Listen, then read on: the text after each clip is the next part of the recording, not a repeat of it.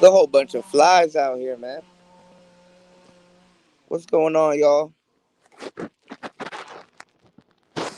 Shout outs to everybody here. Waiting until people get in the room.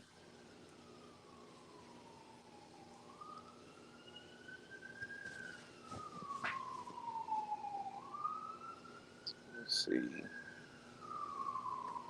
I should be live though.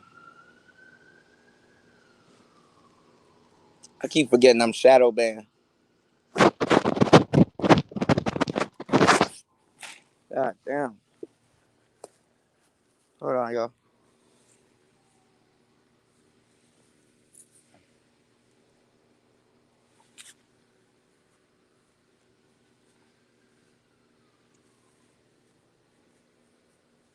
Okay.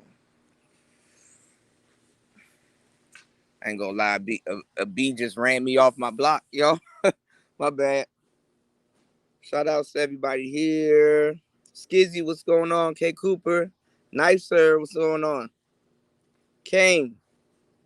Little Shirley, what's going on?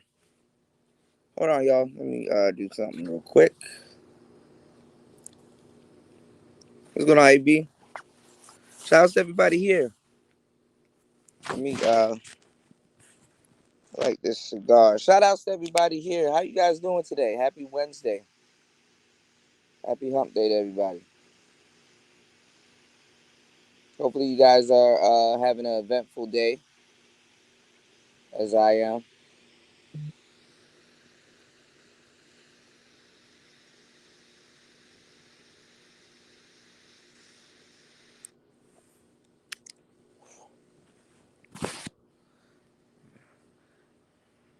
Vader, what's going on? Yeah, barely. Barely, man. Shout out to everybody here. Yeah, man. What's going on, Nicer? I got your email earlier. That's crazy, man. I hope all is well with you. Hope you are in good spirits. Brian Will, what's going on? Shout outs to everybody here, man. Wanted to go live for a little bit, kind of hanging out outside for a little bit, enjoying the it's hot as shit out here. I'm getting chased by the wilderness out here. Just taking it in, man. This summer has been a crazy summer. I was supposed to do a whole bunch of stuff. I was thinking about the Orba, Brian Will. I got the instrument one.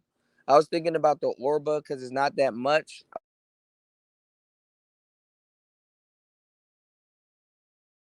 The update, so it's good, you know.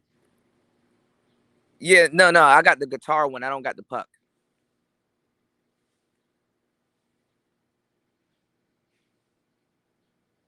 I heard it's fun, but I don't know. I don't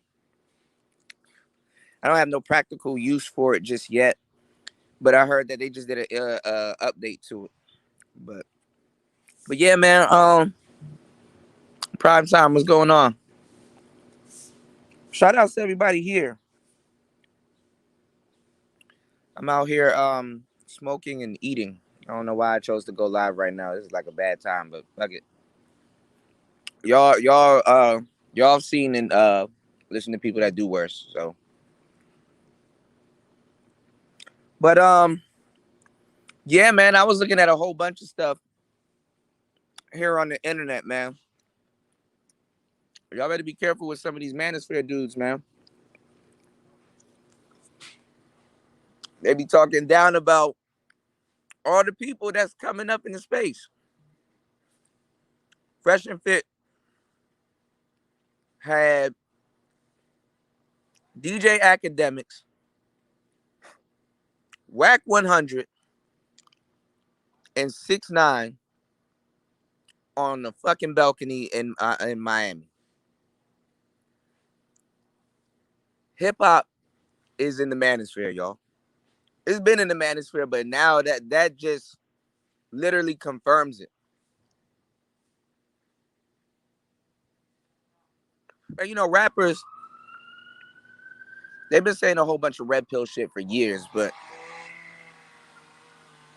let me know if what they're doing is too loud. I'll move to another part. But hip hop in the manosphere, and it's been in the manosphere for a minute, but now it's evident. And I see a lot of guys. Okay, I got you, Nicer. Shout outs to you. Nicer knows her spaces, man. I gotta interview you one day, Nicer, because you know everybody. He said people don't like Fresh and Fit because they be debunking feminist narratives and they be kicking women off the show. Yeah, but a lot of manosphere dudes don't like them, and I'm wondering why. You know, I like them. I think they're doing a really great job,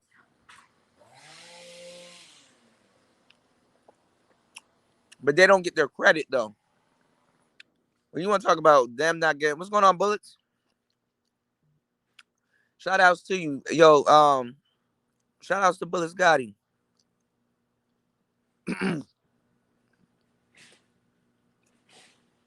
I ain't gonna lie, I'm over here choking on some broccoli, you know, homo. But anyway, shout outs to Bullets Gotti. Gotti, I didn't know you know my girl. I say Divine. I was like, oh shit. I saw a little bit of her show. I went looking for her earlier today, and I ended up seeing that she had a show last night or yesterday. She kind of chimed in on the Young Pharaoh thing. I didn't, I lost contact with her, so I didn't know what she had going on. But shout outs to I say Divine. Shout outs to Gotti. You know, but yeah, man, I like Fresh and Fit, man. Fresh and Fit, man. They doing their damn thing, man. They don't get their goddamn credit. You said I'm about to die eating healthy. Not really, man. I'm kind of mad at my diet at the moment. Cause broccoli is genetically modified. Broccoli is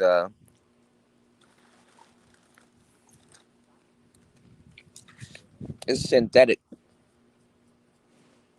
But man,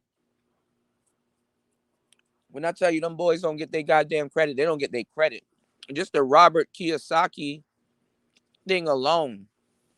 And I don't understand why the manosphere does not they don't necessarily co-sign success. That's fucking weird. I find that weird. They don't like this space does not co-sign success. Nigga, you can have Elon Musk on your show, be like, but you didn't have Bill Gates. Like, damn. Who you have on your show?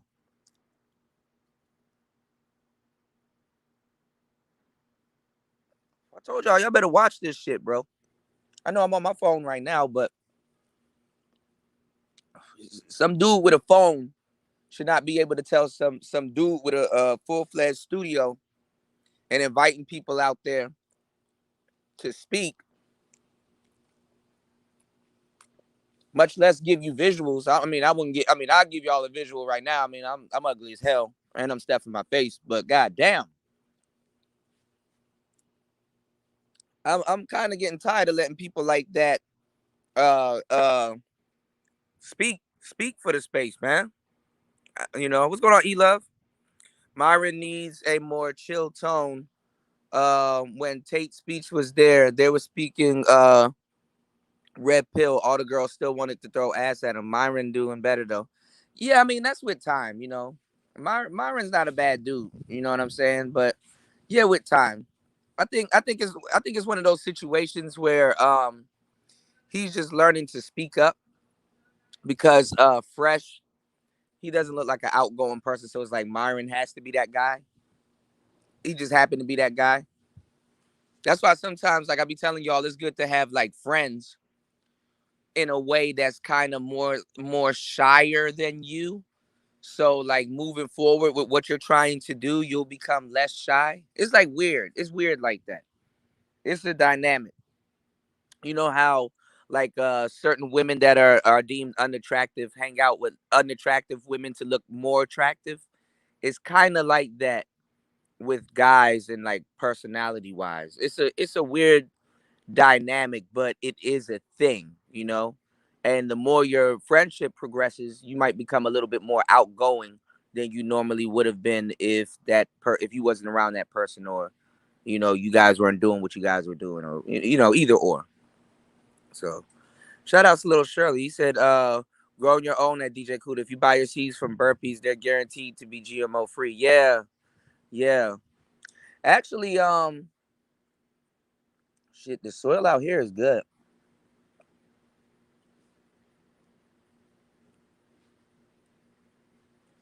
The soil out here is good. Like, this used to be a farm, like all kinds of stuff. Man, it's crazy out here. I'll give y'all a story later on.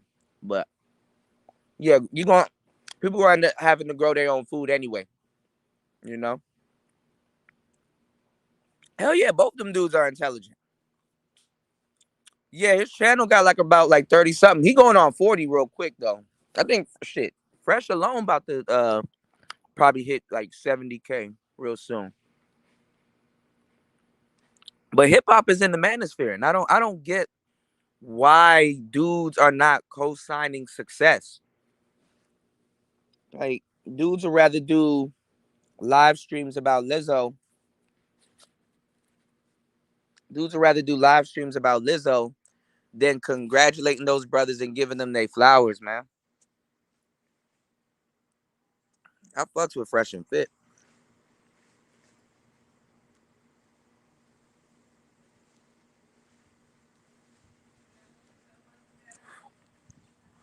You cannot agree with people, and what's going on, Sir Obadiah?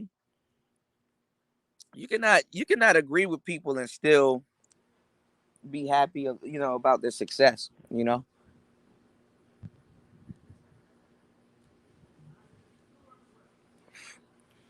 People are a thing, but success and stuff like that is like completely separate. It's about being happy at the success, not the actual person, if anything. You know. But first of all, what surprised me, what's going on, Hanamichi?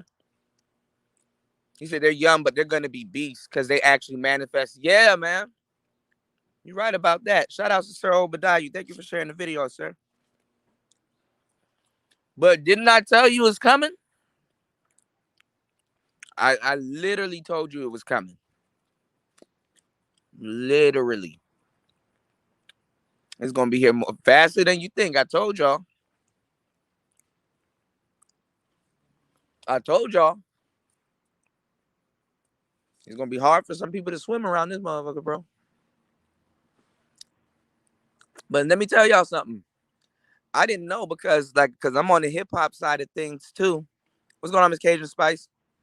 I thought Whack 100 was gonna beat up academics, but I think he Whack he from LA. They know how to play politics, so he buddying up academics. But what's going on, Chief Savage? But he called him out there with 6ix9ine, which is crazy. I didn't know. Well, I mean, 6ix9ine was close. 6ix9ine was supposed to perform out where Angry Man at out in North Carolina, and then it got canceled because something about his bodyguard doing something illegal, and now one of his bodyguards is locked up or something like that. So I don't know, but I don't know if Wack talked to 6ix9ine or whatever. I thought Wack would probably fight them niggas, but he won't. I mean, I guess he a manager, and I guess like he said, he's inactive or whatever. But um, and it's funny that we actually see it because this will kind of tell you that it's probably the industry, which it is. But I mean, it's funny to find out this way the industry's probably capped because Blueface and 6ix9ine was going at it, and Blueface just won a boxing match. So, you know what I'm saying? I don't know if he's gonna set up a boxing match or if he hollered at 6ix9ine about the boxing match with Blueface and stuff like that. But what I'm saying is that, I've been giving y'all the coordinates and been telling y'all what's been going on. Y'all been listening to fools here in the manosphere that don't know shit about the industry. They don't know shit about celebrities like that, other than like fucking basketball players and stuff like that. And what you don't understand is that with this pandemic and the second round coming around, because they got to sell it again. You know what I'm saying? They made a lot of money last year for with this pandemic. I'm talking about toilet paper sales, face mask sales, and things like that. So you know when you think about like a recession or like a depression or something like that, when a lot of businesses dies, when a lot of business dies, other businesses go up. You understand what I'm saying? And those businesses that went up, they got to stay in business. So of course, this second turnaround might be lucrative, or you know, people gonna know the protocol the second time around. And see, working folks, I mean, it's sad because a lot of people don't know where their next meal or when their next bill or their next dollar gonna come from. You know what I'm saying? So while you busy trying to maintain, you occupied. So a lot of people don't understand and they don't see it. But these celebrities, boxing, nigga, I don't know if y'all ever did anything or had like a publicist or a manager or somebody. Nigga, your manager will never tell you to box. You getting knocked out gonna ruin your career. Rappers never boxed. They didn't. They don't fight. They might shoot. They got security and all this stuff. That's the bag. You're not supposed to be out here boxing and stuff. Not saying that people are broke, but what I'm saying is that their funds running low. So this second time around, fireman, you wild as shit. This second time around, you know what I'm saying?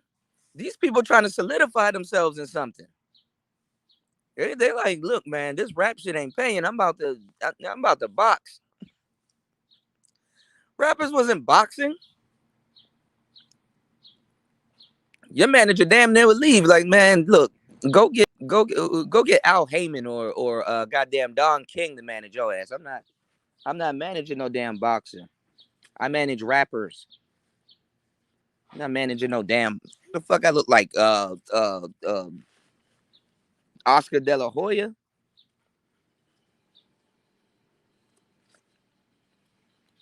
I ain't gonna lie, bro. I ain't gonna lie, bro. I thought I was cute, man.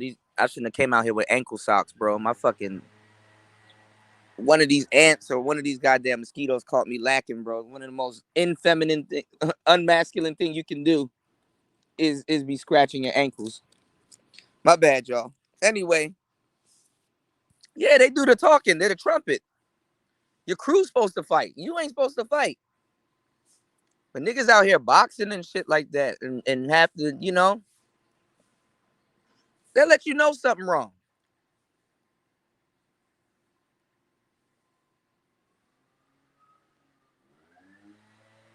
And then especially if you didn't perform at Rolling Loud,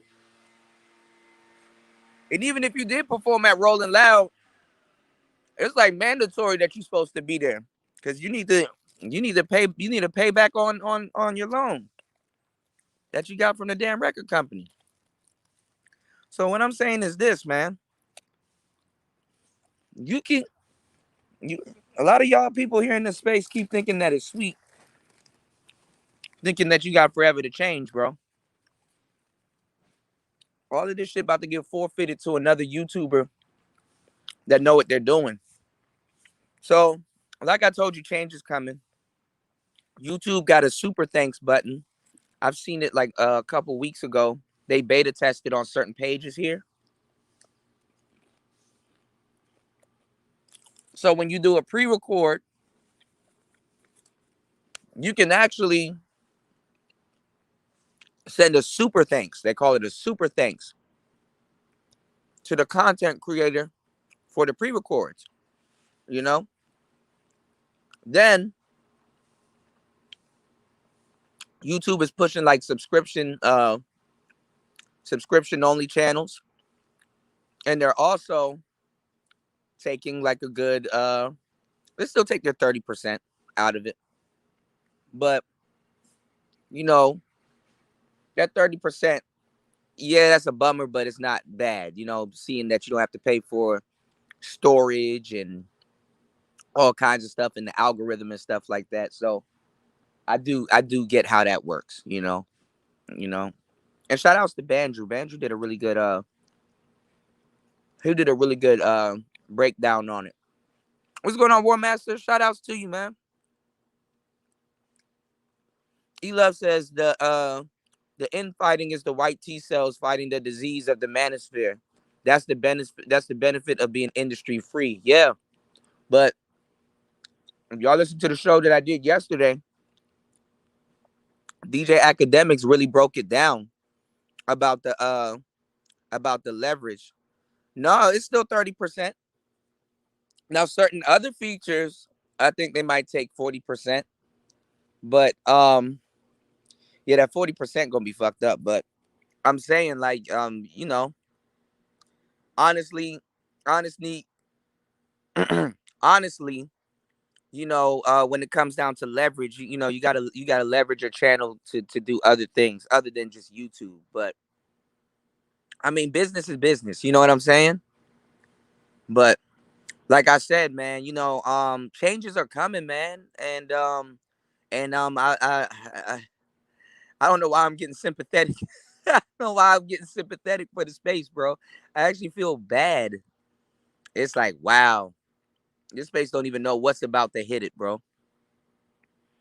This space about to get hit like that like button that y'all hit coming in here, bro. This space about to get tapped like a this space about to get tapped like a prostitute. this space this space about to get ran through like a tramp, bro. They about to run through this space and remarket all of these manosphere talking points, bro. When you got Jason Whitlock, when you got fat niggas that's not afraid to lose what they got going on, bro, that shit is crazy.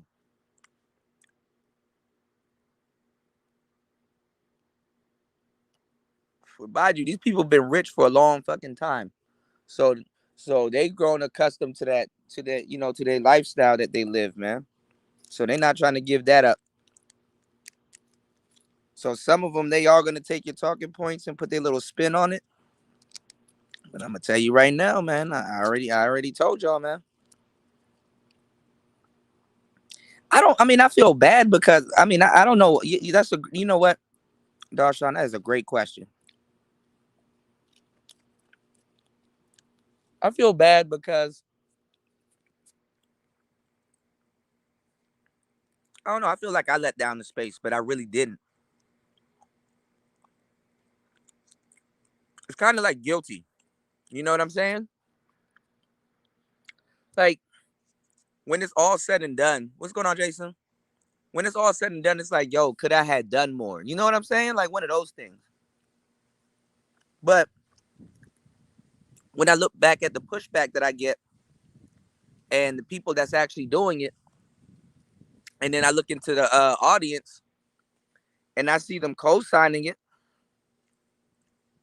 it's not that bad.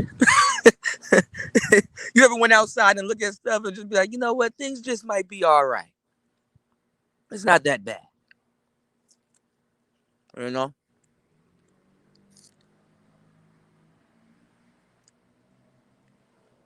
Cherish today, man. Tomorrow might not be the same.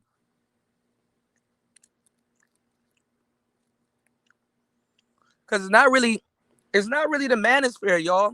It's actually black YouTube. And not just black YouTube, black social media, man. But I will say that this space, even though it succumbed to a lot of things that black social media uh, goes through, this space should have, and at one point was like the cornerstone of um of greatness. You know what I'm saying? Of greatness. You know, War Master. I'm getting one in August. I'm getting one. I'm definitely getting one. Okay.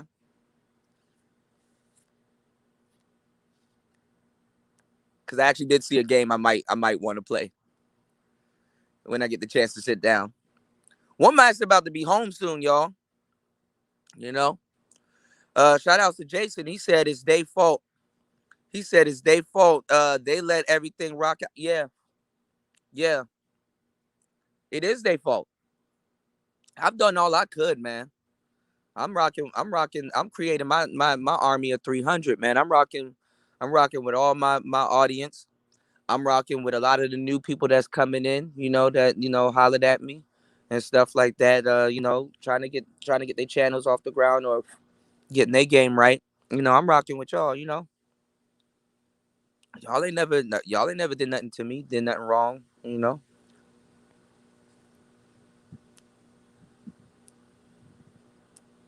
I just thought brothers would have known by now. But the reset, the reset. What's going on, Jr? The reset is real, man. The reset is real because hip hop is definitely coming into the space, and that's you know what? Because I gotta holler at him too. I think Angry Man was correct because Angry Man, that's like up his alley right there. Because I've noticed the forefathers of the manosphere. What's going on, Private Foster? Keith, what's going on? Yeah, I know. I know.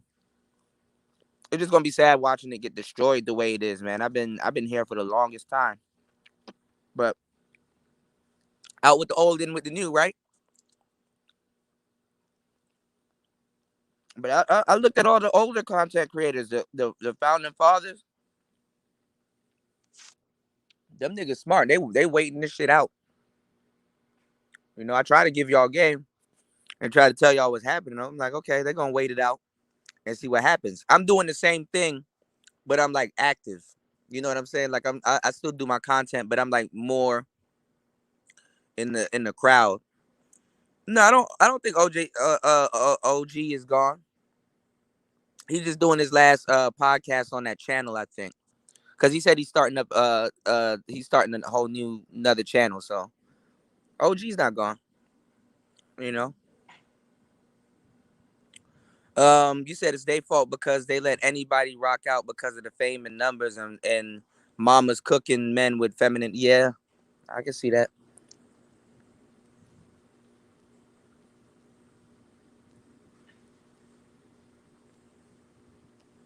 My bad, y'all. Gotta make sure this cigar's still lit.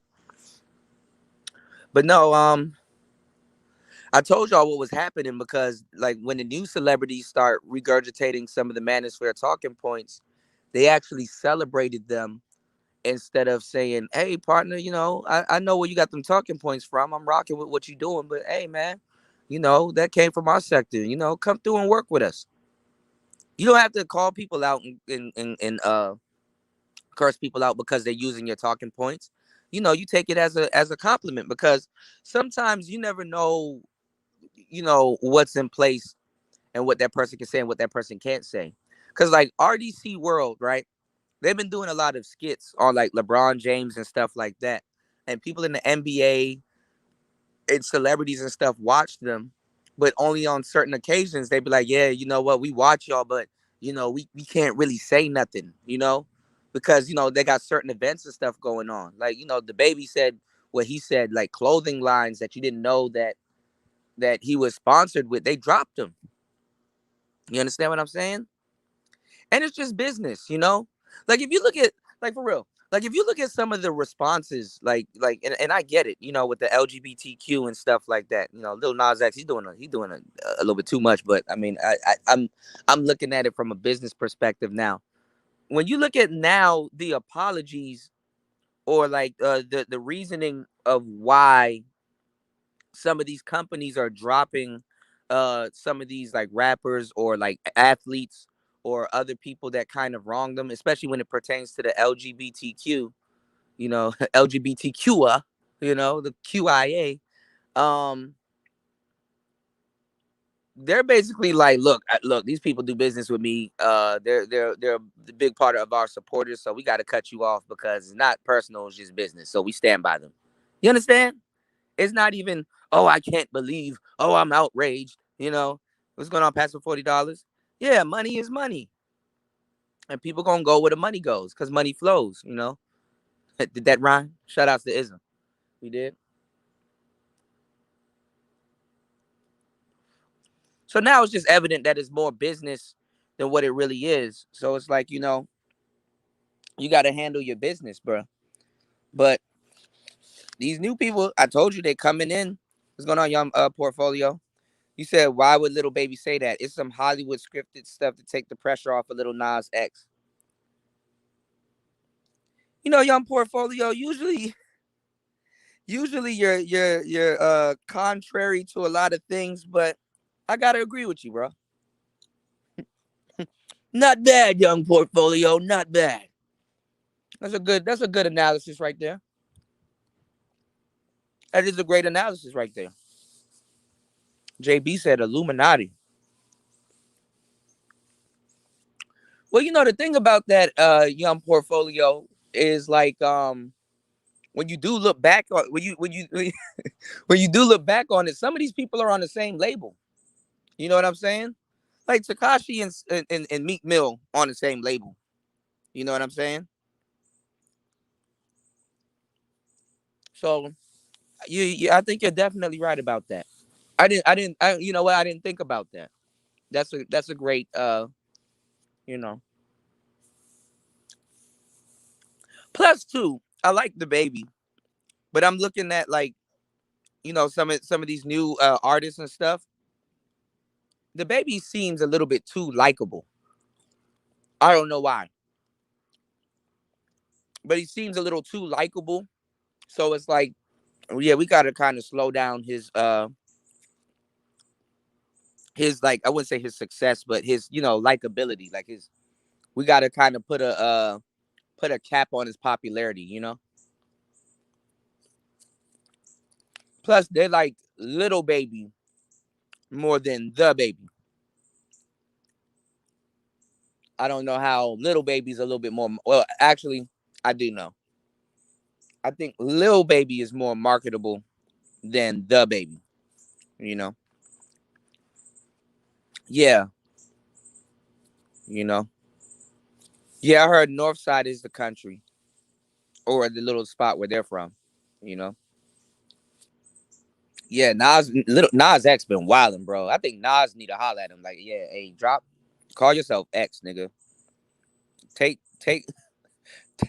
take my shit out your name, nigga. I don't know what you doing. Jason said, DJ Kuda, just look at the people that come into the space. What they already had fame and stuff. Yeah, that's what I was saying. Like Jason, I was saying that like it's easy. Big bank take little bank here. Them people. Remember how I was telling you guys about we're too accessible to be regular people.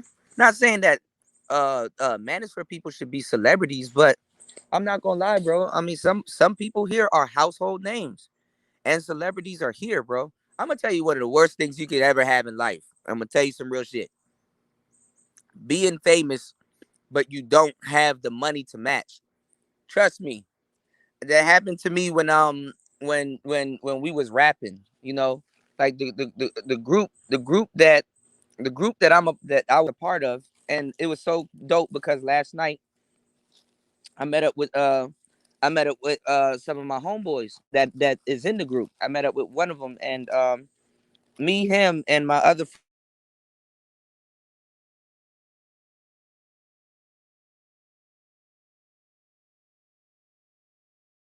And when you're great friends with people and you guys haven't seen each other in a couple years, or you guys probably grew older and stuff, niggas had kids and shit and all kinds of different stuff going on. We knew we were boys. We knew we were friends because we pick up right where we left off. Like we was up there laughing and joking like nothing ever happened. You know what I'm saying? Like we haven't seen each other in a long time. We picked up exactly where we left off. And P came on yesterday on the show, and it kind of was like a reminiscent moment because we were famous relatively, for in our area and in other spots, right? And on the rap scene a little bit locally, but we wasn't always balling like that. You know what I'm saying? There's been times where you know what I'm saying, when you balling, and then there's times when you stalling. And what y'all don't realize is that, like, and what a lot of dudes don't realize, especially when they get into the music industry and like rapping and stuff, like, man, this shit is fucking expensive. A starving artist is a starving artist, whether they're a model, whether they're on YouTube, whether they're rapping, and whether they're doing a whole bunch of different things. And I learned the hard way about quality. Quality is like a tattoo. You know what I'm saying? A tattoo is gonna be on your body for the rest of your life. Why would you cheap out on that? You understand what I'm saying? It's gonna be on your body for the rest. I mean, I know you see a lot of people with fucked up tattoos, but it's like, damn, like, you don't want that to be you, right? So what I'm saying is that, like, when y'all start, when some of these people like, man, you don't got to do nothing. All you got to do is pick up a microphone and rhyme. It's like, yeah, okay.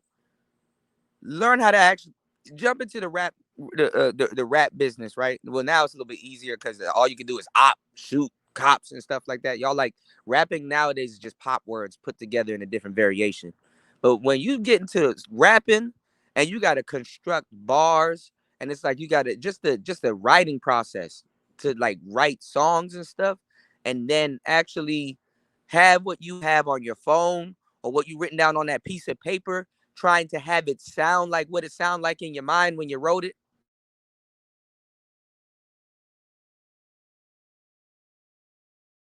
Did you buy the beat? Do y'all know how much beats cost? Do you know how much a beat costs? Right? So sometimes it's best to have in-house producers. There's little workarounds, right? But then you got to pay for studio time. Then you got to get an engineer that knows your sound. Then sometimes you don't have a sound, but you plus that engineer has a sound. Then you got to pay for mixing. Then you got to pay for mastering. Then you got to pay for marketing. Then you got to see if you can get it on radio. Then you've been cursing too much on the damn song. Then you got to bring it back to the studio and get it clean for radio and pay for that. Then you got to put it back out. Then you got to find a way to get to the damn venue. Then you got that shit costs money. That shit costs money. You know what I'm saying? So we maintained a lot of what we did. So we were hood rich. That's really what we did. We were hood rich. You know what I'm saying? We had great times. I mean, I thought we didn't do much, but looking back, I'm like, yo, we did too much. So it's like we're learning. You know what I'm saying? I'm thinking like, yo, my 30s, I'm about to be cleaning up for what I did in my 20s, which I kind of am. But at the same time, it's like but also I learned a lot. You know what I'm saying? You take that goddamn knowledge and you apply it with what you got going on. So that's why when I came into this shit and I really start like getting equipment and stuff like that and funding, the education and stuff, I practice business the wrong way. You don't take your personal money and do what you got to do. But you know what? Like I said, I had a whole lifetime of watching rappers that didn't want to pay for beats, didn't want to pay for studio times, kind of wanted to kind of half-ass it and not really put in the work. And hard work beats talent when talent don't want to work hard. That's why when some of y'all hear some of these rappers and they're like, yo, man, their music is trash. I don't like their music and stuff like that. Be it as it may, their music might be trash. I'm not even gonna lie, right? But them people put in work. Don't think for a second little baby didn't put in no type of work, or famous Dex or Riff Raff or some of these rappers that y'all don't like, Little Uzi Vert and all them. Don't think for a second those people didn't put in work. They put in work. Hard work beats talent when talent don't want to work hard. Sometimes your talent will be a gift and a curse because you think you're so good that you don't have to work. When it's like, no, you got to work right behind that talent. You know what I'm saying? And sometimes when people are complimenting you 24/7, that's a misconception right there, bro. Some of those compliments, you got to take that as a self accolade, and a self accolade is different than a compliment. Self accolade is like, you keep that to yourself. You don't have to tell everybody that you got complimented. You know what I'm saying? And then you move forward. It's like, yeah, I could sleep tonight, but I can't. I got work to do. You got to work for your sleep. You got to work for your sleep, man. So that's how when people start talking about the way I operate, man, don't worry about me, bro. Worry about yourself. My shit cut out for me, man. You know. But meeting up with them showed me, man. I'm like, man, because I would do what I did then differently now. Now that I know, you know. Uh Keith said rappers and them alphabet folks are gonna run that train right off the tracks with their antics. They both have soft underbellies with neon signs pointing to them. Yeah, I agree. 90% of the manosphere talking points are from 1987. You know what? I can agree with that. I can agree with that. That would be an interesting can of worms to open up, American Negro. I agree with that. I agree with that. I think that's that around that time. That's when these talks really should have been had. Obama watches Manosphere every day. That's interesting. That's interesting. How could the Manosphere talk about Tupac's mother, "Dear Mama" song, but then be down for Mama's cooking? Right, right. I listened to "Dear Mama" 20 minutes ago. Hey man, one time I listened to that song one day on the bus, like about probably like 7, 8 years ago. I don't know why. I don't know why I started crying. I don't know why. That's a sad fucking song. If you listen to certain Tupac songs at certain parts of your life, bro, that shit had you feeling some type of way. I boo-hooed. I don't know why though. I didn't know why I was crying. I was like, shit. And I don't cry like that.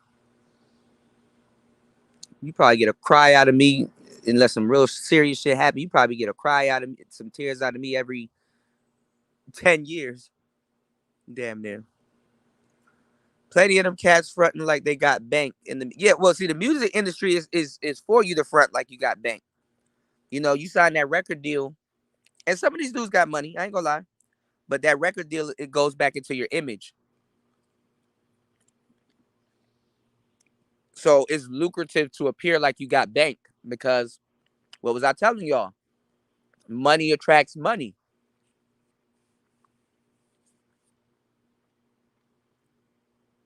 And as of lately, too, because people got back to work, the manosphere been losing a lot of money. That's another talk niggas haven't been talking about. The manosphere been losing a lot of money. And not just because people are going back to work. It's because the space don't sound like money. Space don't sound like money. Well, you better sound like money and look like money. What's going on, Gold P? Shout outs to Gold P. Gold P in the building. Gold Professor.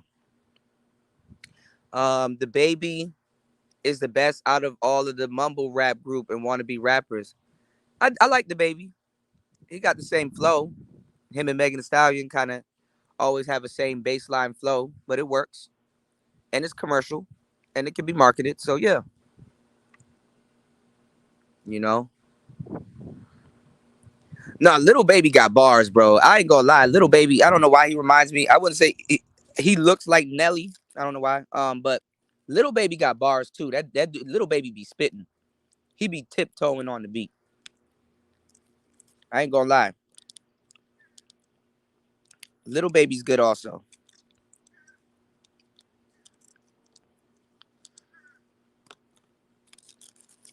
I just saw a video not too long ago.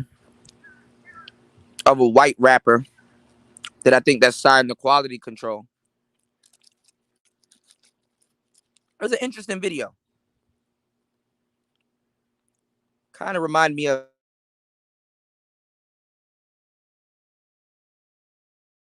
he did like a Bubba Sparks. I think the name of the song was called Ugly.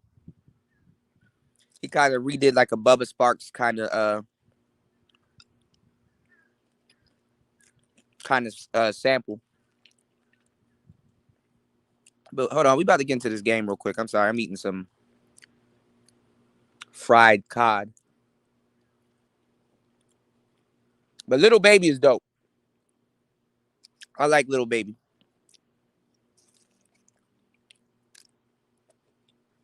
I like Cod. I like Kodak also. It's good to see Kodak is free, even though I think his ass is crazy. He just needs to stay out them people's face. But Kodak is one of the better rappers out of the bunch also. If you kind of understand Florida and what he's saying. Hold on, y'all. Hell yeah. The manosphere is turning into a hip hop space. So I think it was divine timing, y'all. Now I'm starting to release music again. And you about to have all of these rappers running around the manosphere. Because I heard T.I. is on his way here too. Y'all don't understand. And then T.I. got wrapped up in the shit with the baby. So these people going to be here a little bit quicker than you think.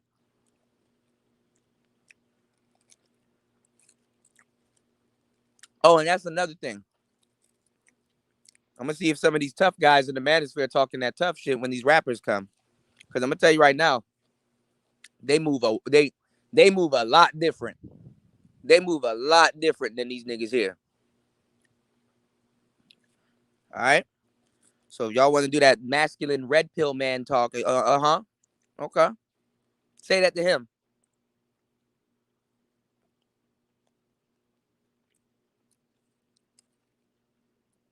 Y'all gonna really see what I'm talking about. Where your money better match your fame.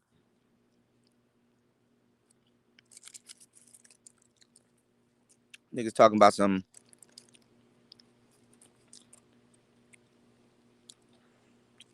red pill tough guy shit. Okay.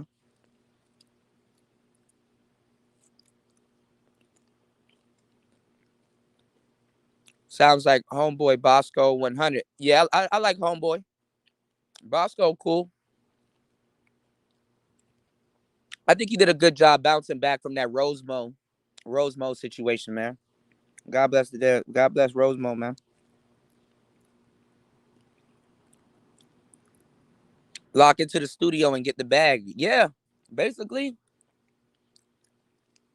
But I knew it was coming because these podcasters, they're gonna get rap deals. Cause it's a recording art. So y'all about to see a lot of manosphere people get fucked up if they want to stick around. I'm gonna be okay. I'm gonna be straight. Cause I already know how both worlds work. Is these niggas that are failing to understand that you're in media. You are in media. When you're in media, you got to move different on social media.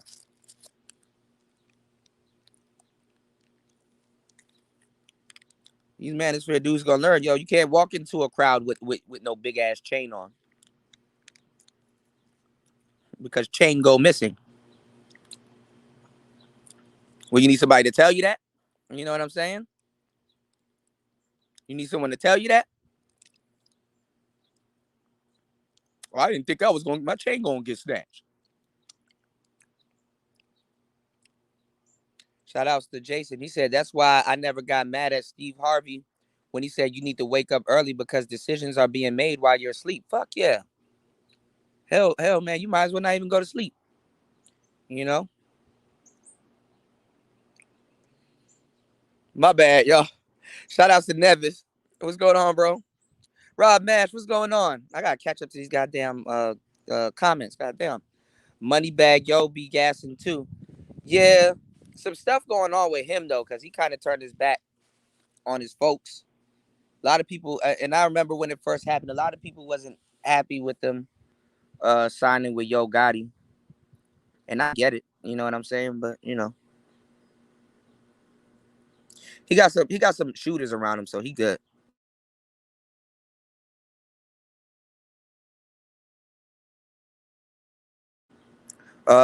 You said you're going to work soon. Just wanted to say hi. What's going on, man? Hey, man, have a productive day at work, man. Most definitely. Yeah, I like Logic. Um, I ain't gonna lie, man. When I was out there, I used to hear Logic's name ring bells a lot, but I never really listened to his music. But I knew he was good. Boosie is begging for his IG back. Yeah, cause that's a bag, bro. I know Boosie said he was making about like 30, 40K off his IG. American Negro said, fuck Rosemo. Damn, y'all don't like Rosemo? Goddamn. He said, you mean being red pill don't help when people pull up on you? Fuck no. Them bullets red pill. Them bullets red. Shit. Nigga, them niggas do not give a fuck about no goddamn red pill, no matter how right you are. They move different.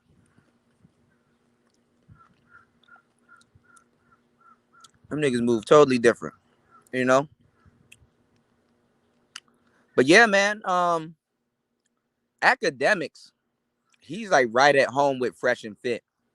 And Fresh and Fit, you know, they like y'all didn't even see it coming. Like after they did that interview with Adam 22, man, they out of here. And it's sad to see the damn manosphere hate on them brothers, man.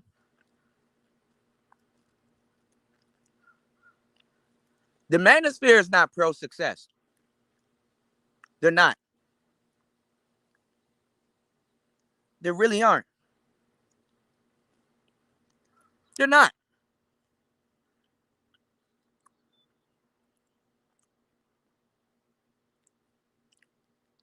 Anybody that gets success here, they get hated on. Like the manosphere is like you're like a hating friend or like a hating cousin.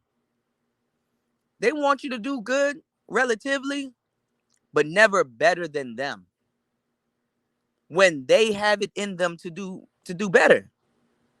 Isn't that crazy?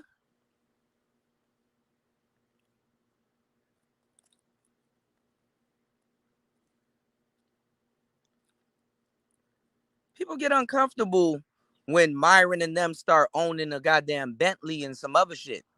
Because it's like, bro, what the hell am I doing? Yo, um, shit, I done forgot the name. She hopefully she don't whip my ass. There's a new radio station that I've been messing with, right? And she came on the show yesterday. I'm bad with acronyms, y'all, so forgive me. I'm not even gonna attempt to butcher the name, but I hit her up on IG, and she's funny as hell. She a cool girl. She bubbly personality and everything, right?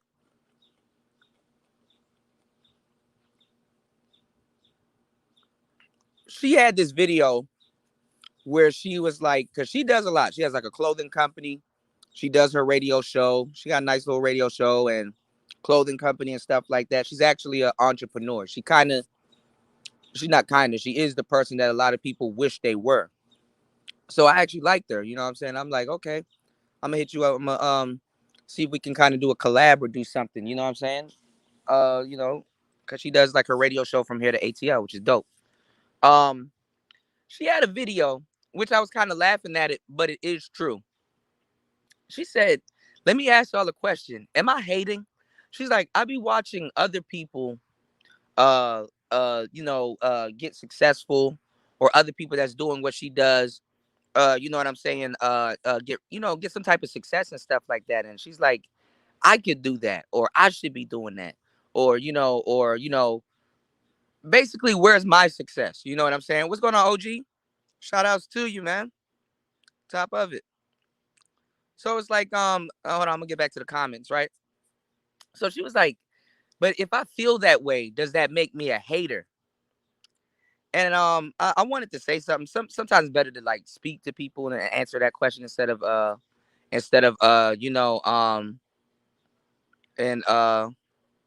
hold on, I gotta go over those bars nicer. One second. Um, she was like, "Am I hating?" And I'm like where she's at when it comes down to like, yeah, SPM, yeah, yes. Okay, it is SPM. Okay, yeah. So I didn't want to butcher it. So she's like, am I hating? And like, I would rather speak to her and answer that question, because it's like, in your case, you're actually doing it, so you're not hating.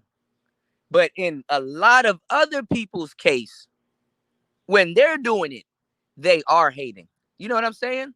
Because it's like, certain things come from the same vein. You know what I'm saying? So it's like when you think about it, you think you bugging, or you like, nah. The thing is that, like, about stuff like that, is that sometimes when you've been doing things for so long, it feels like you're waiting, or it feels like success or something will never come because you're maintaining. You know what I'm saying? So you have to have. That's why I did that show where you have to have patience with the maintenance. You know what I'm saying? Because a lot of times when you're maintaining something for so long, and you kind of grow impatient with it, you don't realize that maintaining something is still a form of consistency. Slow progress is better than no progress. And sometimes you got to sit back and just be happy for people. When your time comes, it comes. You know what I'm saying? Don't let it, knock you off your. That's just one of those things that's just there, that can probably knock you off your mission. And but that was a great, that was a great, you know what I'm saying, a great question for her to ask, because usually people harbor that shit, and never really, come out and ask. So, and she's dope. Like, I can tell she got good dudes around her. You know what I'm saying? Certain women, when you meet them or see them, and you see them doing their thing, they have good dudes around them. Great women in a lot of cases have great dudes around them. So, ladies, it's always good to surround yourself with good dudes in your team that's going to tell you the truth, and keep you in the game. Like I was saying, like with Nicki Minaj, like for 10 years straight, been serving, rap and in the hip hop community or whatever, and you ain't hear about her getting pregnant. Yeah, she probably dated and stuff, but you ain't hear about her sleeping around and doing all kinds of different fuckery. You know what I'm saying? So, it's really good when and that's because she got a lot of good dudes around her. Safari at one point was one of them, and she got a lot of good dudes around her. So, that theory checks out. But what I'm saying is, and the reason why I brought up the young lady in that situation, I brought that up to say this. Look at how the manosphere is treating Fresh and Fit, and how they treated, I guess, Kevin Samuels and stuff like that. Not just the person, but their success. Separate the person from the success they're having. Not just the person, but their success. The manosphere is literally saying, "Yo, we do the same thing. Yo, we got the same talking points. Well, why don't I have that? Why ain't we getting that? Well, where's that at around here? You understand? It's like it's like you and your friend have a yard, and both of y'all got the same opportunities, but this person takes care of their grass better than in their yard and stuff better than you do. Well, why he got Kentucky green grass? When you can go down to Home Depot or wherever the hell you go to go get your, mulch or whatever you get to tend to your garden. You know what I'm saying? You could go and get Kentucky. What's stopping you from doing it? What's stopping you from having this amount of success? So you got to be careful, especially when you're in a space or you're doing business with people that want to throw salt in every fucking thing that people got going on. Now I understand if you're like, man, I don't like Myron. He gets his ass whipped. He does get his ass whipped, but he's paying for his success. You know what I'm saying? They got a studio. They actually really got overkill. I mean, they really don't need that much people there, but in their case, I'm pretty sure it's good that they have that much people there because they have a team and stuff like that. So when they go out to certain places, it's marketing, it's advertisement, A whole bunch of people with Fresh and Fit podcast shirts came in here, you know? And when we was rapping, you know, um we was with a group called GMG. You know what I'm saying? Gold Money Gang, right? There's a lot of GMGs. If you go to a hood, there's a lot of GMGs. Just like there's a lot of people named Cash or Dinero and stuff like that. It's a Pookie thing. It's a nigga thing, right? So, you know, you have to have a presence when you go out to some of these shows, even if it's a little show where you can go out and network with other people. When you show up to those shows, as a rapper or an artist and stuff like that, it's dope to have like the first front row of people wearing y'all clothing and y'all shirts and stuff and jumping up and down and knowing all the lyrics to your songs, right? Because then a whole bunch of other people that's there at the venue, they're like, damn, these people getting crunk. Or I know crunk's an old ass word, but these people turned up, you know what I'm saying, is lit. So you know what I'm saying? It's like, yo, I might be bugging. Like this song goes. If all of these people up here reciting the lyrics, jumping up and down and stuff, and people are like monkey see, monkey do. So one person besides you get the jumping, and it's like, yo, this shit rock, bro. You hear this shit, bro? You hear this shit? This shit go. The next person is goddamn. Why are all these rock stars dying? Joey Jordison died last night, and now the ZZ Tops bassist Dusty Hill dies at 72. Man, it's a surgical summer. But my bad. But yeah, you got a whole bunch of people supporting you and supporting the brand. So, you gotta have, you learn business savvy. And a lot of people here, like, despite how independent a lot of black people want to be or wish to be, I a lot of black people don't know how to run a business. Or not even don't know how to run a business. They're not ready to run a business. You know what I'm saying? They don't know the motions of how to run a business, man. Some of those rappers, man, they had to have like a management team and watch what that person actually does and get screwed over for a certain amount of years before they realize, okay, I can do this myself. You know what I'm saying?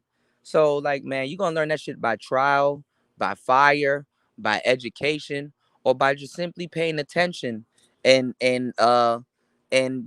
taking your L's and just getting out of it. So in a certain manner, woe is me to think that I can deal with a bunch of niggas and think they're gonna think the same way or react the same way and stuff like that. And I should have known this because I was in a group personally with dudes that think a different way. You know what I'm saying? There'll be times where, I had like a lot of stuff going on and I'm spending my last money on studio time. And I'm trying to get one of my homeboys. I'm like, bro, look, we wrote a track or we had something, we got a track or something together. I need you to show up or be here at this amount of time, or we got this book or we got that going on and stuff like that. So I need you to be here. And he wasn't taking what I was doing at the time more seriously than I was because he's chilling. He ain't really got that much going on. So he wasn't in a rush or a haste. And that's not nothing to put our friendship on the line for. I'm not saying, yo, man, fuck that nigga, you know what I'm saying? Or we beefing or something because he ain't taking it serious. No, I got to learn that that's not his problem. And it wasn't his problem. And even though there's, you still got to be professional and stuff like that. But, I mean, you're a contractor. You know what I'm saying? If we all work for Uber or whatever company, or under a umbrella of another rideshare company. We all own cars and stuff like that. I can't tell you how to drive. Honestly, that's your car. I can't tell you what your car should look like and keep your interior clean and stuff like that. That's your responsibility. We just do what we do, or happen to do what we do. So, you know, even though you can, sometimes you got to move forward and not take it personally, because that's bad for business. So when it comes down to like the infighting and stuff that we got going on, and then you see a lot of people hating on other people that is becoming successful. Let me tell you something. The worst time to hate on somebody is on their come up. All right. You're better off hating somebody after they came up, once the dust is settled and the stage is set. But the worst time to hate somebody is on their come up. You know, I understand pressure. Pressure. Diamonds are made under pressure, and I get it. But damn, that's the worst time too, man. To really hate somebody. It's like damn. I'm probably living one of the most happiest moments in my life right now, because I never had it. And this is the time that you choose to hate on me. And it sticks out more like a sore thumb, because sometimes they want to celebrate. I'm pretty sure Kevin Samuels would have liked to come back to the manosphere and celebrate and kind of give other people the game here. But the way he was treated, I don't blame him. You understand what I'm saying? I don't blame him. You outgrow that shit. You really do. Shout outs to Darshan. He said, "I'm a firm believer in being happy for others until your fame comes." Great observation on having patience with the maintenance. Yeah, man. Cause you don't lose light off your candle lighting somebody else's candle, man. So I'm happy for others when they become successful, and I try to help as much people as I can. You know what I'm saying? Now, I've taken L's for that. I've gotten bitten for that. But you know, I'm gonna tell y'all something too. And at times I get fed up with it. The universe sees it. You understand? God, or the universe, or the overseer, whatever you want to call him, he sees it. And a lot of times you'll be getting mad because you're getting judged by, I would say society, but you're getting judged by human parameters. You know what I'm saying? If somebody don't like you, they just don't like you, so they're not gonna congratulate you, no matter how noble or how good of a deed you've done. You know what I'm saying? Um, even in like biblical texts and stuff like that, it says do good things without even thinking about it. And like, you're not bugging, but just the fact that sometimes you're doing things to get a reward, it kind of taints the reason why you're doing it in the first place. Like now on social media, if you don't have it on camera, it damn near didn't happen. You know what I'm saying? So people be like, man, I give out charity and stuff like that. Well, I don't see you on social media giving out charity and stuff like that. Now I can see if somebody else filmed it. You know what I'm saying? Oh, that's cool. This guy's down here handing out stuff, man. That's a noble guy. Hey, can I shake your hand? Can I get a hug or something? Or and then that's cool if somebody happens to get it. But if you out there with your phone is like, see y'all, see, I give away, it kind of taints the nobility of what you done, you know. So I just give with forgetting. So my bad, y'all. If y'all help me, or I helped you, and you come to me later on, and I probably forgot, or I don't remember, or something like that, I'm sorry. I genuinely apologize, and my forgetfulness is not on purpose. Is coming from a genuine place. You know what I'm saying? Because I like to give and forget. You know what I'm saying? And then only sometimes I remember stuff when it gets brought up. But you know. I thought Fresh and Fit was a part of the Manosphere. They are, and they've been caping for it. But it looks like the ghetto Manosphere. That's why I told you we in the trap house. They want to deny him. So and if Fresh and Fit sees that, I don't blame them if they come up and they're like, nah, this is our own thing. We was Manosphere, but y'all can't get y'all fucking mind right. So we doing our own thing. That's respectable, bro. That's respectable. Like dudes here acting like they can fly DJ Academics out and have a nice little set for him to come chill out. You think Academics want to come to your dad's house or something like that and do an interview with you? No, on your phone and shit. He's like, yo, do you got a mic? Nah, I gotta go to the store and go get one and set it up before I interview and stuff like that. What type of mic you like speaking into, Academics? The 400? No, that's too expensive for me. Take this take this Yeti real quick. You know how to turn that on? Okay, all right. Can you hear me? Like niggas don't even do sound checks. I got the broadcasting skills. I got the equipment. I got everything. You want to come and do an interview with me, bro? I just need to find somewhere where we could you know what I'm saying? Cause I'm not bringing y'all around my personal shit, but I'm gonna find somewhere where we could kick it or rent out a little spot. And yeah, or bring you to a studio. I just bring you to a recording studio. And we just have an interview there. Ain't no biggie. But I have my own equipment. I can stream. I can bring my microphone and stuff and set all of that shit up and we sit down and have a show. I can do that. You understand what I'm saying? A lot of these people here in the manosphere, man, they can't do that shit. They can't even set up their microphones for their own damn self.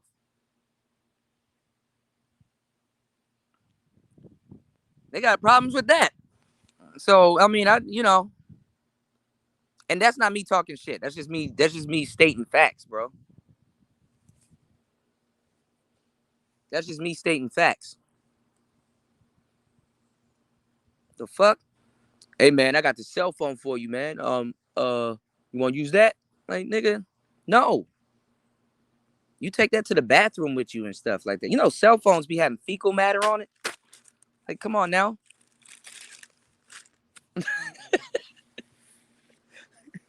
Hold my phone, Academics. It ain't nothing but a little bit of piss. A little bit of piss ain't hurt nobody. You acting like you don't piss.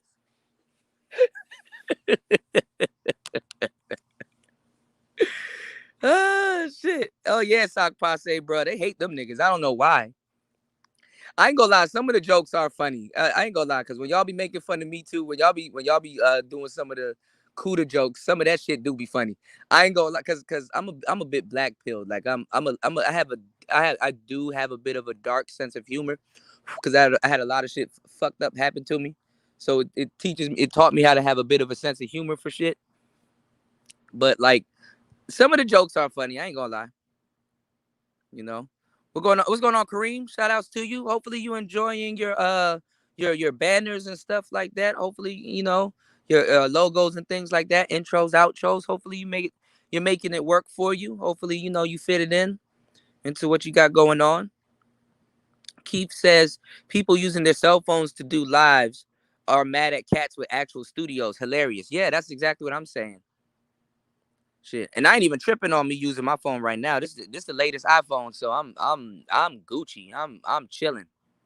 I actually heard how this shit sound with some of the music equipment I got. I can actually record a song on my phone. Would I do it? No. Could I? Yeah, but I'm not.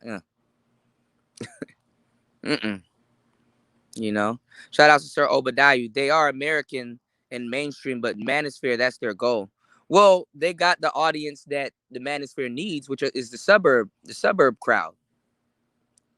You know, you can still be Black Manosphere and capture the suburb crowd. It's just how you have to tailor your content. And if you want to keep it race specific, you make that Patreon content. So it's all inclusive. Y'all need to learn from Jada Black. Y'all need to learn from Coach Greg Adams. Y'all need to learn from Darius M. Y'all need to learn from who else? So many people. Shit. Hell, Minister Jap. You can learn from shout outs to Minister Jap. Jap crazy ass. You learn. How, I don't get this. How you watch people but don't watch people? How that work? God damn. Shit. I mean, I understand why people don't like academics. I get it, but like I learned from them. I learned a lot from DJ Academics over the years. You can't help but learn.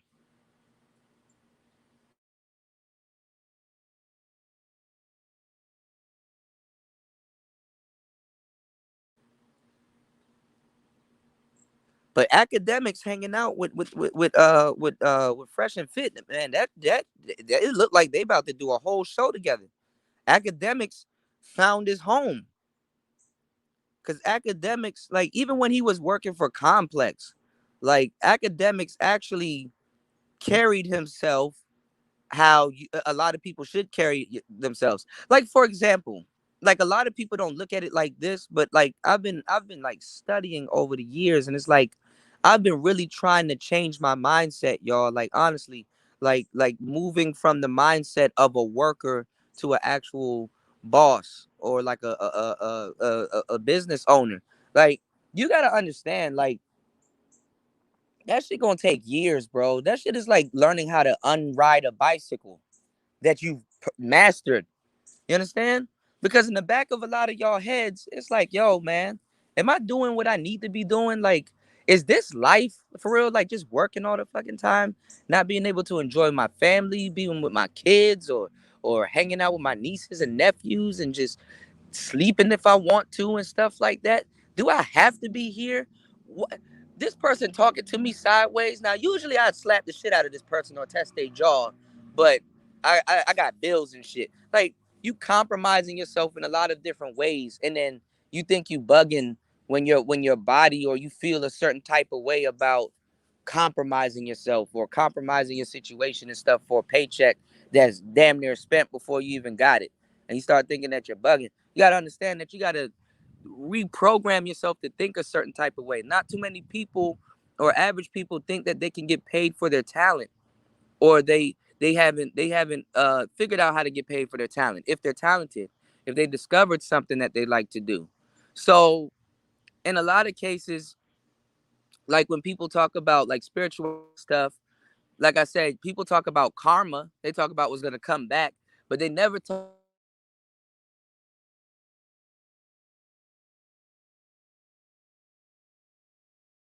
A lot of us aren't doing what we're meant to be doing. You know what I'm saying? And we're trying to figure out why are we bumping our heads and stuff like that and things like that. So you got to unprogram yourself to think like a worker. You got to think. You got to think a little bit more highly of yourself. You know what I'm saying? If that makes sense. I don't know if I'm making sense. It started off good and then I don't know. It kind of crashed. I was going somewhere with what I was saying, and then it kind of crashed. But what I'm saying is that, man, those dudes, they down for what they believe in. That's really when you're in the manosphere, and they had that panel with Jap, and they was talking about it.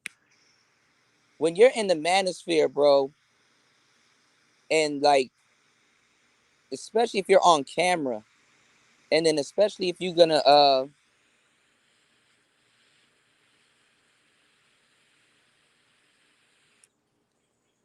especially if you're gonna take on a lot of these talking points and speak your mind and say what you need to say, um you gotta understand, that you're putting your brand, you're putting your livelihood, you're putting all kinds of things on the line just to just to speak your mind honestly. You understand what I'm saying? Like the baby, you see that the baby, he really he really can't say what he wants to say because it would get snatched from him. You understand what I'm saying? You go to Rolling Loud or you go wherever the hell you go, and it gets snatched from you that quickly. You know what I'm saying? So it's like, damn, what's the point of making all of that money and it can get snatched from you? All of those shows and all of that. What's going on, Third Ward? All of those shows and all of that work that you put in, that shit could just easily just get snatched from you like that. Like, what's the whole point? You understand what I'm saying? What's the point of doing that?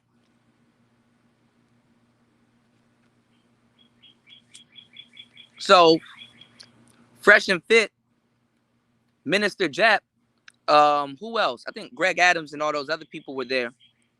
They were like, yo, when you put your face on that shit, you got to be committed to what you're saying. You got to be committed to what you're saying, what you finna do. You got to be committed to that shit. When you put your face on that shit, you definitely got to be committed, because if you're not committed to what you're talking about, bro, because you're putting your livelihood on the line. You can't really get a job in certain places. You can't really do certain things. You know what I'm saying? Let me God damn, this sun is out here. All right, we'll do this.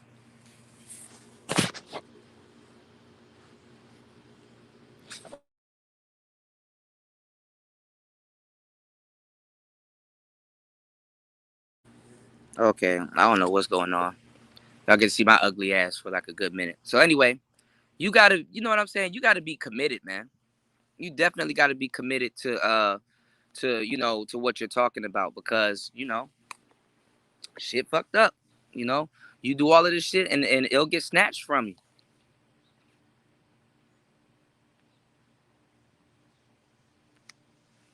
you. Oof. And I'm gonna tell you the truth. Being a rapper, you are a professional shit talker. Honestly, you are a professional shit talker. You say a lot of shit. You popping shit. Yeah, nigga, get your guns, get your boys. Blah blah blah. Whoop de whoop whoop whoop. So when them record companies screw you over, they don't feel no certain type of way. You know how much people you talked about snaking out in your music and shit? They don't feel no certain type of way about that shit.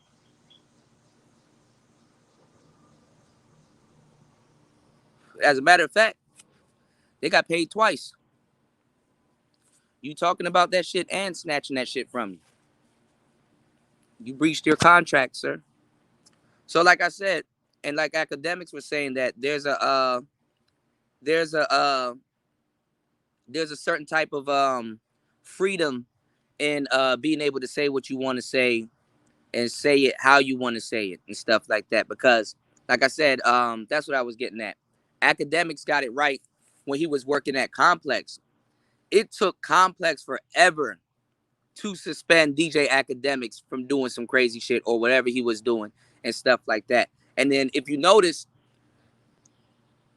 Academics, he rarely reported on the news.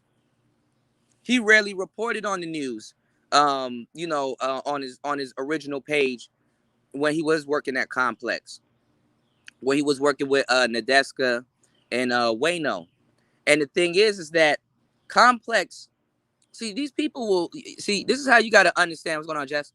This is what you got to understand. You will be the bag, and people don't realize that. Yo, I'm the bag. You dig what I'm saying? I'm the bag. So you got a little bit more leeway than what your job is trying to tell you that you got. You know what I'm saying? Not saying that you can't be replaced. Anybody can get replaced. But what I'm saying was, Academics was the bag. They knew damn well if they had suspended Academics from the show, who gonna watch the show? I mean, look, shout outs to Wayno and the desk. I'm not trying to talk down on them or their career and stuff like that. But honestly, yeah, actually, Nadeska is bad as hell. I ain't even gonna lie, bro. I'm not even gonna lie. People like, oh, she's annoying, she's goofy, or she. I didn't know she was that old. Like she's an older woman. Like Nadeska, I think in her 40s now, bro. She looked good. Nadeska looks good in her motherfucking 40s, bro. I ain't even gonna lie. But Nadeska was bad. I'm sorry. I like him like that. I'm sorry, like little cute ass. But this is what I'm saying though. Wasn't nobody about to watch no show with Wayno and Nadeska. And then Star, Star kind of came through and and then went up. And then Joe Budden came through and then went up. Joe Budden was actually a loose cannon, you know? Joe Budden was actually a loose cannon. Joe Budden kind of was more of he could do his own thing. And I guess Star was the same way. Star was more of he can do his thing. You just gotta get back relevant, get back popping, get back around certain people, brush shoulders, and then you go do your thing. Academics was keeping that show alive. You know what I'm saying? Academics was keeping that show alive. So you got to look at it like this, man. You're more valuable to the company in a lot of cases than they are to you. Because where I was getting at with Jap and all these other people and saying that you got to move like a business. When you're a worker and you work for other people, you got to look at that. You got to look at that situation as, let's say your name is Sir Obadiah. Okay, let's say Sir Obadiah works at let's say Quiznos or something where he's I guess managing, or he's just a sandwich guy or something like that, right? Well, Sir Obadiah Enterprises, Obadiah LLC, is in partnership with Quiznos. Okay, we got a partnership. I come here a certain amount of time, and I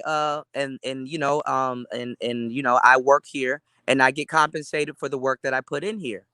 That's how you got to look at it. But see, you notice how your jobs be flipping the buck on you. They when you first get started, they're like, "Oh, we got benefits, we got all kinds of stuff. You're gonna be taken care of." And you're like, "Oh, okay, this is cool. Yeah, I like this job." And they ask you, "When are you available to work?" And you tell them when you're available to work, right? You tell them when you're available to work. But then after a while, you see they start scheduling you, and then they start telling you when you're available to work. It's like, hold on, you put me on for Sunday and Saturday and stuff like that. I mean, all right, look, it's cool working here and shit like that, but you ain't asked me if I had shit to do. They start controlling your life. Yo, you need to be here at this amount of time or around this time. You need to be here. You need to. And the thing is that the reason why you're at work doing what you're doing is the reason why somebody else is on the yacht.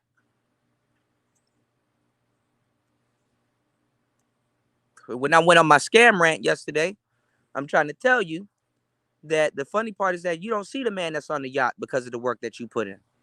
You know what I'm saying? Because he knows, or every once in a while, he might be a general manager or something. I mean, good for you. And, some of them niggas don't even look you in the eye or shake your hand. You know, they don't want that worker energy to rub off on them. You know, they're only there to make sure you making them their money so that they can stay on the yacht. So what I'm saying is this, man. You know, you got to carry yourself like a business. In a certain way, you got to carry yourself like an enterprise. I don't give a fuck if you don't have no money in your pocket or you're whatever. It's a mindset. It's a mindset. It's a mindset. What's going on, Travis? It's really a mindset. That's why, man. Like nightly, like I'm gonna make it a ritualistic habit to listen to Rich Dad Poor Dad and to listen to Cash Quadrant and stuff like that, because you gotta train your subconscious mind, man. You gotta really hypnotize yourself. A lot of people, they don't think that they've been hypnotized by like social media and all kinds of stuff, man. Y'all don't understand how much of a psyops gets ran on everyday people. You gotta think different, you know. You gotta start looking at things differently because the world is changing, man.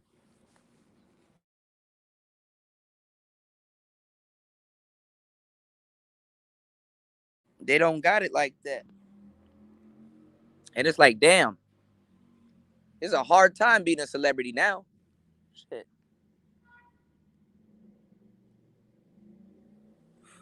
So, like I said, and us influencers and YouTube personalities and stuff, you in a peculiar position, man. You don't want to be super famous and don't have the money to match,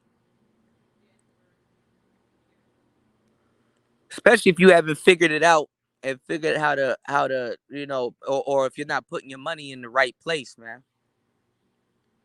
So I understand why the manosphere is the way it is. I understand.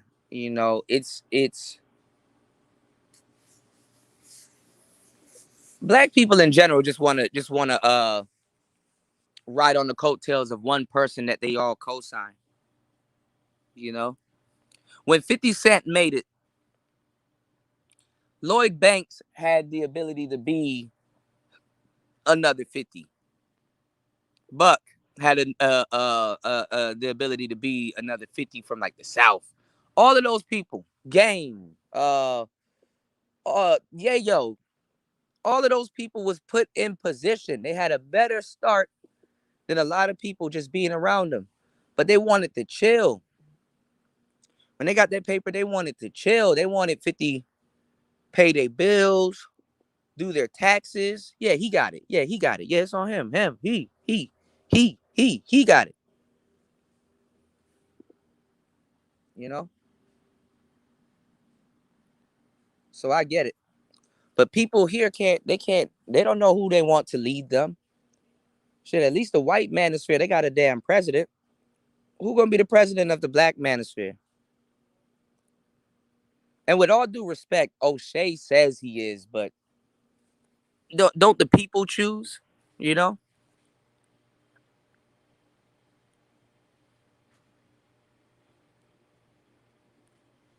So I look at it like this. The space simply doesn't respect hard work. Yeah, yeah, Keith. I would say, oh man, but people turn their back on him, and then sometimes, and I got mad love and respect for Obsidian, but sometimes he says things to kind of contradict themselves and stuff like that. And then for real, Obsidian don't want to be around you niggas like that. Obsidian goes through spats where he's like, man, I'm finna just disappear, nigga. Fuck it. Miss me when I'm gone. I'm about to disappear and just do my own damn thing. I ain't trying to be around you niggas like Obsidian don't want to be around y'all niggas like that. I'm just sorry, bro. You just don't.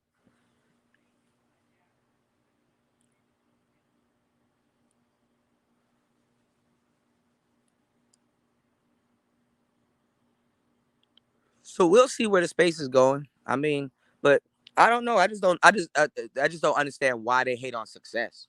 That's perplexing to me.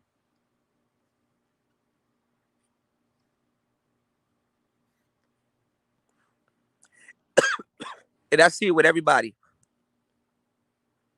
I see it with everybody because if Angry Man was to blow right now for whatever reason, only a select few people in the space going to genuinely be happy for him. O'Shea, I think that's probably the only person in the space I could say as a whole would be happy for. But he's not even in the country, and he's kind of doing his own thing. And I kind of don't see what he would really get famous for, other than being like I guess like a famous, accomplished blogger. But I don't think that's what he wants to be famous for. Like I don't even think O'Shea knows what he wants to be famous for, but he's putting a lot of work. He understands the business, but I don't think he wants to be famous for no particular thing. You understand what I'm saying?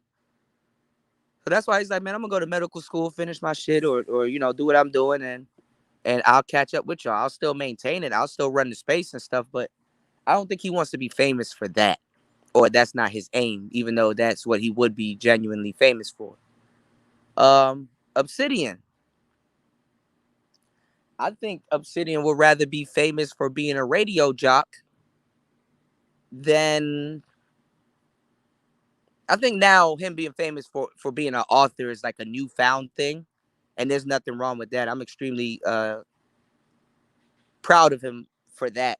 I'm proud of black authors. I come from the book era, but that's fairly a new thing. But I think he would be better off. I think he would like to be a famous radio jock than than like a famous you know what I'm saying, blogger or.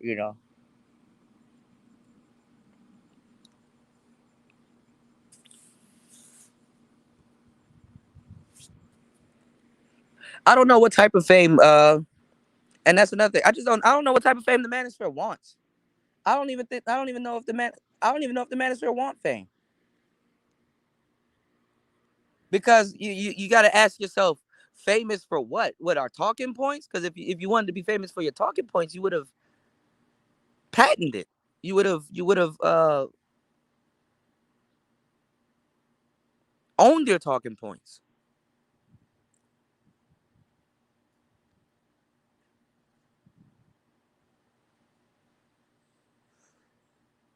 Honestly, YouTuber is the fame enough these days, right? But I guess it's the money. I think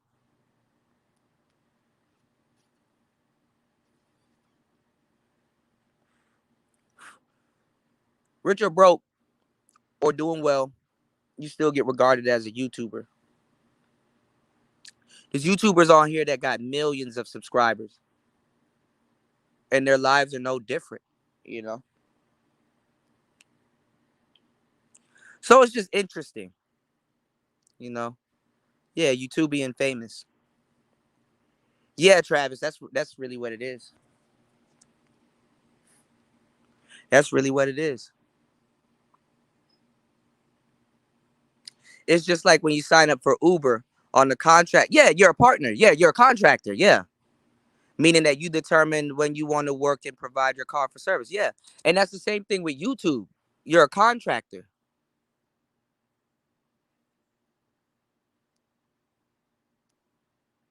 But see, the reason why people say that goofy shit, that oh YouTube is not a real job and stuff like that, is because no, nigga, it's not a job for you. You look at it as a hobby. A lot of people look at YouTube as a hobby, but YouTube is a business. Is a business. And actually, to tell you the truth, y'all should thank YouTubers like myself, the ones that got millions and the millions and the ones that actually do content, because when they take that 30% and they make a lot of money from us, if you just want to be up here doing TikTok and dancing and stuff like that and you're not getting a check, for real, we paying y'all way. We paying y'all way to be able to do that for the servers and stuff for people that YouTube is not making money off of.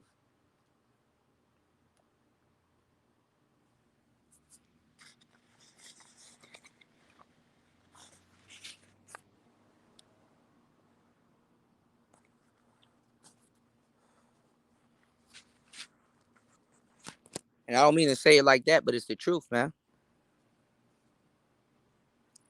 We're gonna talk about YouTube's business. You know how YouTube does business. You know, you said, like Ice Cube said, once, I'm not here to get famous. I'm here to get paid. Yeah, Ice Cube got fucking money. Shit, I'll do a ride along movie. I don't give a fuck. Where, where's the Lincoln Navigator? Where's the Jeep or whatever? Where the kids at? Yeah, get your weird ass in this car. Come on, we're going on a road trip.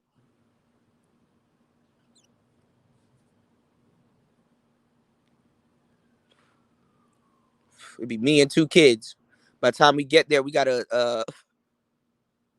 By the time we get to our destination, there's a monkey in the back, in the trunk, caged up. We got a rhino chasing us, and there's some voodoo lady sitting in the passenger seat with a rabbit's foot around her neck and shit.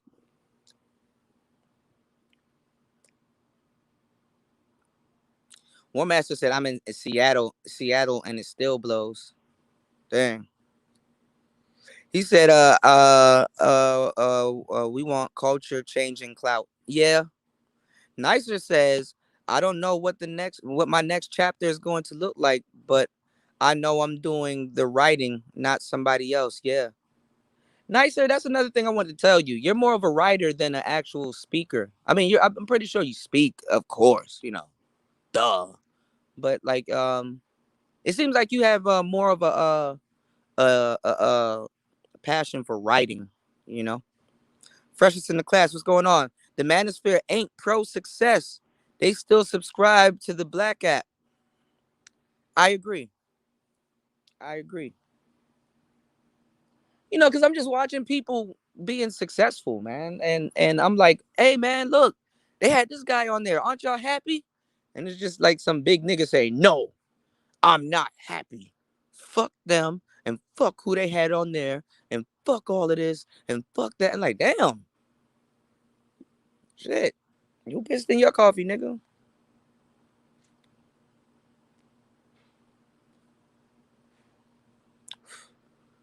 Have fun, live life, you know.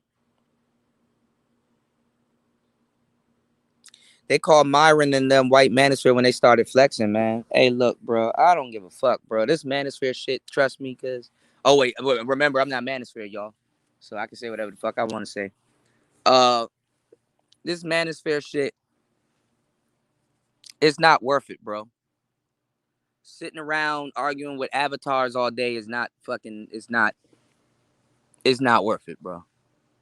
You know, getting people talking shit about your family and calling you all kinds of stuff. It's just not. It's just simply not worth it. What's going on, Sir Ism? Sir Ism in the building, man. Well, let me open up this panel. A lot of people are unable to. I can go for 2-3 hours. Y'all know that. Y'all know that. You know, this ain't by accident. This ain't no goddamn coincidence. This ain't no coinky dink. A lot of people can't entertain y'all for no goddamn 2-3 hours. They gotta open up the panel. But let me contradict myself and be generic.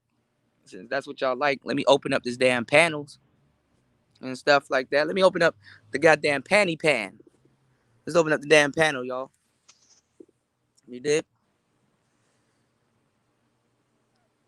You gotta be an entertainer, man. You gotta know how to do your damn thing. I feel bad when I do YouTube on my phone because I be having technical difficulties. I have to get off and come back on and stuff like that. And not just YouTube, StreamYards on my phone. StreamYards on the phone is totally different than StreamYards on the computer. So you know, he said, "I'm not Manosphere, I'm Macosphere." Check it. You know, hell yeah, well, man, we got to get paid too. About on Twitch, do like a multi-streaming thing from like Twitch. Uh,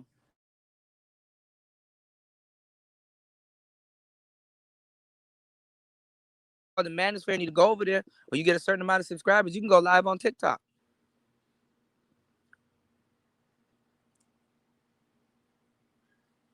I said, shit. Are you shitting me? These niggas over here playing, bro. My video went. I put out that little video, that YouTube short that y'all saw, where I was like, "You want to get women to chase you? Take their phone." Man, that shit got over 500 something, probably 600 something views over there now. So I'm about to be promoting my music over there. I'm about to be doing all kind. Man, y'all tripping, bro. This internet shit is wide open.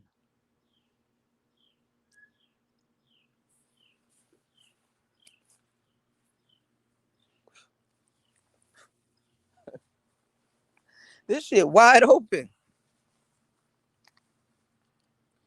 This shit more open than the manosphere. Wide open.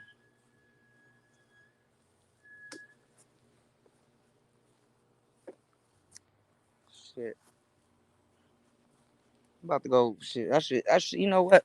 I'm feeling good today. I should go get a goddamn beer and kick it with y'all. But the panel's open if you guys would like to join. Oh shit. I don't even have none of my. Man, y'all ain't telling me I ain't put up none of my branding. God damn. I'm glad I can do this from the phone though. This ain't bad. I ain't put up none of my branding.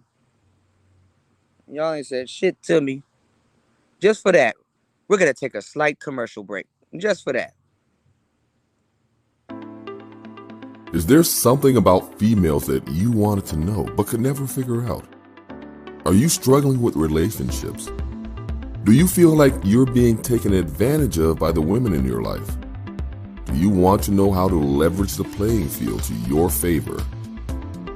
Well, did you know that the female mind and the female psyche are mysterious and unexplored regions like the dark web of the internet?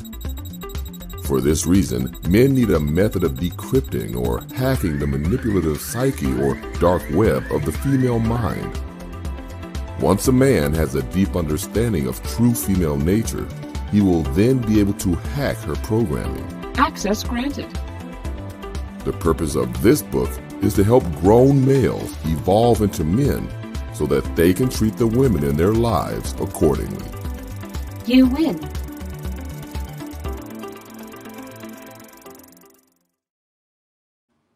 Shout outs to Robert Benjamin, man. Thank you, bro. Peace to you, man. Happy Wednesday. Happy Wednesday. You know, I hope everybody here getting to the bag and prospering and whatever you're trying to do. Happy Wednesday to everybody here. You understand? Um, it's good that you can do stuff like that. Yeah, we're gonna get the beer, not the not the disease. Hell no.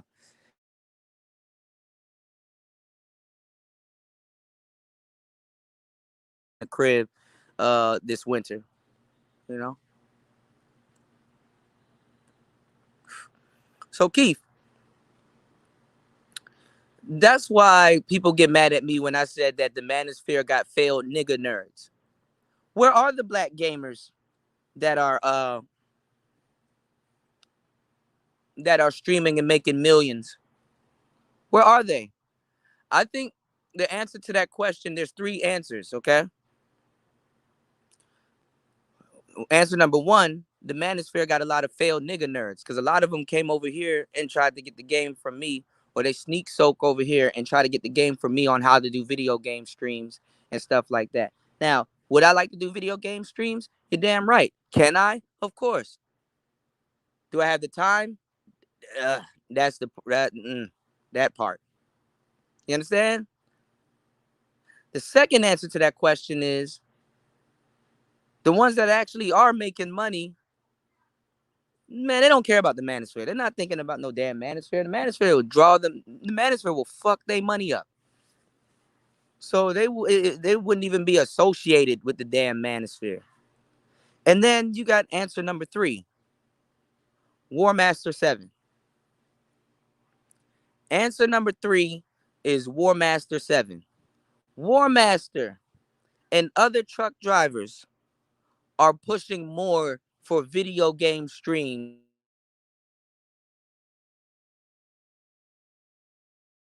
to play fucking Fortnite and Call of Duty or whatever they're getting paid. War Master is one of the only people that's like, yo, hey, when you gonna get an Xbox? Yo, I'm about to be home. Yo, hey, look, we should stream or we should do this or do more video game streams. Like, and that's the funny part, man, because you guys appreciate video game streams. Like, it's dope being able to play games here and people like, oh, hey, I played that when I was young. Or damn, you playing the old school legacy. Bro, do you know how dope it would be for us to sit up here and have like a Final Fantasy uh uh uh weekend where we just sit around and we all are kind of just here, we all playing our games or whatever, and y'all join the stream. Like, bro, do you know what I would like to do? I would like I would like to get on OBS, right? Stream my game on OBS, and then y'all could join the panel while you have an OBS connection and you stream your games and stuff like that. And we got a whole bunch of different screens up while we're all talking and we're streaming different video games on every, you know what I'm saying? On every different screens. Or you could be playing Final Fantasy 7. I could be playing Final Fantasy 7 and you're at a different part in the game and I'm at a different part in the game, and we're like kind of talking and stuff like.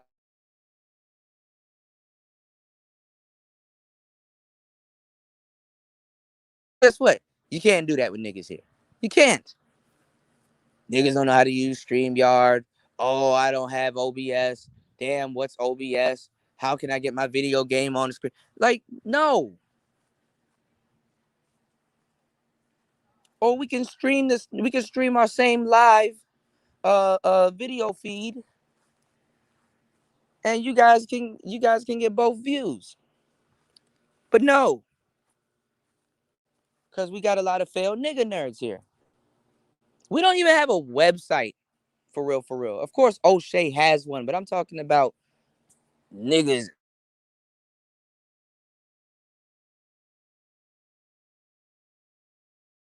like, okay, well, when you do that, let me know, and I'll see how it is and see if I can at least stream or go.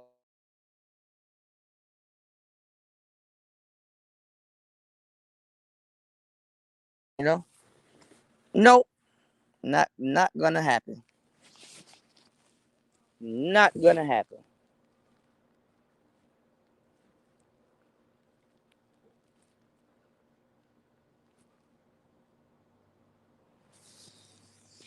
Not in this old here, manosphere.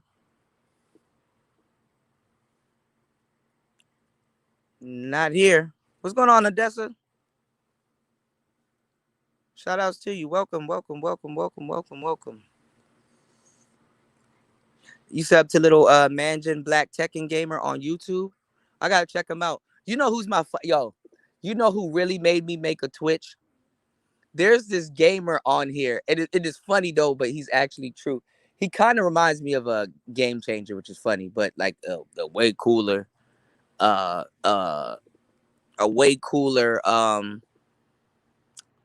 arrogant version of him, right? So there's this guy on here named Young Defiant. Yo, and he talks, like like he talks shit to his audience, but it's like funny, and like if you get his personality, like you know what I'm saying, you don't mind it, right? What's going on, Jessica? If you get his personality, you don't mind it, right? He's like, yo, I am hands down the best gamer that ever lived, right? And he's talking about like how he whips a whole bunch of people's ass on games and stuff like that. And he does game reviews, right? And I wanted to do like something similar to what he's done, right? So like he does game reviews, right? And like there's barely any video games that he likes. So he goes into this whole rant about how the game is trash, right? But the thing is that the game might not be trash, but the points that he makes, they're actually kind of true once he starts going into it. And it's just like funny because he be talking about it. Like they remade all the Resident Evil games, right? And he was like, you made these games specifically dark so it can hide your trash graphics. And I was like, oh shit. Because the game, it is like, it is kind of true. You know, some of the stuff that he says is like kind of true. Like it's like spot on. Most funniest dudes on the internet, yo. I like guys like him, no homo.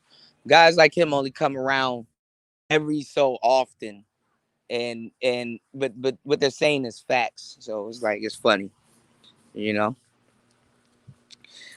War Master says Kuda the like gamers, which is funny because they play Madden and 2K all day. Uh, if they're black, they say he's acting white, whatever that means, right? You can't even be you can't even be a successful gamer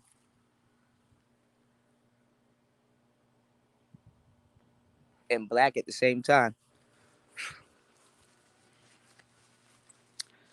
What's going on, average philosopher? Shout outs to you. Welcome. You dig? Keith said, War Master, but all them cats in the hood play games. But maybe they don't like the tag gamer. I mean,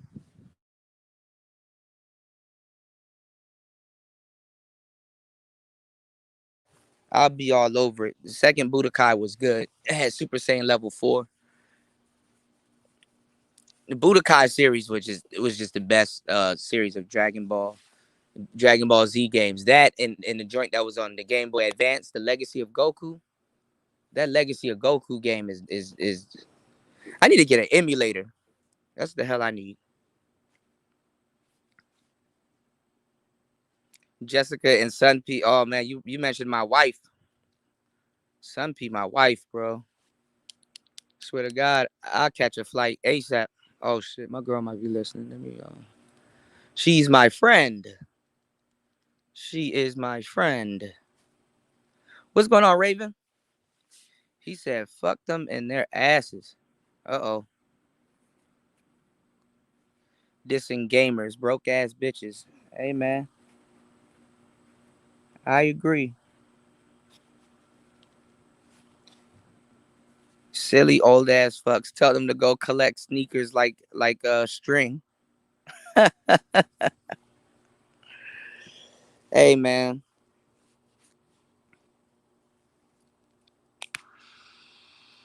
I don't know what to tell y'all, man. I don't know where the manosphere is gonna go. Like, I ain't gonna lie, I'd rather DJ Academics take this shit over for real.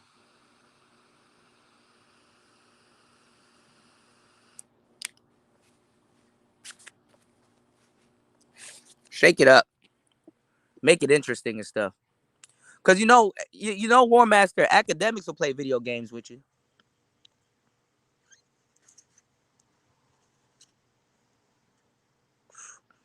That's what Academics does. They be on Twitch. You know. Shout out to Average Philosopher. He said, "Enjoying my vacation while it lasts, bro. Savor it, savor it." You dig? Raven said, "Yet when they see blackface on E3, they be like, oh, I want to be like him." Yeah, I ain't gonna lie. We do make fun of Steve the Dean now, but he was doing some next level shit at the time he was doing it. So I ain't gonna lie.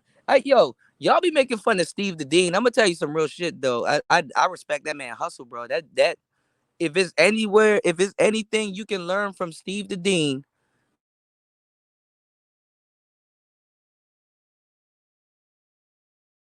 his role. I'm not even gonna lie, bro. That's commendable right there. One master said DJ Kuda needs a real computer. I wonder who said that. Hint, hint. I was thinking about modding out the gaming computer that I have, but I'm scared to open that shit up. I'm gonna break something.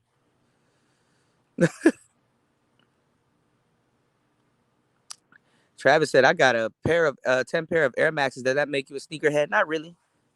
Oh yeah, I mean I don't know. Ain't nothing wrong with being a sneakerhead. I would have been a sneakerhead, but I skateboarded back in the day, and I was skating years years before skateboarding like got real big, like before that Lupe fiasco and Lil Wayne and Pharrell kick push boom, and they started making a lot of hip hop shoes, skate shoes, and vice versa. A lot of skate shoes, like the SBs and stuff like that, the Paul Rodriguez SBs and stuff like that. They started doing collabs with skateboarders and making some of those shoes skateboarding shoes. But the thing about me, what stopped my sneakerhead career, which I do got some impressive skate shoes like Osiris's and Supras and stuff like that. I love Supras because they look different. They're like moon boots. But what messed up me being a sneakerhead was skateboarding because the shoes are nice, but you're gonna mess them up anyway with the grip tape. Okay, I think somebody gave the mosquitoes a drop on where I'm at because I'm getting my ass ate up. Okay, yeah, all right. Now I'm not bugging. They going after my ankles, y'all. Ooh, ooh, oh, light skin nigga shit. Oh, he got me, bro. Son of a bitch. But yeah, yeah, like I couldn't get in the shoes, fuck them up anyway. If I wanted to skate, you know what I'm saying? If I wanted to skate, because man, that grip tape will peel. And skateboard shoes are relatively rough. You know, they were good for like the grip tape and stuff like that. But you know how that goes. I ain't really use Vans like that. Cause see, all right, this is the thing about skateboarding. Everything is adjustable. So when you're skateboarding or you're a skateboarder, you know what I'm saying? You got to break everything in. So what I mean by that is, however you ollie on your skateboard, you got to ollie a couple times to break your board in so that your board can do whatever you command, foot movement, and things like that. So skate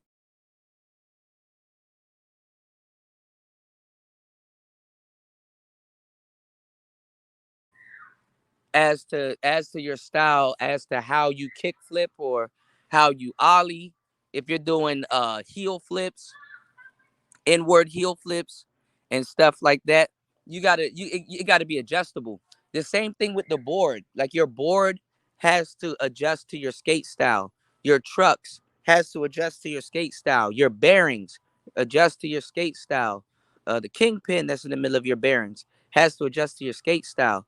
Some people like to ride their trucks tight. Some people like to ride their trucks loose. Some people like the front tight, back loose. Some people like the back tight, front loose. So it's really a adjustable sport. So it's like you know it's like what's going on, Maisha? So it's like you really had to really per se wear your shit in, basically. Fasting, what's going on, man?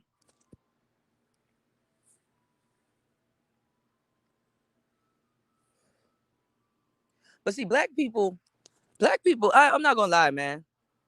Black people are hop-ons, bro. They're hop-ons, bro. They really are.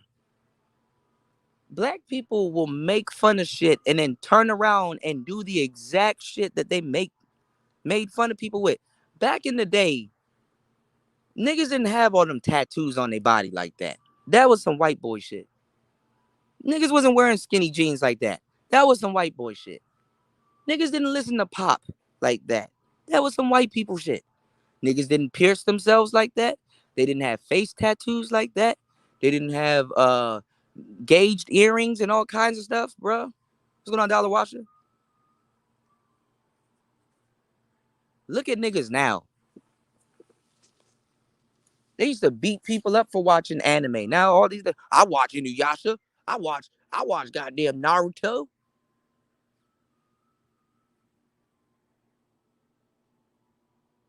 Niggas are hop-ons, bro. So have fun before you can. That's why I like artists. I like Doja Cat before she came out. She dropped Grammy winning albums. She can rap. She can sing. She's one of them video game chicks. She wasn't really tampered with like that. Nobody really knew her like that. Yeah, she dated white boys, but what else you expect a girl like that to do? That ain't about nothing. You know what I'm saying?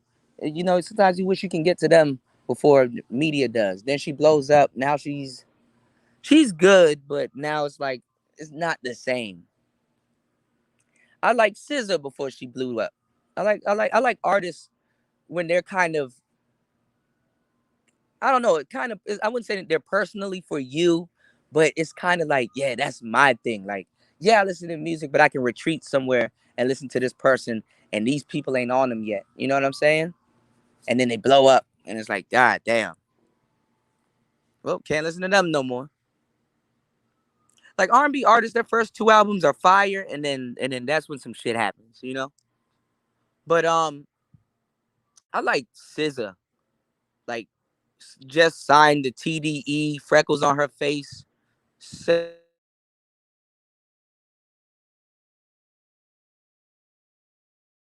I love weirdo women. Weirdo women are the best. They are the only creatures on the planet that got a personality.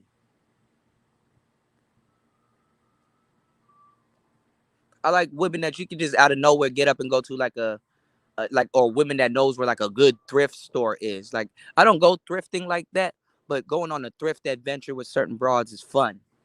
You end up finding Sega Genesis and all kinds of shit that still works, and like, damn, yo, and go buy a whole bunch of nostalgic shit, come home, and both of y'all are just like kids in the candy store playing or fixing up or doing something.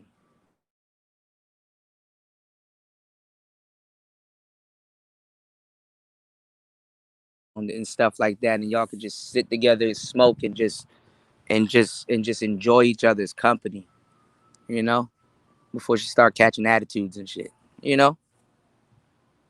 Fun women, you know,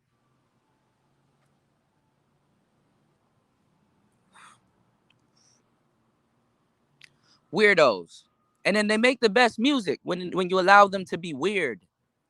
Travis Scott used to be a weirdo, still a weirdo now, but you know what I'm saying? Kanye West, weirdo. Even though Kanye didn't come in the game as a weirdo, Kanye's a weirdo. Then they're misunderstood.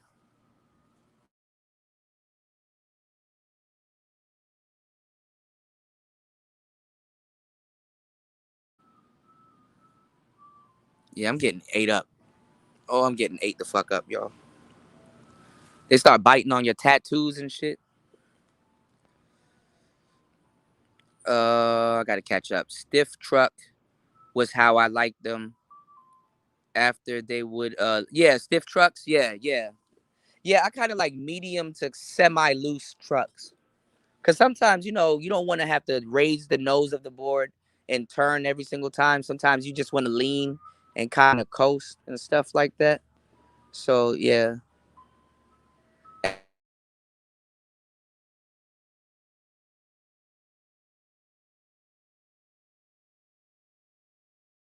Have to worry about motherfuckers recognizing you at the grocery store, and if they do too, they're kind of like brothers because they know you and respect what you do and stuff like that. So you know, you said black people are closet nerds and comic book fans. Yeah, yeah.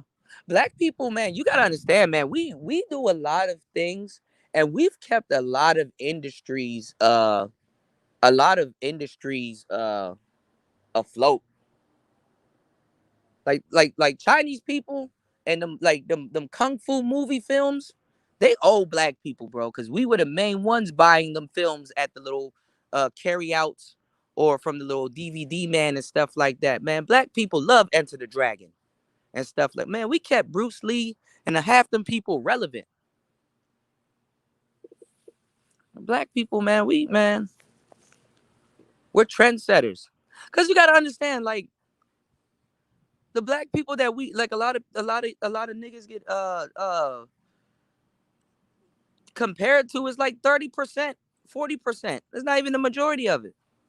So, you know, you got a lot of black people elsewhere doing other things, man.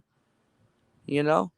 But the thing is that if you grow up in the hood and stuff like that, man, some of the stuff that you want to do, you're gonna have to fight to do it. You know what I'm saying? Like I stayed out of gangs and stuff, even though like you know, I definitely was in the street and doing other things, and Lord knows, you know. But I'm not, you know, I stayed out of a lot of things, man.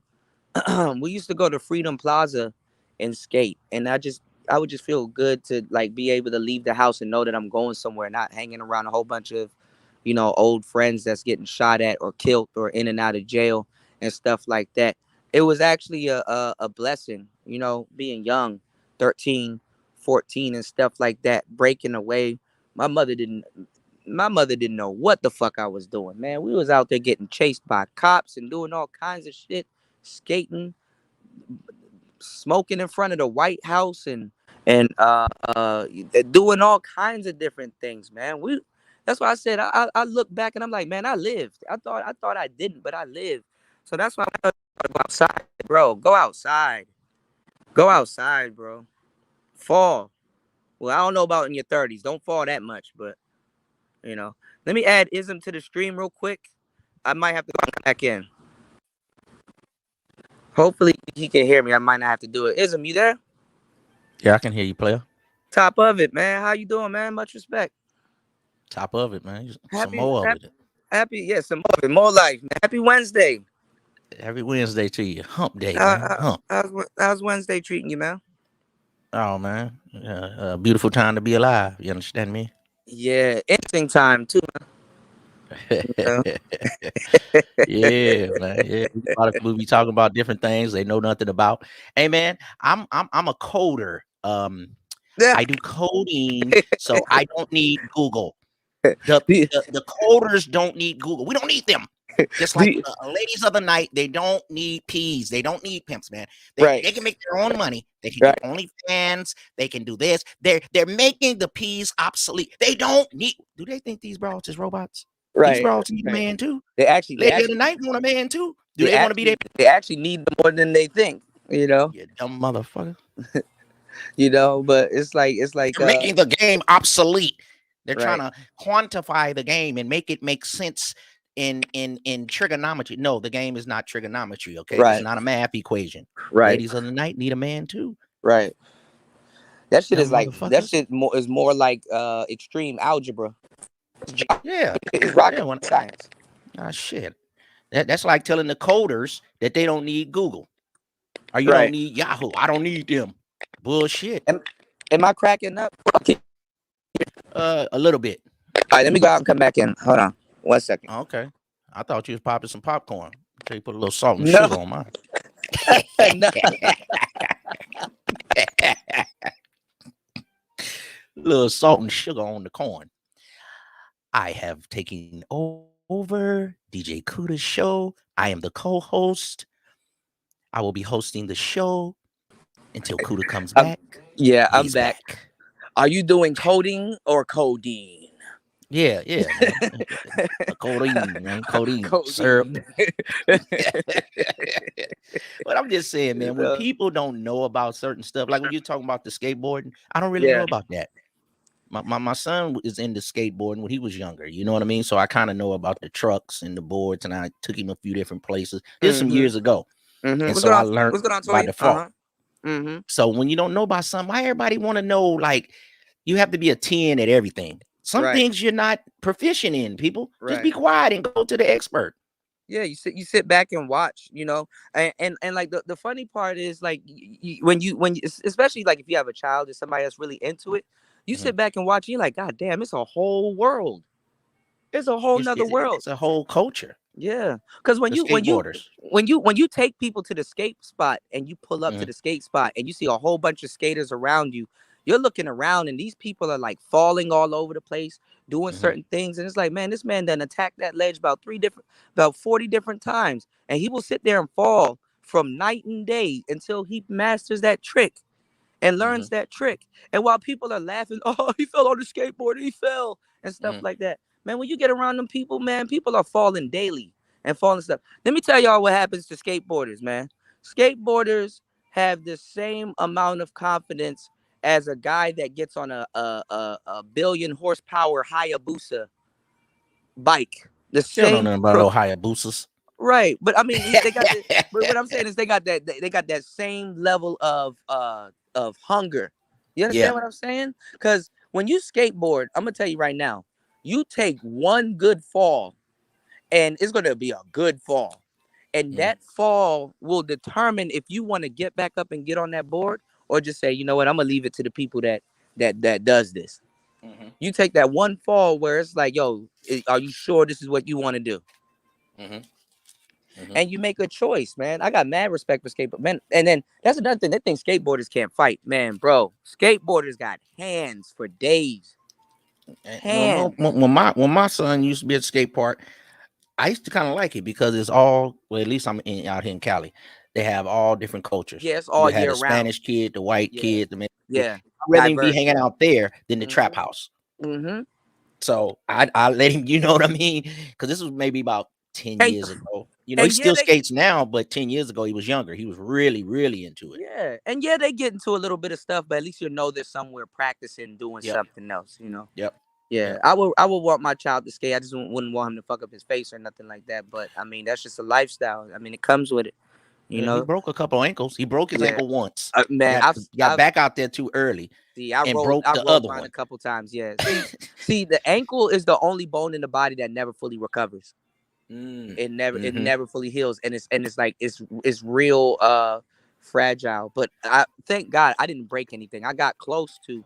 I really stopped. I really kind of hung up skateboarding when I started getting into stairwells and rails and stuff, because I was learning how to jump up and get on rails and stuff. But when you have that type of precision, the board becomes like a part of you. It's like you and the board are inseparable. So you got to know your board. You got to know where to guide the trucks. You got to have an intimate relationship with your board. You know. Yeah. Yeah, Mm-hmm. you sound like you're talking about a woman, but it's the same way if you're a basketball player. Most Mm-hmm. great basketball players slept with their basketball. It'd be like, yeah, it become a passion, a religion. Yeah. That ball is life. That ball is Yeah. almost their girlfriend. Girlfriend is second because they Yeah. like, no, I'm going pro. I'm going to college with this ball, and they Yeah. practice so much because when you think you finish practicing, practice some more, and Yeah. You that got ball practice becomes some like more. part of your hand. You be like, how Yeah. can he dribble like that? Practice. It's integrity though. The real Serena Williams is the one that practice off court and then goes on court with what she practiced. You know. Oh, she done started swirling. Now she can't win a damn match. What's the hell going on, Serena? Yeah. Yeah. She just want to be a mother now. She's like, fuck it. I did all I could. You know, it's It's time for you shout know. out to Serena, but I think it's Yeah, her time to sit on down somewhere. it is. She came out of nowhere though. I thought Venus would have been the better one, but Venus kind of sat her ass down and just like, let me let my sis have it, you know, and stuff. So she Okay, made her. so She why made her they don't money. want no babies that look like their father? So Yeah. I ain't gonna lie. I ain't gonna lie. Some dads do got a strong gene. It's like, God damn, my baby ugly. I need to make another one. oh shit, that's fucked up. I mean, hey man, it happens, Don't man. get mad at Cuda. He didn't do it. Right, right. But you know what's funny? Um, she wants to be like her baby. That's why she started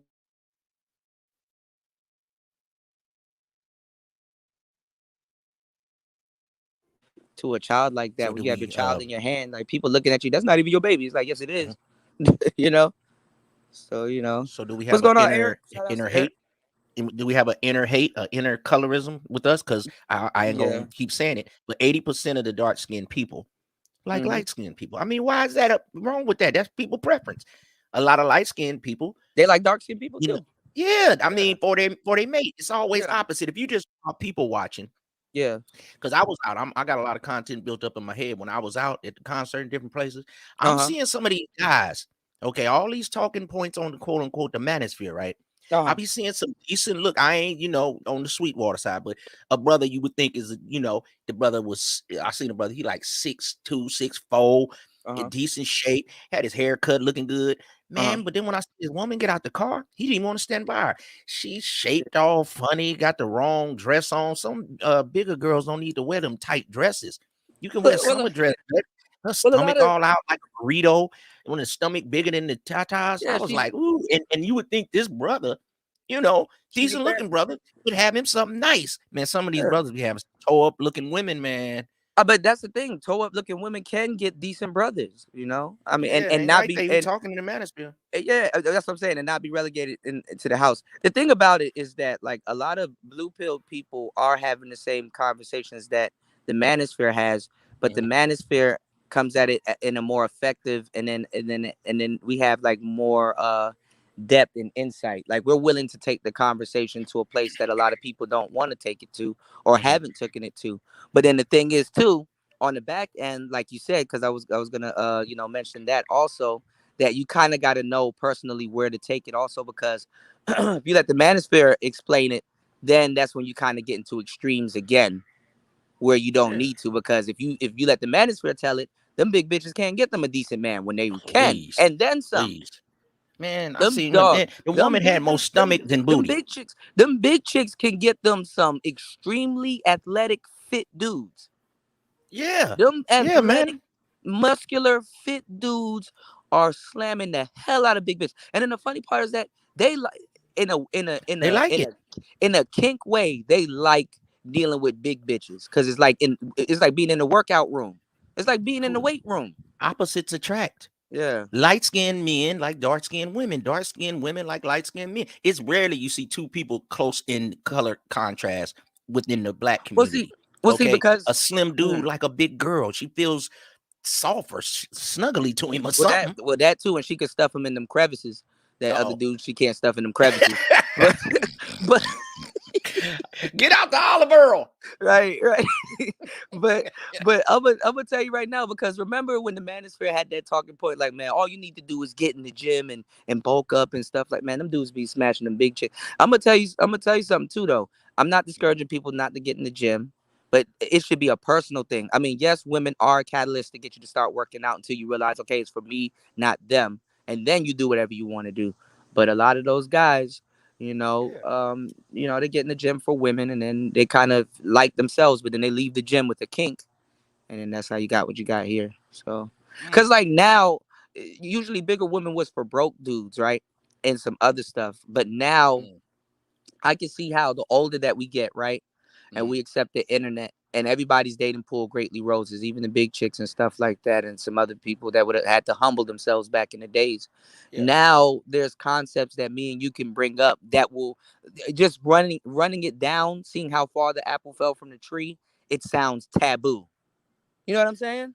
Like it Yeah. sounds taboo to say, yo, if you're dating big chicks, you're a broke guy. But it is correct to say that a lot of broke dudes do date bigger women. If you look at a lot of these rich guys, their women are slim and stuff like that. But then now you got some of these relationships that people that are anomalies that people like to use, as a catalyst as to why no, that's not true. It kind of you go out of your way to sound taboo. It makes you sound taboo, basically. You know. Well, like I say, some of those highfalutin guys that y'all think got everything together, they be having a lot of secrets in their closet. Fuck And no. they really don't like this woman they're with. She beautiful Yeah. for the pictures, but they really like a bigger woman. He'll Yeah. be dating a bigger woman, and you'll think, oh, he got Yeah. everything. He ain't cheating on his woman. He be over here tricking off with a big butt girl because Yeah. he really like that. But he's got to have a slim woman for presentation. Yeah. And more younger people are more vain. The younger, oh, she's fat. Oh, look at her arm. Oh, look at it. When you're younger, you're more vain. Not to say that you're not don't want a woman in shape. But when you get a Right. little older in your 40s, you overlook certain things because the Right. woman Right. want to gain a few pounds here, Right. gain a few Right. pounds there. Right. But when Right. you younger, y'all act like y'all in element. Ooh, your face ugly. Ooh, your tennis shoe. Hey, look, Right. we grown people at 40. Can you pay some bills? What can you do for me, woman? How much Right. money you got? You you Right. you can take a little mud flap on the arm if she gonna pay your mortgage. See, everybody just so vain when you're young and you got your Yeah. bills paid. That shit go Yeah. out the window when you get a little older and start thinking Yeah. about, well, yeah. What about these bills? Yeah. Yeah, Yeah. uh-huh. Yeah, I got these Mhm. pretty women ain't got nothing on nothing. You get Mhm. what I'm saying? Yeah, you got you one pretty woman and she ain't got nothing on nothing. You got to pay everything. Got you stressed out. Got you on talking about domestic discipline. The bitch Yeah. got you on dick detention. Yeah. Okay.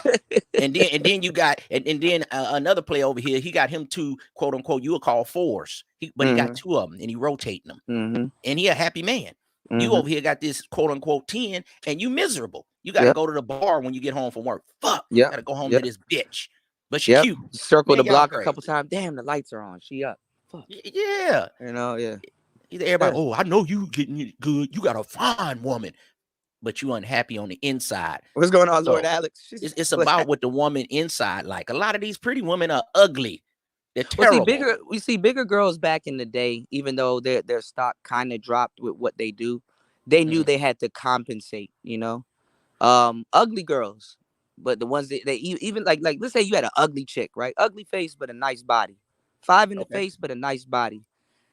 Well, that ain't ugly, Cuda. A lot of dudes are happy with them because them ugly girls are kind of all right. I pay a ugly tax. I ain't gonna lie, but I compensate. With I take niceness, yeah, a niceness. I'm gentle. I keep my body in cooking shape. ability. I take care of my man. Yeah, I know when to shut the fuck yeah, up. yeah. And you know what? In a way, that was And I let him competing. slaw me out, Cuda. Some of them pretty No. bitches. Oh, you can't Oh, be oh pulling yeah. my Hold up. hair. Hold up. This Oh yeah. Malaysian. You Yeah. can't put. I Yeah. pay 1500. Bitch, shut Yeah. the Yeah. fuck up. Turn that Yeah. over. All that Yeah. motherfucking bullshit. Oh, you trying Yeah. to go too deep. You in my guts. That's what I'm trying to do. Right. Right. I'm trying to turn you out. Yeah. Yeah. Yeah. But Get out of but here. but see, because back in the day they knew about competing. The man, they're ugly girls. They competed and stuff like that. But I Mhm. see. I think it's the mindset when everybody's dating pool greatly rose.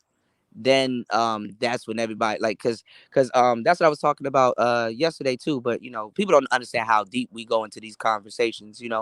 Um how like relationships are fucked up now because people are quote unquote replaceable. And I say replaceable with quotes because are they? You know what I'm saying? When you get a good person and you fuck it up, back in the day you realize you fucked it up and stuff. Now, what whips your ass? is that people are replaceable. Because imagine trying to replace something, replace something, replace something, replace something, and you Mhm. can't find what you lost. You understand Yeah, what I'm saying? Because you I got get to what be you're saying. humble. You got to be humble enough to accept good, and you got to be humble enough to accept the bad. So people are rolling the dice and playing draw four, and they putting themselves in their body and they shit through that, Mhm. and wondering why I got the 1,000 mile stare. It's like because you're trying to replace something that you fucked up, and then That's what they. you're not even humble enough to treat it good when you had it. Yeah, You know? that's what Bootsy say. That's why you become hypnotized with hate. See, Yeah. because you do, as a woman, What's going on, Brian? you choose. You Yeah. chose wrong. Yeah. Okay, and now the dude you let go because maybe he wasn't making 100,000. Maybe he was only making 20. Maybe he's only making 30, and he was Yeah. on his grind. But you know what I mean. You like he don't make enough. You want to do all this Man, you got you know you this got butt this ugly hypergamy bitches. stuff. Yeah, yeah. Okay, now you You look on got butt Facebook ugly bitches that I, three, 4 years 10. later, Cuda, and now Yeah, the man doing good, and now the woman become hypnotized yeah. with hate. Now they Hey, hate all hey, black big men. head. Right, right. Hey, big head. We Yeah, didn't do nothing. You yeah. chose wrong, baby. Now, Lord Alex, we've been doing this for a long time. Okay, and I understand what you're saying, but you got to look at it like this too, Lord Alex. If you would like to come up. A lot of women do a bunch of things for attention. It's not just men gassing women up. Half the stuff that women do right now is for attention. Hmm. Y'all do shit for attention. Attention is currency to y'all. Y'all go outside with your nipples out and then and then wonder when somebody compliment on it or says something about it or tell y'all to put on clothes. Y'all get offended. So it's a Hmm. two-way street. You understand? Y'all don't leave nothing to what is the imagination nowadays? You understand what I'm saying? Like, there's nothing left to the imagination nowadays. So y'all do stuff for attention. Hmm. So it's on both sides. You know what I'm saying? You know? I think a girl could look just as sexy with some hot pants or short shorts as a summer dress. It's Mm, just the way you wear it. You could be showing just a little bit, though, like a tube top summer dress, and I yeah. can see your shoulders and your neck area and your face and the way you Mm. got your hair, and I could Okay. concentrate on. That's the only skin you're What's going showing. on? The What's rest is going on? covered, and you might have some sandals on, right? And I'm Mm-hmm. just seeing maybe the dress could come to your knee. It don't have to be right at your butt all the time. And I Yeah. can imagine and think like, okay, How this you more of doing, a love? Uh-huh. sexy, elegant woman than when you just come and it's just nipples out, piercings, your Yeah. butt cheeks. We think you want some D. Yeah. That's what They that trade. means. Now that means she ready to go. They So traded. They traded it. They trade. It's a trade off. Really, honestly, that's what it is. yeah. Yeah. How you I mean, look. Like appearance I said. is make people, and you don't want people to judge you, but that's what they do. When Yeah. you see a policeman, you say that's a police. A fireman, that's a fireman. Yeah. People Yeah. gonna judge you by the way Yeah. you dress and the way you Yeah. carry yourself. That's just what it They is. I think Dave Chappelle or somebody had a really good joke about that. You know what I'm saying? Uh-huh. Like if a dude calls somebody a hoe, it's like the like like a fire is happening. They're like, oh, and they see a guy with a fireman suit on. They're like, you're a fireman. He's like, no, I'm not a fireman. It's a uniform. But Uh-huh. shout outs to Lord Alex. Shout outs to Lord Alex. No, no, my bad. I'm usually not hostile. Lord Alex, that's my girl. Y'all got there's royalty here in the building. Lord Alex is royalty. I would like you guys to treat her with the same exact respect and stuff like that. Yeah. Yep. Lord Alex, OG J Speed, if you're still in the building, Lord Alex, I need you to find OG J Speed. Um you both of you guys need to talk. You got that will be a fucking fruitful conversation for the both of you guys because he was she's affiliated with the guy that a lot of people know. I'm not gonna put her out there, but she is royalty, and she is affiliated with a guy that a lot of people know. When it comes down to holistic healing and eating well correctly and taking care of your body and stuff like that. And we were talking about him the other day, and I mentioned to y'all that I knew somebody that was real close to him, and that what OG J Speed was saying was correct. So like I don't know who's calling me, but I can't OG. pick it up right now. But Dos. yeah, but Lord Alex, when we did a couple of streams, me, OG J Speed, uh uh fasting and everybody, we were talking about he put us onto the CKLS, and we were talking about like purple Irish sea moss and you know, different types of like, you know, uh different types of things like bladder rack and yellow dock and stuff like that, and roots and stuff like that. um she knows her stuff, so I would definitely want her to participate in those conversations and stuff too, because she's very spiritual, and she will give you some mental chewing gum. You know, okay, I'm at 20%. She will give you some really good mental chewing gum when it comes down to you know, talking about that. So definitely when I do those, when we do those talks, I definitely would like to have you here. I have to give you a wrench when I get to my computer and stuff like that. But yeah, my bad to switch the conversation. But yeah, Oh but no, but man, that's all good, man. what we were Your talking health about. is your wealth, man. Your health is Hell your yeah, wealth, hell man. yeah, hell You yeah. dig? And if you get you a snow, she will improve your credit score. Jack.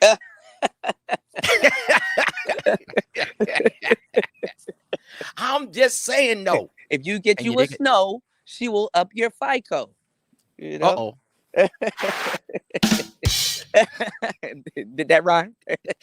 And I tried to do it. And I tried to do it. Yeah, yeah. So yeah, but yeah. But shout outs to Lord Alex. My bad. You know, y'all know I get. You know, we gotta Lord Alex. You know, this is the manosphere. We got to be a little cautious here. But you know, Lord Alex Well, is you good know, people. Yeah, that's why you cooler. You can talk on a myriad of topics, brother. yeah, You know what I yeah, mean? But we all have our specialties. But some yeah, people, and when they have their specialty, let that man have his specialty. yeah, Everybody not a 10 at everything. So yeah. some people that you manosphere creators, you're not an expert in certain areas. Oh, I don't. You're not an expert. You ain't did one day in the game. Hush. Right. Okay, when it comes to skateboard, I ain't did one day in the skateboard game. I'm on the outside. I know about trucks and stuff and ollies and kick flips, Yep. but I don't know the ins and outs of the game. I'm gonna be quiet. Quit speaking on stuff you do not know. Yep. Okay, Yep. that's all I'm saying. But we could talk on a myriad of topics. You did, Yep. and why we always gotta discredit people? Like why everybody mad at C to D? That man over there getting his money. Bro, that There's man no get it. perfect people. Look, He got look. a pool in the back. These niggas ain't Right, even got a bathtub and talking. Big right. head nigga. Yeah, Don't even but show your damn face. it's like that man always he get him a bag wherever he go. Yeah. That's respectable right there. Ain't You that a know. successful black man? How we gonna hate on a successful legal black man? What's Mm, the problem here? mm. Come on, Say, people. This man makes his money legal, and you say that still got a again. problem the way he delivers his message. That's his way he deliver it, man. You know what I mean? Michael Yeah. Jordan jump shot don't look like Reggie Miller's. Curry shoot, and then Thompson shoot, but they all in the game. Why you can't just celebrate the game? Legal black man. Leave Yeah. that man alone. Yeah. What's wrong with you players, man? See, the thing about that, Keith, cause see, I have fun. Like that. People think when I talk about promiscuous women and hoes and stuff, like, man, I Mhm, can have fun with a hoe. I can have fun with a regular girl, beautiful women, whatever. Can have fun mhm, with the whole spectrum. You know, you just gotta know what you gotta know. Queens and mhm. hookers need attention. Queens don't need attention. They both need attention, but for different reasons. See, the reasons why hookers and prostitutes wore bright shit and wore less revealing clothes and things like that is because they had a business. They need attention because they were the product, and the more attention that they had on them will up their business. That's why they needed attention. So there, it makes no sense doing things or asking for attention when you have nowhere to parlay it. You know, Brother when I Keith. told when I told y'all the story about Hagar, that hoe that was a well-known hoe in certain cities and stuff before the internet and stuff like that. Women Mhm. didn't like her because she had attention, and she probably was sleeping with their husbands and stuff like that. That's what gave the birth to the gigolo. So all women need attention, but in different ways. You know what I'm saying? And that's up to her how to figure out what she needs attention for, and her to parlay that attention into getting what she needs it for. You know what I'm saying? And sometimes what's the bad thing about attention nowadays is that it's overdone. It's overly given out. So you find yourself trying to fill a vat, you know, a never ending capacity that you can't fill because you've been overspoiled with it. It's like you've done so much drugs. Now you need a lot of drugs to maintain yourself and be regular. You know what I'm saying? And Mm-hmm. that's what happens with today's square women. They do a whole bunch of stuff for attention, have no way to parlay it, and then they're single more than they're in relationships and stuff like that because they don't know how to handle themselves in a relationship. After a while, that attention gets forfeited over to your man because his attention it's a stronger dose of that drug. You understand? Mm.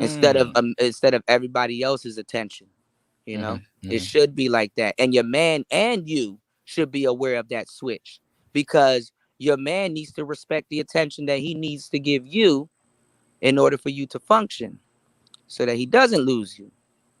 So that's another gem for you guys in relationships and stuff like that. That's why your girl shouldn't be seeking attention from other men other than yourself. You know what I'm Mm. saying? Once you Brother once Keith, you huh? get with her. You say the queens and the hookers need attention. Ignore them, and the influence vanish. Okay, so what about your wife? Your wife need attention. Okay, so you don't want the queens or the hookers. They all women. They all need attention. All Well, of it's them gonna want a for man. it's for it's Okay, for it's for different reasons. A queen's see a lot, but that's what do you mean the on. ratchet acting women? I don't pay them Yeah, no mind. that's no, but see, that's on women though. Women shouldn't have Yeah. let the ball fall like that, but they wanted to kind of have everything all inclusive Mm-hmm. because the hierarchy, and in a lot of cases, women innately should know that the queen's attention differs from a hooker's attention. But once they made it interchangeable, and once the internet came, that's when the grace fell Mm-hmm. because hookers and queens, they shouldn't even be able to hang out with each other. You understand what I'm saying? They're two Mm-hmm. different types of caliber.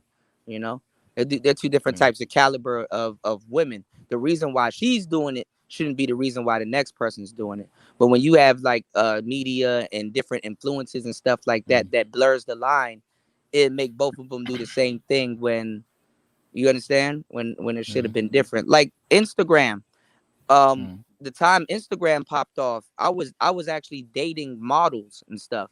I actually liked the grind of a model. We had a lot in common. We both were starving artists. She had to make a portfolio. She had to wear her clothes. She had to be punctual. She had to be there. She had to be professional and stuff like that. Then when Instagram came, she had to watch her diet and stuff like that. Then when Instagram came, now anybody picked up their phone and became models and can say, "Oh, I'm a model. Oh, I did this. Oh, I did that. Oh, I did this. Oh, I did that." They're not true to the culture. Same thing with podcasting. I'm like, somebody on their phone can say that they're a podcaster. Mm-hmm. Where I'm like, yo, no, you got to get a little studio, a little one, just a little studio, not even a big one, a nice little studio, a little microphone, a little, do what is required of the culture that you're jumping into. I like to keep things in its pure state. That's how when we talk about prostitution and stuff becoming legal, I don't Mm-hmm. like that because I like my square women to be square women because that made them them. That's what I like them for. I like my hoes to be hoes because that's what made them them. I like that. You know, you don't want Mm-hmm. no square bitch without a purpose because square bitches should have purpose. You understand what I'm saying? Hoes have the right. I mean, anybody has the right to not have a purpose, but hoes some more than others because they can get fucked up in the game or whatever. But what I'm saying is that you know what I'm saying is more tolerable on that side because that's what she's doing than it is on the other side. Mm-hmm. I'm not privy to the fact that a square broad can call some other dude a trick or a square when she's selling ass to get her phone bill paid. You know Hey what I'm man, saying? a That's lot of just these that's just a women confused are, world. are whores, man. A lot of these women are. If you don't have no money, you don't get no vajayjay. Sometimes Yeah, I know they don't want to look at it like their girlfriend might yeah, be a culture rated whore. Like if you yeah, buy me this bag, then I give yeah, you some vag. yeah, If you do this, and then see I'll that, do that. That's yeah, still somewhat of yeah, hoeing yeah, exchange for sexual favors. yeah, I'll yeah, be nice if you buy me something. yeah, It's a cold thing. I know yeah. you don't want to use those No, no, rough no, no, terms. no. But see, Oh, but see this is what a you're. hole, and this is, Yeah, but you yeah, yeah, still be paying for your yeah, wife. yeah, You yeah. lose your No, you job for do. Yeah. 6 months. She gone. No, but see that, Shit. but see, for your wife or your girl, I mean, that's an obligation right there to a degree.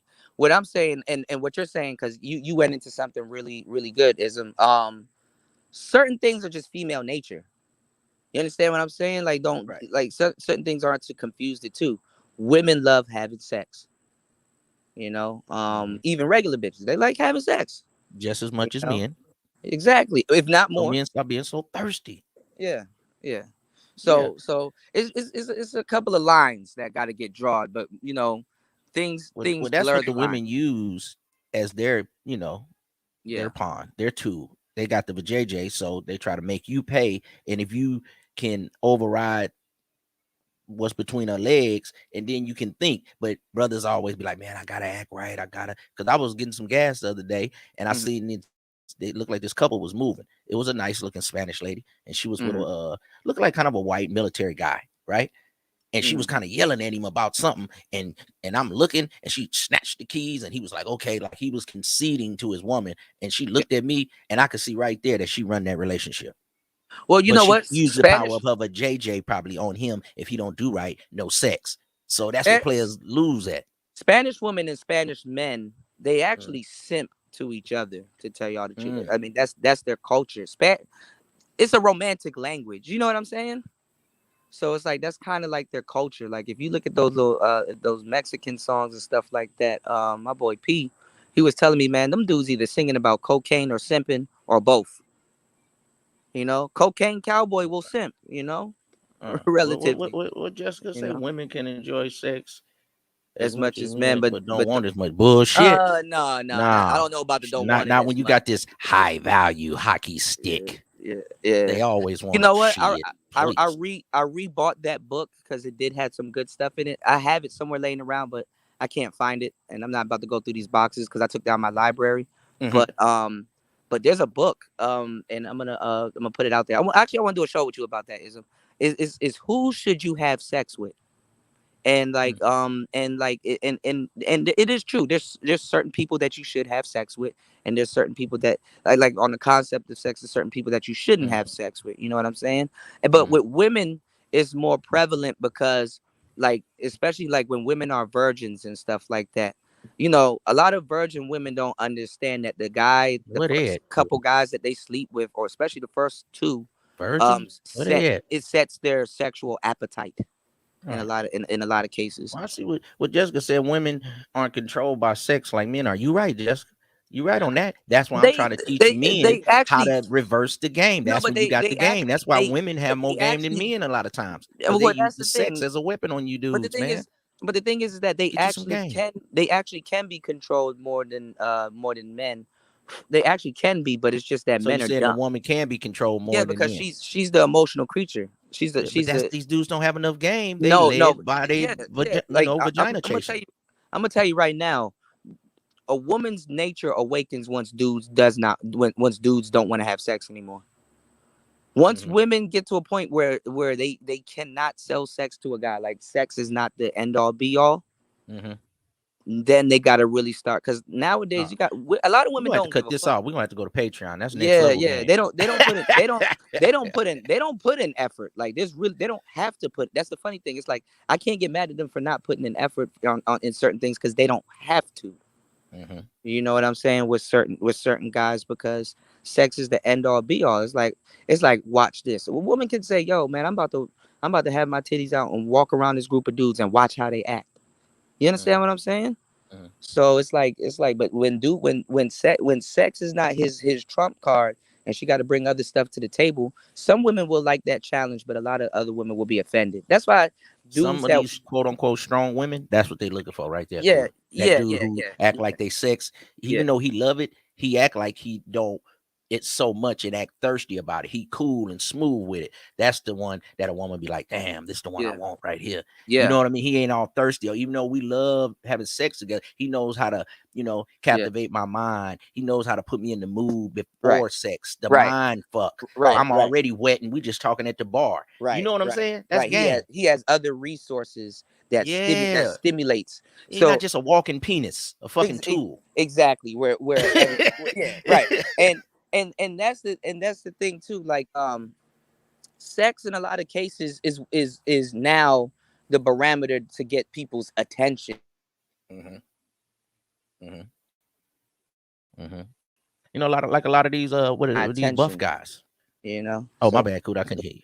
I no, you couldn't hear good you. when You went out for. when the mask is off, you know what I'm saying? Shout outs to Yeah. Afi Kingdom. He says salute Kuda in the chat room. Positive energy, man. Shout outs to Afi Kingdom, man. Right on, Make Alfie. sure, Afi, if you can send me a commercial or something or anything so I can advertise, your books and things like that. Yeah, Cause I y'all go I get you want a it. book, man. Yeah, I Alfie want got to. one book he giving away for free. All you got to pay is Yeah, like the shipping or something, $3. He giving you the book. right.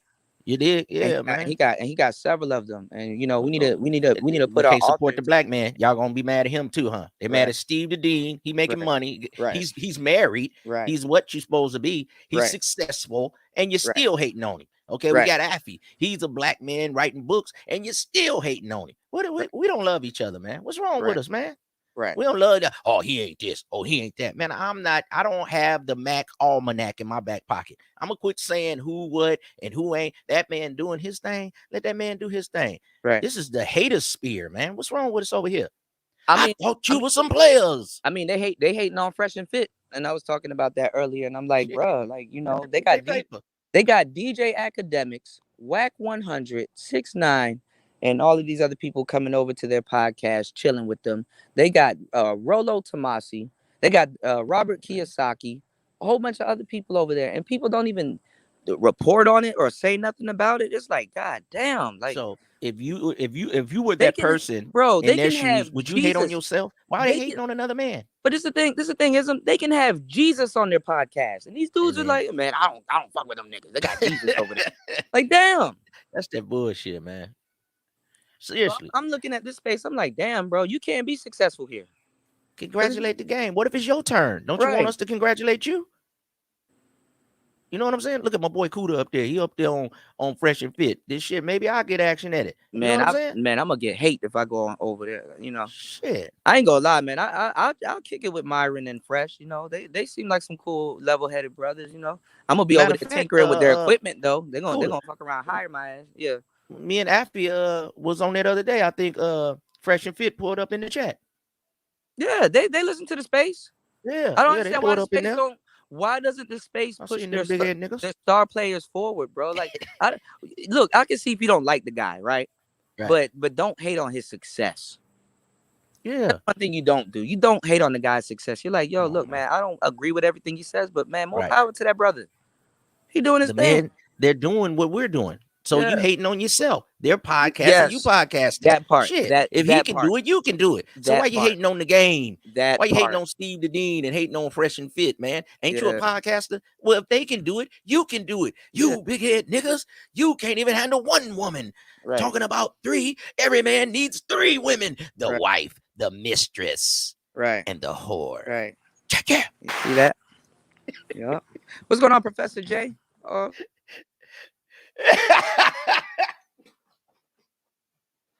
Excuse me. He said, shout I'll be outs to Professor J. He said, I'm an Indian dude that MCs, he said that MCs, my man. Kuda is hit because he said, I look the way I do, and they hate a lot, and they hate.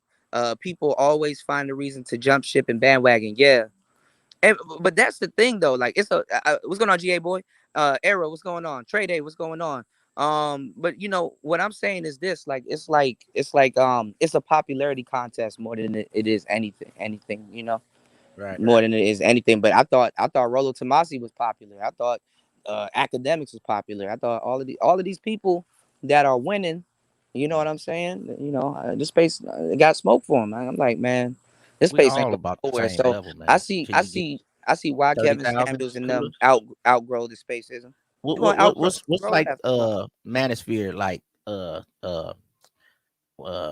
next level 30,000, 50,000. Like what's like a point that you, because everybody that's like 5 and 50, under or 10 and 50, under, that's still 50. low. It's 50. 50. Okay, The a thing, the 50 thing people. is, the thing is that if you're doing 30,000 in the manosphere, Uh-huh. you're doing good. You're doing Okay. exceptionally well. Okay. If you're doing Okay. 10 grand, you're doing good. If you're in the Okay. couple hundreds 10 to grand subs, 10,000, right? yeah, if you're in a couple Okay. hundreds to 10,000, that's the Okay. come up. So if you Like go Ramil live got on your about videos, 70K. how many views should you get if you about hitting where It you think kind of you're it. getting a little You know paper? what? Our space is crazy. It kind of don't matter though because like isn't like they got Uh, they got people here that got millions of views, but only got 300 something subscribers. You okay. understand what I'm saying? It's people like their content, but they watch their content and then leave. They're not here for the actual person. They're here for the content. So in the manosphere, um, Come um, on, give me the game. you can have like 500 subs and easily be getting like a lot of people. I mean, a lot of people in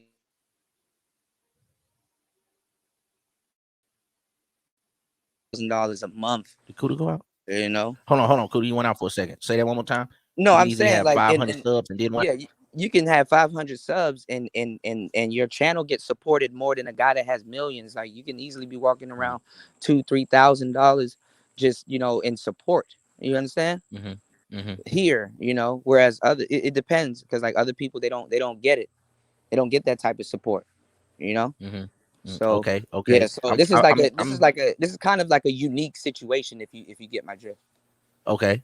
Yeah. I'm kind of looking at the YouTube creator game, kind of like the rap game. Okay, you Yeah. got new people. They hot. They come out. Boom. But we're gonna Hmm. see. How it's gonna go. Who gonna last? Who numbers are rising?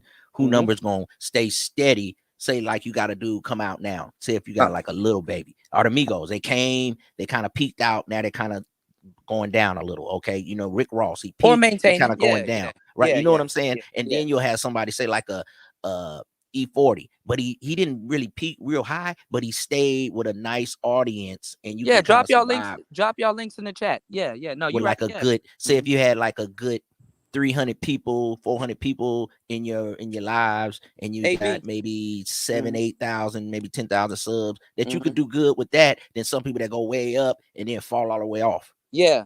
What Well, you well. think about See, that? see. What you're describing and what people do look at is peaking. They think that people peak, but it's not that you peak. Sometimes you reach a little plateau, and then you work from that plateau, and then you go up again. You see what I'm saying? So sometimes you're pacing yourself. Like I said earlier, you got to have maintenance with the patience because it's like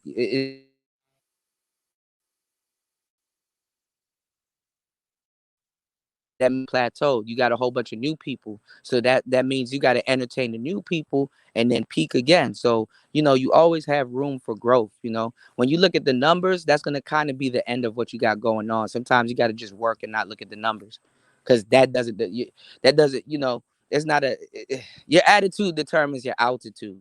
So however whatever disposition you got towards them numbers, you got whether you're optimistic or pessimistic, that's going to determine your altitude. you know and the Yeah. higher you are doesn't mean that's the highest you're going to get. You can either go higher, you can drop lower. Some people drop lower and then shoot higher. That's Mm-hmm. what's his name was supposed to do, Derek Jackson. But he missed his window, he missed his threshold, so now he grabbing for air. I would have just went straight red pill if I was him. I would have just been like, all right, bitch, you got me, but you're not gonna leave though. So, and then he could either go back to what he's doing or just Mm-hmm. start being real with his audience. But that's the thing, Well, when he had like a lot of a big like church audience. So yeah, but them I don't them know if they're people gonna don't. go with the red That's the pill. well. See, that's the thing. You want genuine people. Survive. You want Oh. to find your 300. It really takes 300 people for you to be successful, and Mhm. anything and everybody around you to be successful. It really takes only just 300 people supporting. That's Yeah, all it really yeah. takes. That's how When you look at E40 and Kevin Too Short. Samuels, They OGs, but they didn't had a core audience. They no, but look, they no, but they look at got this. more gold records. Some dudes got 2 platinums, and you don't hear from them no more. Platinum. I'm just saying, There you go. diamond albums, There you and you go. don't There hear you from them. go. Yet Because some look dudes at come out with 10 gold albums. Kind of no, like but Maze and no, but look at Frankie the Beverly. irony. Look at the You know what I irony though. mean? They've Look at been the irony lasting a though. long time. Go ahead.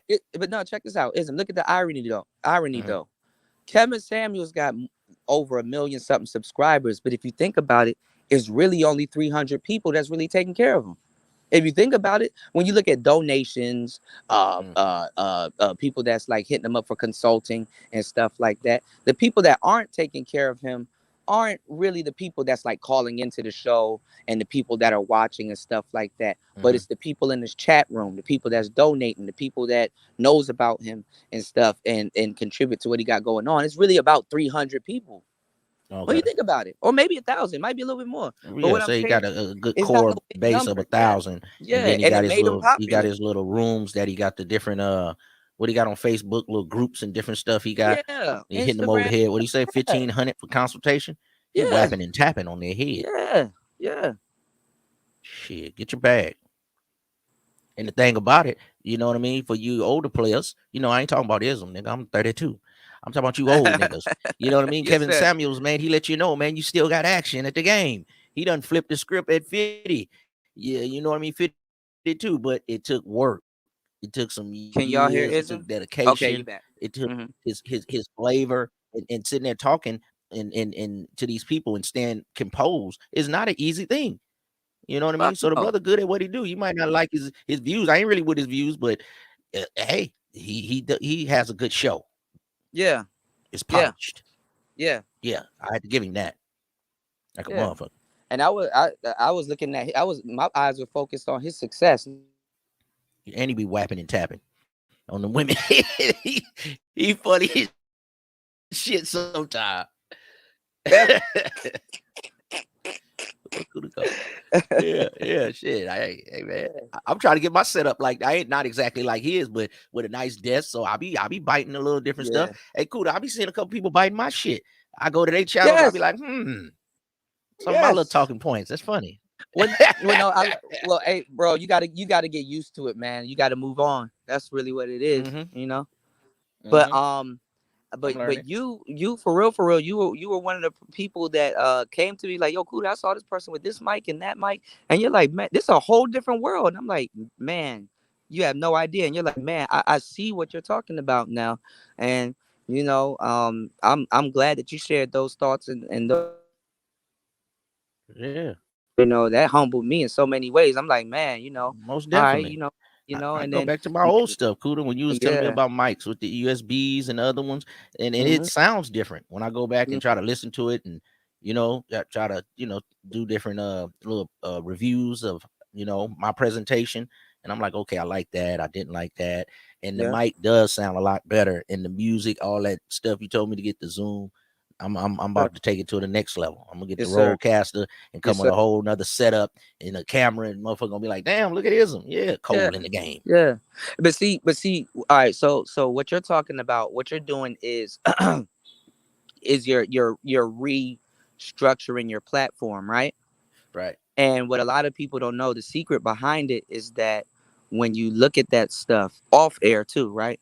Other than your online presentation, that's gonna make you. It's like a second win. It's gonna make you do a whole nother slew of shows, and it gets you in a whole different mindset.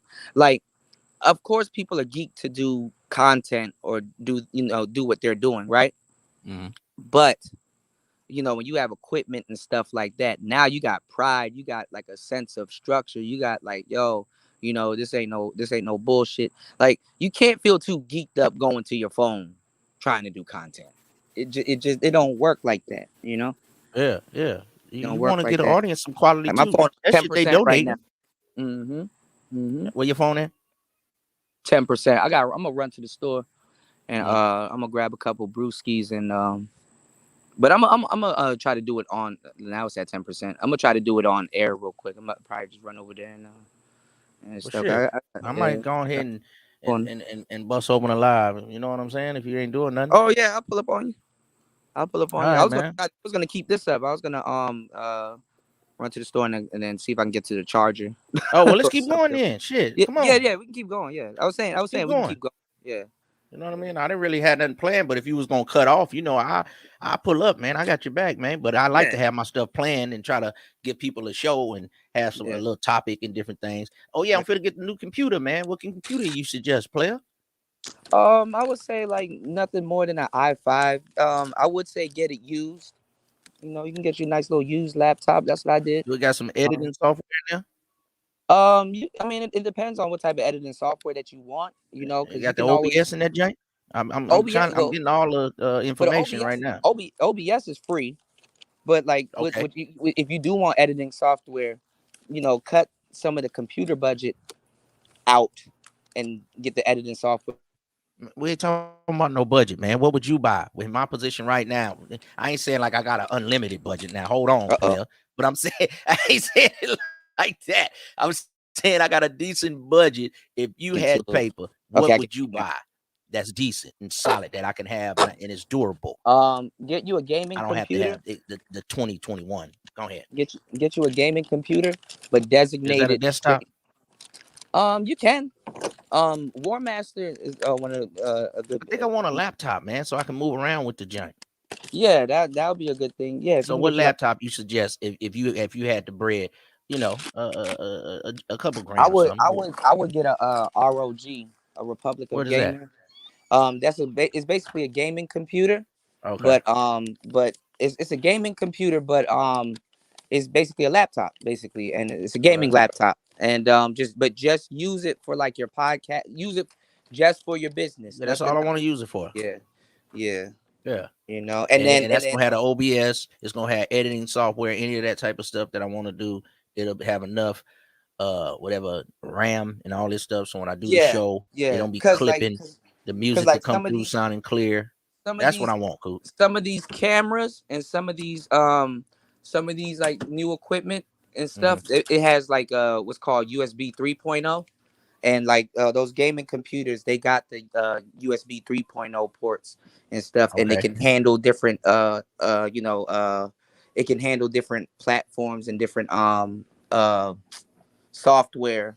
easily. You know what I'm saying? So you Okay. want to get nothing more than an i5, i7, or i9. Okay. I won't get nothing too old, but I don't have to be like Yeah, brand the you can get newest shit. a nice I'd say 2016, 2017, 2018, 2019 computer. That's kind of old. It's not old. That's old, Cuda. I mean, I it ain't saying I seems gotta like it get is, but I ain't gotta get the 21. I need about like the 20 version of the 19 I right mean, up you under can. there. Yeah, you can. I mean, Trying ain't to get nothing wrong something with gonna it. last for a while. I don't have to buy Uh, nothing for another 4 years or something. You know what I'm saying? I got yeah. this. This is it. Instead of me getting a used one, and then in another year or two, I'll be ready to get another one. I want No, to get because one now that's gonna last another good 4, 5 yeah, summers. 5 years. Yeah, yeah, Yeah, I want yeah, to get a run out this next one. yeah, yeah. You can get you like a 2019. That's I what I'm would, saying. yeah, I Something would say like that. don't go I no want to less go than on and go for it. yeah, don't go no less than like 2018. You know, Okay. because Okay. some of those computers they're kind of like cars. Like 2018 was a good year, so they use like a certain chip. So some computers are different than other All ones. right. What's So that about a stack? probably less if you get it used. You know. Oh man, I ain't mess with that on this round. That's So what I did on the last round. I went you want from the something phone you want to something the brand new. yeah, I went from the Okay. phone to this computer I already had as a HP all in one, and I just rebooted it for like 150. Have been sitting around. I was like, oh yeah, I got a computer right here, and Yeah. it's got the just all in one, and I got a separate little keyboard to it. This time I'm Yeah. gonna go What's going on, something Ivo? nice. Uh That way I can share the video. I don't want to be yeah, dinkering you don't want to around. I be don't want it to worried. You move don't want to be slow. worried about that stuff. I got you. Yeah, I want to get something nice, brother. Now you saying about a stack for a 2019 or something. Now that Yeah. sound cool. Yeah. Eight That nine or hundred. I less. want to get a nice one. Yeah. Hmm. Yeah, you're Even good if with it's like 1100, I might get the motherfucker. But I don't know if I want to spend 2,000 on just the computer because I want to get a separate camera. I use the computer camera. well, What you say? don't ever spend 2,000 on a computer. Get like something that's like what's going on, India? Misha, what's going on? Shout out to everybody here. Hold on, I wasn't even looking at the chat. Q, what's going on? Get something like around 1,500 at most. You know? Yeah. Yeah, Okay. yeah. So Because no MacBook. So even the 15, MacBooks is out. even 1,500 is steep. You can, but Macs are a little bit different. PCs are easier to work with. That's what I've been kind of working with. Yeah, Only and then yeah. but I'm that's not the really an thing. I man. Certain things you can only use on Mac, and then certain things you can only use on PC. But for the most part, PC is the best. And I've been on PC. It'll be a Yeah, whole new thing. Yeah, yeah. My youngest, they all appled out. I'm really yeah, Android on all my stuff pretty much. yeah. Yeah, Let me yeah. charge my phone Okay. for a little bit before I run. But yeah, I mean, yeah, you can do a lot. I mean, it's just that because like Apple is good, but certain programs is like a workaround. You know, you kind of Okay. have to go out of your way to do What certain. was I at the other day? I think I was at C Hove. Shout out to C Hove. He told me Yeah, he see was over. saying Yeah, Lano next, Lano somebody, Lennox Linux or somebody probably, computers. He was showing me something about 8, 900. probably. Yeah, He was giving me some game on some good nice yeah, laptops that I yeah, could use. And he was like, man, you don't have to spend 2, 3 grand. You can spend this 700. You can spend this yeah. 900. He was showing me a Yeah. few of them. Well, see, this is the thing too. The reason why I was saying equipment also because when you dry shoot stuff and it sounds good when you Mm. stream, because like you're more accustomed to streaming, so you won't be doing too much editing. But Yeah. if you had to edit, yeah, you're in good hands. Yeah, man, I might want to step my game up, man. Yeah, I'm out here. Y'all already see my big head face. Shit, yeah, I'm gonna pull up. You know what I mean? Make some little videos outside and shit, man. I might have to get the tripod on a motherfucker, man. yeah, Trying to yeah, up my game. I want my yeah, shit to look like something. The game's supposed to look like something. It ain't supposed to look raggedy and vagabond. yeah, I gotta yeah, make it look like something, man. yeah. Because Yeah, your PC is polish on my basically game.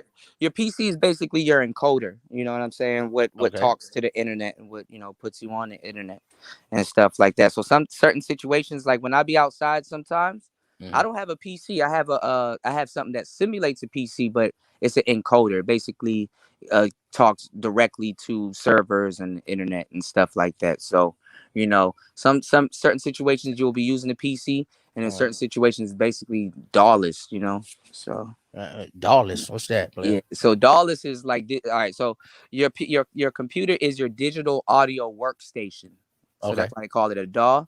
And then DAWless is like just straight analog. You just use on hardware and stuff like that. So Okay. yeah, so like when when we talk about those plug and play mics, what they're doing now, technology wise, is they're selling those plug and play mics with software. So the Mm. mic don't necessarily have to be good, but the software is good. So Okay. Now, yeah. Kuda. Now I'm about to go to my channel. That nigga stole that from me, man. Kuda got that from me. Now, I Right, don't want told him what Dollars did. That he don't know right, what he talking about. right, He right. stole that from me. I'm the one. I'm the one. Don't stop. I'm the one. Y'all people Yeah, crazy in here, man. yeah, This yeah, management stuff is nuts. yeah. Shit. You know. But it's all good, man. I'm just figuring the game out. You know what I'm saying? I'm gonna make my plays. I just been staying in my box, man. Let me stay over here, man. That's how you stay out of stuff. You just stay in your box Yeah, you mind and your business. chill. Yeah, I Yeah, mind my yeah. business. You Cause did. anytime I go somewhere, it's always some fuck niggas starting some shit with me here for no fucking reason. It's like, Well, you bro. know you a good brother. You know what I'm Yeah, saying? man. I mean, shit. I mean, I don't bother nobody, bro. I be chilling. I just, say what I say. I know some of the stuff that I say is not the most favorable stuff, But but brother, like, I don't. If I don't know about it, I'm not gonna talk about it. You know but what I'm brother, saying? Certain places I go places, I'm a student. Certain places I go places, I might be a bit of a teacher, but for the yeah, most part, I'm a student of the game. I'm always down to learn. yeah. I If think some you're things you just ain't gonna win right now. You done edge yourself out. You got everything off your chest. Now just move forward. You know what I'm saying? As men, and just go ahead, and we're gonna have to agree to disagree, brother. And yeah, you do your thing, I'm gonna do my thing, and we're yeah, gonna move forward. And yeah. if No when hard feelings. when Yeah, people keep opening up the wound, even when you have people on your show, just say, hey man, we moving on. We yeah, moving on. Let's not keep yeah. opening up that wound. Let's go on and put some peroxide. Let that thing heal on up. You know what I Yep. mean? We're not Yep. even gonna mention. We're gonna just move forward, family, and make Yep. that a rule. And out of sight, out of mind. Just keep Yep. moving forward. Yep. Because Yeah, yeah. there's a Be the thousand best ways. version of yourself. There's Shit. a thousand ways to skin a cat. So You who am did. I to, if you skin your cat that way and I skin my cat this way, who am I to stop what you do? Yeah, A yeah, lot of yeah. guys here, they feel privileged. They're like, man, he trying to scam us, or he trying to, bro. Look, with all due respect, some of y'all are not that special for somebody to go out of their way to try to scam. You know. Yeah, I hate to yeah, say it man. that way, but that's really what it is. Like, I'm not trying to swindle nobody. I mean, if it don't resonate with you, it don't resonate with you. That's all. Yeah. Yeah, man. We all learn from each other. You What's brothers going are on, some Andre? intelligent brothers. I done learned a Yeah, lot coming into space. I got my little expertise. You yeah. know what I mean? Sometimes it might be, quote unquote, y'all don't like game. I'm Okay. I'm It's gonna tell you just though. some knowledge, man. Just knowledge with a twist. Just call I'm it that. I'm But gonna you tell you brothers though teach me too. a lot too, man. What you I'm gonna talking tell you about? though. Like it's one thing to learn how to podcast, right? And Mhm. do what you're doing now. You know what I'm saying? Because now you got the game, and you can teach people how to do what you're doing. I'm pretty sure people look to you for knowledge and tutelage and stuff like that. But the big part, especially in spaces like this, is keeping your head together in the midst of doing that. You know, and that's nothing short but a miracle and just straight up knowledge and dealing Man. with people and stuff like that. Keeping your head together while you're trying to upgrade and do what you're doing. You know what I'm saying? Yeah. And Yeah. putting out your content first of all, because that's another thing. a lot of people don't understand. When you're head in a fucked up space, man, you're gonna be, you know, you don't want to put out no fucked up shit. You know, just Mm-hmm. you don't want to make stuff about you. You know, when I talk about game and stuff like that, what a lot of people don't notice, I leave myself out of the equation. I just tell you the answer. I Mm-hmm. give it to you straight up, but but at the same time, I leave myself out of it. You know, I don't come on here and brag and tell y'all how much I make. You know, if it come up, I might happen to mention something, but I'm not up here. Hey man, I identify myself because I make 70K a year, and this is how you need to treat me because man, fuck that. You know, I wouldn't even brag about that shit because like, bro, you make 70K a year, the next year you probably make 50K. Next year you probably, so Different people have things that they value. Some people value people that make a lot of money. He may make a lot of money, but he still could be a pompous asshole. yeah, So I don't just look at people just because of their money. I try to treat people the way I want to be treated. And yeah, just because you got a big old bag, that don't mean you're gonna get the right woman, man. It's a right. mixture of things. That's what I try to help brothers with. You're gonna have to have some confidence. You're gonna have to have some style, and you're gonna have to have you some wits. You're gonna have to have some street smarts and book smarts so you can see things going. You have to have you some social skills. Well, You have to have you some flavor. You the need streets will these teach you. things, man. The streets will teach you a lot because some you run into niggas that got a big bag and it's like, okay, this nigga got a big bag, but he got a coke habit. You understand? He goofy as a motherfucker. So he has to have a big bag to support that. It's a dude like that now. Right? He's a functioning alcoholic. Yeah, This man mother has carried him his whole life. He would what you would call well to do. yeah, I should do yeah. something about it on my thing. He lives up in the hills. His mom left him a like $1.7 million house, like not all the way up on the hill, but halfway up the joint. And she done took care of him forever. Mm-hmm. She had like 60 grand in cash just sitting around from rents that she got these 2 other rental properties now that his mom passed away. She got it set up to where he gets annuity checks every 2 weeks. All he got to do is get the annuity checks, collect these other rent from the rental properties, and he's got a $1.7 million house. But She he basically can't. left him a business. Yeah, but he can't put it together. He get these vagabond, raggedy, almost crackhead women, and Mm-hmm. he drinks a lot, and he round here wrecking, and he got a nice car. Went and bought him a damn Bentley. Mm-hmm. I said, man, what is wrong? And he damn near halfway in the hood. I said, man, you gonna run into trouble. People gonna try to rob you. You got these crackhead, bro. Even though he got the bag, his mama left him everything, but he just can't put it together, Kuda. Smashed up the gray one, bought me a red. So it's not everything how you think. I just got the money, then everything gonna work out. No, Yeah, man. that It's money, a mixture of things. that money will fuck you up too. I'm talking about sloppy drunk, where it's coming out as pores. Yeah, hey, and that's why when I say like, yo, some of y'all are lucky that you don't have money like that because if you can afford to sabotage yourself, you do it. You pay for it. You pay for that shit, man. That shit a blessing. People don't look at it. I mean, it's crazy in that way. But if you look at the black pill of the situation, bro, sometimes it's best you don't have paper because you sabotage yourself if you Yeah, can afford to. yeah. Sometimes good you can't I afford to gotta, I gotta, sabotage. I gotta save some of these stories. I got another story where a guy, mom, got hit by a bus, and they gave him and his brother like $2 million each, and it didn't turn out good with that money in the hood. And I wasn't Yeah, trying to rhyme right there for real though. You yeah, know what I mean? It wasn't good. yeah, You know what I'm saying? yeah. It be People like coming at him sideways, know he had that money, man. I'm yeah, gonna tell y'all the story later, man. But that yeah. money can be a cold thing. I think the slow grind, the build up is the best thing because then we It is. say most It is. millionaires are not millionaires to It is. 62. It But I is. know everybody want to be rich at 25. I Right, understand. right. Well, that's because you got Instagram and the internet, and then the dopamine being stimulated and Instant, stuff. Like, instant. yeah. So, so that's the thing. Like, that's why they said there's a difference between rich and wealthy. See, rich people is Hmm. have money. Wealthy people, they can lose that money and get that shit right back. Yeah. Oh yeah. You They know. got assets and stocks and different things that they're gonna get money. All you got to do is go to school and grow up and be 18. You're gonna come into some money. That's what I was Right. saying. That's the thing I gotta why a go out. lot of black people are so mad because we don't just have our bag together. So it makes Mhm. us more angrier. Because when you got paper, you ain't mad. You ever see white people driving? They have a smile on their face and shit while they're Right. driving. I gotta go out. Right. Niggas be mad. What you looking at, nigga?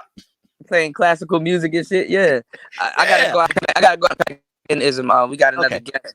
Shout outs to Professor J. He said some real shit right there. Pay your man enough, he'll walk barefoot into hell. That's some real shit right there. Give me one Mm. second.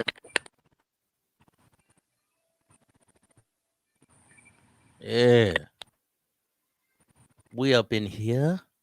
We in the Cuda sphere. He is DJ Cuda, the best damn DJ in the manosphere. Jack. All right, all right, I'm back. Can you guys hear me? Okay, hold on. Can you guys hear me? Yeah, we can Yeah, hear man, you. what's going on? Okay, I can hear you now. Okay, okay. What's going on? What's going on, DeAndre? What's Shout going out, on, man? shout out to Professor J. That's some real shit right there. You know. Yep. So yeah, jump in, brother. Yeah, man. I'm like, Ism ain't. What's up, Ism? What's going on, man? All right, how you doing, brother? Salute. What's going on? Nah, man. Ism telling the truth, man. Like the hardest part of not having money is two problems: is having too much of it. Yeah, especially if you don't like if you didn't get any type of tutelage on how money works. You know what I'm saying?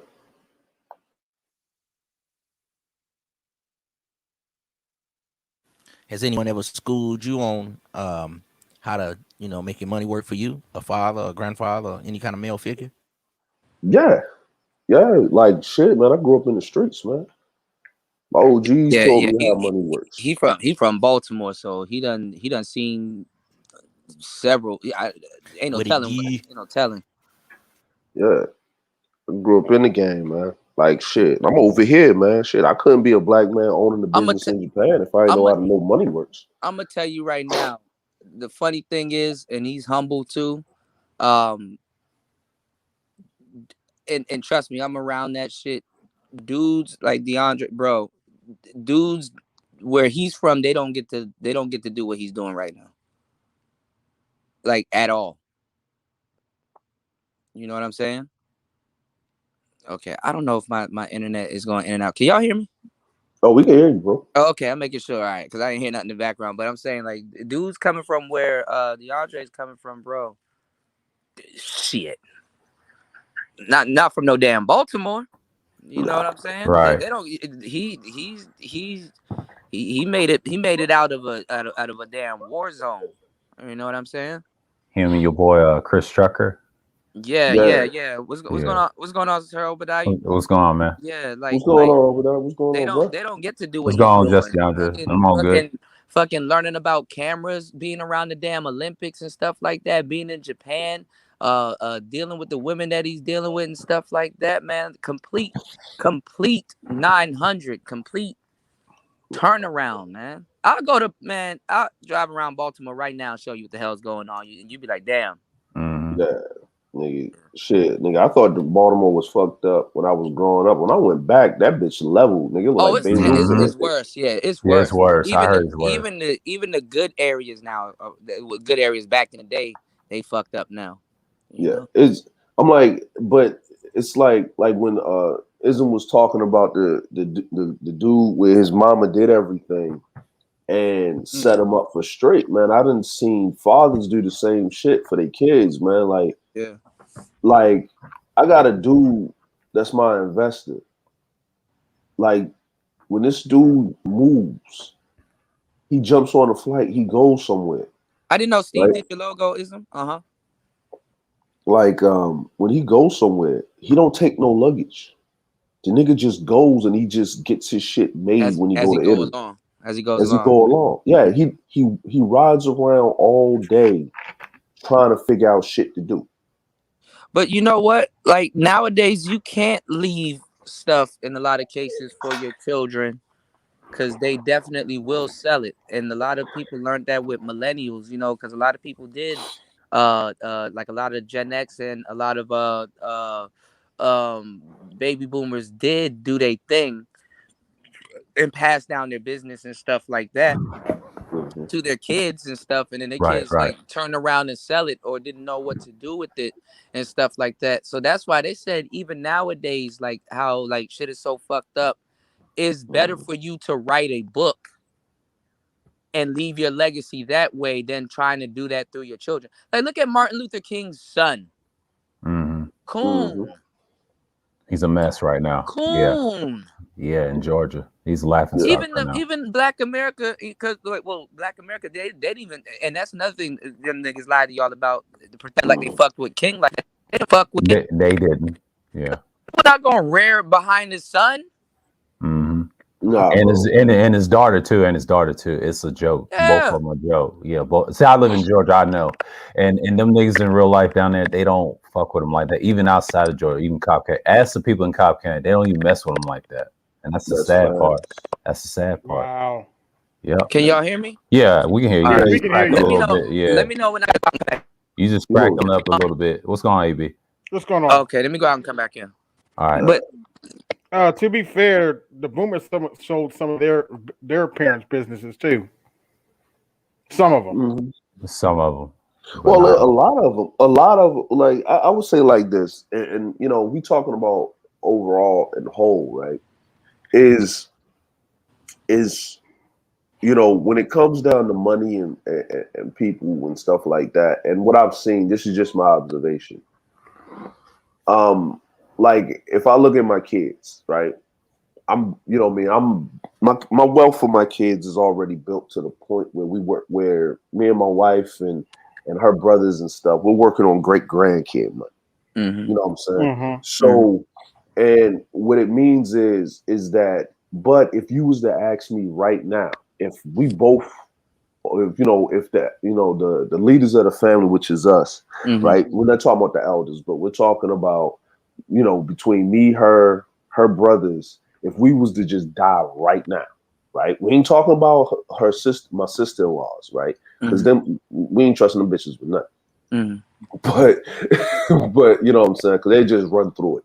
You know what I'm saying? When it comes down to the money aspect or whatever, and if I was to look at the kids, right? My oldest son, my middle son, and my youngest son. My youngest son, he's not grown yet. But the only person that I would trust, and this is a lot of problems with the family, right? With parents and their children. I wouldn't trust the oldest one with shit. The middle one got his shit together. Yeah, it's usually the older ones that are fucking. Yeah, You know yeah. what I'm saying? But I sometimes don't know why it's it's like that. I don't know why sometimes it's like that. see, this is the thing with parents is you have to be real, right?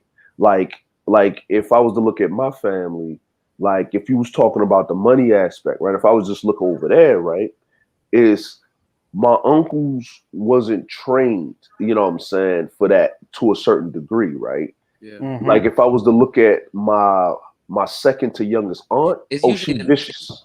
it's She usually vicious with the money. it's Like usually she the don't play. mid child. I don't know why it's usually the mid child or the baby one that will keep it. They'll be better at it in the future because the oldest one will kind of fuck it up. Sometimes the Mhm. oldest is good. Depends on how you raise them. And if you didn't raise them Yeah. right, 9 out of 10. I've seen this before on both sides of my family. He goes to jail and do prison. I have a cousin named Stevie, right? He's a Gen Xer, right? They thought he was going to be something, right? And niggas in and out in jail, right? But the fuck up thing is he got street smarts. And one thing I love about him and my other cousins, the older ones that were in between the middle and older, they always fuck up a lot. But that baby knew a lot of gems with that money. They know how to spread it around the brothers. And they got rich off of like a spare amount of time. But that's street culture, period. Outside of it, you know, But you know but what that's just white people normal do? though. This is Yeah, what white people do. They yeah. like when their kids hit like 12, 13, they teach Mhm. them the business. They're like, son, okay, Exactly, this is what we exactly, do. exactly. This is how I do it. This is how I maintain it, and this is what I'm gonna train you to do.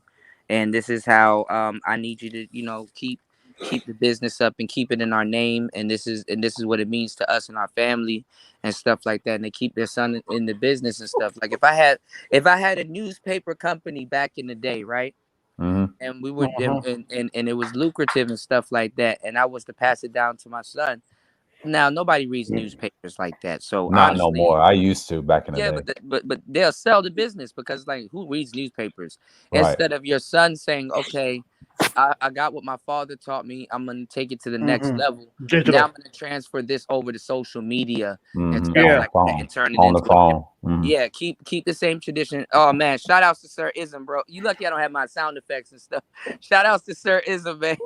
Thank you, bro. He said keep pushing player talk. Kick flip the game, man. That's a real shit.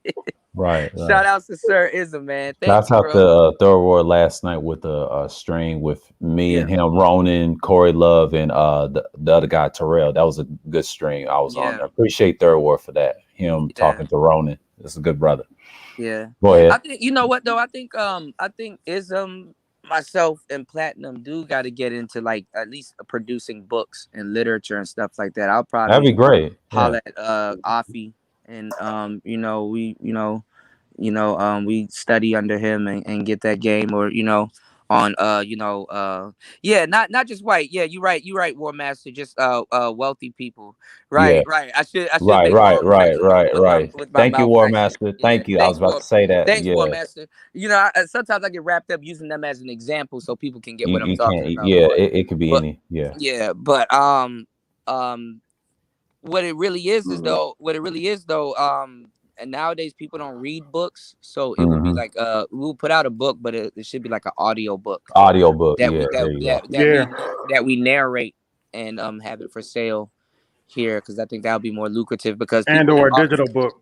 Digital book and digital book, because people are taking in audio content, and Ism, he got the gear to do that. Ism right now, if he wants to, has the freedom to do audio books all day and don't have to do a damn thing else. Oh man, I can see him doing an audiobook. Player.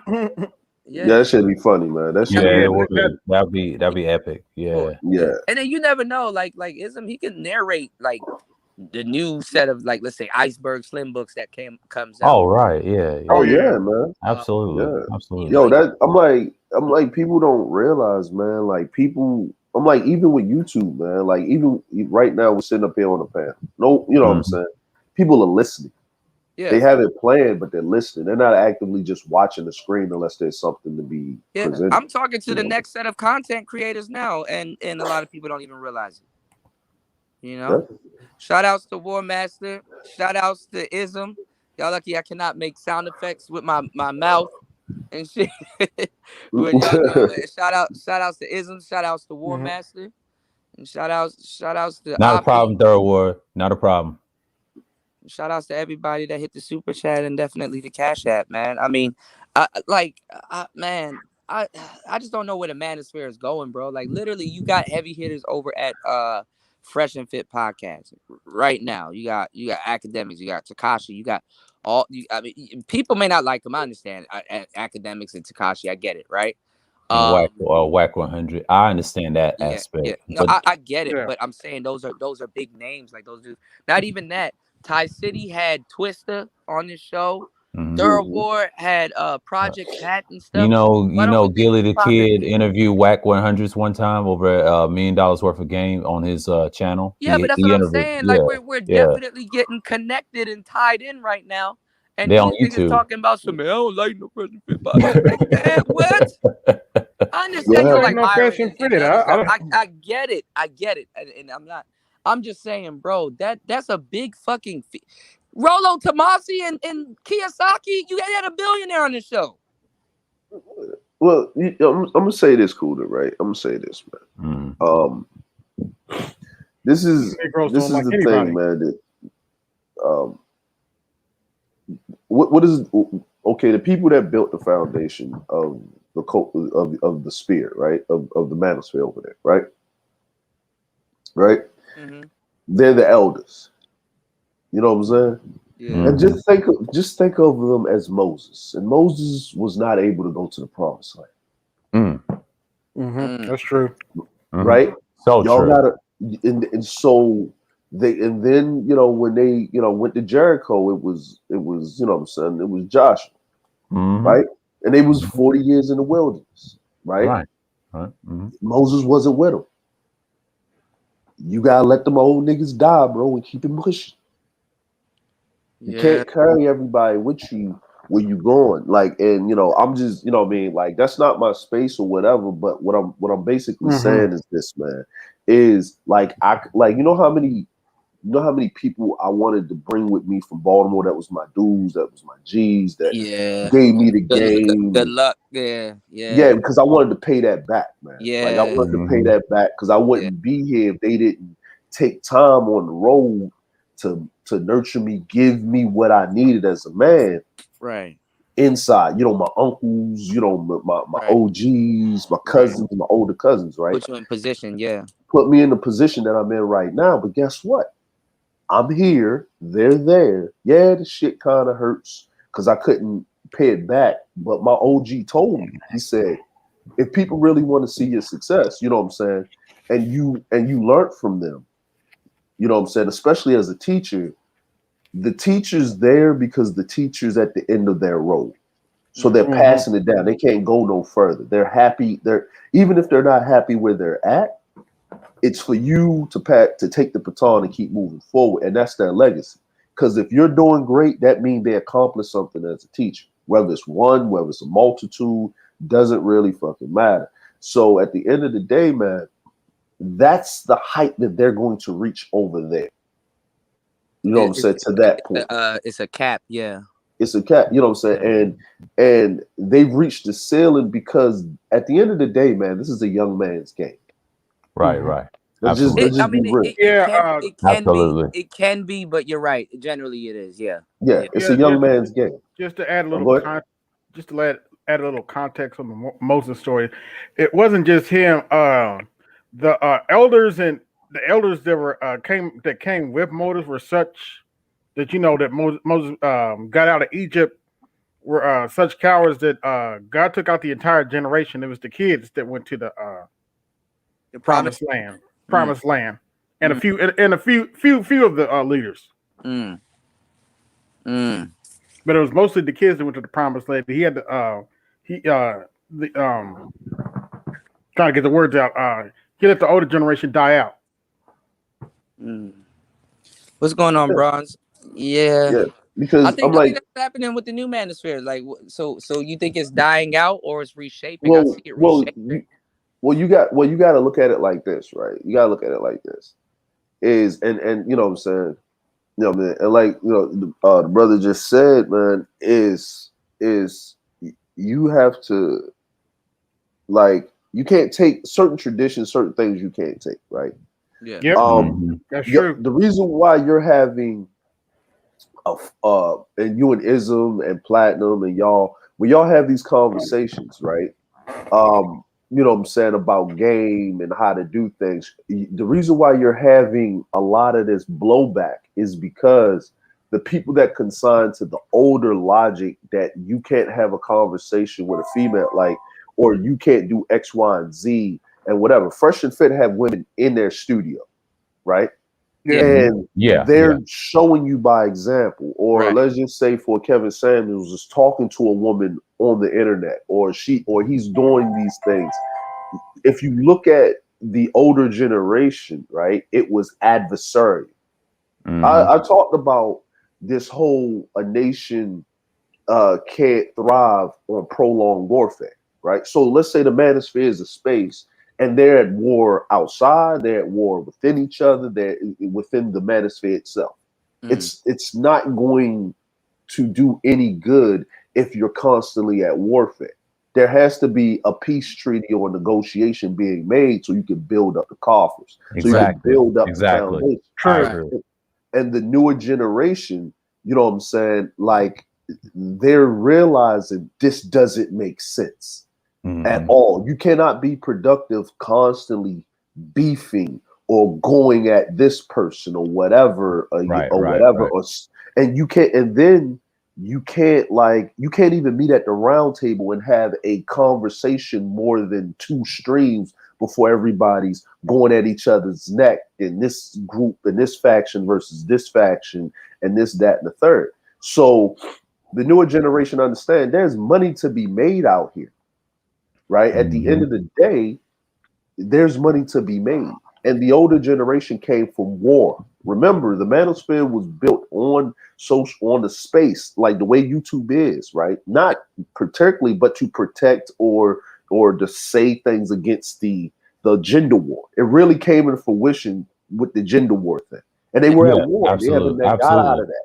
Yeah. They haven't got out of that since. They haven't got out of it since. And the reason being, it stemmed from the 1 Point era and before that, even though it was created on YouTube somewhere around 08. they Eh, died you know, protecting. They died protecting what you we. know, I wouldn't say died, but you know they well, put. you know, but Hold they on, had hold a on. stamp on the website. No, But that's what the I'm saying. sad, They put themselves and they put themselves on the chopping board for us to be doing what we're doing right yeah, now. it's And a risk. we're not It's a doing. risk. But this is Yeah, the thing though. I'm looking at it, right? And I'm like, yo, why do we call it a sector when we should call it a department? All right. Like, see where I'm going with this, right?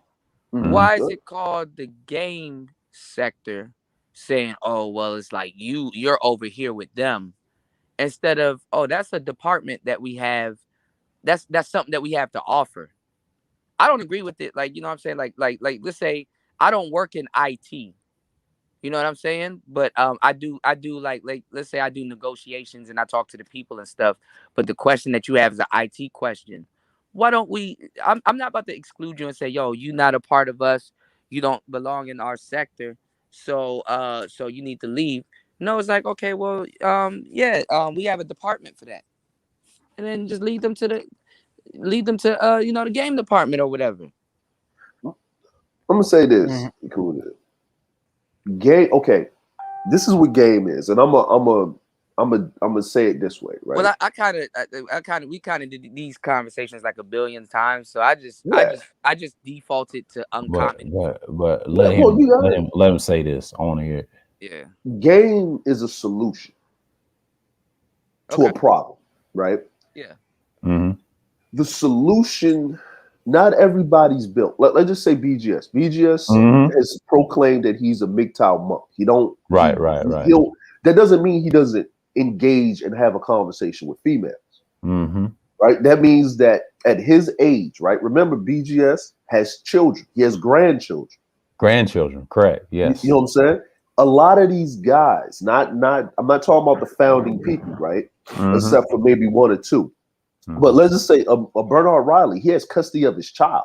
That is a Right, solution. right, right, right. You know what I'm saying? Like if you think about it, right?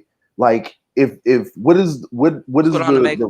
Hmm. the founding thing, right? You know, the founding thing was I was with a woman, shit didn't work out, the system fucked me because of the laws, the policies, the guy.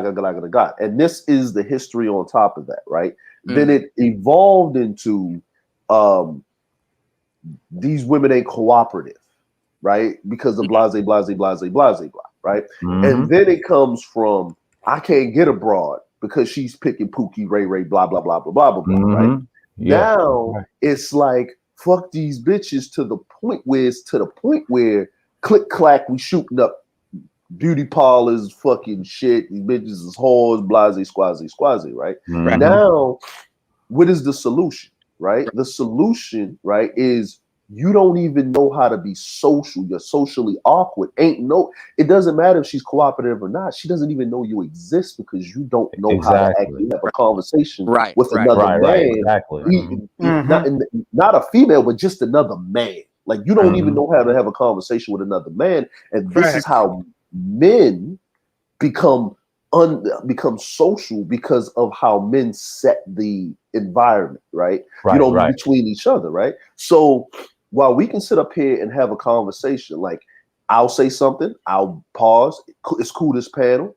Kuda runs the show. We don't have to sit up here and try to overrun or overtalk Kuda because once he says he needs something to say, we all shut the hell up because it's That's right. his spot. It's like his house, right? Mhm. And this is the problem is that when you run things rampant, every sector or community has their little 1% tinge of people that are just off kilter.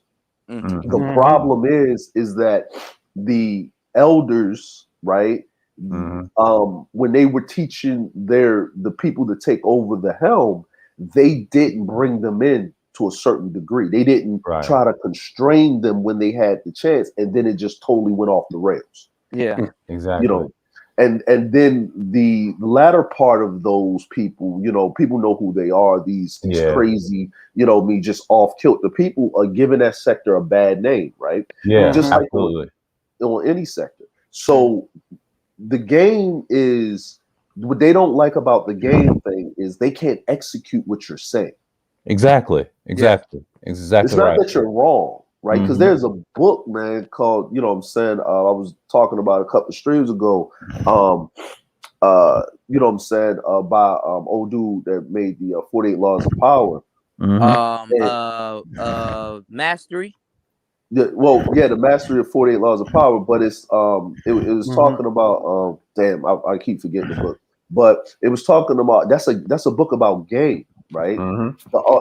Attraction, Yeah, right? you got Like 48 laws of yeah, power. You got the art of yeah, the art of seduction, seduction, and then you right? got mastery. Yeah. So that in itself is game. That whole book is broken down game, right? That's game to the fullest, and it's not just game for men; it's game for women, right? And the problem is that if you read those books, you know what the other problem is, Kuda?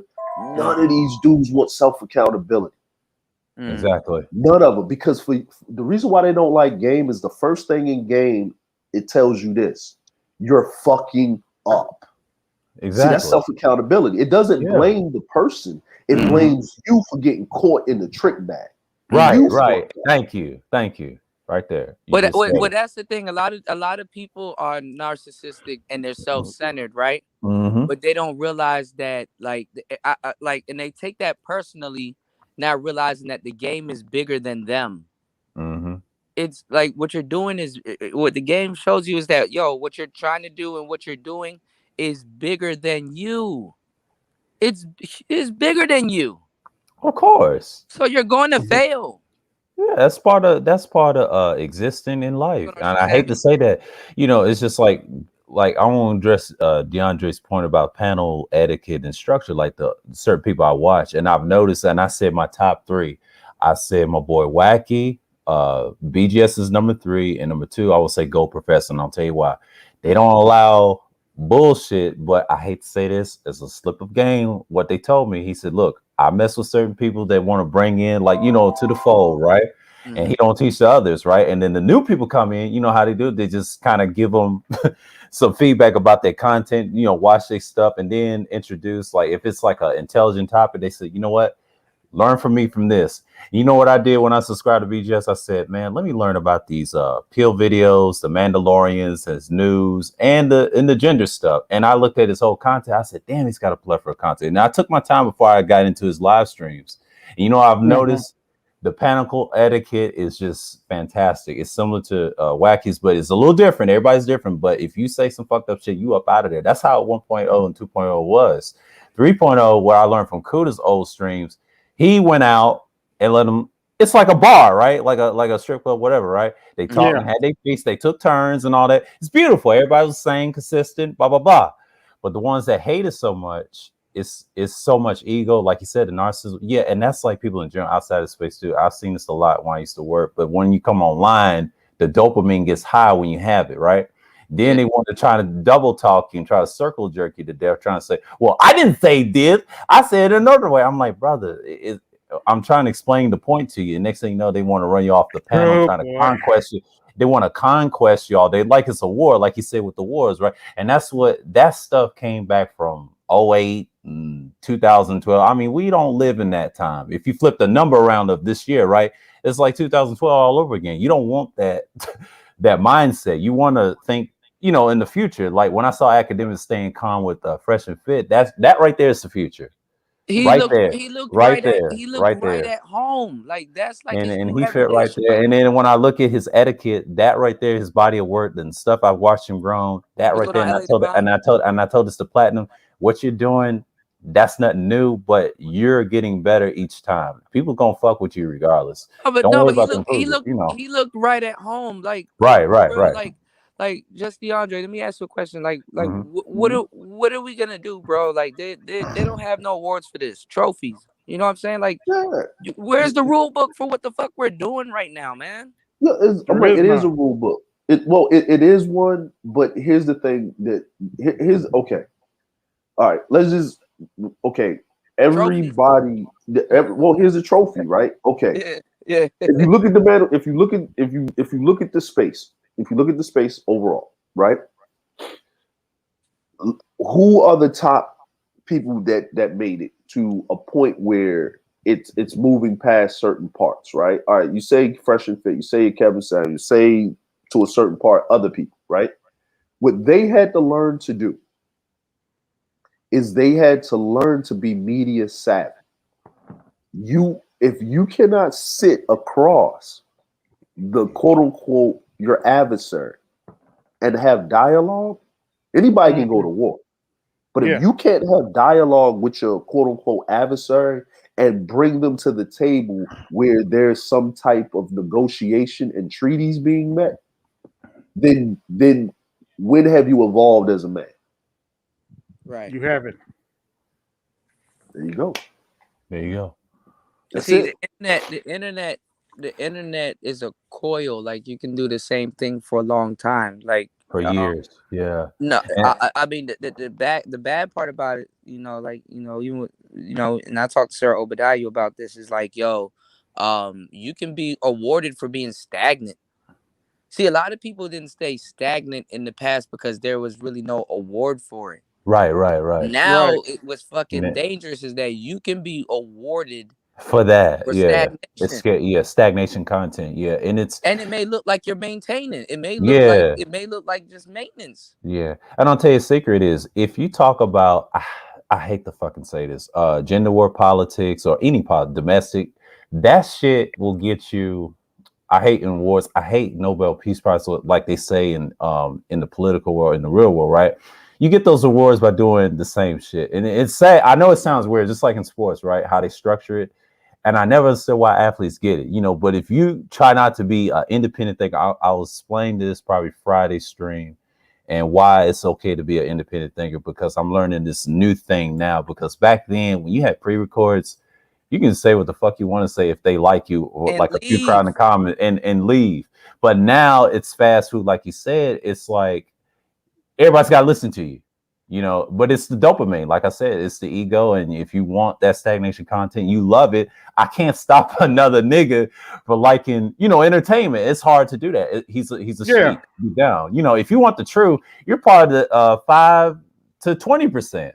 But if you're part of the big old 80 to 99%, I explained this last night on Third Words, and I told this to Ronan, they just want to be a slave. Like my man SMD said, he don't realize he's a slave when it comes to money. And it's funny how he mentioned that, you know, the person about finance. And this is why I go on Ramil's channel, shouts at him with those finance streams that he be doing.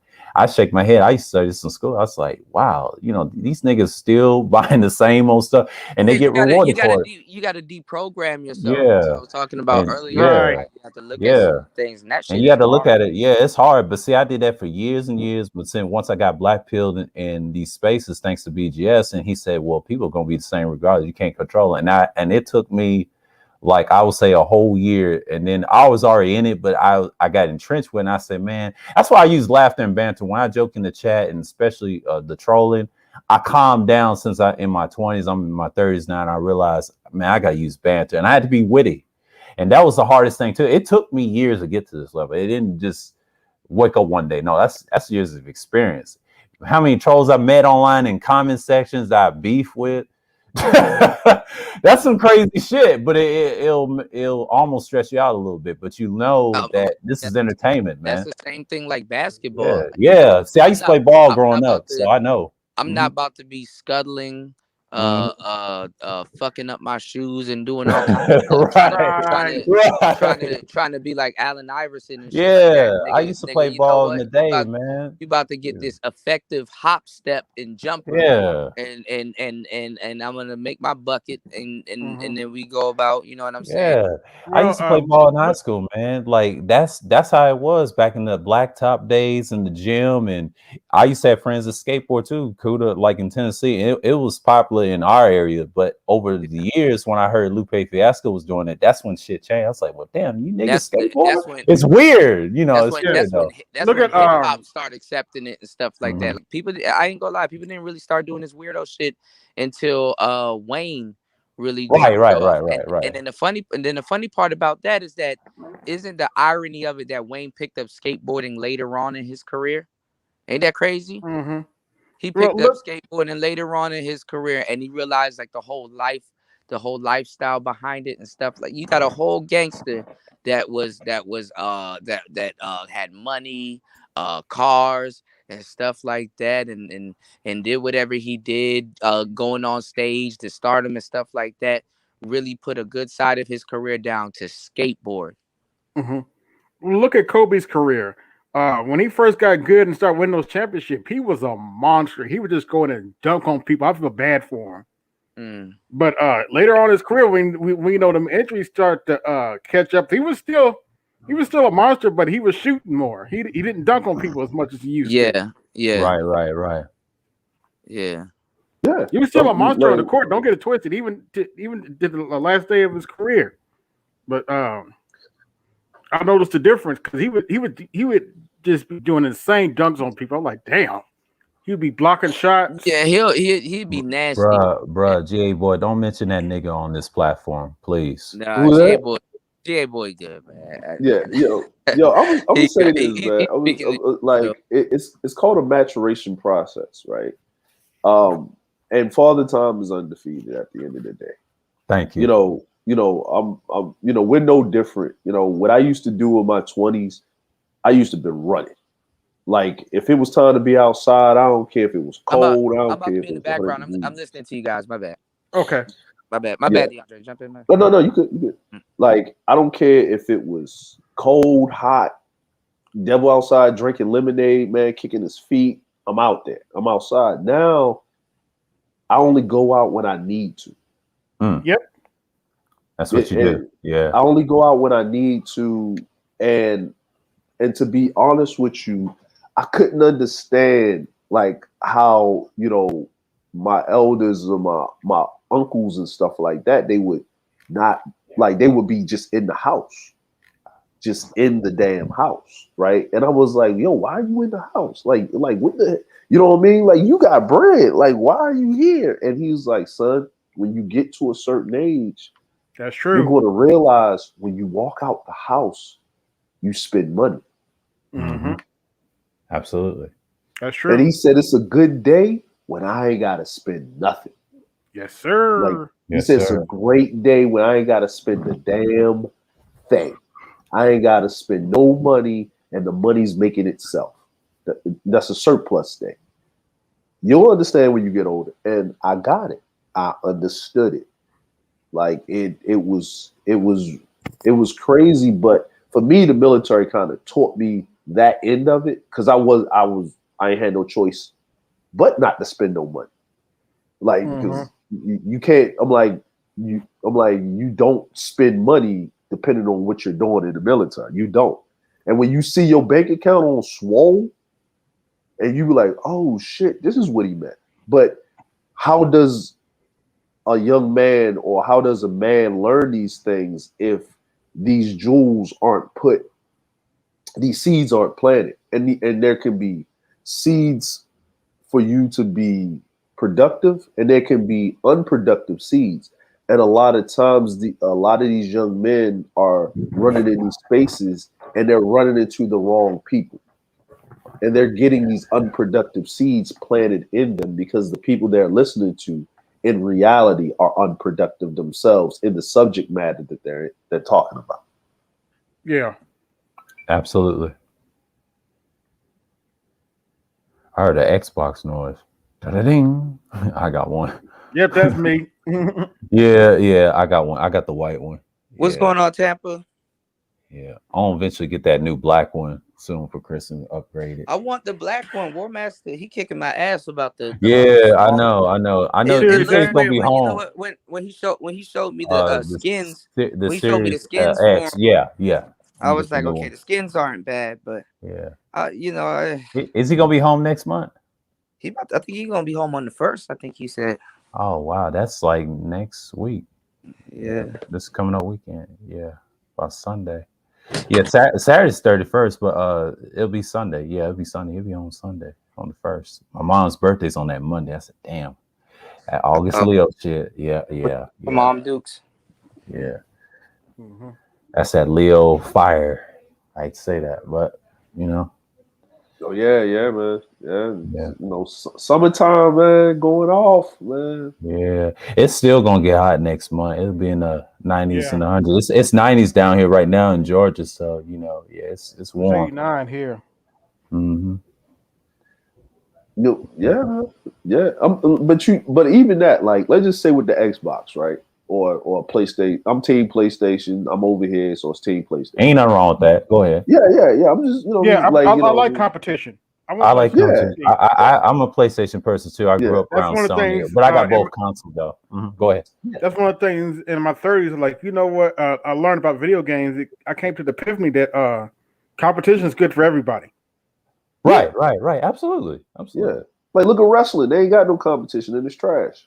Well, that's combat sports in general, man. Like I hate to say it's you. You're in constant with yourself. Even martial arts, like if you're in that sport, they don't need union contracts. Now, sports, like organized sports like basketball and that, they need union contracts. I mean, it's political. I don't like it, but if you want to really get in the crux of it, that's how those players get control. It's like the music industry. Now, You don't like AEW? They got a little competition. Well, that's I mean, they do, but I'm just saying combats, they're separate. No, they have their own little thing. It ain't like they going to war with Vince. That's different. But That's I'm true. talking about combat sports in general. Like you're competing against owners. It's not the wrestlers because they can go wherever they want. If you're that big dude, they're gonna pay you. It's just like New Jack said, if you don't keep your name, you up out of there. Like they'll treat you like shit if you're like a rook or what they say, a jobber or things like that. And the way he explained it, you got to have that money. And you got to make sure you're saving it too, because back then they were sleeping on floors. They were sleeping rough. Rest in peace. To, There's plenty of stories. They were all that, hotel to hotel, travel. All that. And insane. ECW was like the birth of that, and all that stuff. Even WWF or WWE, and but that's a combat sports period. But see, UFC, they got lucky. They got hotels now. They want to be fancy like the NBA players with those big contracts, them TV deals. You know what I'm saying? And the basketball player, football players is laughing at them because, well, they're controlled by the union. They little sports and they little federation, the Olympics. You know what I mean? It's structured. But if they ever want to go to combat sports, you're on your own. You have to be your own selling. I think almost like that's an artist. I think that's what we are in the manosphere. We like we do that that's paving the way for like the other people to come in and get paid. War Master. Paving the way for other dudes to come in and get on what we're doing today. Yeah. So other people about to come in and cash out and shit, and you're gonna get left holding back. No, it is what it is. Yeah. I mean, that's a great analogy. And what I'm saying is in two different types as well. It's all sports, but I'm just saying, but most people got to look at it. If you're in business, if you're in combat sports, that's a separate, you're on your own. You got to learn to be responsible and learn how to survive. That's man stuff, right? Masculine stuff, right? But when you're in organized sports, I hate to say it, you got to know somebody and they have to put you on, just like college and high school, even though they're trying to bring the high school players into the pros and train them, but they ain't gonna start them, and that's a good thing. They're changing the rules the way it was. Go ahead. I was about to say because we talking about these sports, right? I'm tired of seeing this. I understood, right? Right. Go ahead. I was watching the Olympics, right? And old girl, they called her the GOAT of gymnastics or whatever. She already did all the accolades, right? And she was not performing well. Like she had a messed up ankle. You know what I'm saying? Everybody knew her ankle was messed up, but she whatever. And then she pulled herself out of the team final because she was taking the team score down because it's a commutative score, right? And she said, her mental health and all this other stuff, right? Now, here's the thing. This is just me. Okay. I get it. Right, because old girl Naomi Osaka said the same thing, right? Right. She took some time off, and she was in the Olympics. She said, "I'm doing better," and then she got ousted in the third round by some chick from Slovenia, or whatever. Right? Yeah. Right, and I used to watch Good Morning Britain with my father-in-law because he's Scottish, right? And Pierce Morgan is a jerk, right? Yeah. But that doesn't that asshole was still around. No, he left. He left. No, he left. He does his own thing now. Like all that was a ploy anyway, because he was getting old and he was pissing off the new liberal Britons that watch it. So they had to get him off. Right. But they gave him his own show because he's conservative. He's like British, right? So he said, "When are we going to stop using mental health as an excuse when you just lose and you underperform, right? And I was saying to myself, it may sound harsh, but he does have a point because she was injured, but she said her mental health wasn't right. She said the reason she pulled herself out is she wasn't performing because her mentality was off. Her mental wasn't. Now, for all of y'all that don't know, they are in the Olympic Village, but it's like a concentration camp to a certain degree. They're sleeping on like cardboard beds. They are restricted from whatever they can do because of the COVID thing going on, the road popping. Right. They usually athletes when they come to another country, they get to see the country a little bit. Because that's the point of you going to the Olympics in that host country. You get to see, they can't see nothing but the Olympic Village. And then you have no fans. Because a lot of times I played sports, I did combat sports. Every athlete is injured. But you know what gives you that adrenaline? When you do something absolutely, and the crowd is roaring and you just go numb. You just go. Like it gets your mental focus to the highest level. And the hardest thing you could ever do as an athlete is perform on the biggest stage and there's no one to see it. Yeah, it's very hard. And I'll tell you why. Like I played on I think in a tryout, I had a rolled ankle and I had a brace, but I played through that shit and I didn't make my sophomore basketball team. This is high school, this is in the South. And I'm like, damn, varsity.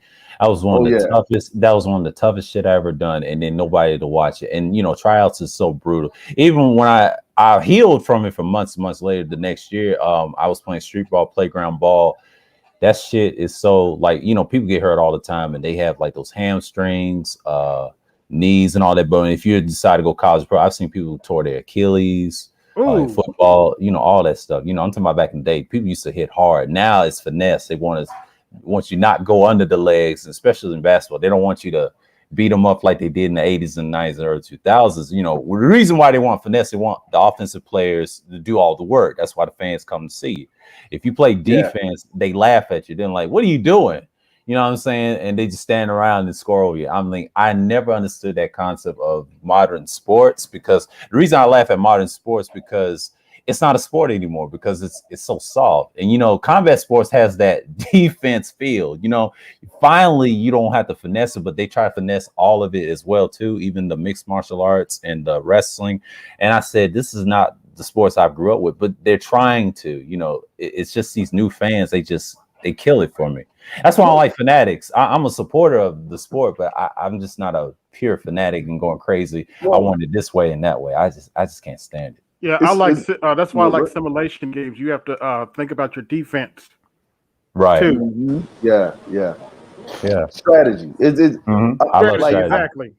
Like me personally, it's like there's two sports. Well, there was three, but there's two sports that I cannot, for the life of me, watch on TV. I have to either do it or see it in person. It's baseball. Right. It's boring as fuck to me. Right. I see it in person. I agree with you right there. Yeah, I'll see it in person. Right. And it's golf. Oh yeah, in person. Yeah. It used to be football or soccer. Right. Soccer in person. I would say that's my third. Yeah, I have to see it. Until I went to a soccer game and I like a football game basically, and I saw it, and then I could sit there with my father-in-law and I watch it because I see the strategy involved, because I used to play lacrosse. But lacrosse is more fast-paced. Like it's a big thing in lacrosse is if you make sure that the other team don't score. Because they're going to score. It's just a thing. Yeah, it's inevitable. It's inevitable. Like I can watch hockey. I love hockey. Yeah, I can watch that because it's hitting going on. It's some man shit. Like lacrosse is some man shit. Yeah, hockey's always the same. I love hockey, man. Yeah, you know what I mean? And then you can throw hands. Like you got a problem, I got a problem. You got a problem, right. Go throw these hands. All right, give me that. Yeah, give me that. Like lacrosse is the same thing. It's just without skates. But soccer soccer, baseball, every sport was a team sport to a certain degree. It's strategy, it's chess. It's the chess I agree game, with right? that. I agree with that. Yeah, And it's the absolutely. execution of a plan. Mhm. The thing with combat sports, me personally, I'm gonna just say this: a guy that's boxing, a guy that's in the UFC, a guy that's kickboxing, a guy that's wrestling, a tennis player should not get paid more than them. Right, right. You know, not Absolutely. to say they're not they because their injuries are self-induced. And what I mean by that injury is that the forward back lateral movement on their lower extremities, or the rotation of their shoulders because they're hitting the ball or something like that, or their back. You know, most golfers, they have bad hips and backs because of that torque, right? Mhm. But we seen in the UFC, like what, the last 5 of them, somebody got their foot broke on national television blocking Right, a kick. right. Yeah. You know, In knees, lower back, I would say shoulder, but not the shoulders, neck. Not the necks. neck. Yeah, necks, not all the way neck twist, but Yeah, like the yeah, hint like, of it. you know, I would say exactly. Joe's, and I would say jaws, nose, everything. You know, you're on the ground, I'm and not gonna lie though. Tennis players are in super shape though. Oh, they oh are. yeah, They got Yeah, they they have are. to be. They have to be. I don't even care for Isn't tennis, it? and They I say hate it's like tennis. a I had to couple see that in basketball person too. games. That's It's like another a. sport too. It's Did you soccer say and tennis. it's like a couple basketball games in a tennis match? Yeah. yeah. But tennis and soccer, the reason I hate them because I don't care for them because I had to see that in person. I can't watch that shit on TV. That pisses me off. I'm more of a hockey, football, and Golf is baseball type of better. guy. Yeah, Golf is better in person too. yeah, You it not a is. Roger It Roger is. Federer dude, Roger Federer, Pete Sampras. Yeah, see, that's back in the day. See, I used to That's watch back in the Roger day. Federer Yeah, and Pete Sampras go at it because and because Andre Agassi. Yeah, Andre Agassi, like, yeah. because those were for some reason, for me, I don't I don't watch tennis anymore, because when they were coming up, you know, you had the Williams sisters or whatever, but when I used to watch those guys play, it was like men playing. Like, Yo, it was like who was the dude? Who was the dude men. that used to who was talking shit all the time? Was it Federer or Sampras? Andre Agassi, Uh, I think, talk a lot no, of it shit was before. McEnroe. It It's was McEnroe. McEnroe, you Macro. talk. Sometimes, Yeah, sometimes it could be Agassi. Sometimes it could be yeah, Federer. Federer is swift and nice with it, but I if ain't you gonna make yeah, him lie. mad, he'll It's hurt you. Yeah. it's yeah. funny seeing 40-year-old niggas talking shit but can back it up on the Yeah, they tennis can court. back it Oh up. yeah, That's the yeah, experience. Just like LeBron, he does it all the time. Breaks down players, and when they get pissed off, he throws the No, right but I pass. mean, Like, I mean, I mean, yeah, the, I man. mean, the, I mean, the shape that those tennis players are in at 40 is oh yeah. Oh ridiculous. yeah, You know what I'm that's saying? great diet, Because great conditioning. Oh Yeah. yeah, yeah, they get conditioned. other sports, by the time they make it to 40, they Oh, banged they up. done. Yeah. Yeah, But yeah. see, in Yeah, look, basketball, you can get away with it if you're a Even certain golf, position. even Yeah. golf, some 60-year-old nigga would be like, Yeah. get your ass on this. I'll tell Like, all you, right. in yeah, basketball years, if you take care of yourself like LeBron and I hate to say like KD and that type, if you make it to 40 and then retire and still play a little bit, that just shows you the sport itself. Now, if you play football, it's hard. You know, Tom Brady, yeah, he's lucky. He didn't get well, he didn't get hit as much, but I'm Yeah, just saying he yeah, had a yeah, he little played help, in a you know. very he played in a Yeah. very soft division. But I'm gonna tell Yeah. you guys one thing: if football and Who's me and my that? man, Who's that basketball player that's still good though? He played for the Raptors, the ball headed dude. oh Vince Carter. Oh yeah, Yeah, Vince yeah, yeah. He he Carter. just needs to Vince get retired. Carter. back in, Yeah, bro. he He just just retired. retired, But he bro. He but just he retired. was demoted down to like a 6 man off the bench dude after a All while. that. You know what I'm Yeah, saying? Oh, But Yeah. so they But kind of the preserved him Tom off the Brady part, it bench. wasn't just a soft division, it's the coaching too. You got to look at it. Now he's playing the soft division now with the Buccaneers because he's a finesse quarterback. You got to understand. Hmm. If you hit him, you got to wrap him up. Like when the offensive line collapses, that's how you hit him because he knows he's gonna get hit. He's kind of like LeBron, he picks you apart. But if you figure out his receiver patterns, that's how you can beat him in the Super do Bowl. you think that Brady? You think that Brady's division is harder now, or you think? I think that it's when gonna he was be in the it's A, gonna well, get. hold on, when he was in the AFC East, I feel like that was a very like. Listen, they ran through that division for like I 13 years. I'll tell you this why you're saying it. The reason it's easy, it's designed that way. Like Yeah. years ago, when he got drafted, that division was all Buffalo and what you would call it, Miami. Don't get me started. Like So those teams. Then since he now took the they're Birdie. protecting Yeah, the players and stuff like that, and you yeah. think it's That's rough. new. That's Cuda. Do That's you new. Do you think I know that's new, but I'm saying, do you think we're gonna start seeing more older players now? Yeah, that's. Yeah, Look, I'm trying to tell you the rule change. I've been saying this the whole time, the whole stream. I'm just saying, like Brady, for example, his career when he came in, just like LeBron, they was beating motherfuckers down. And then you know what the refs in the league owners said? Hell no, offense all day. Fans come see me. It's about money. You don't hurt your star players. And you know what happened? That's why Tom Brady's division was easy, just like LeBron. He coached the same way. How many times he won championships? Each time when they win one, he wins one. If he doesn't win one, someone else wins one by surprise each year. Because when Shaq and Kobe, when they won, LeBron is yeah, learning. LeBron yeah, is learning how to chill, because if it was up to yeah, him, he can get them to the playoffs yeah. alone, but And the reason he he'll burn lost this himself year, out he though. had an ankle injury, and he knows that the West is not easy. It's not the East no more because they don't give a shit. They already got their favorites. They got KD. They got well, not Chris Paul, but Kawhi, because Kawhi's got an old man's body now. He's been banged up all through the playoffs. And then they got Giannis. Giannis is their boy right now. But see, he's got to show me next year, can he do it again? Nah, You know what I'm saying? I'm But gonna But I'm the say, thing just about it saying. is, I don't think that Brady was ever the NFL's boy though. He was never like that I was guy. Brady actually has a vendetta against the NFL. The NFL I has a was vendetta Well, against him. hold on. that's what you're saying as a fan, I was but like I believe the back then. NFL that is their boy in a way. You gotta look at it from a, I don't want to say a racial perspective in NFL. No, that's yeah, their boy. You have to look Look, at it that yeah. way. And back You he then. can't. did They tried to suspend him multiple times. Hold on, y'all. Um, But because he had to. back then, a Steph Curry could never make it. Like, it was Oh, rare Of that Allen course, of Iverson made it. course, yeah. But But now, right, really? yeah, he's He yeah. could good. have. I was What's like up? this. I'm gonna say it Mhm. like this with Steph. Hmm. With Steph, he would adjust it. And the reason why I say that, like when people say certain things, You I think he would have been say, an anomaly? well, he would have been an anomaly because think about it. You had Spud Webb, Muggsy Bogues, and you Mhm. had Tim Hardaway. And But they then you were had Isaiah whipping Thomas. ass. Like, Yeah, will put You know Tyrone what I'm Muggsy them Bogues. Yeah, niggas you will said put that. a Yeah, Okay. them niggas will yeah, put a stinky finger in your eye. All that. yeah. But that's what I'm And saying. He and would and have Manu he would have Ball and adjusted. what you call it, Georgie Mirror's son, those tall Yeah, players, but they play with great players around them. But like I was yeah. saying before about Tom Brady, the reason he got those suspensions, he broke the rules. They let him get away with other stuff. But you understand, a lot of players are not NFL darlings, and the reason why I'm saying a media bias, of course, they're gonna pick Tom Brady. You have to look at it like that. They try to pretend they're disciplined. They don't care if he gets disciplined. He gonna come right back, go to the Super Bowl game. People get mad. They say, why go to Super Bowl? Well, that's their dog. I hate to say it. It's just like LeBron. But when they leave, they find somebody else. You get replaced. And see, they're feeling it right now. See, back then, no. he was the tail, Nah, I don't see it because if you look at the media, if you look at like ESPN, Fox Sports, or whatever, the Mm. teams that really get a lot of like, I don't understand how the I'm from but Philly or but you whatever, got but but I don't you have to wait, hold up, how the hell does the Cowboys like this squad is mediocre to sell I'm tell below you why. 500 every year, and I'm they tell get you all why. this damn media coverage I'm gonna every tell year? you, I I'm don't gonna tell you, understand. I'm gonna tell you this. It's a bias. Like I said with the Brady thing, it's the same Yeah. thing.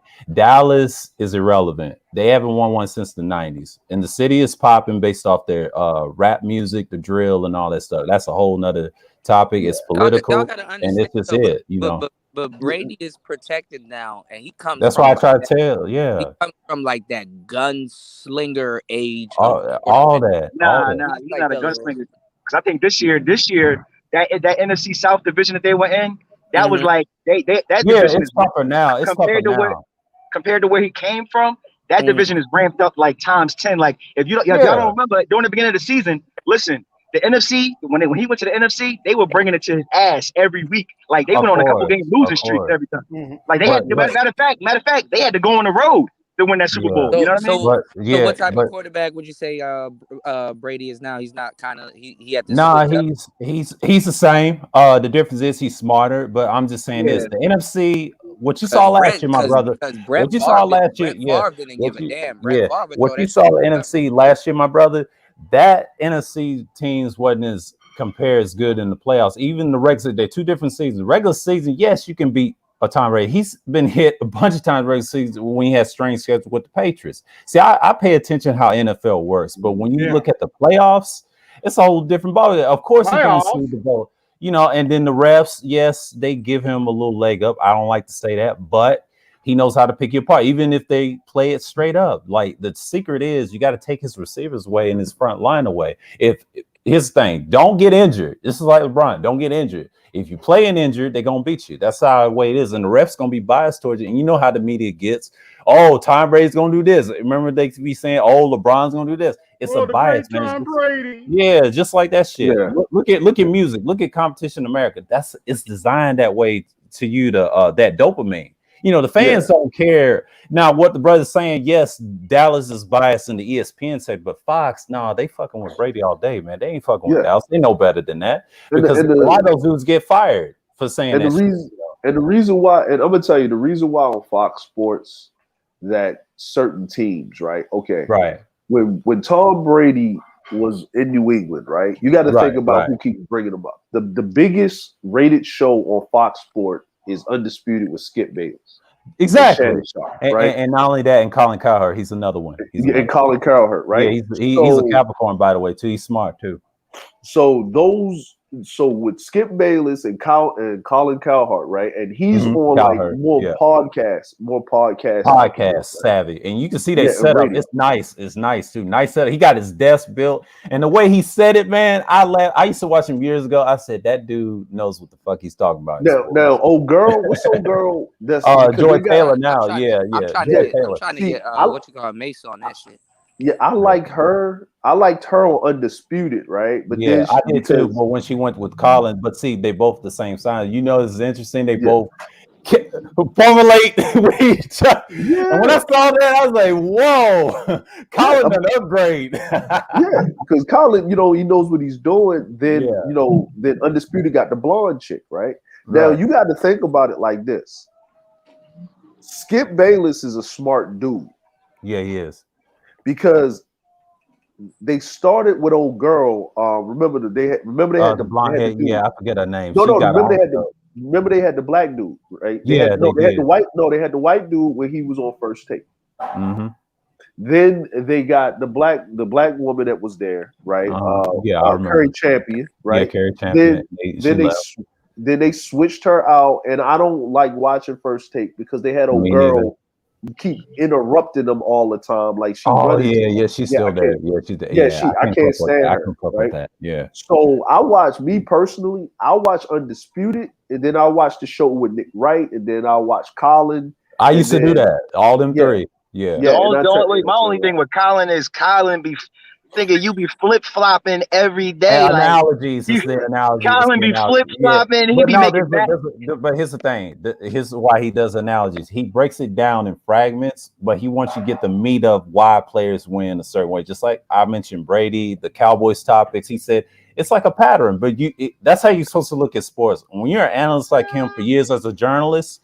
Like he's been a journalist, he knows players that get hurt, and he said this about basketball players. But if you look at their ankles and legs and how many injuries they get, it looks kind of ugly if you interview them up close. And the way he said that on a show, I was like, God damn, really, Colin? He said, yeah, them tall players, no matter if they black or white, and they get banged up during regular season. I mean, you gotta think about it. That's a lot of weight. That's a lot of weight. And then not only that, it's just like that's how Kobe got messed up. Remember when Kobe came out with them shoes? Right. They were low tops, and he fucked his ankle up. I got those black Mambas. I actually got 2 pairs of them. Are they really that bad? I never seen them up close. Yeah. Listen, man, look. They low tops. That's why. Right. Them things. I'm gonna tell you this. About them black Mambas. Right? I'm gonna tell you this. My middle son was playing basketball. He got a pair of those black Mambas. We immediately took him to get a pair of LeBrons because he kept twisting his ankle. He twisted his ankle on the KDs because they don't have no ankle support. He twisted his ankle on them James Harden. Some of them shoes when they go sideways, it's not that they fold, man. They fold. Lock. Yeah, they lock. They fold. So how y'all feel about the foam posits? I like the phone posits. The second series are the best ones. Yeah, I think the first series is like a little bit longer. I noticed that they shortened them up in the second series. You know what I'm saying? Yeah, they make it a little softer. We wear them shits out here for sport, bro. Like them phone posits, bro. I'm gonna be honest with you, man. Like they don't. How should I put it to you like this, right? Like those phone posits. Like Zakuda was saying, they for show. Yeah, they're like a lot of these shoes. because a lot of these shoes that these basketball players are wearing, the shoes that they actually have on are made for them to play in. The shoes that they actually sell you They're are for you to modded, walk yeah. around in. They Yeah, modded down. Yeah, yeah, they're not. You're not getting the Jordans that he played in on the shelf. You're of not course, getting those. of You're course. not. Yeah, you know, what I mean, they don't like. What was those Nikes that came out with the zippers on, like they're zipping all Oh, I the know way. what you're talking about. I know what you're talking about. I forget the Yeah, name of them. Yeah. yeah. I got the all black ones, and then I got the New York colors, the New York Knicks colors. Now I let my son hold those, and he went off. Or I gave him those. I let him. I was crying, man. He asked me to hold my King Griffey's, man, the gold and black ones, man. Oh, Oh okay. yeah, Oh, the Ken oh, Griffey's. I remember those Ken Griffins. Oh, Killing yeah. Y'all, them. y'all see they're Classic, bringing classic. they're bringing the questions and the answers back. But I like I mean, as far as aesthetics, the questions always look better than the answers that came out. You know what I mean? What a Right, foam right. posits, the foam posits are good, like mid tops, and Mhm. the what you call this are good too, the Patrick Ewings. But like I said, Patrick Ewing's, if yeah. they if Yeah. they if they go sideways, bro, them joints Them like Patrick Ewing's. like them I couldn't foam. stand them But shoes. I Yeah. mean, Them things gonna give you knee you problems. can kind of barely get them to go sideways. I mean, foam Yeah, I posits, can't stand them they could shoes. take a beating, but they're not for like agile players. But what No, I'm saying no, is no. this That's for though, big men. That's for big that men. Listen, that Kobe shoe, if that shit goes sideways, it's gonna lock onto the ground. Oh yeah, oh yeah. It's yeah. like you're literally stepping on the side of that shoe. I'm, I used to I'm have a pair of McGrady's years ago. They were black and blue. Sometimes they lean to the side, and what if you play them enough, like jump in the air and try to do a 360 like I did back in the day. Like I'm over 6 feet, and the way I did it, man, it's just like almost came on my ankle, but I Oh caught yeah. myself. Yeah, I caught myself, but you have small ankles though. I ain't gonna lie. The irony of basketball is some of those shoes aren't built for big dudes. No, they're nah. not. Some of those Look, shoes are definitely not built for no Well, big dudes. I'm talking about 7 foot big dudes. But me, I was slightly big, but I was like a middleweight. But thing is, I'm I telling you had right now. I had small ankles though. If you over 6'2", some of them shoes you in the danger zone, bro. If you're trying Oh to yeah, do oh yeah, oh yeah, Yeah. if oh you're Your yeah. trying to shit do that But quick, see, snapping. if you're but trying to here's do the that quick thing. But shit, here's the thing. your big I down. had small ankles, so that's the difference. So they said, why you got small ankles? So Yeah. I said, well, I'm a little faster, even though I'm slightly big, but not as big as you think. Now, if you're like 6'6" or 6'7", you should not be wearing no McGrady's, especially if you have skills like his ankles, his frame, and the way he played. I was like, damn, how he does that spin move?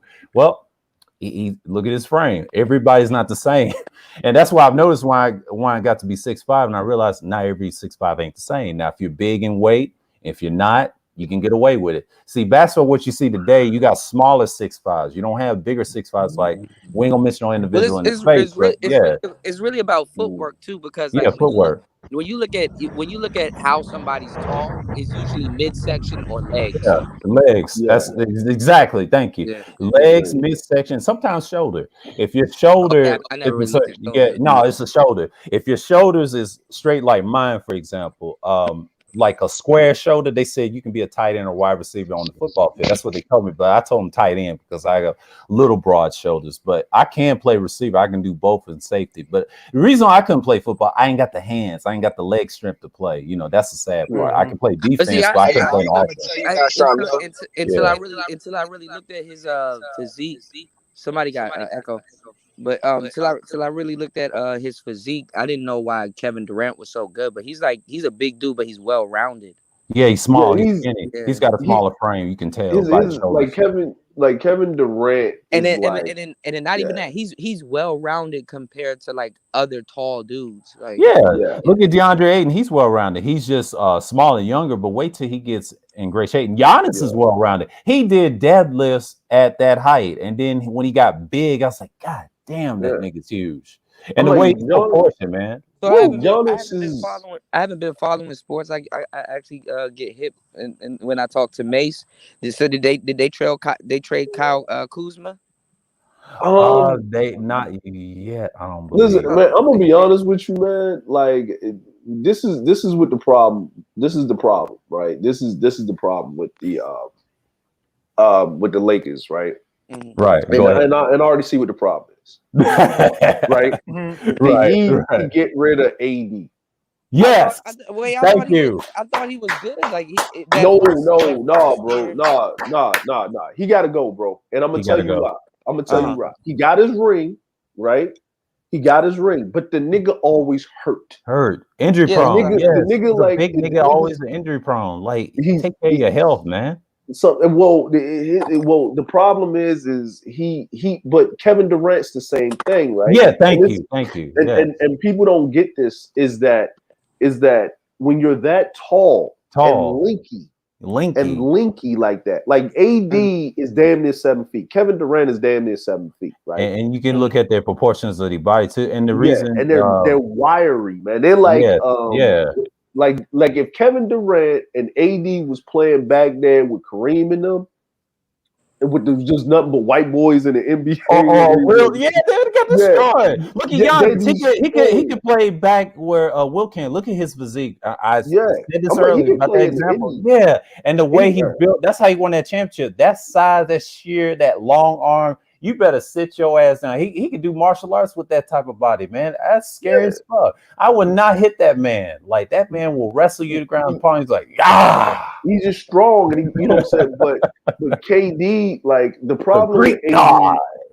the problem with AD is that he What's going on, needs to Quasi? High be def, what's going on? what the Deron. Lakers need to do is this. This is what the Lakers need to do. If they're Shout out going to to keep Nicer. AD, Thank you, Nicer. if they're going to keep AD, they need to get two dirty work players. And what I mean Right. is when they had Dwight Howard at center, Right. and they had JaVale McGee, they didn't have a problem, right? Right, they didn't. LeBron playing small forward, right?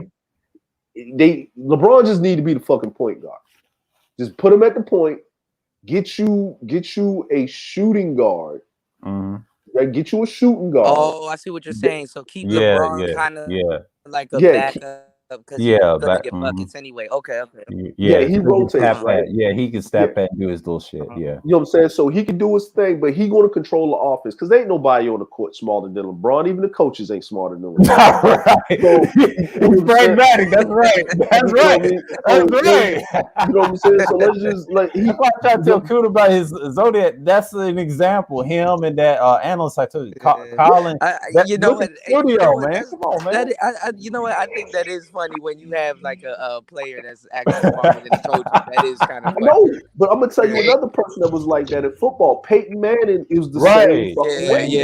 Yeah, no, because I always wondered when they traded certain NFL and you do see that in the NFL when they trade certain players, it's basically the quarterback really kind of telling the coach what's going on. Yeah, because I mean, but the organization is going to. That's if the quarterback is the organization's guy. If that's their guy, and that regime, that coaching staff, and those general managers. With New England, like the brother said right here, like I was saying about Brady earlier, that was the organization. Even the league loves that shit. I hate that bias when they win a championship, but when I got older and I realized, no, there's a reason why he's like that. Just like LeBron, like in certain teams he go to, the organization's behind him. But if the league says it's okay, it's okay. What you gonna do about it? Well, it wasn't like that at first with Brady, because remember when Brady first of all, Brady got drafted in the 7th round. Remember Drew Bledsoe was on that squad. I remember that. I remember that Drew Bledsoe. I would say 6th round. But that's what I'm saying. Wouldn't the sport be a piece of cake to him since he's literally a gunslinger in a new age, basically? He's I'm not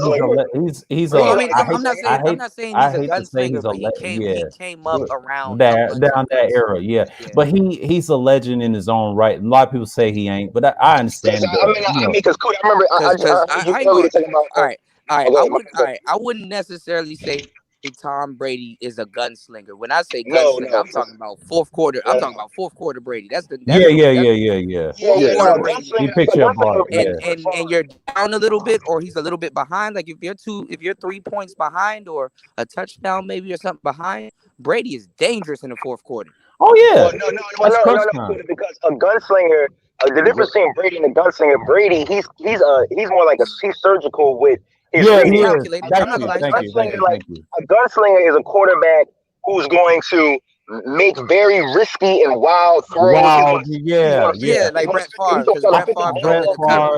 don't know if you ever saw NFL Films had a special on Mike Holmgren and all the coaches that came out of Mike Holmgren's regime, John Gruden, Andy Reid, Rich Gannon. Rich Gannon. No, that was a little bit later, but they was talking about how Like Mike Holmgren, they were mic'd up on the sideline. This in the '90s, and after when they first had drafted Brett Favre, and they were talking about like, yo, like the shit, like Brett Favre is not really a smart quarterback. Like he's not good at reading.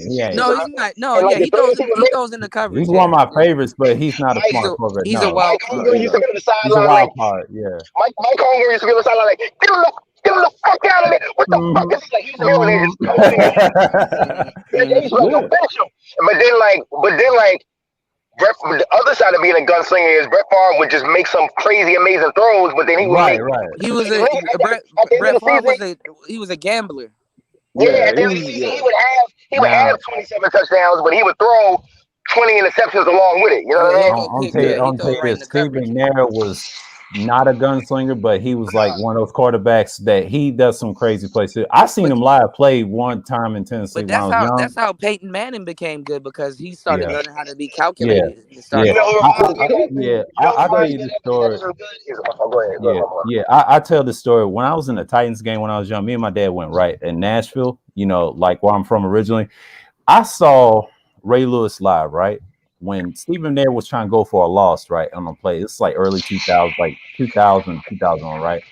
Ray Lewis came in there. I'm talking about live Ray Lewis, the big Ray Lewis, before he looks. Charles City Slasher, man. Charles City Slasher. But when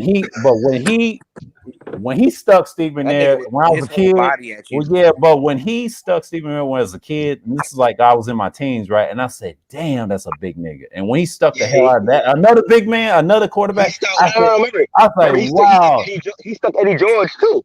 Yeah, that's what I'm saying. I was there. I was at that game. Yeah, and I seen it all the time. Regular season. When they go up from them losses, man, even though they score on them and stuff, even though the Ravens gave us hell, the way he stuck niggas, man, I said that nigga is huge. He's massive in live, man.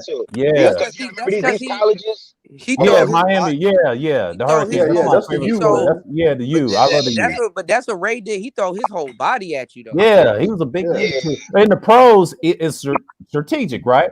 But the way he hit Steve McNair live when I saw it as a kid back then in the early 2000s, man, I was like, God damn, that's a big nigga. Ray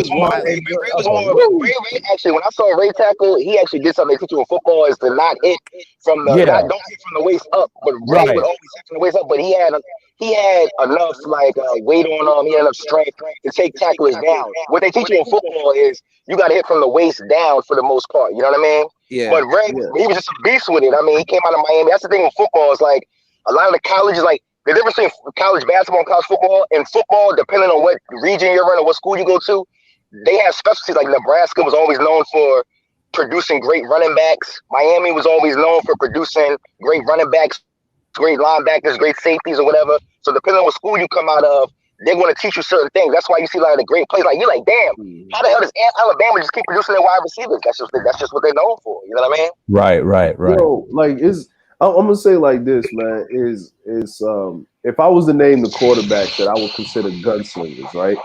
Is Joe Montana. Then you got old dude that died from the Jets. I forgot his name. Joe Namath. Joe Namath. Then you got Dan Marino. Right, Dan Marino was a gunslinger. Dan Marino was you know what I'm saying? That's a troll. Yeah, that's a troll. Funniest troll on the planet. You know what I'm saying? I was laughing at why y'all started go ahead, fuck it. Yeah, I was sorry. I didn't know what the fuck was going on. No, this is troll. This is troll. I ain't gonna say it. So, so then the next one is you got Ben Roethlisberger. He's a gunslinger, right? Then you got old dude that used to Jake Plummer that used to play for the Jake Plummer. You know what I'm saying? Then you got John Elway. He was a gunslinger. Then you got old dude that played for Buffalo when they went to the Super Bowl but kept losing. Kelly. Jim Kelly. Jim Kelly. He's a gunslinger. Then and if you talk about modern day, you're talking about what's his name? You got Jameis Winston. You got Winston and old dude that just retired for the Saints. Drew Brees. Yeah, Drew Brees. I agree. Drew Brees. What you call it was 1-2 when he's ready. Aaron Rodgers. Aaron Rodgers. Aaron Rodgers is basically Brett Favre 2.0, basically. Yeah, he's a wild one. He's a wild card. He's just a little bit smarter than Brett Favre. He's Brett Favre with a brain.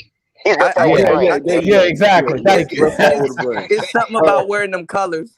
Now, somebody said Deshaun Watson. Now, the thing about Deshaun is, right, and they did Deshaun fucked up, man. They did Deshaun. They doing trying to Deshaun bury him in fucked the up. media. They're trying to bury him because look, listen, you gave away his number one receiver. Listen, this is me, right? I'm a Ravens dude, right? I love Big Trust. I look, that was a gem right there. That nigga feet is ridiculous. Like, there's Mike Vick, and there's our boy we got right now. You know what I'm saying? Mike Vick was fast, but this nigga's Barry Sanders with the ball. No. Mike Why Vick don't was nobody ever mention? Why don't nobody ever mention your boy Dante Culpepper? I love Dante Culpepper. He's a big dude. He's a The big thing that dude. saved Dante Culpepper is that he had number one, you had Randy Moss and Chris Carter. You had a fucking rocket for arm, and basically all you had to do was just look in the zero coverage, just throw it up to Randy. What did Randy say? Yeah. Throw the ball, Dante. Dante, just throw the ball, Dante. I'm gonna get you. And listen, He's a big nigga. and I'm gonna be like a honest. running back. Dante Culpepper. Listen, and I'm gonna be So wait, y'all think he held on to the ball too much? Right. no, He waited for Randy to get open. listen, I'm gonna tell you this, right? Right. Dante Culpepper was trash because Randall Cunningham showed him how to really do it. Right. But Randall Randall Cunningham, Cunningham showed him how to really do it. You know what I'm Randall saying? had to learn though, because Randall wasn't like that early in his career. No, but remember he was up there putting up drywall. And listen, you know you nice when you putting up drywall and they call you back and damn near get niggas in the Super Bowl. You know what I mean? You had Chris Paul on one side and Randy Moss on the other, and you just throwing darts. Like Randall, people didn't realize Randall could throw the ball. Like he could throw the ball long and accurate, like he could throw it short. It didn't look like he was throwing it long, but that, like, you be like, where Randy at? Randy, listen. This is what I tell people about certain things, right? When people say Tom Brady's the GOAT, no, nigga, you had Randy Moss and y'all lost. Y'all went undefeated the whole season. Thank you. You had Randy Moss and you lost. And Joe Montana had Jerry Rice, and he never lost in the Super Bowl. I don't want to hear it, nigga. You had Eli Manning beat you twice. Eli, retarded ass, beat you twice. But you gotta understand. Listen, football is not basketball. That's why football. It's a team sport. It's a team sport. You can sign all the all-star players you want, all the Pro Bowlers. You can sign, and you'll get mocked in the first round. You know what I'm saying? Exactly. It doesn't matter. Football is like this. It's sport. like who's going to show up today. That's all that matters. You know what I'm saying? Right. Like a third that's football. Football is one of those sports that what's necessarily on paper don't play out on the field. Exactly. Yeah. I'm gonna tell you another thing. Third Ward was talking about DeAndre Hopkins. See, this is what I'm saying, right? Listen, you had DeAndre Hopkins down there, right, with Deshaun Watson, right? Now, that's, to me, that's like Montana and Rice. But you know what their problem was? Their problem was their fucking defense was trash. Thank you. Right? Their fucking defense was trash. Their defense was trash. I'm like, when we beat them in that playoff game, when we beat them in the playoff game, when the Ravens beat them in the playoff game, right? And we got our guy, right? You know what I'm saying? And he won the MVP. And they say he can't throw the football. Here's the thing. The Ravens has never had a good ass quarterback. We just had a motherfucking defense. Agree. I like that comment. For the defense for the last 2 years. The last 20 years, the Ravens, because I remember even with Tony Saragusa, Peter Bolware, Ray Lewis, Warren Mood, and Ronnie Cunningham. Who's the safety? Rod Woodson. Rod Woodson. Yeah, right. I mean, defense, I think that defense is like one of the greatest defenses ever. I mean, you guys went there with Trent Dilfer and I like Trent Dilfer. That's my boy. Yeah, Trent Dilfer. You guys won a Super Bowl. Did you guys win that Super Bowl like 20-3? That defense was shutting down. Yeah, 2001. That was with that coach from the Raiders. That defense was just insane. Like, that defense was crazy. That's how Tom Brady. I want to ask you guys something. That's how Tom Brady went to that team. It was an anniversary based off that 2001 team. I hate to say that because the way they won it, I said they structured almost like that. And then they got what's his name, Leonard Fournette. I said that ain't right, and he knew he was in Jacksonville. That ain't right, and I knew they was gonna win. That when I saw the Super Bowl, I was disappointed, but I knew he was gonna win. But you know how the media say, look, you see, yeah. I hear y'all. You guys, you mind if I do something? Hey, yo, Kuda, you there real quick? Yeah, I'm here. My bad. I have to go grab. Hey, yo, I gotta real quick because I want to ask the panel a question. Really, it's a little bit. Well, it's definitely off topic, but I want to ask the panel a question. We can go around and vibe about this real quick. You mind? Go ahead. Do your thing, bro. Go ahead, No, bro. I just want, you know what I'm saying. But Yeah, that's for the people. So yeah. I was watching. I caught the Fresh and Fit episode last night. You know what I'm saying? That shit was crazy. But they're talking about. I loved it. I would love DJ Academics. That episode last night was. That episode and the academics episode, academics was up there like, y'all bitches average as hell. What the hell y'all talking about? You know what I'm saying? But hold up for real though, because they talking about 6ix9ine.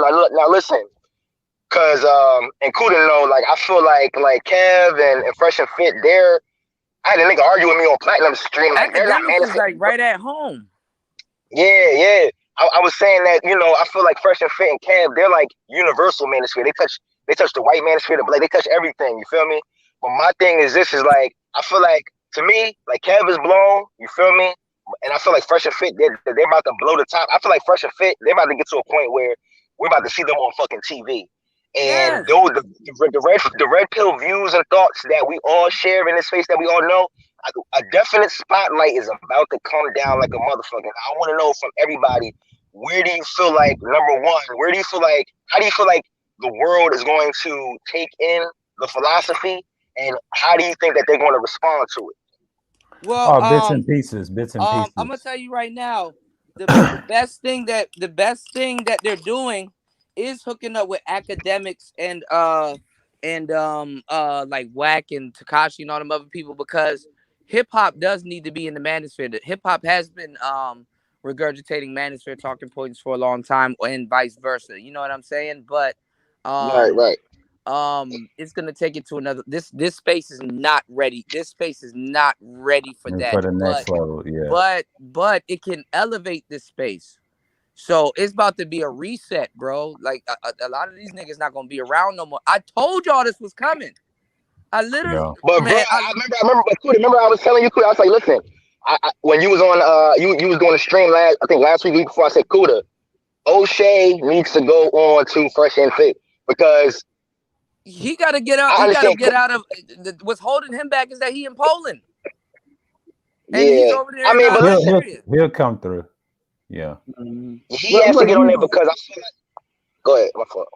I'm gonna say like this, man. But you know what? I'm gonna tell you the truth though. He can't. You want to know why he can't?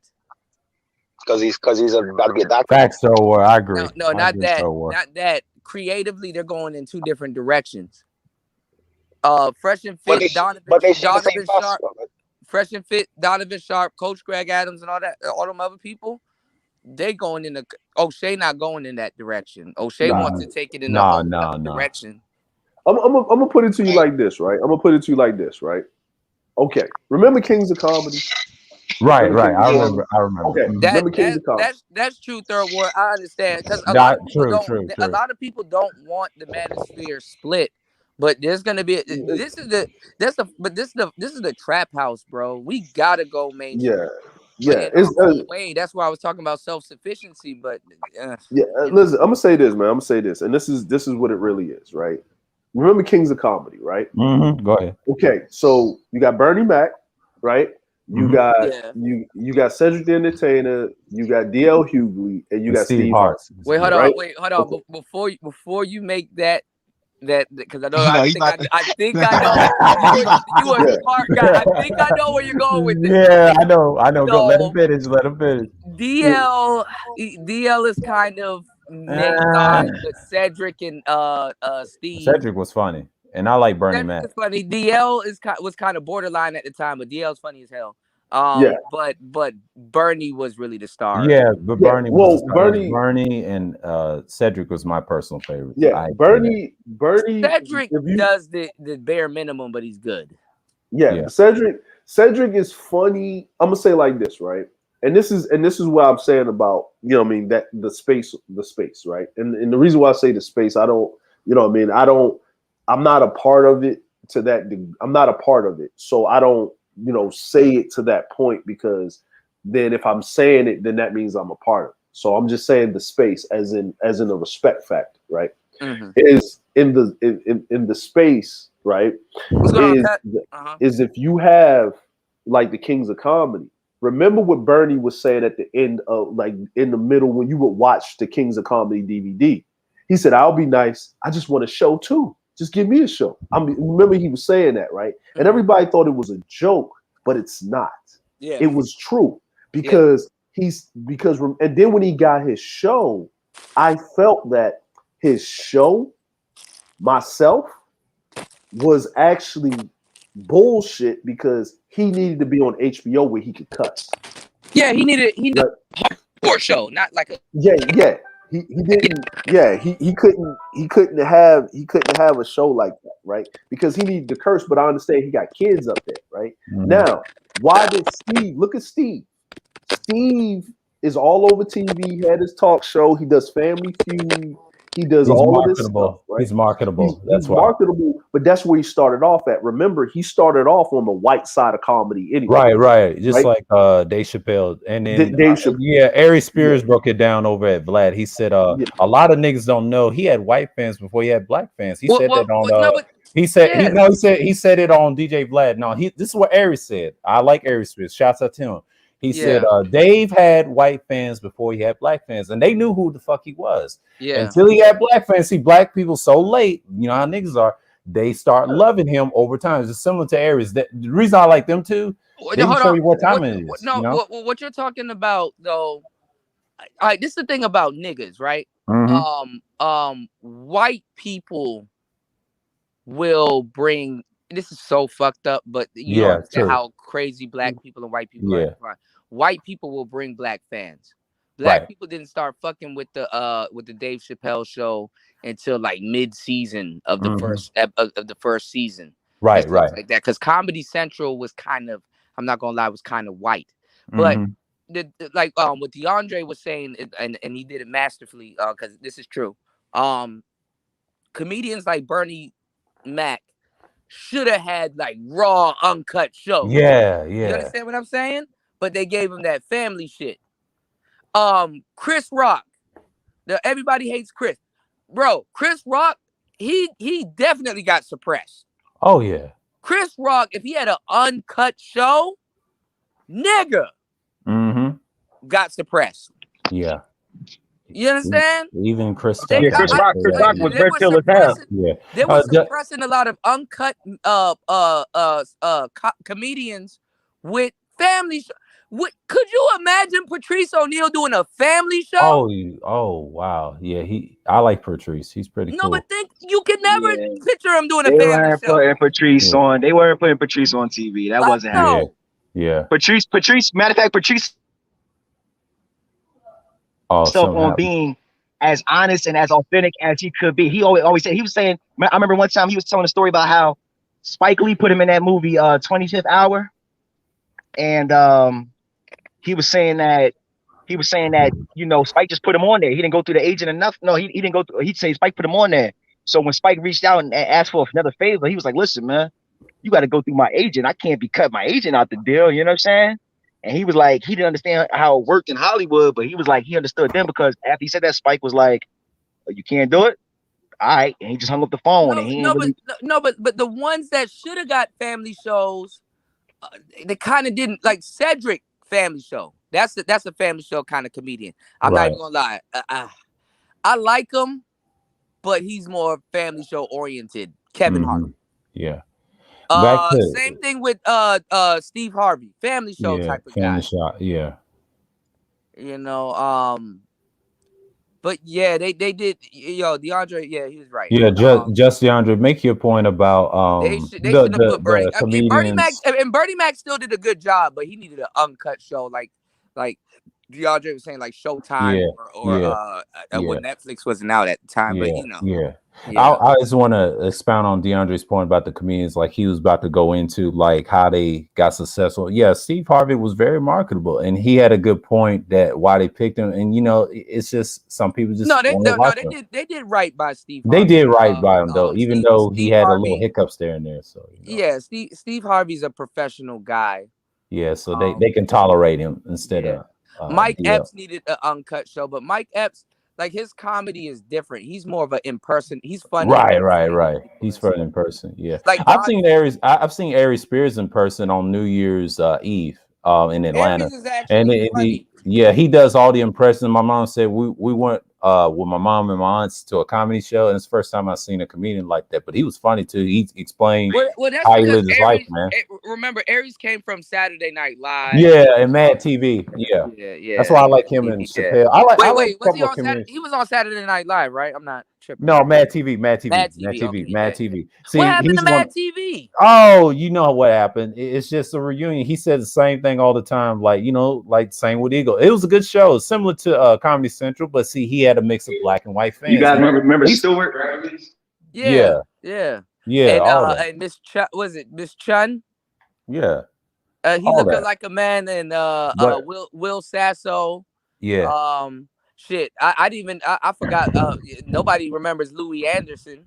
Oh, Louis Anderson. Oh, Yeah, we remember Louis coming to yeah, America, baby. Yeah, yeah, Life with yeah. Louis and stuff like that. So some of But those you people know, they got their shows, but it wasn't uncut. Like they kind of had But you to. know, all those comedians, I hate to say it, they all know each other and they all friends. But the one that give Patrice the biggest praise is Bill Burr. Shouts out to him, and I No, know he's because on YouTube. that's because He loves Patrice him O'Neal, and and they were man, boys, man. dog, I'm a Patrice alumni. Like this Yeah, is what I'm saying. Like Burr and Patrice was real close when they were on the set of yes, Dave Chappelle. And hmm Dave Chappelle, bro, Dave Chappelle would have been a fucking entity right now. They had to right, right. figure out a way to suppress him. So Dave, Three comedians I like, right? What you just said, yeah, they had to shut Dave down. The thing But is you know, because like what though? Their comedy would to me, I'm sorry, my fault, but their comedy, like this the intelligence with like even the Chappelle show, like hmm yeah, when we would like, cause you know we were young when we used to watch it, but if you watch it yeah, now, it's like even like with the Boondocks, like yeah, like ha ha shit is funny, but if you look at it, the intelligence in the joke, the yeah. satire, and it's like, It's oh, we're the we're dry trying to humor. convey a message through You're this, you know what I right. mean? The yeah, dark humor. It's the because dark humor of I it. took a Yeah. lot of acting classes and stuff, and I'm a really good actor. And like I like improv and stuff. Yeah. We did like I freeze took tag. theater in high school and I did like a one part as being an aspiring rapper. And they said, what are you trying to do? It was just like a little script. And, you know, and I was trying it out. You know, I was trying to test the waters, you know, my talents too. But I was decent. You know, I was trying to do a dance or something. And then I was starting how theater worked, you know, in comedy, you know, because if you was funny in school and tell a joke, but I had some few jokes that was colorful. But then I watch all these comedians, how they get at the crowd and the heckling. Oh man, it's just in the humor of it. And if it's dry or dark, even I watch my uncles on the porch, you know, dissing people and talk about they having diabetes and stuff. He was just joking, right? And then people just laugh on the stoop with him, and it's just, you know, I remember those days too. And we used to watch a lot of comedians we loved, and like, hey, you But you know, know, No, but black people they don't really like black people have a thing about them where if the joke is not readily available, if it's not immediate, if it's not an instant, you not know, relative to them, you know, yeah, it's a like, little what are you biased, but talking about? You yeah, know what I mean? right. but if you put it in a comedian setting, a comedian says, "Well, he's talking about me," but they'll laugh. You know, they'll try to smirk it off and fake it like that ain't funny. And then he starts drinking. You know, the alcohol kicks in. He starts laughing. It's funny. And Paul Mooney exposes that too on both races. And he's like, "Y'all both full of shit." And the way he says it, it's mean. But it's funny though. Same with Bill Burr with the white people when he tell about the Irish jokes and Well, Oh, Bill Bill Burr Burr is got all that. funny suppressed. as fuck, yo. Bill Burr Yeah. got suppressed in a bunch of ways Ways, because many ways. Well, He's cool he with kind Joe of blew Rogan. up. He kind of blew up. I remember seeing him on an HBO he did, special. but Yeah. Like, his wife, He's cool with Joe Rogan though. Mhm. his wife, oh, the black chick. Bill Burr Yeah. should. I'm not even gonna lie, and I might get a little bit of flack later on for saying this. Bill Burr is one of those white dudes that should have been enabled by niggas, Mhm. No, and he no. would I have blown think, up. but the thing He about should Bill have. is that he was a white dude, but he stayed a white dude, but he just liked black pussy. But he was No, real. but He was able to. he was a He's real. genuinely he was a genuine. See, that He's from like Boston. He's cool though. I will say this, like, aside from race, some dudes are just genuinely funny guys. You Oh Right. know, yeah, Bill is just funny. Like Natural. and, he was Yeah, like a he's guy yeah, in natural. Superman at the factory, and he just had yeah, you fucking cracking And up. he's from You know what I'm saying? Boston yeah, too. He'll tell you yeah. them Boston stories and to be funny as shit. Even white folks be laughing. Like how he grew up in the apartments. Because He said you losing it. you Yeah. gotta and Michael Rappaport is semi like this at Yeah. times. He's He's a funny. wigger. Yeah, but this is the thing. You got urban white guys that are around just culture and Mhm. just they're genuinely funny guys and they know how to purport what they're talking about. I And had it's white funny. friends like that in the high school that's culture like that. And they hang around with certain black people. And I used to grow up in the suburbs around 6 up to 19 years old before I moved to Atlanta. And people ask me questions about, well, back then where I'm from, yeah, it was racist and isolated, but you got some that are very close and new black people, wasn't racist towards you, right? And they came from other Midwestern states, right?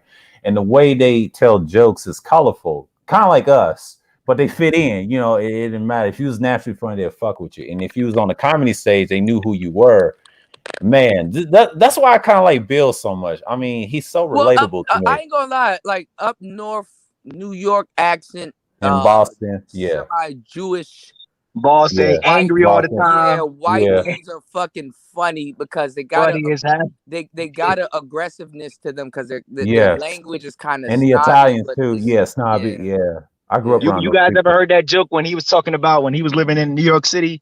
He Oh had two yeah, jokes, yeah, and he was yeah. talking about how he's like the one joke he was talking about how he used to go up to Harlem and he was fucking with chicks up in Yeah. Harlem, but it was one joke where he was like Bro, he's Bill like, I Burr is got fucking some Bro, black he's funny. hilarious. friends. He's hilarious. Yeah. My black friends in the projects. He's like, I'm in the project. That's how I know when the dude is fucked up. He's like, because he's like, I got this shirt on. I ironed it. It's clean. It was like a regular black button down. He's like, but I wore it on Mondays. I tried to wear it again on Thursday. He's like, niggas try to call me out. Like, yo, hold up. Monday, Tuesday, nigga, you had that shirt on 3 days. This nigga got 4 shirts.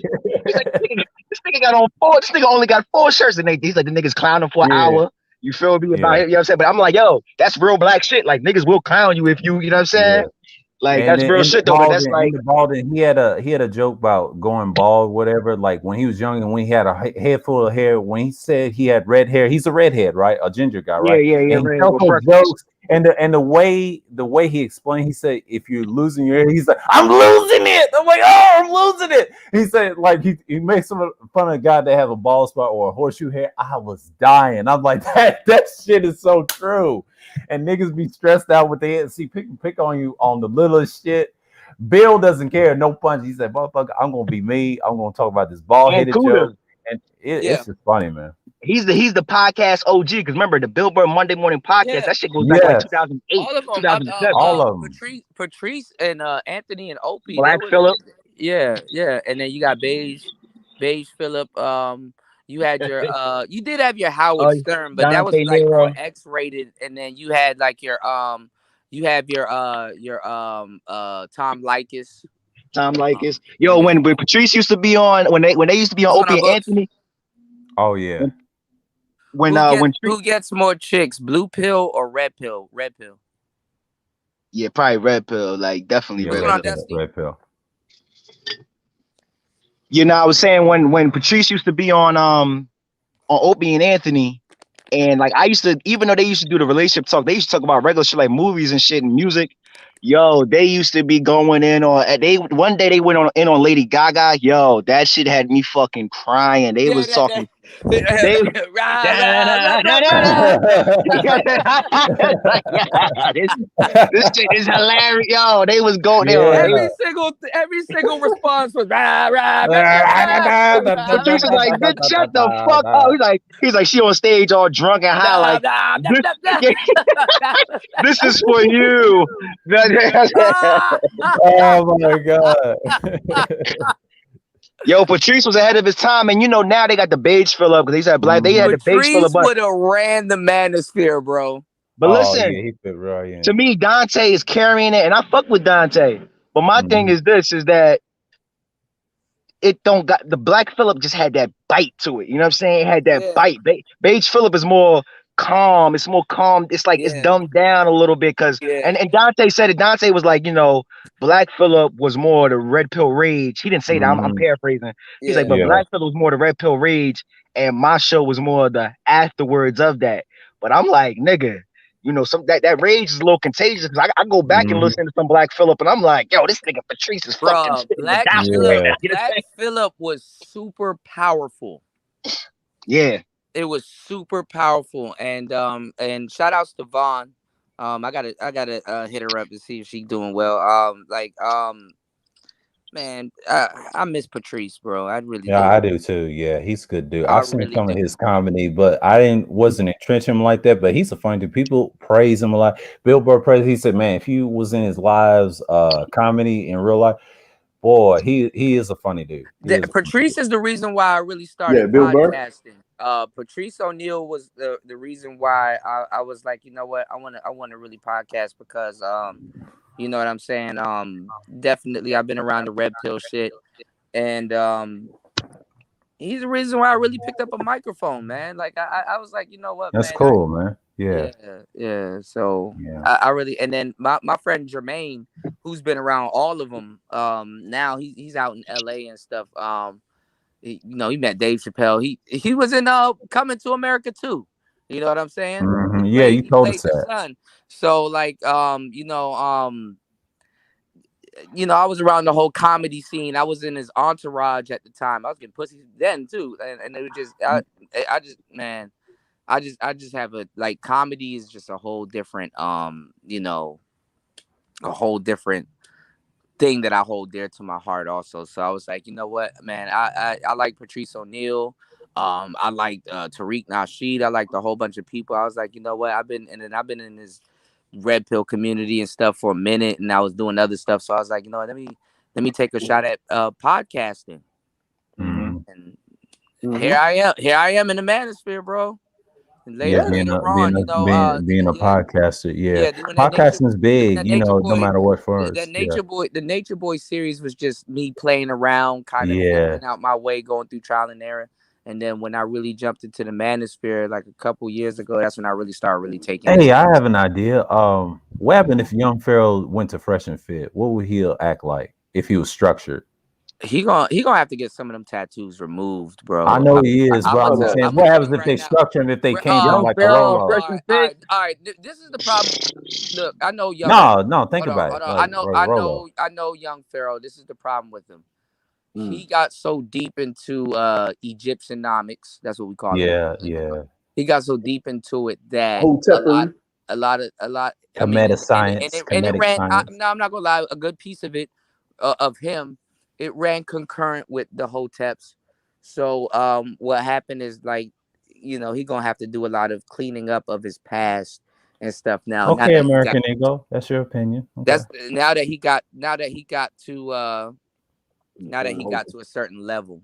So, Same as Brothers Polite. You know what I mean? See Brother Polite. but no, Brother no, but Yeah, I yeah. mean, no, but see, He fell off though. when you're doing stuff like that, it gets to a point where you put out so much esoteric knowledge Yeah, too much that of it. Yeah, you kind of that fall off. that a lot of people you're not gonna. Yeah, I'm gonna say this, I man. ain't gonna lie. Young Pharaoh right now is killing his core audience, and he needs something to latch because he's not about to change right now. Oh Well, wow. I'm gonna say this, man. I'm gonna say Go this ahead. on some real shit, bro. Is okay. Let's just call it what it is. It Thank is you. nicer, nicer. Yeah, Go yeah, go yeah, ahead. That is yeah. correct. That's nice. Because I don't know the dude personally, but I'm gonna Mhm. just say this from perception, right? Go Uh-huh. ahead. Okay. Go ahead. The conscious the everybody was jumping on the conscious shit like back in the day. Like let's just we Right, ain't right, even right, go back right. to the 70s. So let's Yeah, go yeah. back to the 90s, right? Mm-hmm. Remember everybody had the fucking back to Africa medallion Yeah. and all of that shit. Yeah. Nigga, Yeah. it was about getting pussy, my nigga. That's what I it know. was Wait, Right, about, right, bro. right, look. Like right, right, that's I right. know exactly where DeAndre going. Yeah, Look, that's right. that's I what agree. you where they messed up and where he messed up. DeAndre is like at the end of the day, black woman was his god. no well this God. is and this is what he did, right? This is what he did, right? Uh huh. Okay, when you we know, okay, I'm gonna say this, right? Mm-hmm. Pro-blackness, right, Mm-hmm. is a religion. Anything that has It is. anything to It do is. I It agree. is. with It is. That's true. with That's true. It's with true. That's you know true. what I mean, and who pushes religion or who invests in religion a lot, in droves, is usually Black people that are feeling a certain way. It's not just black people, just people in general, right? If we Right. on some Facts. black Yeah. pill shit, but it's Mhm. mainly women because men want Yes. motherfucking solutions, Yeah. right? Right. Hope Hope. drains the coffers. Right. You know what I'm saying? That And word the- hope. and where hope comes you being a fucking fool because Right. hope does not give you a solution because you're resting on the universe, and Yeah. the universe doesn't operate like that. Yeah. You can't. The time that you're sitting down there praying 6 to 8 to 9 times a day and sitting up there in the cave and you're humming along and reading sutras, the universe itself is still moving forward. And the problem is that what he was doing was that was the time, that was a wave. Then you notice that the conservative wave happened because when Yeah. the black woman is God thing and all of this other stuff and yada yada yada and blase blase blah, right? Yeah. Yeah. Then if everybody's a queen, nobody's a queen. Right. If everybody's a king, Absolutely. nobody's a king. You're just hold a on, but regular motherfucker. DeAndre, Like, to add on to what you're saying, right? Because that's the road that eventually we knew that was going to happen, but we didn't know it was going to happen with his. Well, I actually did, but yeah, I knew it's gonna happen. It's gonna happen I really wish eventually. it would have Yeah. worked out. But let me ask you a question though, because Mhm. you see how all look. All right, Mhm. what happens when your God fails you? And see, that's the problem with men, right? You Right, make excuses. right. You make excuses for it. Because You that make was excuses because for think it. about Yeah. it. Because think about it. That was his wife or his girlfriend, right? Mhm. Going throughout the whole deal, like before even when he had his first kid and whatever, because yeah, he 2 kids in, right? Right. What happens when your God fails you? All right, this is my thing. Mhm. If his God failed him, his rhetoric shouldn't have went out the window, neither. Mm-hmm. Oh, Yeah. it did because I'm gonna tell No, but you that's why. what I'm saying. Like when his God failed him, do you see how his rhetoric left? Oh, yeah. No. You know what failed him? I'm gonna tell you what failed him. God Go did ahead. not fail him, right? God did not fail him at that point. Well, his What- God. I'm talking about like what- under the Hotep. No. His God didn't fail him, Okay. right? The donations failed him. Yeah. See, that's the difference. You know what I'm saying? See, Oh. and the God didn't fail him. The God failed his parishioners. Right. You go as your parishioners go. So then he switched it up with conservative, and then he was with the white women. Right. You get what I'm saying? Because Even Polite did it. yeah, even Yeah, he did We it. gotta He did remember it. though. Yeah. We gotta remember. My thing with it is that I'm not knocking the nigga hustle. Mm-hmm. I think that like yo, we got it. Black people have to stop. These are niggas that fresh out of the Bing. I'm not listening to no nigga fresh out of the Bing. What the Right. fuck? You gonna tell me, nigga, you been in a jail, nigga, you been in a cell for the last 5 years. The fuck you gonna tell me about the world? Y'all know between let's say 04 to 07. Them was Right. I remember. Yeah. So if you go to the Bing, bro, you damn near had to turn Muslim for protection. Nigga, hold on, wait a minute. Hotep. Yeah. Listen. You notice this, right? Sa-nutter, he Oh, and I know DeAndre knows because they were going Muslim like shit out of Muslim. That shit came to DC because of Baltimore. Listen, I'm gonna tell you this. About that. Well, I'm gonna tell you this. This is basically what went down, man. This is how it works, right? Okay, growing up in the 90s, right? 80s, baby. Growing up in the 90s, we saw a massive influx of Nation of Islam dudes, right? And we could tell the dudes that was in jail because they were sitting on the corner selling the bean pies, sweating their ass off in the 3-piece suit. Because they had to work their way into the regular. The brothers that wasn't out there slinging bean pies and walking into the mosque with their wives and all of that, those brothers never went to jail. They had education. They went to, you know what I mean, and they were raised in the nation, right? Now, when you start seeing the rise of these Hotep dudes or read and all that shit, arguing and shit, the sour suit and the Muslim, shit, yeah. the Nation of Islam stopped pulling, right, their people from jail, right, a long time ago. So the offshoot of that was your 5%ers, right? You know what I'm saying? They was like, you know what I mean? They was like the more what they call radical guys from the nation, right? But then they started to evolve. So then when the Hebrew Israelite thing and the whole Tepery started happening, I remember that. Right? Yeah, Hebrew Israelites was big. Yeah, I would so say they from 07 and it ended in 2012 because I was part of that sting up. I'll tell you history like about my around time. 2012. Yeah, So you Nah, had, yo, listen. so you Hebrew had the Israelites are big right now. They are huge right now. they're No, huge, but that's a they different pulled set. a That's a lot of different. Yeah, they it's a pulled different a section. lot of their people from the jail, right? From Yeah. coming out of there, right? Because you know what I mean. Then you pulled a lot, and then the Hoteps pulled a lot of their people from there too, right? So when now what you're looking at the conscious community like third wave, just like the manosphere with their third wave, their second and third, their 2.0, 3.0. So the problem is that all of these are congruent and conditioned off of the women, right? Because if the women and look in the church, right? And if you look at the black church, right? If you just look at church in general, 80% of your parishioners in church are women, and they're vying for one dick. And the best pastors ever are people that are ex-drug dealers, pimps, or been in the prison. They the best pastors ever, right? You know what I'm saying? They're the best ones ever because they sell hope, and women love hope. They're people, they're people persons. But it they're didn't used to be. managing the It didn't used to be congregation. like that. It didn't used to be It like didn't that used to be like that. Yeah. because I know preachers like the old school preachers like Lester Summerall, Derek Prince. These are white preachers. Well, aside from their sermons, they were actually coveted and like secretive people. Yeah. Well, but here's the other thing about it, right? And you know what I'm saying? Here's the other thing about this, man. Pastors been smashing down their parishioners with a first lady or not for years, eons, nigga, for eons. And then niggas holding the church in the South with guns, man. in the so give me a like what 70s, 80s.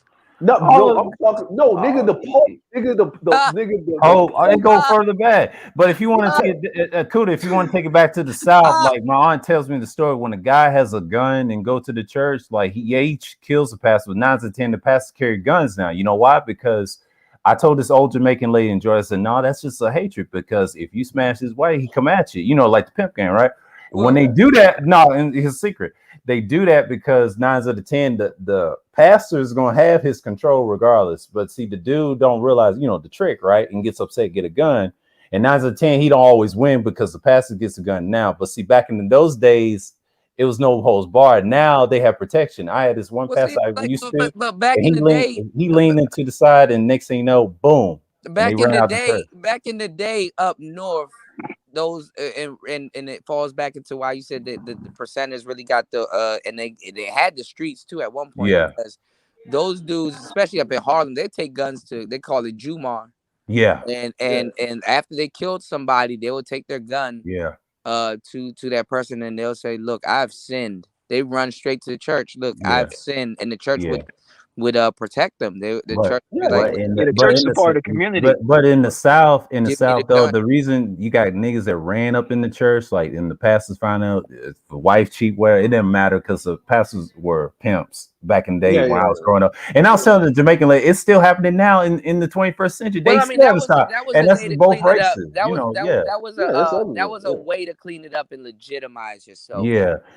And the sad part about it is you got white people going up there shooting just pastors left and right. And I told this Jamaican lady that's been going on since when black people did it. But when white people do it, they get quiet. He don't go no jail in the South because the dudes be smashing his wife. You know, they kill each other on the left and right. And we hear about it in the South. And I told my auntie, why y'all telling this story? Well, it happens. It's a tradition down there, you know, and it's just like, damn. Hey, yo, wait, let me tell y'all a story real quick. So my cousin, she invites me here in Philly. She invites me to West Philly to go to this church or whatever, right? So I'm like, right. So I get in, we go to the church or whatever. As soon as I walk in the church, it's like it's a small up and coming church. Pastor and his wife, you know, white, his wife, look, you know what I'm saying? But you know what I'm saying? I sit down. As soon as I get up in the church, right, there's nothing but women in there, from young to old or whatever. And they looking at you. Yeah, looking the nigga, Cuda. As soon as I walk in there, they hitting. I'm all crazy. Like I'm like, damn, sermon ain't even started. Looking Right. at So look. you. So wait. Fresh I sit down. I sit down. Praise and worship starts. Right. So the pastor, I feel like he's so enamored with himself. I don't even know if this man went to seminary, All right. but he's What's he's so all right. enamored. So, all right. I'll tell you what's happening. All right. So the pastor and his message, it gets women riled up. And woo! No, no, They no, no. get Wait, hold on, hold on. they I'm about to get to that. Hold on, hold on. I'm about to get to that. Listen, right? uh-huh. So so the praise and worship starts. This nigga, the pastor himself sang like 4 songs just by himself. The I'm pastor will like, yo, dirty Mac on you too. If I'm you like, yo, I'm like, yo, why is this nigga up here just singing by the dolo? Then he starts the sermon. First of all, Uh-huh. the sermon has no direct. I grew up Pentecostal. Listen, the sermon has no direction. There's no direction to the sermon. And then when we get he's about 3/4 away into the sermon, we got about 45 minutes left. He starts. This is what he says. He says, "Yeah, and I want to tell all y'all out there, I love my wife. I don't care what y'all say about my wife. I chose her. woo! She mine." Woo! Look, wait, hold up. When he's saying all this, right? Woo! When he's saying all this, right? Mhm. When he's saying this, I'm looking around at everybody. See, everybody's just looking at him like nothing's going on. I'm like, does anybody hear what the fuck is coming out of this man's mouth? Like, what? Like, I'm why? I'm gonna tell y'all the truth though. A bitch can't be in a hot building fanning herself listening to a nigga and not get hypnotized by his words. Mhm. I'm like, who It's was talking very about the hard. nigga wife? Yo, like, No. who's See, talking about but the that nigga wife, way, yo? no. But see, here's the thing. Here's the thing that you're missing on that, right? This is the pimp game, right? And I'm gonna tell you something about the pimp game, right? I do a little. I think Sir saw me do it, right? I do this little skit on my channel, Right, and right. it's called, the Archbishop Archdiocese Pimp Grease. Right. I do a little skit. You know what I'm saying? Right. You know what I'm saying? You know what I mean? Yeah. And you know what I mean? And I put the little avatar on, the nigga with the robe on and shit. And I go on my little preacher skit, right? What he's doing is, this is the first lady, right? And a woman doesn't want a man that another woman doesn't have. Doesn't want, yes. Right? Doesn't want, yes. So Right? they looking And at her. She's just a guide stick. Yes. Yeah, she's a guide stick. So she don't look like that. But she do everything that you bitches don't do. So you either got to supersede what she's doing, or you gonna suck this holy dick and shut the fuck up. That's basically what he's saying, bro. Like, if he's up there saying, I picked her because That's God, American Negro. This is pure God, fact. That is so true. Yeah, I lived it. Of course, I'm paraphrasing. Of course, I'm paraphrasing, but I'm just sitting up there like, listen, man. Like, to me, listen, I grew up Pentecostal. You feel me? I grew up deep in, deep in theology, my parents and all of that. So I'm like, I take that very seriously. You know what I'm saying? For just to see motherfuckers up there just making a mockery of it and just using it as, like you said, pimping in the pulpit, just to, get bitches or whatever. Yeah. Listen, you know what I'm saying? That shit kind of gets my blood boiling a little bit. You know what I mean? This is how you can tell. I'm gonna say like this, right? Like, I grew up the same way that you grew up, right? I don't go to church anymore, whatever. Yeah. But like on my mother's side, my mother was a minister. We got 3-4 family churches. Everybody, church was, you go to church, Sunday is over. You lucky to catch the third NFL game when you get home. Right. Like, church is an all day evolution. You know what I'm saying? Yeah. I'm gonna tell y'all. Okay, good. My bad. Yeah, when you got about 16, 17, that's when you had a choice of not going to church anymore. Right. 18, 19, yeah, you know what I mean? But you knew that not to be around. Like, you know what I'm saying? You know what I mean? So this is where you can kind of tell a church where the pastor is on his mission of the congregation and not fucking the hoes. Look at the male-female ratio in the church. Look at how many deacons and ministers and junior pastors and pastors the staff he will got. tell the story. Yeah, The staff will tell the story. The staff tells the whole story. And the way the women carry themselves in the church. The way the women carry themselves, if the women are separate, and what I mean by this, if you got a female minister, and she handles the women's ministry, and the men have their men time, right? And the women have their women time, and then the women sit a certain way. And if you don't walk into a church and it's not like a hat convention where all the elder mothers are sitting in these pews across from the elder men and everybody's not conservative and shit, and you walking around the church and you seeing form-fitting dresses and splits all the way up where you can see all of the chicks undercarriage and thongs and shit, and you can see through, like, this bitch just got off a stripper pole. because this bitch is shouting in church like she's like the day before, yeah, you can't. You already know what it is. I'm gonna tell you the thing is, because what y'all really want to have is a black pill conversation with the pastor or the preacher. And of course, if you get him on deck, and I'm gonna try to tell you some real shit. If you get into a real conversation with him, he's gonna tell you straight up, listen, brother, you can't save these people. right? He gonna tell you, Because I know. No, cool. No, hold up. He gonna tell you like, listen, there's no saving these people. Right. Kuda, listen, right? My daughter in South Philly, she used to go to this daycare that was ran. It was in conjunction with this church or whatever. So I go there to pick up my daughter on a Friday or whatever. So the pastor there with his wife or whatever. He just running his clan. You can't save these people. No, listen, right? So the pastor, I'm talking to the pastor, and we talking about theology or whatever. You know what I'm saying, to a certain degree. Now this nigga, he out the bang. He a pastor fresh out of the, you know what I'm saying, the mess hall. Mm-hmm. So he was like, so I was pounding him on certain points. So he like, I didn't peep it though, but he like, yo, come to church on Sunday. I'm gonna have a special sermon. You feel me? I was like, all right, that's cool. You feel me? I showed with my daughter. We come in there. You feel me? Sitting down. Yo, listen. Why this nigga was up there you calling up with no kid too? That listen. you, like, white he up right. there. No, listen. He up there calling me out by name, and he like, and LA Divine, I'm gonna tell you right now. This and that and this and that. And you think, yo, he had the mic and he the only nigga with the mic. I can't defend my he borderline slandering me up in the pulpit, calling me out by name. I had to go there, and press him after the drink. Like, yo, what type of he trying to cop please after the drink. I'm like, yo, you just sat up there for an hour calling out me and every other nigga in here telling we ain't this. It's business, bro. Yeah, yo, business, it was crazy. I'm like, yo, this nigga really calling me out by my name. I'm not gonna lie to you. Them preachers are black pilled. How you get into them conversations with them? Ride with him one day on the way somewhere to his Lincoln Town car. Right. No, hold on, Kuda. Wait a minute, I'm gonna have to push back on that. Some of them are simps. I'm saying what the position calls for. No, I ain't talking about that. I'm talking about the car, man. They stopped, the Benz, nigga, the bug-eyed Benz. Oh yeah. They stopped the Lincoln, nigga. I said town car for an entry level nigga, but yeah. But what I'm saying is that when you get into a real black pill conversation with him, that nigga will look you dead in the eye and tell you the truth. He'll be like, nigga, I'm here to perform, bruh. You can't save these niggas. Yo, that's what it is. Listen, man, I'm gonna say it like this, right? And this is the other thing. So think about it like this, right? The brother just shared his experience, right? About how he's showing up with his daughter. He's trying to blah, blah, blah, Being blah. noble, he showed up as a family man and stuff like that. The bitches get the choosing, and this nigga get the act. Yeah, so he got a congregation of bitches, right? He got a congregation. Listen, I'm sorry to say it like this, and I don't usually talk like this, but that's what they really are. That's what they. Right? You're not talking about no holy women. So you got a congregation of bitches, right? That are up there vying for the attention of a man that's already taken by proxy. And then there's a man there with your daughter. You have your daughter with you, right? That shows that you have a working relationship with the mother, whether y'all together or not. And he must set an example, right?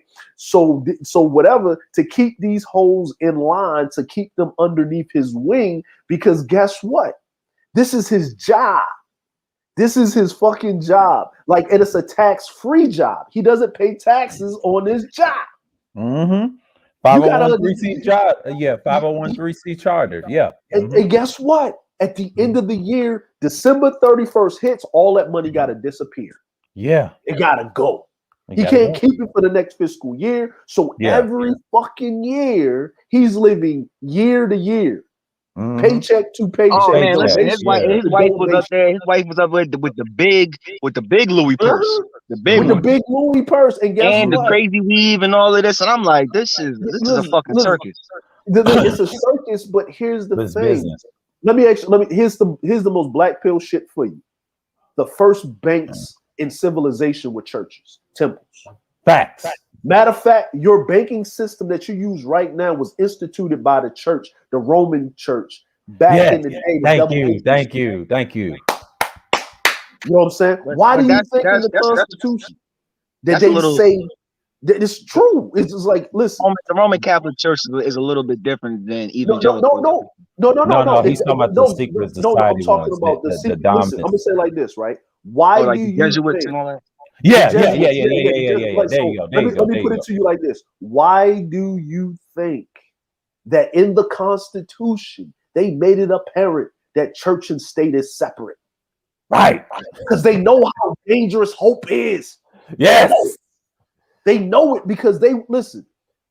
Motherfuckers from the 1400s. Why do you think most people in South America speak Spanish? Because the Catholics, the Roman Catholics, basically had enough money to give motherfuckers money and blessings to come over to rape, pillage, and plunder. Right. Like, think about that. Right? Yeah. You know what I'm saying? And we're going to take these savages and convert them into Christianity. You know what I'm saying? Like, because God said we can do it. We got muskets and swords and conquistadors and all this other crazy shit. So religion unchecked is dangerous, right? Religion, not spirituality. Remember what you're practicing, right? In yourself, because the way that you're carrying yourself is spirituality, right? Religion is a business. Spirituality is an individual path. Religion's control. Yes, absolutely. You know what I'm saying? So like me, I don't care if you pray to somebody a sock. knocked on my door. I had to. You know what I'm saying? Like, I'm gonna just be honest with you. Oh, go ahead. No, my bad. Somebody, some random person knocked on my door. I had to. No. Go ahead and build, DeAndre, about the. You know what I'm saying? Like religion itself is a business, right? Remember, you got to understand, kings and queens were put on thrones because of what? Of the preacher or the bishop or the minister or whoever. Shit, man, look at David in the Bible, bro. Yeah, dominance. Yeah, you know what I'm saying. Look at David all day. If you want to take it further, David wasn't. David, his story was a little bit different. When he went to the conflict. I know it was a little bit different, but the conquest though, it was a lot different. Actually, the Hebrew people, they got what Yahweh actually, he didn't even want them to have. He felt like he was good enough to lead them, but the people said, "Well, all these other nations have a leader." No, David was his favorite. I hate to say this, David in the scriptures. I hate to say, if you read the Old Torah or the Dead Sea Scrolls, he's more like the Christ of that scripture, not Moses, because Moses kind of failed. David was like perfect to him. Solomon. Solomon was after. David was a murderer. He was. David was a murderer. He was an adulterer. But back then, if you look at a bunch of different texts, it was a lot of people that damn near was referred to as Christ. That was Christ, not Christ. All that. I'm saying, but David was more Christ-like than anybody else, because now he did a few things. He was nowhere near. I mean, that's your interpretation, but I'm saying, like, most people, if you actually do the real research, if you're really black pill, he did a lot of things to save certain nations. The reason the other cultures are jealous of him, like, he had this best history, whatever, and dominate others. He conquests a lot, and a lot of those Jesuits and a lot of those EWs, I don't want to say the Jews, but those converts, right? They know that he's high in order, right? They used to use Christ as a buffer, but they know that's not real. But David was the one had a great kingdom, but see, Solomon kind of fucked that up when he had a lot of holes on the side versus David. What's going on, JR? Well, if any of you guys. If any of you guys ever read the book of Ecclesiastes, which is I read that. It's not, and I think an Ecclesiastes is just a philosopher. You know what I mean? But a lot of theologians, a lot of the theologians don't necessarily know if that was actually written by him, but they know it was written during his time period. But some theologians that say it was written by him, it was written by him in his very old age. So if you read that is actually extremely black pill. I'm talking about Ecclesiastes from the first 5 chapters. He basically tells you that Yeah. Nothing in this world matters besides God. Yeah. He said, listen, Yeah. he said, I looked at the people. I said, I saw people toil under the sun for Mhm. days in and day out. He's like, Right. so since I he's like, since I had the means, basically, since I was rich and I could get everything that all these people wanted, I had harems of women, I had gardens, I had cattle, I had Mhm. gold, I had parties beyond the imagination. I had all these things, and Yeah. really, it all meant nothing. It all meant nothing. It was nothing. It was all. I think they translated to it was a. He called it a grabbing of smoke. That's what Do he you Yeah. called know? it. He Do said, you this, know what? Yeah. You know what? And he studies Zen, uh, uh, everything. You know All what that. well, Alan Watts said? that's when we're getting into the He apocrypha. The said apocrypha is Yeah. not he dead. said humans Apocrypha is kind of hold on, hidden. y'all. He said humans are God, is God Uh, basically having a life experience. He said a lot of men basically your human experience is God tricking himself into believing that he himself is not God. Right. But Isaiah 53, I hate to say when he breaks down the good and evil, like I think I did a pre-record But years think ago, about it. Your whole but life, I'm just you yeah, know, from your conception. yeah. Yeah. But Hold I'm on, explaining. wait. Your conception. You know what's going to happen. Mm-hmm. You know where it leads you, to a no matter degree. where you go. Yeah, to a degree. But I was explaining a scripture, I think Isaiah 53. I think I did a pre-record on it and explained about the good and evil, and then I think I did a video years ago and explained that there was no devil because God can be both. And here's a trick. It's a certain verse I forgot, but it explains why he does the thing he does, and people miss that in the church every time in the Baptist church. I try to tell them, no, he does kind of play both sides if you actually study the scripture. And and the sad part, yeah. That falls back into what I'm saying. Yeah, It's that's an what I was saying. experience Yeah. where he tricks himself into believing that he himself is not God. Yeah. Yeah. Well, And no, I'm gonna because say this. also in Isaiah it talks about even well not even Isaiah. If you look at even the story of Job, there's a clear distinction between what people will call the adversary, you know what Yeah, I that's mean, what I was saying. and God Isaiah Himself. So 53. That's why I was breaking down. It's not God necessarily. Listen, because even if you look in theology, if you look at theology, they say, listen, just like the Elohim could be heavenly beings or whatever, and it's the supreme Elohim, which is So God. you don't think that you're a God having a human experience? No. No, Why no. not? Because He's and spiritual. He's spiritual. the simple reason for that is because the Bible clearly gives a distinction for who the Who's who? Elohim is. He's Yeah. omniscient, Hmm. He's omniscient. Yeah. omnipresent, All that. So I'm gonna say and omniscient and omnipotent all at once. I can't be okay. in every place at one time. I'm not all Yeah. knowing. You know what I Just mean? like I'm not Isaiah any of that. So 53 with the good and evil. Yeah. Well, I'm gonna say it like this. I'm gonna say me this, here, right? And I then know that. Wait, hold up. But me here on this oh, go earth, ahead, man. I know that this body that I'm in and this quote unquote It's a consciousness, because that's vessel. like new era Babel. Like that's like I know that me here every day when I wake up, I know that who I am is extremely limited. Now, and I feel But like hold on, wait, but I'm in it. hold on, Wait, hold on. I'm an I'm expression. talking. I'm I'm an talking expression of God. about.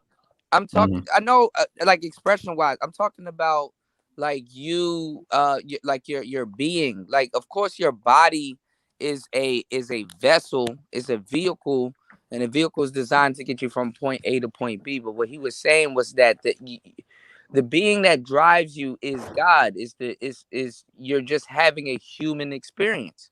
It's a game that Yeah, because even in God Isaiah and two, it's a in game Isaiah, like that my man God just talked about. plays with My them. fault. Go ahead, It's a Peter. game. No, Yeah. hold on. Yeah. It's a game that Hmm. God plays with himself into tricking himself into believing that he is not God. Your mind is an instrument. If you don't know how to use your mind, that's the greatest instrument you're gonna ever have to play. Yeah. Your You mind. know. Yes. So Yes. what I'm saying is that when he said that a human experience as a man is God in the physical form and tricking himself into believing that he himself is not God.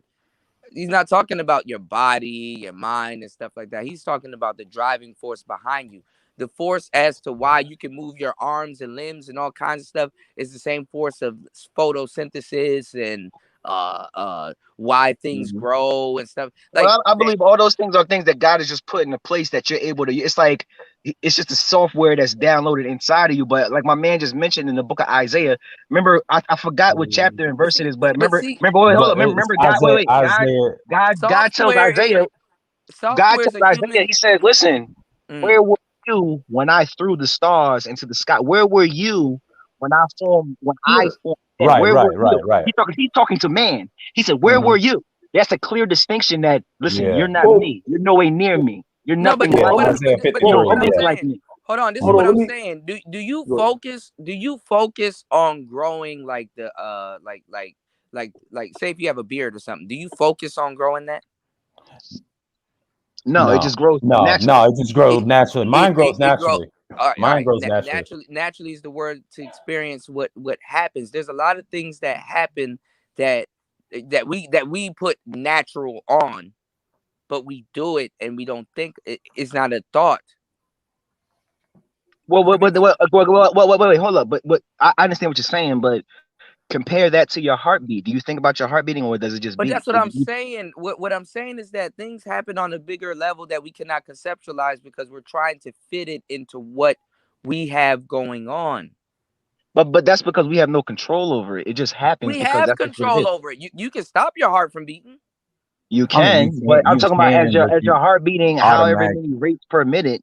Yeah, That's you just a can't natural. control. Yeah, That's going to it's like happen. the Listen, naked, just like the it's naked people eye. who are vegetables laying in the hospital, and that's going to happen, and they're not even conscious. But it's a That's just driving going to force. happen. I mean, your body is a vehicle. It's a vessel. When I'm talking about, all right, there's three people. You got your body, you got your mind, and you got your soul. Hmm. The heart introduces the brain to the soul. You agree? Right, Max says the Bible Well, does no, say that. your brain is it's your body, your spirit, and then your Your, soul. well, Your soul, your brain is your your, mind. I'm your saying brain is your soul. Yeah.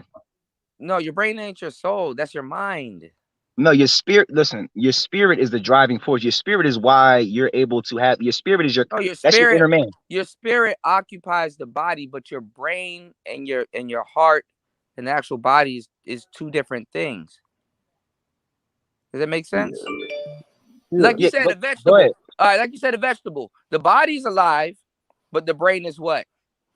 It's dead. But It's what is dead. conscious of both? The soul. Yeah, the Well, Yeah. yeah. soul. Well, yeah, yes, you. Okay, so we'll take that into it. We'll take that And into account. But let consideration, me but the let me spirit let me, is a let me say living. this. Let me Go say ahead. this. Right. Let me say this. Right. And before we even get to the man portion of it, right. And this is my truth. I don't put this on anybody, but this Mm. is where I kind of walked away from the essence of Christianity, Yeah, yeah. Go ahead. Go or ahead. in that, because when I started to realize and touch things and see things how they were, like literally physically touch them. You walk into the Vatican, you walk into you're on the wall, you're in Jerusalem, you're touching these things, touching Right, right, pyramids, right, right. right? You start to realize something, right? If you're omniscient and all powerful, right? That means that the portion of the reality of the universe that I am in right now at this very point in time in this singularity, you've already worked out what road it could go. So in the I know where you're beginning, going with this. Let's go. right, Let's when go. you made before man, when He already knew what you was going to happen when he made created, man. well, before you even made man, when you created Lucifer, right, which was man 1.0, Mm. right? Mhm. Because remember, angels ain't supposed to have any type of free will, Falsehood, right? No, hold up, hold falsehood. up, hold That's a up, hold up. Hold on, contradiction. Hold on, wait. I'm gonna let you Let me finish. finish. I'm Let gonna me let him finish. finish his point. Let me finish. Let me Let's see where finish. he's Right. going with it. Hold on. Let me finish. Right Uh-huh. now, you did that on one timeline. You're omniscient, all powerful. That's boring. Because why was man made? Because you wanted something that you created to worship you of their own choice. So you made what? You did what? You made the higher beings of angels have their own choice. The lower angels just got to follow what the hell you say, right? So now we're going to make this, right? And then everybody loves to follow. Everybody loves to do what they're told when they are living in surplus of happiness. But what happens when you're doing things that doesn't make you happy? Are you still willing to have that faith? Now, as I read the Bible for long periods of time, right? We look at Jonah, we look at Job, we look at all of these things. I create good and evil. I am both. I am this. I am that. I create this, that, and the third. Blase, blah. I already knew that Moses was going to toss these commandments. Matter of fact, I already knew in one timeline that Moses wasn't even going to leave and kill the Egyptian that killed his fellow man when he found out. I already knew in this timeline Moses was going to become Pharaoh and fight his brother and keep them under this. Matter of fact, I already knew that Jacob never gave his son Joseph away and kept him where he never went into Egypt so that I can have a famine where they'll get back together and start the predecessing of all of these things coming to pass, right? If you're omniscient and all powerful, you've seen these on different timelines. The timeline in which we lived in, Adam didn't excommunicate Satan out of the garden. Eve didn't excommunicate Satan out of the garden. Matter of fact, the snake didn't excommunicate Lucifer out of the garden. You see how these work. When you start thinking that these things the Bible doesn't make a clear distinction on who the serpent actually is. It doesn't say any. It's just like a serpent that walking on fours. No. Here's the thing, right? The serpent got punished because the serpent had jurisdiction, right? Because think about it. Lucifer talked to the serpent first. Didn't talk to Eve. No, hold on. You're right, because the serpent, you're right. It had jurisdiction because it was allowed to be in the garden. Yeah, it was allowed to be in the garden, but the serpent. But that tree's a metaphor. That tree's a person. All of that stuff is contextual. Okay. Yeah, all that thing is but we know for certain there were four beings in the garden that got punished. Right. And then it went in succession, right? Because I didn't think about the serpent getting punished also. You know what I'm saying? So the serpent got punished, right? Because the serpent knew who Lucifer was, because Lucifer had a conversation with the serpent. Eve was not shocked that the serpent was talking to her at all. A lot of theologians, indication of that. Okay. A lot of theologians, they've come to a conclusion that she wasn't surprised the serpent was talking, because they were saying what their theory is that all the beasts could talk. Well, all the beasts could talk, but here's the thing, though, right? If we look at other religions and spiritualities, the serpent is held in regard with wisdom. Right. So now when you look at that, when you break it down, and we break this down, because they don't in religion, they don't teach you to think or challenge thought when they say things out of their mouth. So now, according to the scripture, the serpent talked to Eve, right? Eve then was talking to the serpent, right? Then the serpent was talking to Eve. Eve bit from the apple of the tree or whatever, right? The tree and I'm pretty sure there was no certain tree in the garden that you couldn't eat from. No. Go with the metaphor. We know it's the metaphor. Yeah. What it was is it was God pointed at a random tree and said, "Don't eat from that one." Yeah, right? Because I said that's a person. That's a person, right? So now they say, go ahead and take from this, get this, right? And instantly Eve got some knowledge. She took it to Adam, right? Adam then listened to Eve, right? You know what I'm saying? If y'all want to go on some red pill shit, the greatest scent move in history was Adam listening to Eve, right? So and then blaming her. Right. Then blaming her, right? Didn't take accountability for being well, God wasn't mad at. He was more mad at Adam. He said, because God was like, didn't I tell you not to eat from that? He said, it's the woman you gave me. That's exactly what the Bible says. But see, it's the woman you gave me. That's the reason why. Right. But see, now we move forward with this, right? So Adam listens to Eve, right? And he eats from it. Now, it was Adam's idea that they hide themselves because now they realize they're naked or whatever the fuck, right? Now, here's the thing. That's neither here nor there. Because they said that God could only speak to Adam. He couldn't really. Hold on, before you continue, brother, let me ask you something. Yeah. So, do you think that God creating man, right? And he wants to give them free because SKC, I don't know if you guys saw the debate that he had, but he Oh was yeah, I saying saw that that. I saw if that. God is Tupac. Yeah, omnipotent, yeah, I yeah. forgot which one is all knowing. I'm not sure if it's Right, right, right. omnipotent or whatever, That's my but boy he was SKC. saying He's a cool dude. SKC he made a good argument. And it made me think, and I was like, that makes a lot of sense. SKC was saying that if God is an all powerful being, don't you think that his foresight, as much as he has that ability, don't you think that he's able to shut off that ability? And my thing, and that Yes, yes, my thing, yeah, wait, hold on. My thing is absolutely. this also is that if he's going to create a being, just like because the angels do have free will as well as man does. Now, if he's going to create something that has free will, and you're going to put them in a paradise, serene paradise where there's no problems, no nothing, how are you going to know that you're going to be obedient and faithful to me unless I put some sort of obstacle inside is in your way to where there's going to be a temptation, but you can make the choice to do You know or what? not to do. And I hate to say it like this, and God bless my soul if I'm saying anything wrong. I think throughout history, God has like a character kink, and he just wants to see who's gonna be loyal to him. Exactly. I mean, You said it. that's really what it comes down to because That's what you just said. See, we're not disagreeing with you. It's the black I pill think I ain't emphasis gonna in the lie. I think a scripture. piece of him We like get it. getting. We I get think a it. piece of him like It's a getting great done discussion. wrong Yeah. too. What you just saying, Kuda, we totally agree. Ain't nothing wrong with what you're saying. This is a great question. See, this is scripture, precept on precept, here a little, there a little. I used to teach this stuff back in on my old channel. I mean, this current channel, and I'm like, that's why I was on, man. Like, and when I converted that 2012, But I said, does hey, he man, like to get done wrong? What is? no, he doesn't, but he has to give you just like this, right? Like, instruction, yeah. and you know what, yo, like, if somebody explained it to me like this, But why does he God, have to give you that? no, but listen. Just look at God and his relationship with man as you in a relationship with a woman, because in the Bible it explains that when I think it was Isaiah, Mm-hmm.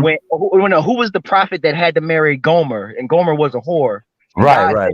God said you have to marry this woman, and he said basically he was arguing with God, was like, I don't want to marry this woman because she's been around or whatever, but God was basically saying like, I want you to marry her because when the nation of that nation over there, when they betray me, that's the feel that's like the feeling that you're going to get from being with her and her betraying you. That's how I feel when you guys don't reverence me, when you don't acknowledge me, when you don't respect me, when you go against me. So the feeling that you feel it, like, so God was basically saying the feeling that you feel as a man when your woman does you dirty, that's how I feel Mm. when you're disobedient towards me. So that's like the sin that he. Mm. Yeah. So God was basically saying, he's like, yo, Isaiah, you have to, I'm not sure if it's Isaiah, y'all, you guys can correct me, but he was saying whatever the So prophet does was, wait, hold on. So does he want man to feel how he feels? I wouldn't say no. out of I He was wouldn't just say out giving of an the I wouldn't illustration. say, but I'm saying I wouldn't say out of the guise of empathy to be like, yo, now you know how I feel. But is it like like what type of lesson Well, does here's the man get out of feeling what he feels when he's betrayed? it's an experience, right? And I'm gonna tell you like this. Here's Wait, the hold. Before you get into that, the lesson in it is just like how you feel as a man when you have a woman that you want to act right and she doesn't, and you have to, and even when she doesn't act right, you know what? You're like, why do you act like that? I love you. I want the best for you. I try to do the best for you, and you still going to betray me at the end of the day. And even in the Right. betrayal, there's still love there. You understand what I'm saying? Right, That's right. Yeah. that was just a Absolutely. message. Like Absolutely. when you sin against him, because the Bible says clearly the wages of sin is death. And I don't care what anybody says, anything that whatever the Bible says, and even things that are not in the Bible that we partake in now that might be counterproductive to our health, our mind, and our spirit in these days, it's going to lead to destruction. The Bible is absolute and clear about that. You know what I mean? And if you got God saying, listen, I don't want you to do those things because I want better. See, a lot of people think that like God is trying to restrict. Love is really you not getting struck down for real, for real. Yeah. I mean, I'm like, listen, God, the Bible says, I wish that none would perish. I wish that none would perish. You feel me? But it's certain But it things you have. happens. But it happens. Yeah. It does. see, like, It happens. no, but I'm gonna say like this, right? And this is where I'm like, this is where it's when you get to a certain point, like, and that's what I said is everybody has the way of that they're looking for things, right? And I love like the way the brother is articulating himself because he's in it not on a religious point, but on a spiritual. Thank he you. feels it spiritually, right? So you have nothing to do but respect that. That's why when I get in these conversations, I don't debate. I love these conversations. Yeah, like I try not to their debate beliefs. them, I don't debate their beliefs and their spiritual path, right? Just because I don't take the same path. You know what I mean? My thing is this, right? And this is my thing here. I have children, so I started to understand certain understandings of certain things, of like right? betrayal and stuff like that. You know what I mean? It's just something simple, right? Here's the simple thing: if you follow what I tell you to do, right, you'll be successful. Yeah, you'll be successful. You'll be better off. But here's the issue: I have children. I have grown children, right? There comes a point in time where I'm the parent, but they're no longer children. They're my children. In the eyes of God, you're always his children. You never become an adult. Yes, sir. Right? And what happens, and this is just me, not anybody else, right? No, because an adult is a concept. Well, no, what I mean is an adult is this, right? And what I mean by this is an adult is the way that in my instance with Pentecostalism, holiness, or apostolic faith, is they teach you that you are never to grow within your own, in your own personality, in your spirituality, in that said religion or that path, because you are always a child. You don't know anything. You can't take the knowledge that you're receiving from the world, because innately you're not even supposed to know anything unless God told you in the beginning, because Adam fucked up. Right? That's what it was. And the first way for you to understand any knowledge is for you to go against the environment. So right? so could knowledge be the apple also? Yes, knowledge is the serpent. apple. What the serpent said blatantly, that he told, when he was talking to Eve, when he's having a dialogue, he basically told Eve, he said, well, she said, well, God's, because she wasn't supposed to know. No. The serpent told Eve, when Eve said, well, the Most High said that we're not supposed to eat of the tree. But he said, but basically, I'm paraphrasing, but the serpent was basically saying, like, well, he doesn't want you to eat of it because you will be like us. You will understand the knowledge of what good. Now listen. This is what I will say. This is where it gets even deeper. It's enticing. No, this is where it gets deeper. My thing is this: the first of all, God has no beginning or end. Yeah. And so my thing is this: is that Lucifer, even before Adam, this conflict goes even further back than Genesis. You understand? Because the idea of so if God knew what humans were gonna do, Lucifer knew too. No, Lucifer doesn't. Lucifer doesn't have the Lucifer is not God. He's not omniscient, omnipotent, and omnipresent. He's not that. But what he does, though, he does have divine. He does have divine information, though. No, but he knew about humans. He took on the right. Hold on, I'm gonna give you a little pushback on this, right? Because my mom, she went to theology school, like, to get her ministry license. I had to sit there with her while they were talking, right? And they would, and the first part of theology wasn't Christianity; it was every other religion, right? And it was very eye-opening, right? So this is what is said overall, right? Because you got to remember, Christianity comes from Judaism. Yeah. Like people keep forgetting that for some reason. Not you guys, but people keep forgetting that, right? Yes, here's the thing, right? Imagine, if you will, and I say this is who Lucifer is in our space-time continuum, right? And I keep saying that because if you're omniscient and all-powerful and you know everything, you've done this multiple times, right? So this is the thing that we have to deal with on this space-time continuum, right? So Lucifer put a plan together, you know what I mean? Because he lost the war in heaven. Why? Why did he lose the war in heaven? Because he was upset. Remember, Lucifer was the most beautiful angel. He was the top of the top, right? Remember, he was above music. And he Michael. was a cherubim also. He was a And, cherubim, right? and also he So had the greatest music. He Yeah. he was had the he was greatest. elite. Yeah. He was elite. He was he was Lucifer was a bad number bitch. one. The person that took the angel that took over for him was Michael because he lost, and he took a third of the angels with him. He wasn't fighting by himself. He had backup.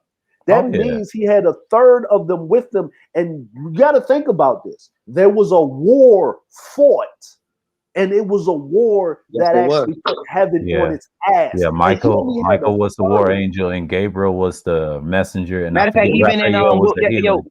What's that? It's a short book in the New Testament. I can't think of the book. But in the book, it talks about when it went back and they were explaining how when Moses had died.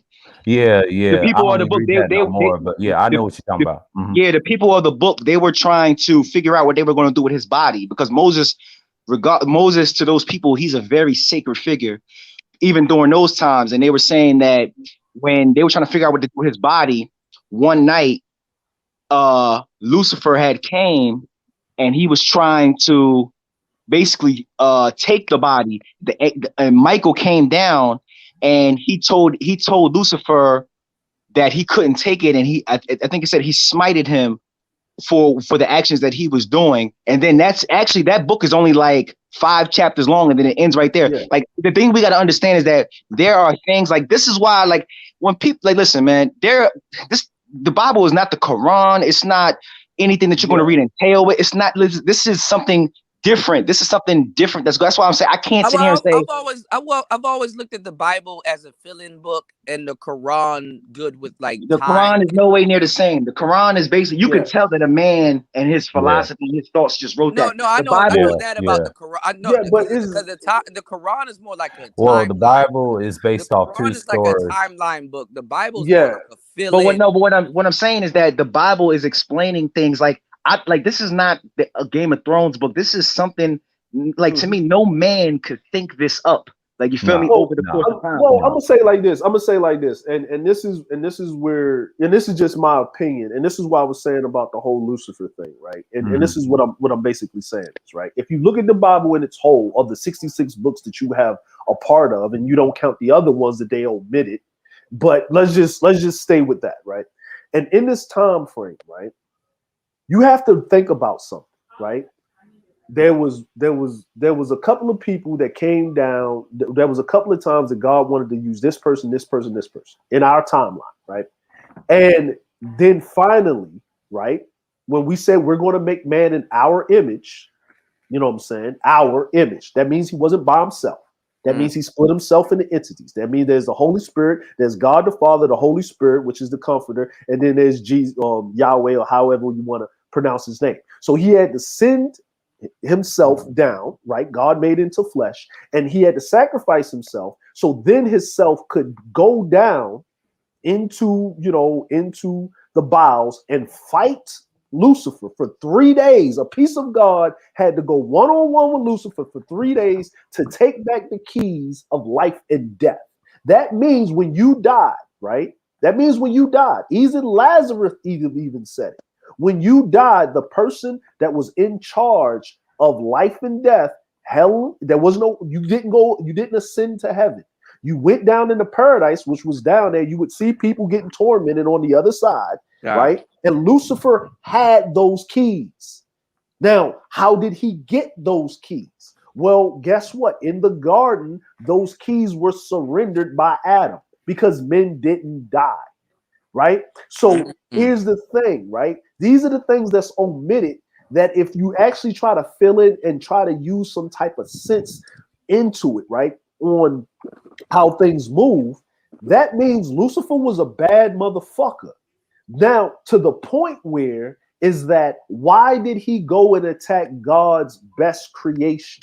You know why? Because guess what? Jealousy. Adam had its own, the earth was Adam's realm. I'm your best. You created me. You gave me free choice, not will, because I can't will anything into nothingness. God can do that. We can't. We just got choice. You know what I'm saying? We got a choice to do left A, B, C, or D. We don't have free will because you can't will things into existence. You Right. actually put work into play, right? Oh, well, So, go ahead, you- so with that being said, is now guess what? Why didn't Lucifer, right, when he fell from heaven, go directly to Adam? He had to go to the serpent. The serpent was the lowest form, but it had free choice, right? It could talk to Eve. Eve was the next one up, but Eve couldn't talk to God directly. Only Adam could do it. Eve wanted to be at the level of Adam, and Eve couldn't do that. But this was a way for Eve to do that, right? Then Eve talks to Adam, then everything happens just how Lucifer intended, because I'm going to take away from you your greatest creation. I'm going to make that creation turn on you like you thought that they wouldn't. I 100% agree with that because human beings are one of God's greatest coveted creations. You know what I mean? God has very high hopes. But listen, I wanna take you guys on a testimony that I heard, and if you guys got a couple minutes, just let me get through it, and I'm going to Go ahead. I'll So be off it was, the next hour because I got to stream next hour. So so go it was ahead. a guy. It was a guy. Now listen, I tell people, you don't believe that God is real.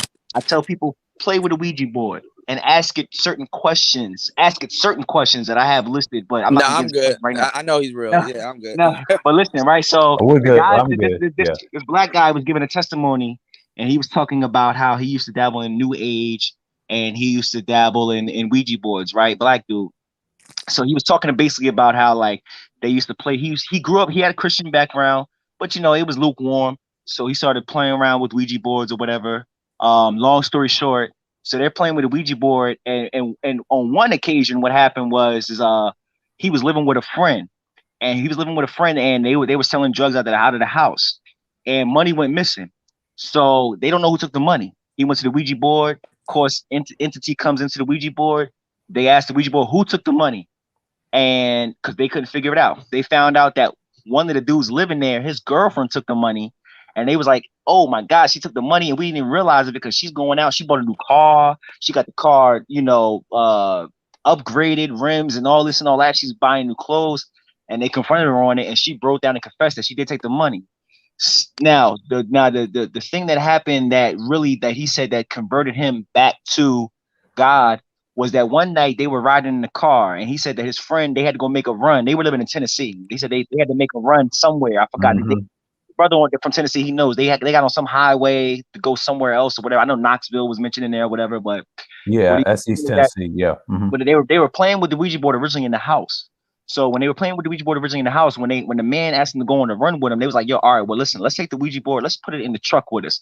He said, "So we're in the truck, we're riding on the highway." So he's like, "I grew up in a Christian background, so the entity that came in when we all put our hands on it," he said, "I was asking it certain questions, not like, I want to talk to my grandmother, but I was asking the questions about Christianity." So I asked it, "How tall was Adam and Eve? Were they really 7 foot tall?" The thing was spelling out YES. He's like, "Okay." He was like, "Well, was the garden a serene and beautiful paradise?" The thing spelled out YES. And he was saying, "Okay, well, are we living in the last days?" And the thing said YES. And he said, "Well, how do you know?" And he said, it's spelled out because of the BIBLE. And he was saying that that's how he knew that Satan and his angels aren't they're not all knowing, because they only know what the Bible is also enlisted also. So he said, "Well, listen," he said, "if you know that," he said, "if you could choose." Now I want you to listen to this. He said, he asked the demon, he said, "If you could have chose to rebel with Satan or stay with God, which one would you have stayed with?"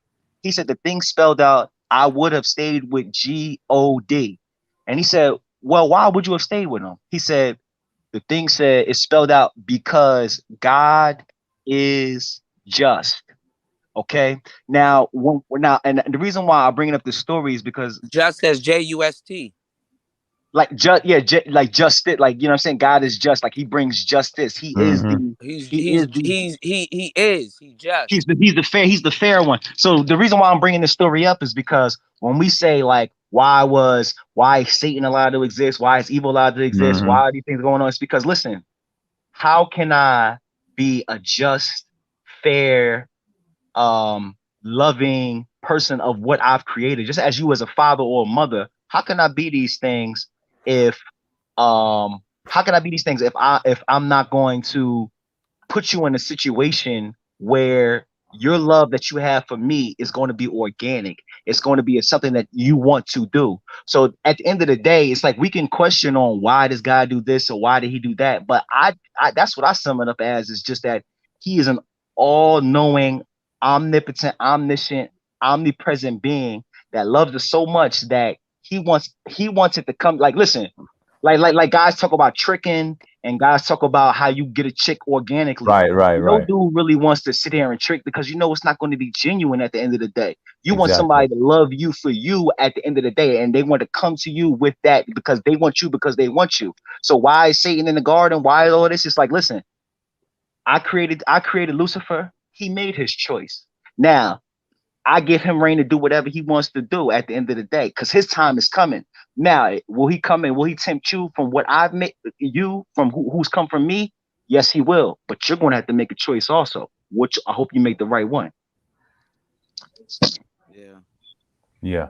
Shit And that's crazy. that on that, but the brother is right. Like he said, I have that same concept too. I don't share it in the sphere because a lot of people are more nihilistic and atheistic, and I respect it. I share it to certain people, but I respect it. Me and Wacky, we talk it on the low, Man, and I'm that's not just gonna me. lie. Not, a lot of people aren't even nihilistic; they're just dumb. Yeah. That too. I would say good. I would say 80%, but the ones that are like the You 20. giving them a little bit too much leeway. No, Saying what I'm saying, in a way, they don't believe in the scriptures. I'm saying for what I observe, and if I mention anything about the Most High or anything, they'll attack you. You know what I'm saying? It's like politics almost, and I try to stay away from those conversations because some people are sensitive. Because I can tell when you really talk to them on panels. I'm talking about a real discussion. This is a great discussion Yeah, that this is I've been eye on. opening. Yeah. I'm glad to hear from all of you guys' perspective, because I'm like, it got me thinking about a lot of things. Yeah, I like conversations like this. I mean, we all have different perspectives. We Especially the agree to original disagree. story of All that. Adam and Yeah, Eve see, and I'll stuff talk like shit that. like that for you for hours. And the thing is, it's constructive. It's not no nigga shit screaming like I'm better than you. I'm black power and all that. No, And it's I'm like, not. It's not. No, no, you no believe in AC you believe in start. fairy books. You believe in And all that. nonsense. And then we didn't have AC be screaming like AC. Don't bring the political aspect of it. It's a little bit of it, but it's deeper than that. You gotta breathe. You gotta relax. No blood pressure. Just calm down, nigga. I'm gonna say this, man. I'm gonna say this, and this is just me. Like, What's going on, James? This is just me personally, right? Chilling, bro. And when I have conversations with people, when they start talking about these aspects of things, right? Like I've in homeboys, and they're Hindu, right? They're Hindu, and he does his thing. Like, me and him have deep conversations, and then I asked him one day, because I said, man, what is your religion or your spiritual practice? And he said, have you ever been to a Hindu temple? And I was like, nah, I've never been to one, right? And he said, why? I said, I don't know. I've never been to one. He said, well, come on, come, let me show you what it's about.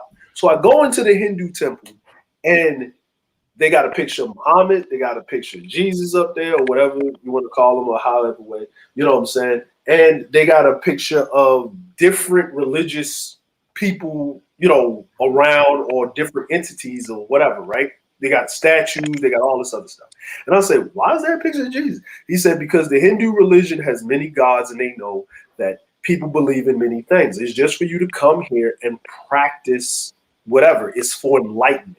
If and he said the whole point of the religion, in a nutshell, he said, he's just paraphrasing, he said, it's that if you realize that there are things outside of the scope of you understanding that move in ways that you have nothing, you feel powerless, but that doesn't put you in a position where you won't want to reach to the best part of yourself, which is enlightenment.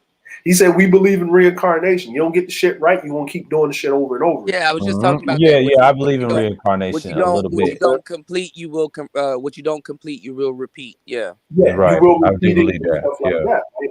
And I said, okay. He said, yeah, but here's the thing.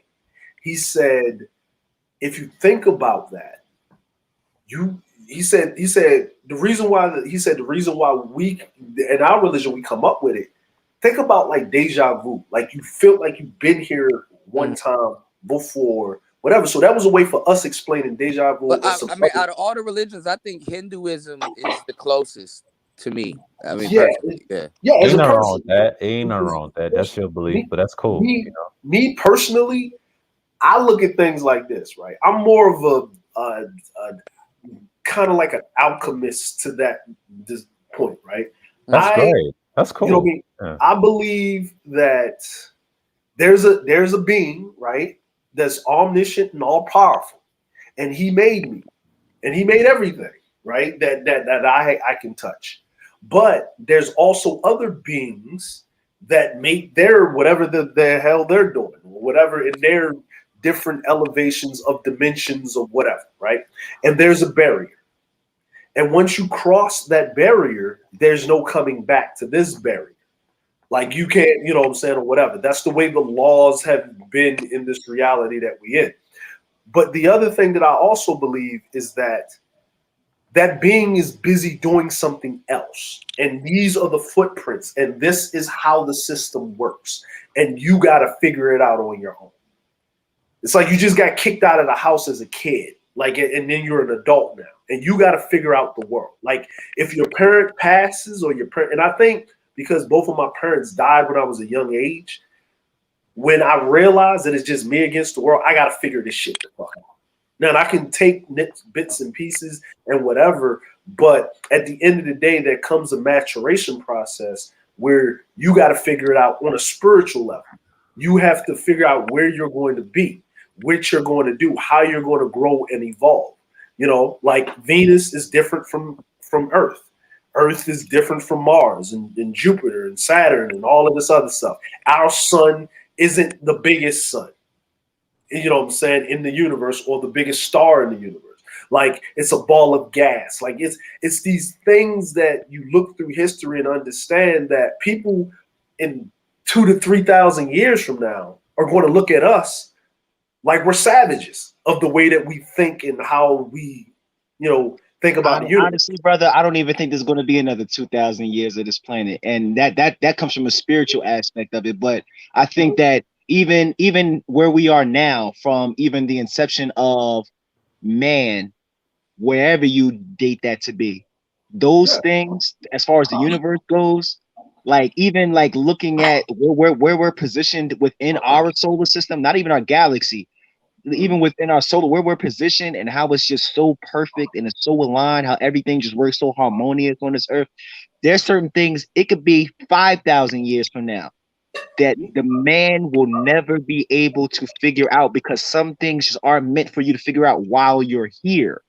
Maybe, listen, outside of here, outside of yourself, you will figure it out, or it will be explained to you, possibly. But here, while you're here, you will never figure it out, ever.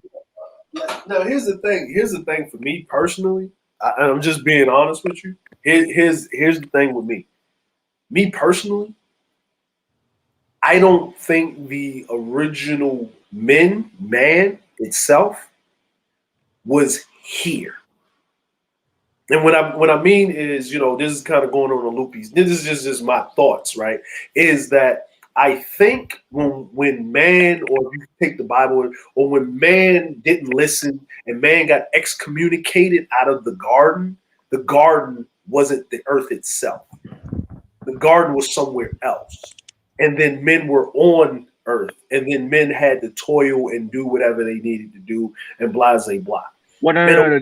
Hold on. Let me get some pushback on that, because the Bible does explain that in the garden, the Tigris and the Euphrates River ran through the garden, which they are they are which we would call in the Horn of Africa or in the Middle East. Those rivers are still there today. So the Bible does explain that this was a place that was on earth.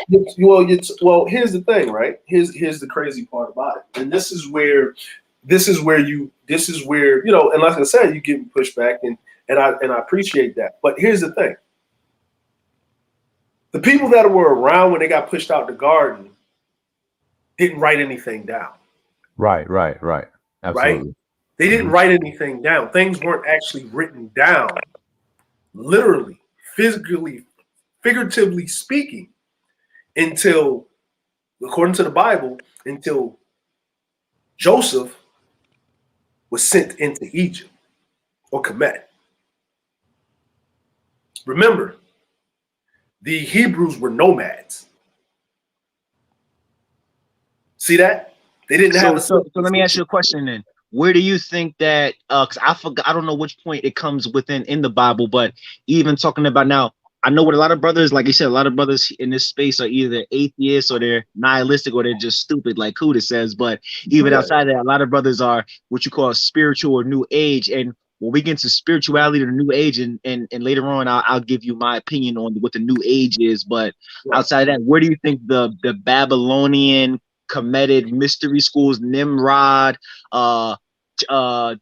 transcendental meditation, like all these things, because the Bible clearly states where this deep level of esoteric spirituality comes from, as far as, like I said, astral projection, being able to take your spirit man out of your body, deep meditation where you're able to transport yourself into different realms. Now, the different realms, from what I've studied, different realms aren't necessarily different realms. That's what you would call the spirit world, because even if you see people that take like mescaline, DMT, ayahuasca, they say they always say they're transported to this different place, you know what I mean, where they're meeting these certain entities and certain beings.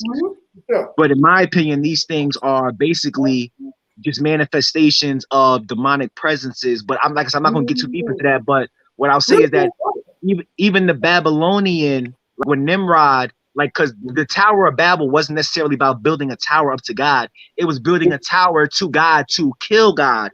You understand what I'm saying? And they also were given information by different fallen entities, like the Bible explains, and I think it's Exodus or late Genesis.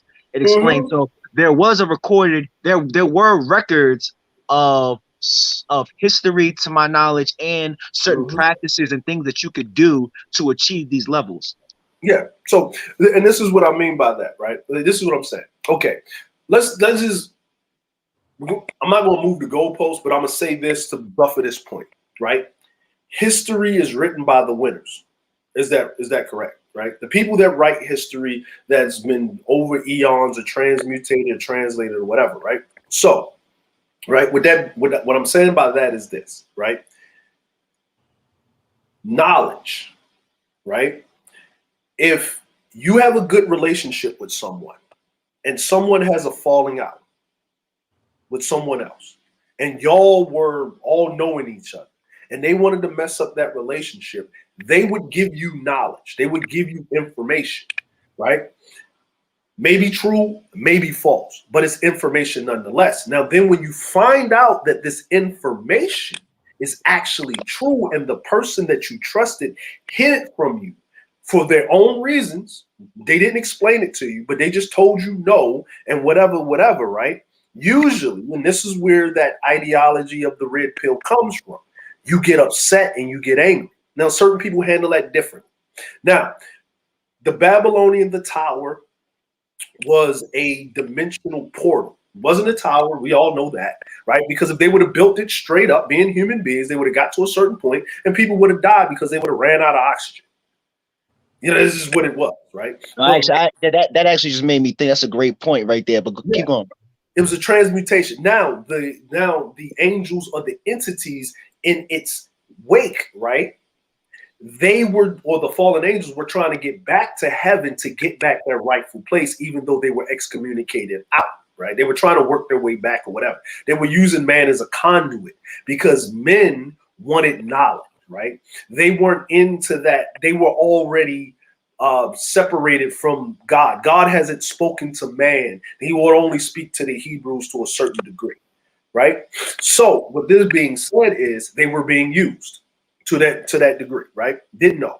But God did not smite them like he did with the flood.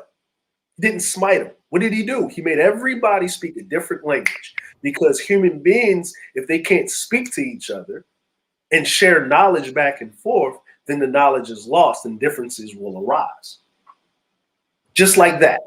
All knowing, all omnipotent, all powerful, fixed the situation with a snap of a finger because they were getting too close. Now, if you're all omniscient, all powerful, why would you care that much to do that? See, that's a question that I always wanted to answer. I wanted to answer to it, right? And gods are only as powerful as the people that believe in them.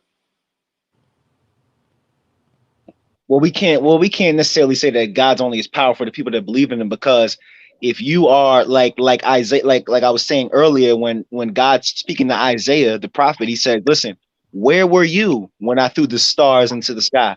Where were you when I created the universe? Where were you when I created the heavens and the earth? So God does see that. See, I think human beings have a level of arrogance where they think that they're so important that they think that God needs them. No, you need him when it really comes down to it, because he's going to be. Actually, it's a salubrious environment, and I'm gonna give you this, right? I'm gonna give you this. God even said it himself. I am a jealous God.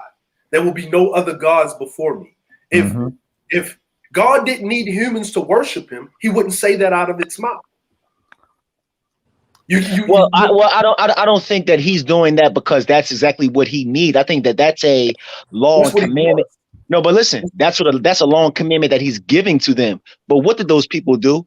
They did the opposite of that regardless. He's not, listen, when he's saying these things, these aren't forced totalitarian commandments that are coming down on the people. These are commandments that are coming down and say, listen, this is what I require.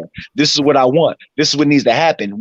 If you want to be with me, you want prosperity in your land. You want your women to be fertile. You want things to go smoothly. That can only happen through me. And the only way that's going to happen through me is I have these requests and these guidelines. See, that's why they say that when God creates Adam, man is the exact replication outside of the divine nature.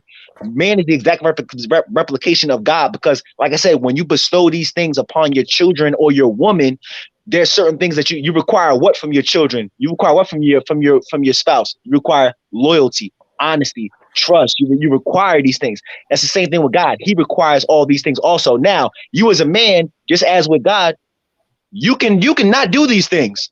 But you know what's going to happen if you not do these things? I'm going to take my protection, my provisioning, you feel me, and my umbrella away from you at the end of the day. Well, here's another point, right? Look at Job. Yeah. He's doing everything that God required. He removed his hedge of protection to prove a point to Satan. Right? What about my servant Job? Job was minding his business, doing what he was told. Right? And he pointed him out. Satan didn't know Job was over there. He pointed, what about my servant Job? Go test him. I'm going to teach you a lesson, because he's going to do what I require regardless if I have my hedge of protection around him or not. Why did he do that? He needed to prove a point. Why are you proving a point to a creation that turned? So listen. This reminds me of that DMX. Anybody remember that It's Dark and Hell Is Hot album when he was like, I got to send you in the desert, see what it does to you. I got to put you on your ass to see what it does to you. At the end of it, you see, I'm just showing love to you. But the thing about it, the situation that happened with Job is, like I said, it said that one day Satan was walking and he saw that angels were sitting in the heaven. He ascended with him and he petitioned to be able to, you know what I mean, create certain turmoil in Job's life. Now, do we remember what happened within that story? If you remember what happened, what did his wife do? You guys remember what his wife did? His wife, so many bad things were happening. His wife said, why don't you just curse God and die? Right?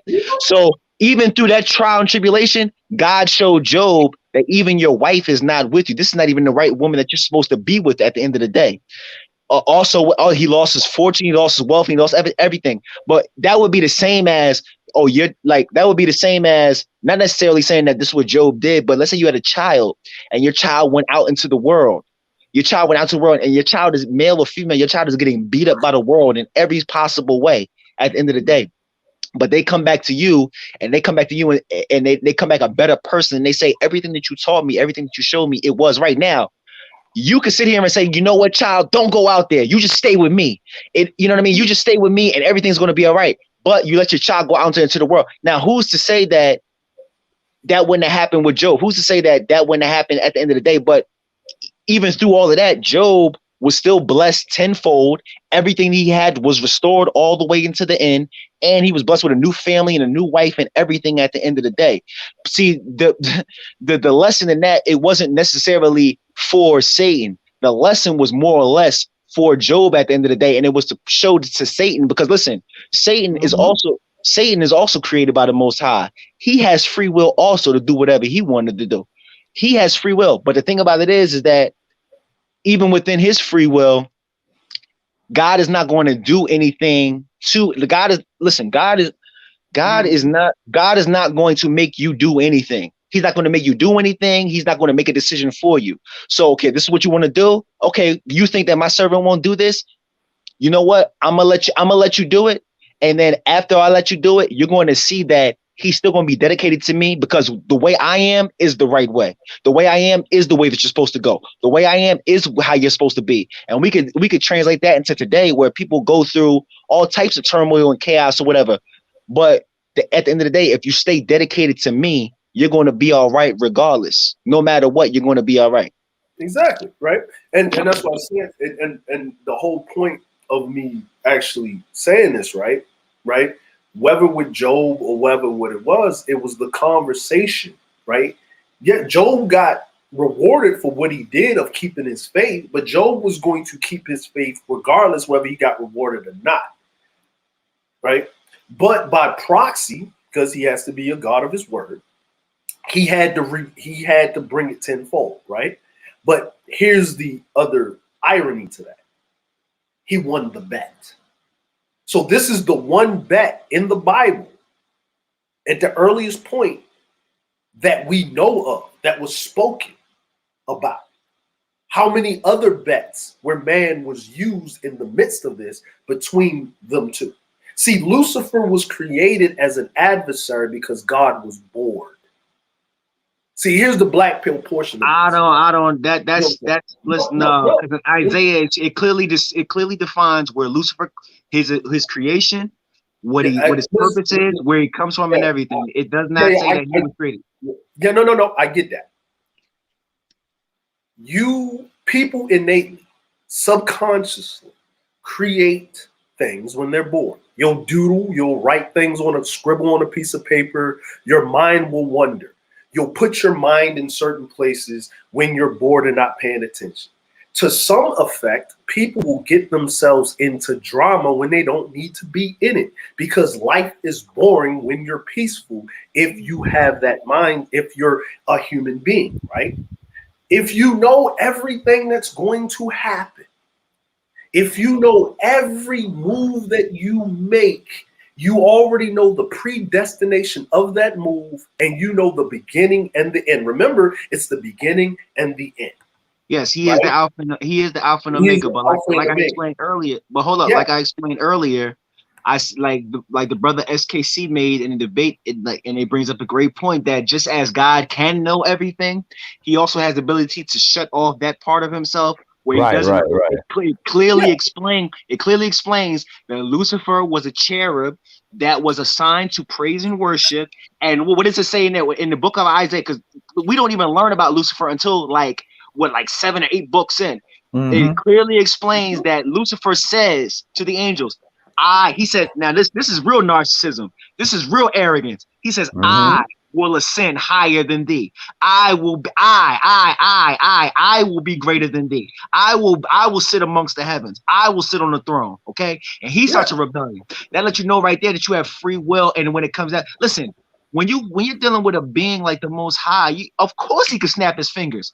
But the just, like I said, the just part about him is that, listen, he said, I'm going to create you, whether it be angelic being or human, and I'm not going to interfere with who you are. So I'm going to shut off that part of me, who I am, to know what you're going to do. Because how am I going to create something if I already know what it's going to do? How can that be authentic or organic or sincere? How can it be? Unless I do shut that part of myself off. Because he's already done it and it's boring. Boring is a human characteristic. No, women get bored in relationships, and the Most High is above. You know what I'm saying? No, listen to what I'm saying. Listen to what I'm saying. This is not throwing a shot or nothing like that. I'm not right. I know. I'm being black pill with this, right? Boring, right? If boring is a female emotion, a male emotion, and God created us, he created everything. So you can't take one side without taking it all. And where does he get that idea, that thought concept to create that? Because the entity had to experience boredom. Why would you shut that part off? Because it's boring to have it if you know everything. You want to be excitement, right? Excitement is the opposite of boring. And guess what? Drama makes things exciting, right? It gives you something fresh. It gives you a new challenge, a problem to solve. You become more enamored. If I give you all the answers to life, it's boring. But if you figure them out, if you get this little tidbit of information, you take this over here and you put it together and you create something and you become greater than, and you conquer your environment, you have this euphoric feeling. You have this thing of you've accomplished something. You've made something that is great, that serves you wholeheartedly and willing, not because you told them to, not because you created them to, but because they want to. And you shut that part off of you, because if you did it the other way, you know they don't really love you. You know why? Because they were created to do so. They have to sing. They have to sing your praises. They're wired that way. It's because the creator was bored. That doesn't mean you wasn't created nonetheless. That doesn't mean you wasn't given free choice. That means that the entity that you are, that who you are as a person, you should thank the creator for being bored.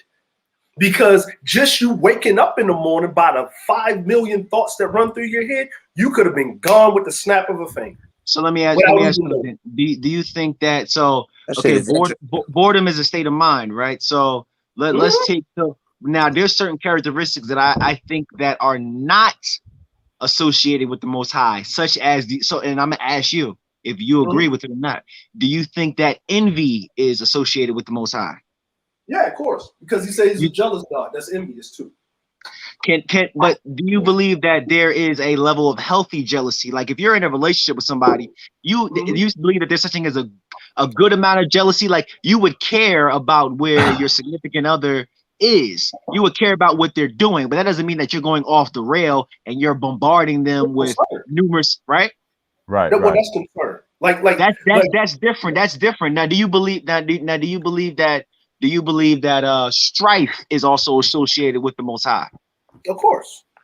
Everything on the spectrum. No. See, my thing is this. My thing is that I think that just as the Most High is a creator, you have the adversary. He's a creator also. So there's an opposite effect to that. I believe that the adversary, he also can create certain emotions and characteristics within himself and his angels and within people also. So do I believe that, like, because envy, strife, jealousy, all those things are counterproductive or intuitive or whatever it is to the nature of what he is. So I don't think that he's going to create something I don't think he creates Adam and Eve and be like, okay, let me put a little bit of jealousy in here. Let me put a little bit of envy in here. Let me put a bit of murder in here. Like, no, those things aren't characteristics of him. So those things had to come outside of him. You understand what I'm saying? I'm going to explain something to you. He said, I am the great that I am. I created good and evil. I created that, right? This is out of the being's own projection of saying or communicating, right? So this is the thing. This is why I said I'm amoral with it, right? I accept it just because I say that on one hand, I am a jealous God. I am a giving God. I am a forgiving God. I am a vengeful God. Both sides of the coin is the one entity in which itself. And we are made in his image. That doesn't mean that's not who we are completely, but in his image. And that's the originator. So if this was made and he made it, evil would not exist if the creator did not create it. These are facts. Lucifer would not exist if he didn't create him. Those are facts, right? He doesn't. Frankenstein, Dr. Frankenstein, was it Dr. Frankenstein? Who the hell created Frankenstein? It was Dr. Anyway, the doctor that created Frankenstein, he doesn't create Dr. Who? Nah, it's actually Dr. Frankenstein. They just named the monster Dr. Frankenstein. Dr. Frankenstein, right. So he doesn't create Frankenstein with the intention that Frankenstein is going to be who he's going to be. Okay, that's just a byproduct of his creation. He actually creates it like Pinocchio. You know what I mean? That's or whatever. Those and of course I'm using but those things are those they're created with different intentions. Now these things have, and I actually think that those things are actually a play off of the Bible. Funny how it is, but they're created for a different purpose. Now, if I create you and you go against what your purpose is, like I said, the just part about it is I'm not going to stop it at the end of the day. You can do that. You're free. Let's put it in something more like this, right? All right, now, peace, y'all. I got to do stream. All right, sir, man. Peace, bro. All right, brother. All right, sir. Let me put it to you like this, right? And this is this is like this, right? I'm gonna say it like this. Ford creates a car. It's a great car. It's a great, outstanding car, right? The car runs, it does what it does, but there's a recall because there's a defect, right? Now, the difference is that somewhere, right? Because this is not just one person, these are entities, this is a whole conglomerate. Someone knew that the defect would exist, right? They didn't think that it is what it is. Now, in the case of God, he knows that the defect exists because he put it there. Sin was created. He created it. Evil is that, right? The greatest sin man did against God was going against his what? Going against his commandment or his order of not eating from the tree, proverbial tree, or what you want to call it, of knowledge of good and evil. Matter of fact, man did that sin, but man got kicked out of the garden, so man couldn't eat from the tree of life. Because then that would have been a whole different can of worms. If Adam and Eve would have ate from the tree of life, they couldn't be killed, right?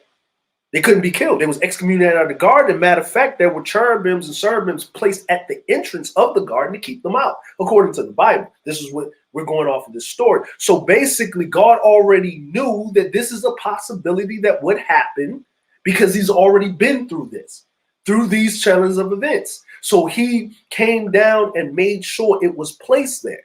So this is the thing. These all things were created. They all were there. Because when he breathed life into man, they were already there from the onset. He was figuring, right, just in this because he was bored, right? And there's nothing wrong with that. I'm not saying there's nothing wrong with that because we create when we're bored. We're up here.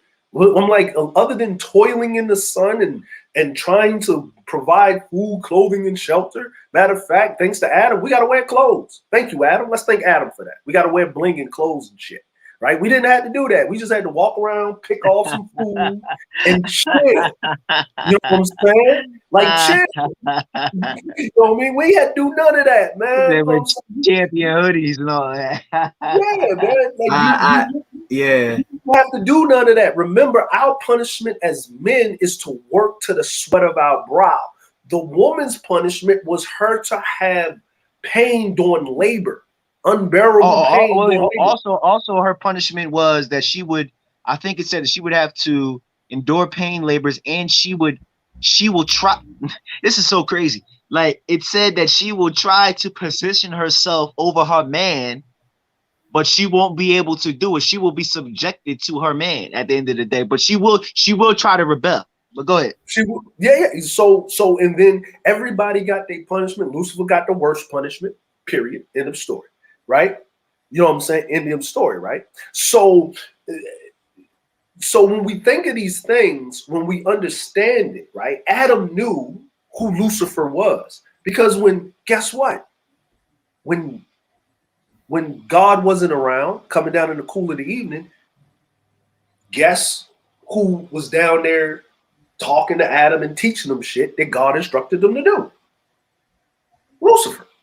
Adam knew who Lucifer was. Now we're getting into conjecture like that. No.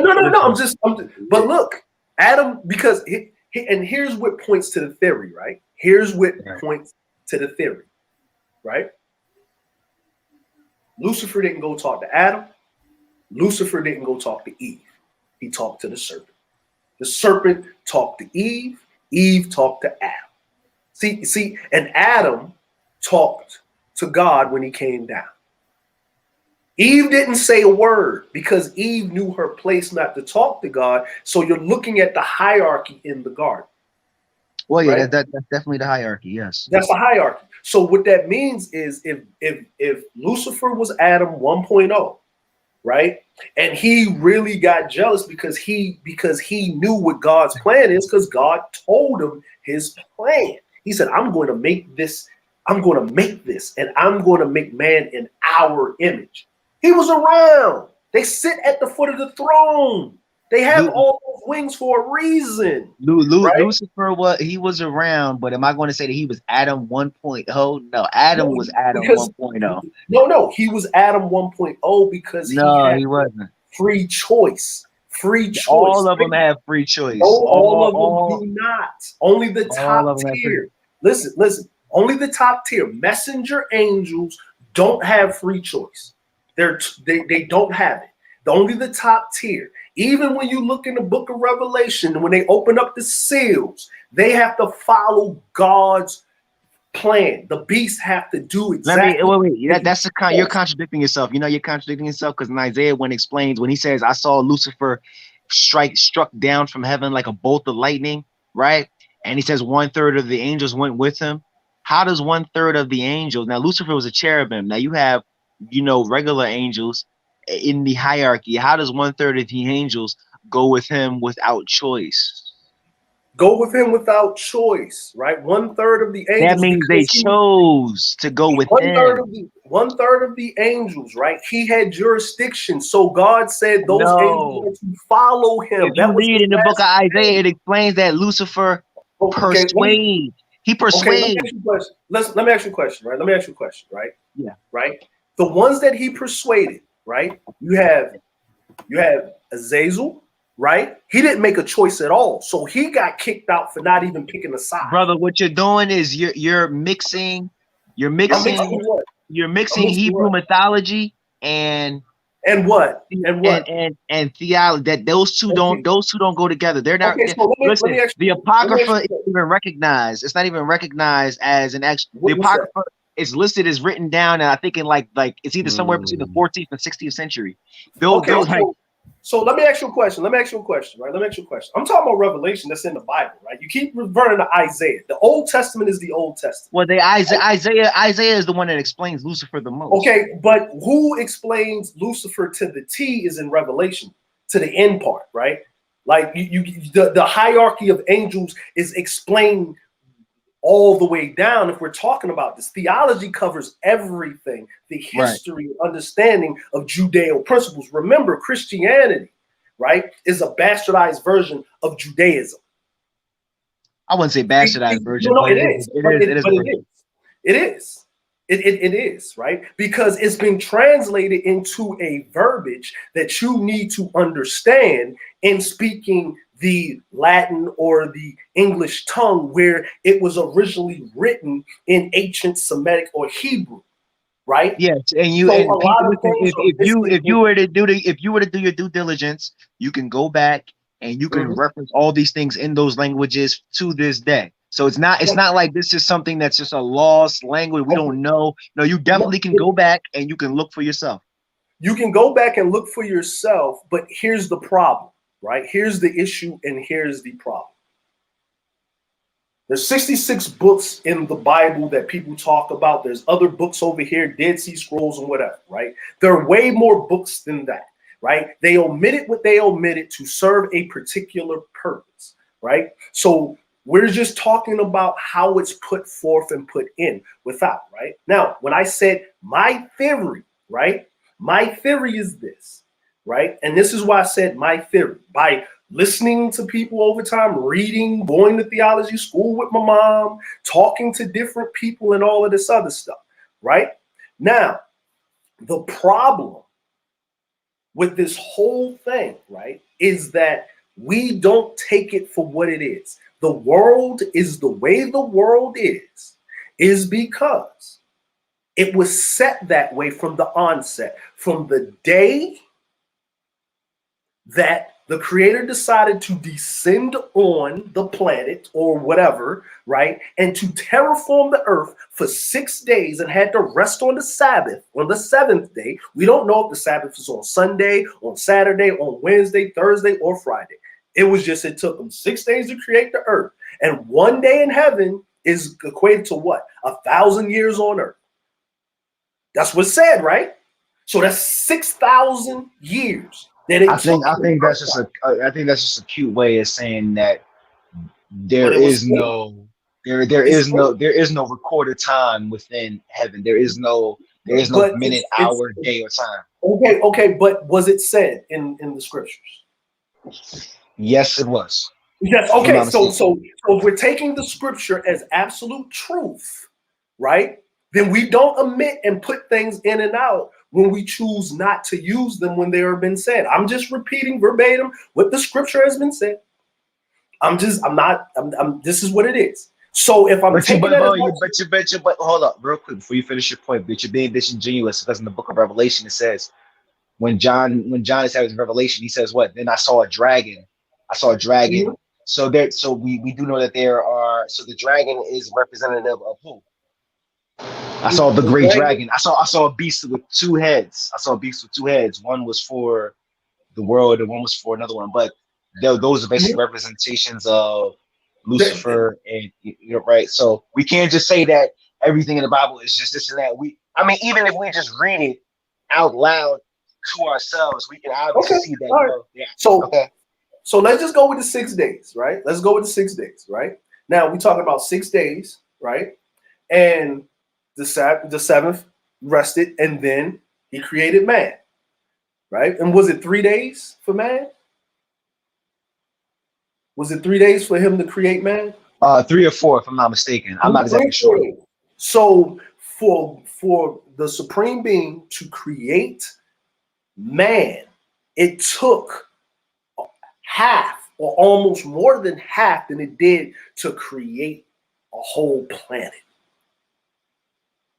Well, it was saying that the planet actually existed already. Only thing that was here was the waters and the dark sky, and he filled everything else in.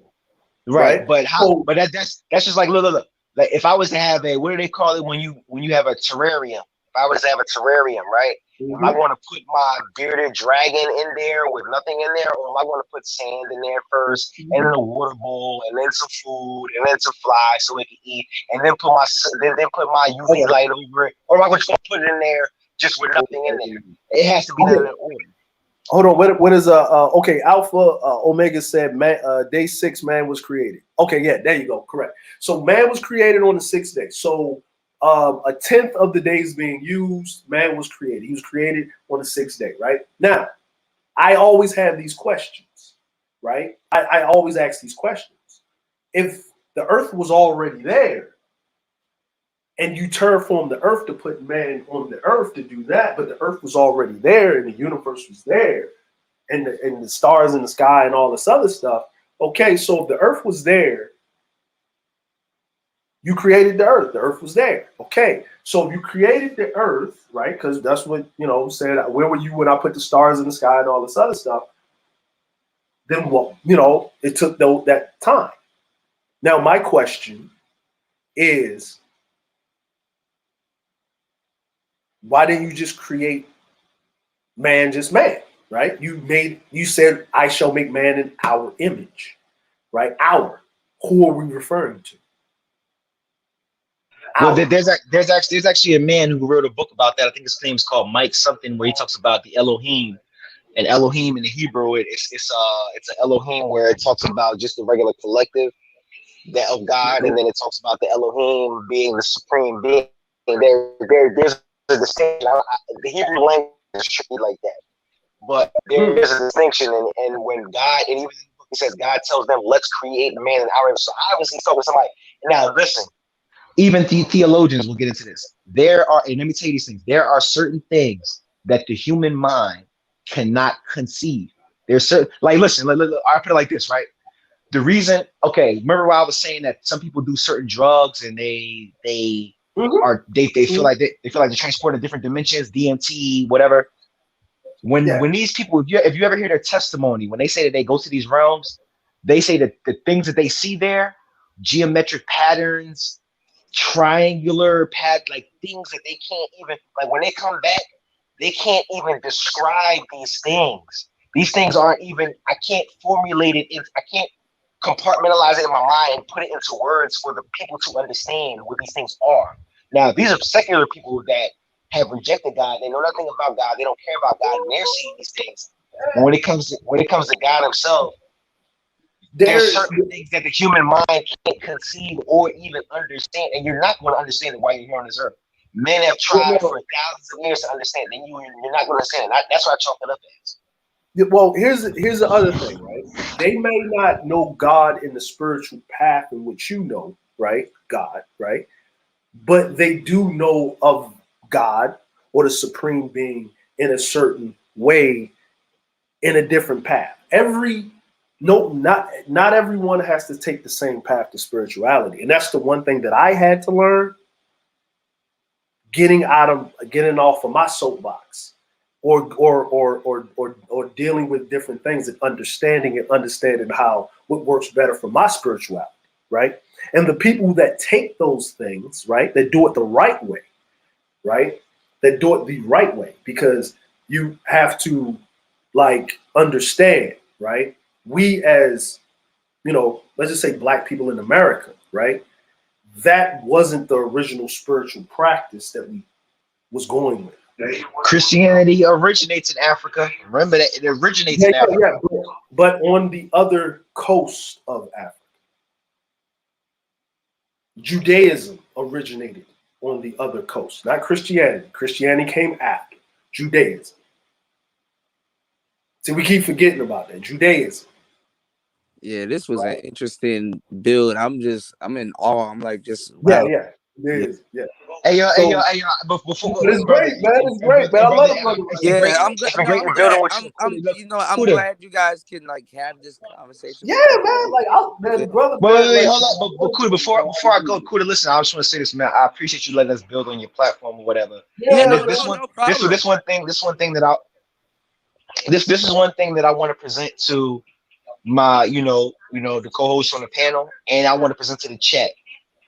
If you, regardless of whatever preachers that you see, regardless of whatever people that you hear that are confessing to be Christians or whatever, regardless of all those people, because you know what they say, stay in your own lane, regardless of all those, if you were to sit down and you were to really follow the tenets of Yeshua and Yahweh, and you were really to follow them as the best to what you know, what do you have to lose doing that? And that's the question I want to leave people in the chat and my co-host. What do you really have to use with following the tenets of that? What are you really going to lose? Because listen, are those tenets to make your life better, or is it to make your life worse? Because we see the world's religion. We see what the world presents, and it's nothing but death and destruction at the end of the day. We're all in this whole community called the manosphere because of what man feels like. When man does what's best for man, everybody suffers. When man follows the Most High, everybody flourishes. That's all I got to say. I appreciate it. Hey, man, thanks for the bill, LA. Yeah, man. Appreciate it, bro. Yeah, man. Wow. Yeah, that's man, y'all. I'm in awe. I'm like, wow, this is a crazy convo. You know? That's probably the first time you probably heard a religious conversation. Well, not it wasn't religious. It was actually spirituality based, right? That's Right. a spirituality based conversation. Because if it was a religious based conversation, it'd be like politics. I'm Democrat, you conservative, you liberal. It'll be awful. Yeah. Right. Yeah. It's just off the thing. You know what I mean? And that's why I really, really, I respect the brother because I can feel that he lives it. Yeah, I know, and then Yeah. he's willing to learn too. Yeah. And You know what I'm saying? yeah. And you know what I'm saying? And shout out to the chat, man, because when we was talking, they was doing some fact checking and you know what I mean? Shout out to the chat. You know what Yeah. I'm saying? So, you know what I mean? Like it's one of those things, like me personally, I believe I'm telling you, I'm telling you, bro. Like, you literally got to be black pill to learn that shit. Like, that shit is fucking. Yeah, man, you're not about to talk to no goddamn preacher and stuff like that, man. You damn near already got into an argument with a whole bunch of preachers, man. Like, oh man, listen, man. My family stopped asking me questions. Stopped asking me about. First, they tried to preach to me. You ain't living right. You're over there with them damn slanty-eyed people. Yeah. Doing all of that devil worshiping and blah, and blah, at that point, it's like as much as I love you, I gotta detach myself now. Well, you know me, I'm petty to a certain degree. So Yeah. then I challenge. I want to challenge your thing, right? In the book of blah blah blah blah blah blah blah, and you know, and that's fine. And they forget that I was sitting in the same church listening to the same thing. And then when I cite things and ask them just simple questions, then the anger comes out. And it's only been like maybe about 5 or 6 preachers Well, I mean, that actually sat down. a lot of people don't read the scriptures, and religion in general is taken out of context, and then people try to fit that into their lives, where it's like, no, we're actually fitting into what you know what I'm saying, like something bigger than what the hell you just heard, you know. You know, it was it wasn't, I wasn't fully on the black pill thing, but you know, it was my first black pill moment. What's that? Was I was on the ship, and I say black pill, not in a disrespectful way, but like, you know, in the concept of understanding. Yeah, understanding is being a pragmatist. You know, I mean, BGS is more amoral. I'm not to that level of it, but he's more amoral. And I guess the older you get more amoral if you're in that right. But he's it was a Irish it was an Irish I think I forgot, he was a reverend or something like that. He was Catholic, right?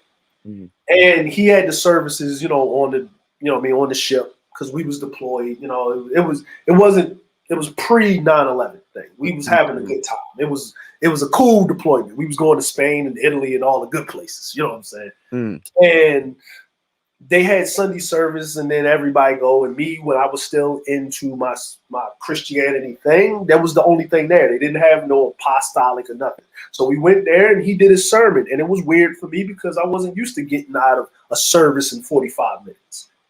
Didn't know what to do with the rest of my Sunday, right? But when I saw him when we hit the first port, he walked into the bar. We was drinking. I was like, oh, damn. And I put my drink to the side, and this guy ordered himself a whiskey, ordered us, me and my homeboys, a whiskey, put us on that whiskey thing, some real Irish whiskey, put us on some whiskey, and he lit up a cigarette. And he started smoking and drinking, and I'm like, what the fuck? Because in the way we're taught is you don't smoke, you don't drink, you don't do shit. You know what I'm saying? You don't do none of that stuff, right? In Pentecostal and holiness and apostolic faith, in Southern Baptist or Baptist, you can drink. You know what I mean? But it's what it is. That's just something we didn't do, right? And then I was like, but you're smoking and drinking and blase, blase, blah. And he said, long as I don't get drunk, long as I do whatever. Like, and when he explained it to me, it didn't really get it. He said, now that there's a person suffering from alcoholism or alcohol abuse, no, they should not drink. Right. You know what I mean? Like, I can control my urges. Like, this is the first drink and smoke I have had, and I am relaxing. He said, I do what I do, and it's between me and God. I am not your living example. I'm Right. just here to pass on the word. I'm just a messenger. Shout You out know what I to mean? beautifully animated. Thank you, love. How you doing? Happy Wednesday. People resort to anger when they don't have the answers. That's true. That's true. Yeah. So Exactly. what he was teaching you basically kind of like the power of consumption. There you go. The When power learn of perception, but he also was like saying consumption, like learn your limit when yeah. when to abstain, when to not. And he said it's only a sin when you overindulge. And he Mm. said that's as with anything, food, having sex, anything else when you're overindulging into things. And when he said that, even working out, these dudes that get all buff and super buff and run and they got to hit the gym all the time. That's overindulgence. So That's is abundance sin? Is abundance what? Would abundance be sin? No, over overindulgence in that abundance would be. Okay. Right? Because his first thing was Jesus turned water into wine, right? And I Yeah. said, you know what? You're right. He said yes. He said you can drink but don't get drunken. He said what was Noah's sin? He was drinking but he got drunk and he got naked. Now what was his son's sin? For laughing at his father. Like and he said it like that. He said we as human beings we take things a little bit too literally, but everybody's path is everybody's path.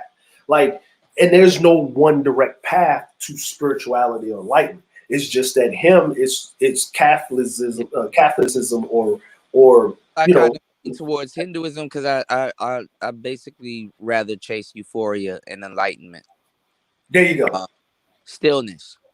But you notice in like Buddhism, right? Everybody Well, yeah, loves Buddha. I don't know why I keep like no no in Hinduism. between Buddhism, Hindu. Yeah, I'm Yeah, like yeah, yeah, kind of yeah. yeah. Buddhism, Hinduism, like in Buddhism, right? Everybody loves the fat Buddha with the gold, the Yeah, big guy, yeah, right? that's actually yeah. Yeah, but Mhm. no one The realizes that skinny ones and the other the ones, yeah. skinny one, and the skinny one was first, right? But Yeah. why did everyone pays the fat one? Because if you're fat back in the day, that means you have everything. You Yeah, that reach was the rich. That was rich and stuff like that. Especially back in Asia, those big dudes that used to drive, those small cars and stuff like that. Those small Mazdas and stuff. Being fat signifies that you had wealth. Yeah, 'Cause- exactly. Like Yeah, even in third world countries, man, you see the big man in the village, he yeah, got wealth because he can eat every day. Like, yeah. Yeah. he can eat. Being fat meant you knew where the food was at. And Yeah. yeah, And then from Buddhism, right? Then you had Taoists, right? Taoist priests, right? And those Taoists, because in Buddhism and Hinduism, you're not supposed to eat meat. right. You know what I'm saying? You're supposed to be, but in Taoism and other things, they eat, they eat meat, but they still do the same. So everything is an offshoot of something originally because somebody took a different path to spirituality to a Right. certain degree. Right, You know what I Professor mean? J.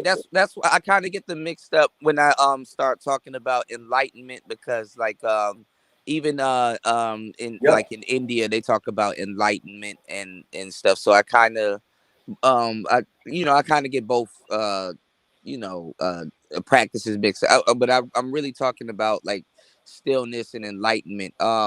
You guys Yeah. got to read a book by Eckhart Tolle called The Power of Now, and then there's another book that kind of goes over the principles of the power of now, basically telling you to kind of pay attention to your mind, and basically sit back and look at your mind objectively, and Yeah. you know what I'm saying, good or bad. Just don't judge both. Judge both good or bad, but who you are as a person that's looking at both. And basically, man, it's a lot. It's a Like lot, the man. power of now alone will make you. It'll open you up to like a vast. It'll just open up another door in your mind where you're like, whoa, like okay, like yeah, I didn't think I Like, thought this, you know, I like, didn't like think in I thought this negative, you know. Yeah, like in Japan, they practice a form of Buddhism or something like that, which is Shoto, right? Yeah. Like, that's when you see the guy walking around, we watch Ninja Scroll, and Yeah. Yeah. you see the monk walking around. He got the rings on the staff and stuff, and Yeah. what was it? Samurai. What was the one with the dude had the armor of Inferno? What was that? Whatever. It was. Yeah, that one, right? But when you would watch things like that and stuff like that, even you can see that the religions or the spiritual practices intersect with each other at a point, right? Yeah. There's a point of singularity with them all, even Native Americans, right? Every Well, every religion. religion got its Jesus. Yeah, exactly. Thank you. There you go. Right. Yeah. There you go. Like Native Americans and stuff. It's like here's the thing, right? Where the brother was up here talking about how people try to get to a euphoric place with these drugs or whatever, right?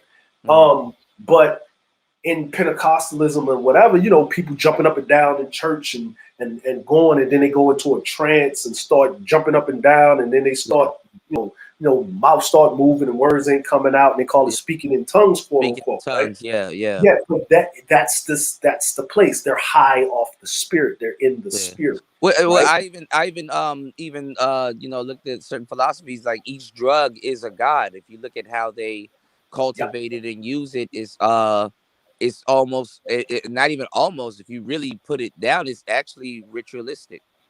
Oh, what is that? Ronin Warriors. Yeah, there you go. Thank you. Somebody. Thank you. Like it's Like summertime. I have to remember Ronin Warriors. look at how they prepare opium, Yeah. DMT, let's see, heroin. Yeah. It was Yeah. it was used like cocaine, like cocaine was used, like they would use these different herbs and stuff. Like when I went to Haiti and where my father's from, I did my passage of manhood where I was prepared and whatever, because it goes back to the west coast of Africa. Right? Because the first religion of this, most of the spiritual practices of the quote unquote slaves at that time, or the Western, that came from the West Coast, was actually voodoo or some variant of it. Yeah, hoodoo and that was just basically you dealing with the spiritual realm, like you understanding the spiritual practice. And that's another thing too, like moving forward, especially as Black people, we had a connection with the spiritual realm, a relationship actually. We had a relationship with almost everything. Like we controlled crocodiles, man. We used crocodiles for espionage, all kinds of different shit. Yeah. Like but if you think about it, like it's just being able to have a connection with an entity or being. Yeah, James. Mescaline, San Pedro cactus. Yeah, I bet. Yeah. Yeah, like and if you take it to a step further, right? If you take it to a step further, we still have that connection to a certain degree, because it's not hard for us to get back to it. But the problem is it's not, and I'm not saying anything about whatever, is that the religion practices that's been put forth on you, through subversion of that matter, is basically to cut you off from what you know. Now, not everybody can do it. No, it's watered. Just say what it is. It's watered down for money. There you go. And it's control. It's actually control, right? Because we were at our strongest and I mean the West Africans, or the people that come from that area, right, of the continent, we were at our strongest when we weren't dealing directly with Judaism. Yeah. Or the derivative of, which is Christianity. Yeah. Well, Christianity started after the death of Jesus Christ, and it was underground for like about 300 years before it surfaced again. Yeah, and it was used as a power vacuum for, I think, was it Nero? was it Nero? He wanted to gain control. Well, I know Constantine the second. He kind of Yeah, changed it, and then that's where the question came from.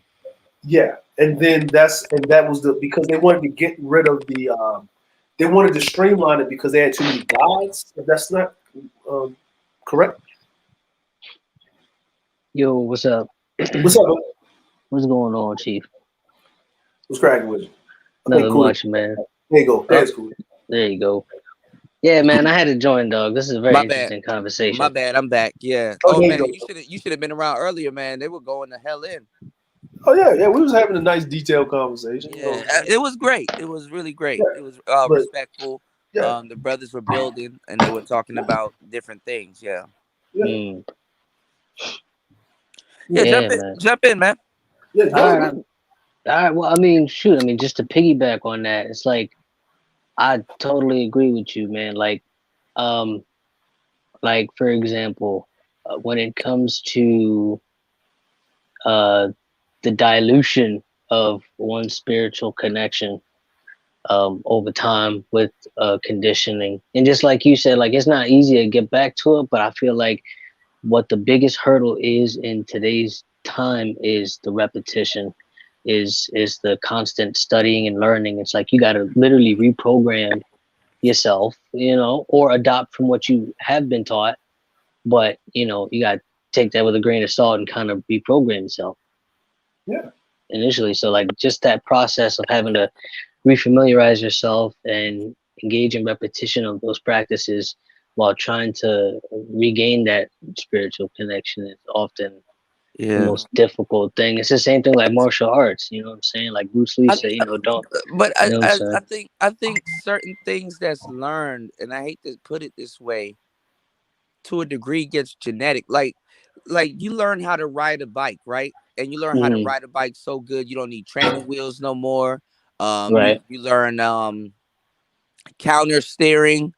You know what I'm saying? Like, sometimes you lean into a turn and stuff like that. If you guys have rode a motorcycle or something like that, and you master it so good, how do you unmaster something? How do you unlearn something? How do you not knee-jerk reaction? You know what I'm saying? Something that you've mastered, like I think damn near is genetic. well, I guess it would have to depend on remastering. Like I guess from the perspective you're taking it in as by reprogramming, you mean like a complete reformat and upload a new But OS type of you're deal. still gonna go into the new things with that learned perception. Well, yeah, and I mean that's also why I had also included the point of taking what works for you and throwing away what doesn't. Just like what Bruce Lee did with Jeet Kune Do. He mixed French savate, boxing. He mixed Wing Chun. He mixed all of these different styles to accommodate what fit for him. And spirituality ultimately is, I feel like it's the same way. Like you can adopt Wing Chun philosophy with the whole center But see, line, that's shortest distance. philosophy. I mean, like, cause like really think about it. If innately, if like your concept with Jeet Kune Do, right? Mm-hmm. If you think about it, the only person that could know Jeet Kune Do is is Bruce Lee. Is Bruce You know Lee? what I'm saying? That's And the Jim crazy Kelly. part. Yeah. And Jim and the thing is though, right, is he picked those several different styles because they accommodated his build, right? Like the longest part of him combatively would be his kick instead of a punch because he doesn't have reach. He's short, right? Right. But you can adopt several of those same similar strikes with different styles. You know what I'm saying? Like, for example, you can incorporate a roundhouse kick with a back fist, or a straight kick with a swing. Like there's a lot of different combative substitutions. Like if you're learning a fluid style like Jeet Kune Do, they have different variations of different forms, form 1, form 2, and they have different variations that adapt more of the savate style with more kicking. They have alternatives that adopt a boxing style if you're more of a striker, if you're not really that coordinated with your feet, but also they tend to keep the level of striking balanced with your normal posture. So you're not going to kick above the waist. You're not going to punch too low, you know? Right. So that way it's minimal, it's minimal plane surfing. So you're not jumping from low to high, low to high. Now, the only way that would really work out is like with boxing, you know, like peekaboo boxing, because you're centralized with just your hands, but you're also creating a shorter distance on both sides, your left and your right. So you Right. get equal leverage and equal power. Right. Right. Right. So Right. like, but in the same way and fashion, you know, with Jeet Kune Do is they take what works, throw away what doesn't, and you substitute with whatever style fits for you. Like that's ultimately what it is. You take whatever Right. techniques that are learned, and you know, and I guess that's why he's considered, you know, the godfather of MMA, because he was the Yeah. first person to do that. Well, Yeah. if you think about it, in some real shit is because you know in modern, like when you say MMA, and he's like the godfather of MMA. But if you go back further, you look at Pancreas.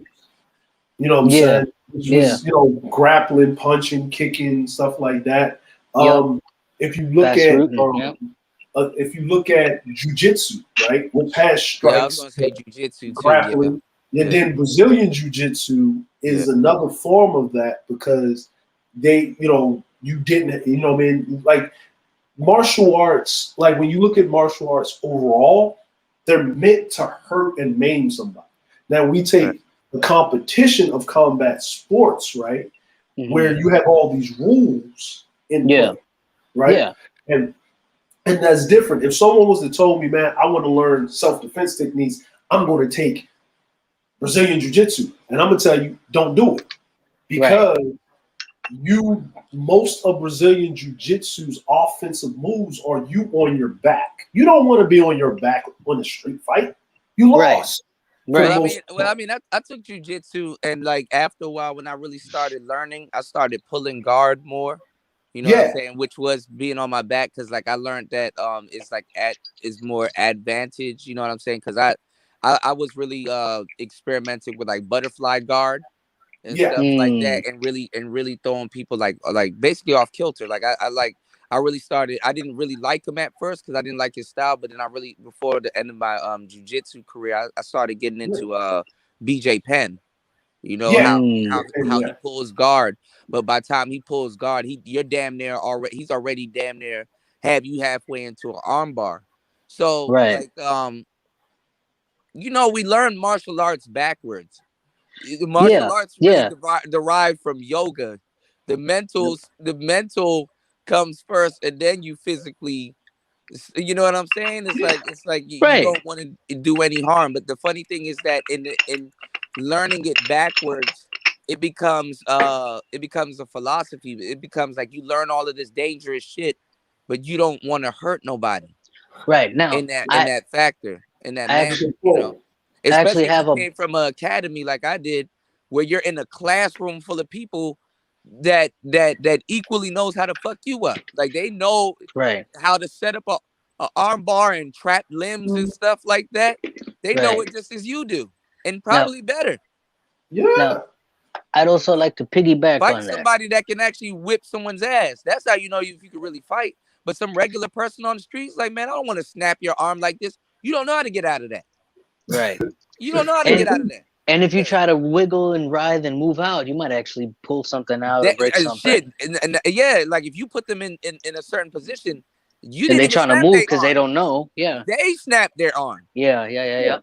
And I'd like to piggyback on what you previously said, how like there's certain things that aren't really applicable because of the practicality of it, but a lot of practitioners are starting to do now with a lot of the traditional forms of martial arts, like all the different styles and stances and shit. Those are originally adopted based on the weaponry that was used specifically for that style. So like crane style and tiger style and like praying mantis, like and even Wing Chun. You know, Wing Chun is a style, for example, that was Yeah, adopted with the dual swords, dual yeah, yeah. short swords. So I the really want stance that you a Wing Chun doll. right, so like the actual stance that you see with the open hands and they're straight was originally supposed to be two short swords. Yeah. So what martial artists are doing, they're going back to the drawing board with the stances, with the forms, the striking forms, to erase the hand motions and formations as if you're holding a weapon to make it more practical for striking impact and Yeah. things like that. Like Thai Bo So Run, turned into Muay Thai, but it was like basically CQC for right, armed, yeah. And right, then right. and the thing is like, and I'm glad that you said that because, but here's the, in modern day, right? Here's the problem. Here's the issue, right? Is that who's walking around with a broadsword on their back? Right, right, Exactly. So they right. have to start over. Yeah, They it's gotta like, they gotta start back from the drawing board. And Basically modernize it, but understand the origin. right. yeah, And yeah, and and also this also kind of ties back to like the whole ancestral lineage thing as well. But very similar to the story of Muay Thai, how it was a street fighting developed stance that was developed to overcome invaders. Same thing with Silat in Malaysia. Mm-hmm. Same thing with Wing Chun. So You know, even it was Sambo, yeah, a little bit of Sambo, Sambo, yeah. and one of the original martial arts forms and styles is from India. It's like over 5,000 years old. It's Mm. Kolari Payatu, where they yeah. use sword and shield, spear, the whip sword, hand Never to heard hand of that. combat. Wow. But the Okay. breathing practices and everything that is done beforehand, once you enter the dojo, it's it's derived from yoga. The breathing, the stretching, the Yeah, a lot of that meditation. stuff. Yeah, I learned later on. A lot of that stuff came from yoga. Yep. Yeah, And yoga came from India. yeah, you yeah, And know? listen, but see, and that's why, like, if you really think about, like, like you were saying with the yoga and the breathing, what's like, I'm pretty sure Kuda, you got into like, competitional, like, Brazilian jiu-jitsu. You did a probably little bit. Yeah, I know my a little thing. bit. Yeah, yeah, So we all know, like, I wrestled, did some competitional, MMA and yeah, stuff like that. yeah, yeah, But yeah, the thing about it is, and I say I had my best matches because I took martial arts beforehand. yeah, And I had my best matches is when I was in the back before I went out there, and I breathed.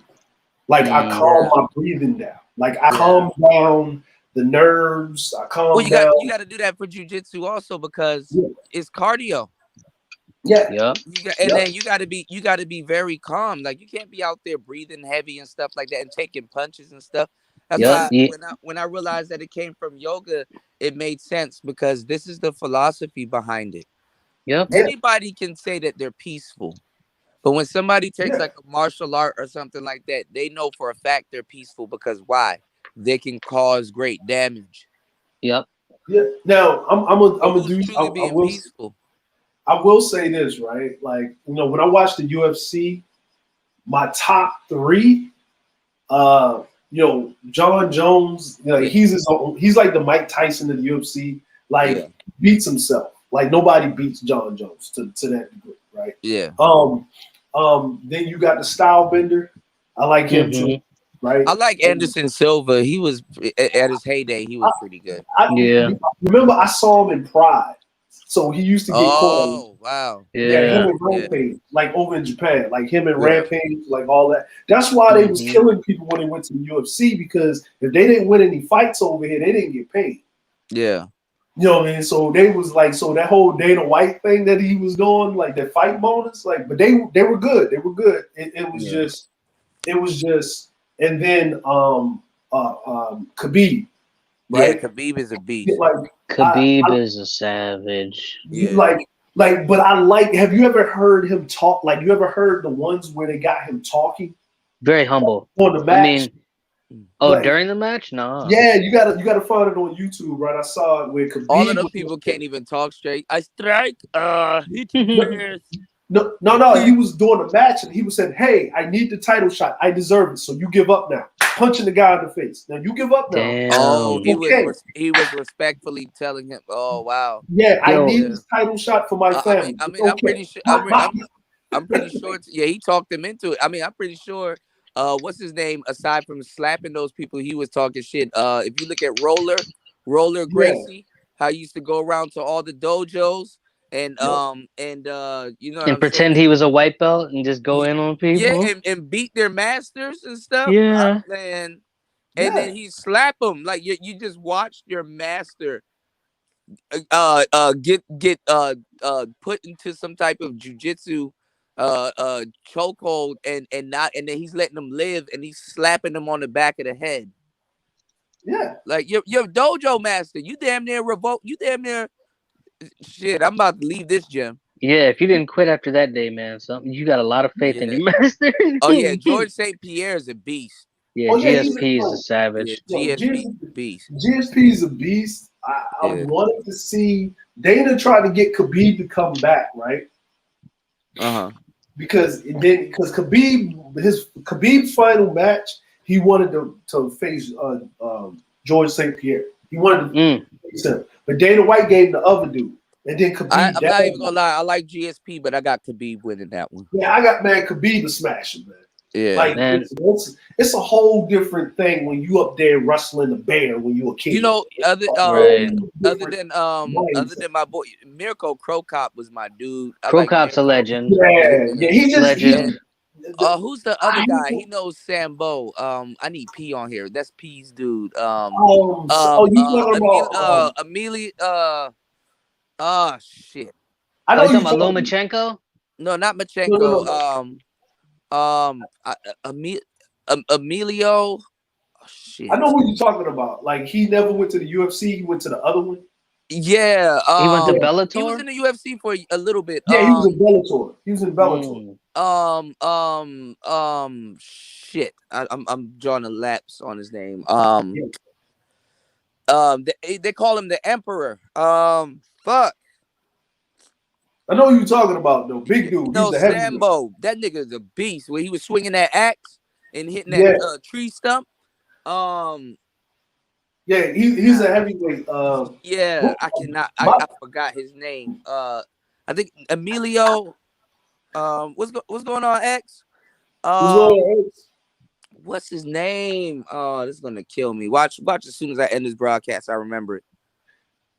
Hold on. Hold up, I'm looking it up. The Emperor. Hold on. It's gonna come. Emelianenko. Yeah. Fedor Emelianenko. I think it's Emelianenko. What's his name? His first name? His first name is Fedor. Vader. Oh no, hold on.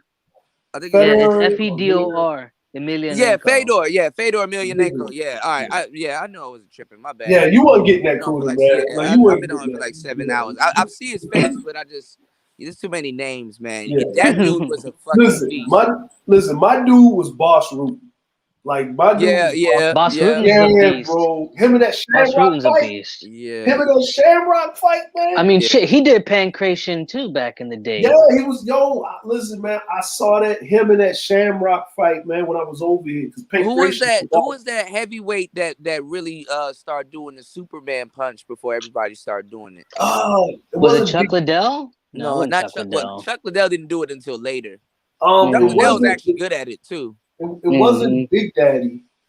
It was a big dude that was doing it. I forgot his name. Another white dude, but he was doing that Superman punch. He had the stomach. Yeah, not Tank Abbott. He had a stomach, man. I know who you're talking about. Big Country? Was his name Big Country or something? I think that was Tank. I'm not sure. Too many people like a wave. US. If you're like Pride and if you're around for like Pride and K1. Yeah. Hold on, let me go out and come back. Hey, Shout out. I'll be right back. Cool. Cool to get. They're trying to take him. The aliens trying to get him. Cool is back. Yeah, I'm back. My bad. X is here too. I wish X was around for the conversation you guys had earlier because that was some really good stuff. But yeah, we'll probably touch on it some more. You know, we got a lady on the panel. Yes. What's going on? How you doing? Oh, you're a little bit low. Hold on. Well, muted. I think she's muted. Hold on. It's like a little bit low. I can't even hear it myself. Yeah. Let's I see, can hear cut the mic. it's really low. Cooter, gotta get some gear advice. Go ahead. That's your Yeah. will. Well, the Yeti, it's hit or miss. It's hit or miss.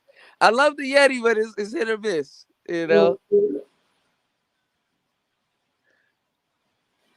Okay.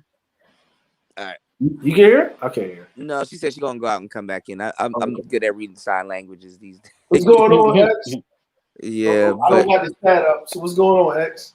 yeah, shout outs to X, man, from the Prophet Man, of Thought listen, Series. man. Look, I would I'm like to gonna get say his opinions on certain things too, because he's man, real I'm gonna deep say on it. this, man. I'm gonna say this, man. Like, like X doesn't get his flowers. He definitely doesn't. You know what I'm saying? X don't give his flowers. X takes a lot of disrespect from niggas. He's got more patience. Testing. Oh, there you go. Yeah, there you go. Come back. I'll be right back. It had switched to my freaking headphone, not my Yeti. That's why. But no. Okay, so earlier someone spoke about like if someone wants to know self-defense, don't do Brazilian jiu-jitsu, right? But first, the thing is, oh, you said first. Yeah, first, yeah. Oh, okay, okay. Because to me, like knowing the actual martial arts over defensive fighting, whatever, you're making yourself a fighter. You know what I'm saying? And so therefore you have more moves. Yeah, right. You're a weapon. And therefore you have more moves than the average like self-defense person. You know what I'm saying? Yeah, you have a perception, you're preemptive. But that's why yoga came first before the martial arts, because the thing is that martial arts is really a violent physical outrage, and then you're supposed to return to peace. Yeah. Right. Yeah. Hence Tai Chi. Yeah. Now, yeah. And it keeps has anyone seen their master or sensei lose their cool? Yes. Oh yeah. Yeah. Oh yeah. I've seen it. Listen, look, I'll tell you, I wasn't ready.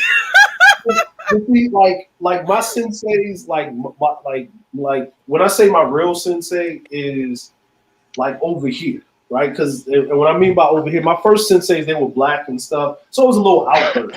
But when I seen how it's actually done, yeah, like it's not an outburst, it's an actual, like we were in class rolling around and this guy came. It was actually a white guy, and the sensei that I had, like he was in the UFC for a little bit. He in Pride he went against Anderson Silva like five times. So they were like, Anderson only edged them out by points on the last time that they fought. He tapped him out twice. Anderson caught him twice on the jaw, right? So he's nice with it. Anderson doesn't even want to roll around with it when it comes to jiu-jitsu. So the guy was Anderson Silva. Yeah, Anderson Silva doesn't even want to fight, like go against this dude. He's slick with it, right? My last grandmaster was Nakapan Fung Fu. Yeah, mine was Fuji, right? Okay. So this dude, he's nice with it. So the dude was in there. The dude was pretty nice with his jiu-jitsu. Okay. And he was rolling around with him, and everybody knows you go about 20-30% in class because they got real fighters in there that's actually training to fight. They got matches. Right. So when you stay after class, now you're staying after class to get in that work. So I usually stay after class to work with the fighters. I don't really deal with the students too much. So I'm rolling around with him, whatever. And he decides to go a little bit hard at the teacher, right?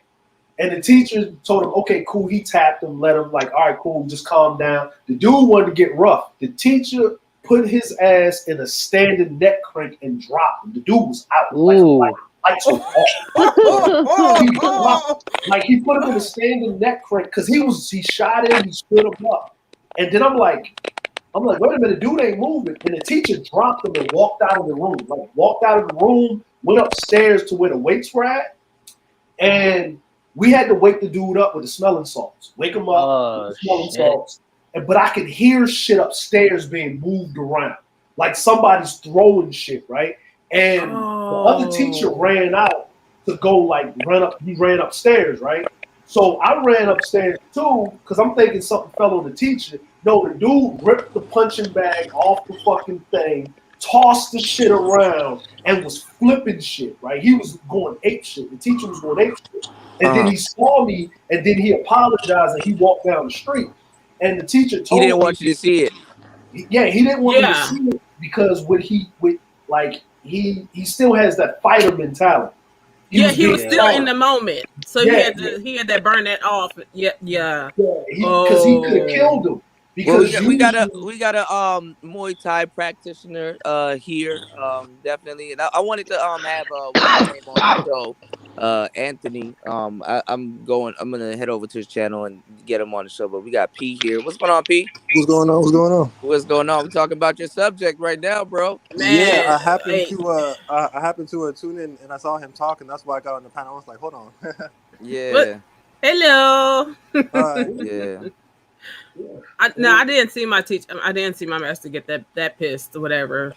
It was the typical, like we're at the tournament and they're trying to cheat our kids out of their points and stuff like that, and he could just I don't know which one it was, okay, which point it was, but I saw the chair fly and and all my male teammates and stuff had to get him because he was walking towards the judges. Oh shit! I was just like, I'm just sitting there like, what do I do? Nothing. Right. I stayed where I was. Yeah. But that was crazy because they were definitely good for trying to cheat us out of points and stuff like that. That's why with the adults we just went for knockouts and shit. Have you ever heard that thing? Like I've heard this when I started wrestling, right? I heard this, and my wrestling coach would tell me, never let the judges decide a match. Every time I was in any type of combat sport, if you knock out your opponent, you won. If you make him tap, you won. If you pin him, you won. You don't, what I'm saying? That's the ultimate decider. Like if they gotta decide things, you might have got a point, they didn't see it, or they ain't trying to see it, or it's a lot of politics involved when we talking about it. Like it's a lot of politics. Well, sadly, I wasn't one of the knockout people. I was just one of the power kickers. So, like for me, my plan is to tone up and then go back. Well, get to a point where I can just start back working out and working out in my martial arts and get back into it. Because that last tournament is the truth. An opponent won over me, but I didn't really lose to her. I lost to myself because I didn't have enough stamina. I had the power. That happens when you run out of cardio. That's why when you're training, they teach you that the match doesn't start until after you run out of cardio. Yep. You gotta train because that's when your brain and all your functions start acting the hell up. That's what you got to keep in. And a lot of people, especially like when you get into fighting, man, they mentally try to push you in that area to win. Like it's like after I lost the damn tournament, then they were like, "Well, you should have done this." Well, shit, you never told me that shit. Well, no, I mean,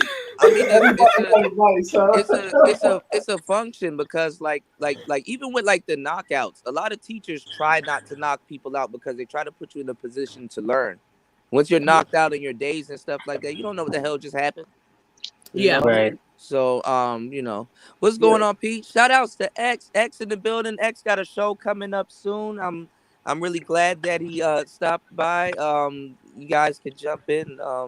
What combat sport do y'all compete in, if y'all don't mind me asking? Mine was Taekwondo.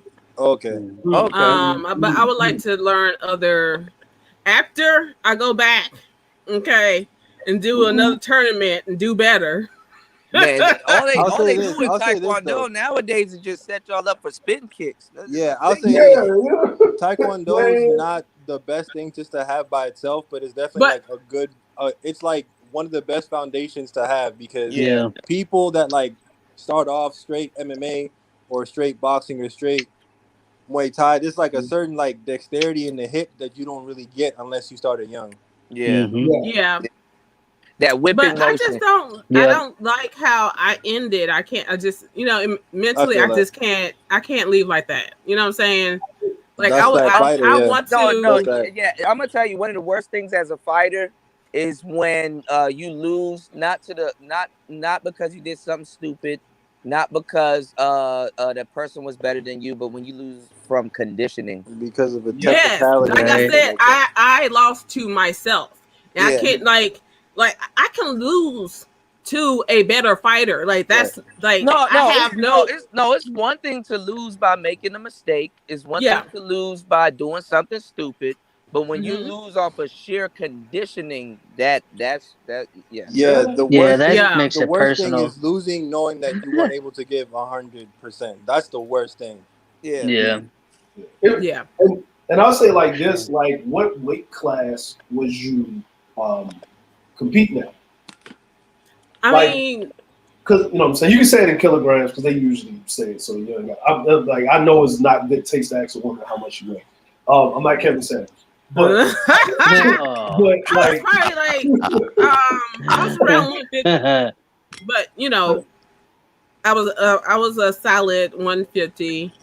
Okay. And it's because I was solid that I could lay down like hard hits and stuff like that. Yeah.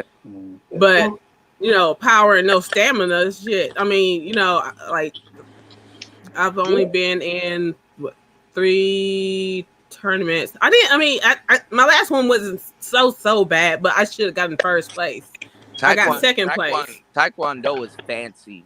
The thing is, like, Um, stamina isn't always physical. Sometimes it just comes from experience because if sometimes just Muscle being, memory, yeah. just being in like the competition setting taxes you. You know what I'm saying? Just like the mental of it taxes you. Yeah. And I'm gonna tell you another thing, right? And here's another thing is I think you like y'all went the distance, and you know what I mean. And you were probably gassed or whatever, like at the end or whatever, right? But what was your opponent looking like? Was they kind of gassed too, or was they like looking like they can do another 3 to 4 rounds? Like most of my opponents had more speed. They were lighter than me. They had speed on me. And the thing is, I ain't gonna lie. okay, like my second tournament. Your opponent will be gassed if they can appear calmer than you. That will fuck you up alone. Well, see, okay, so my second tournament too. They just appear calm. Yeah. My second tournament. And I met her at the third tournament, and we were just real cool with one another. I won against her. She had the speed, but I had the power. And while we were fighting, we each thought the other person was going to win because we spoke about it. I was like, man, I thought for sure you was going to win because you were so fast. She was like, I knew you were going to win because you kicked the hell out of me. like your kicks just threw me all over the place.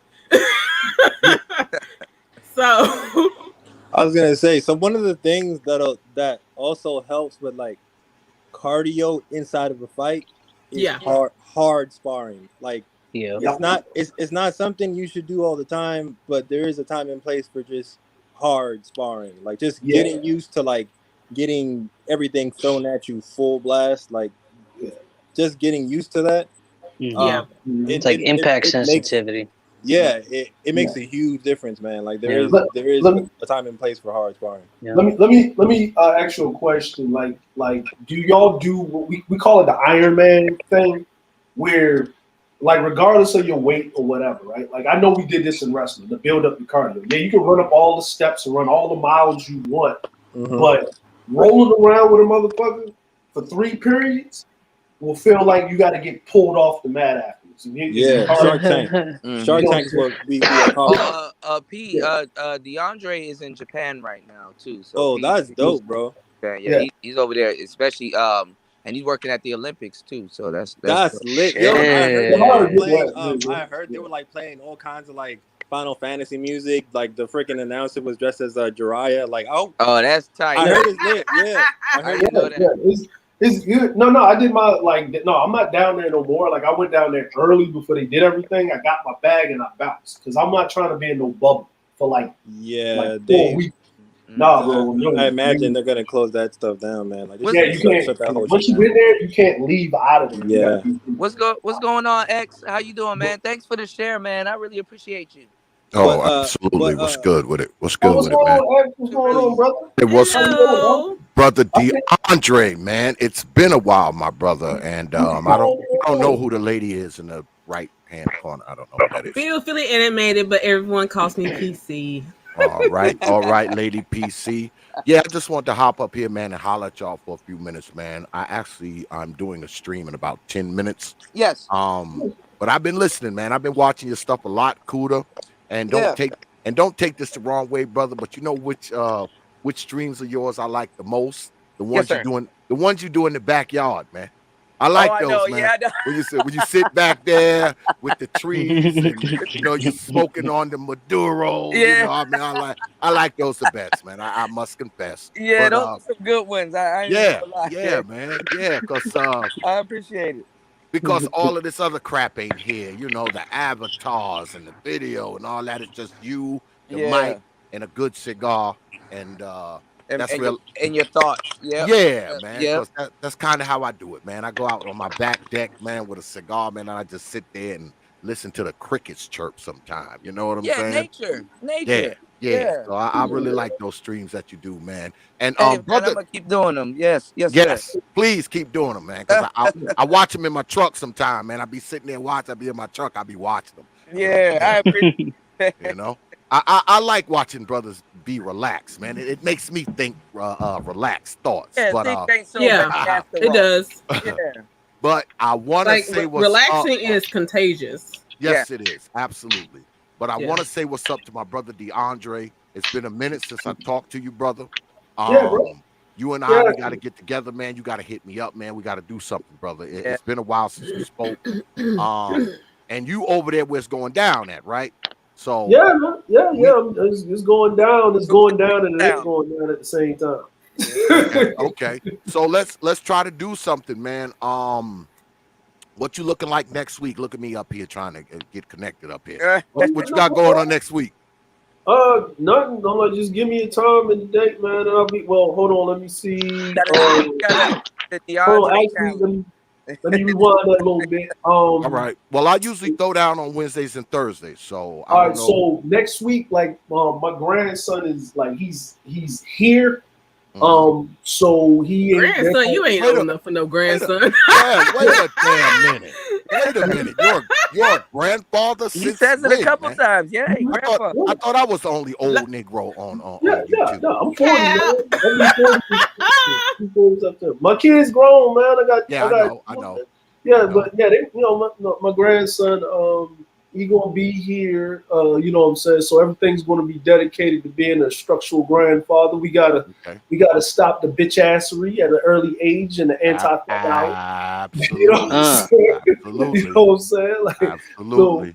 So I would say the following week I would be everything will be straight the following week if that's cool. Okay. That'll work. And a matter of fact, I'll just here we go. I'll just put it in the private chat. My email address again, just in case you didn't have it. Yeah, man. You and I, we gotta link up, my brother. And I see you out there, Lady Nice. So what's good with it? Yeah, I just want to get up here, man, and holler at y'all for a few minutes. I have to go. So Yeah, I'm gonna try to send thanks for people. letting me up. I'm Thanks gonna for try to letting send me up, people brother over to your Kuda. stream. I will holler at everybody.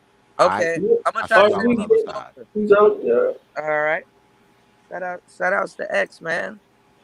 You know, hopefully, can you guys hear me? Yeah. Okay, man, I don't know. I'm on my phone, so you know. Can you hear me now? Yeah, I know, right? Good. No, I'm like, what PC was talking about, like, if someone was to ask me something about learning the martial art, like, for the first time, if you're talking about defending himself, yeah, like Taekwondo. Wait. I'm hearing some crackling. I think That that's was Kuda. That was yeah. Kuda. Okay, go ahead. I would say Taekwondo, kickboxing, anything that's non-grappling. Because in a street fight, or you out on the street, because that's where you're trying to defend yourself, you ain't trying to go and rattle around on nobody's ground. My bad, y'all. I'm back. But I support grappling because you never know when you might be knocked on the ground, and you need to be able to handle yourself on the ground. Yeah. The reality is, like, 90% of the time, street fights will involve some kind of grappling. Yeah. Whether you're a good striker or not, the other person most likely won't be, and most people's natural instinct is to grab hold of you. That's true. Right. Right. That's true. I think people should take everything they can to a certain degree. Now, you know what I'm saying?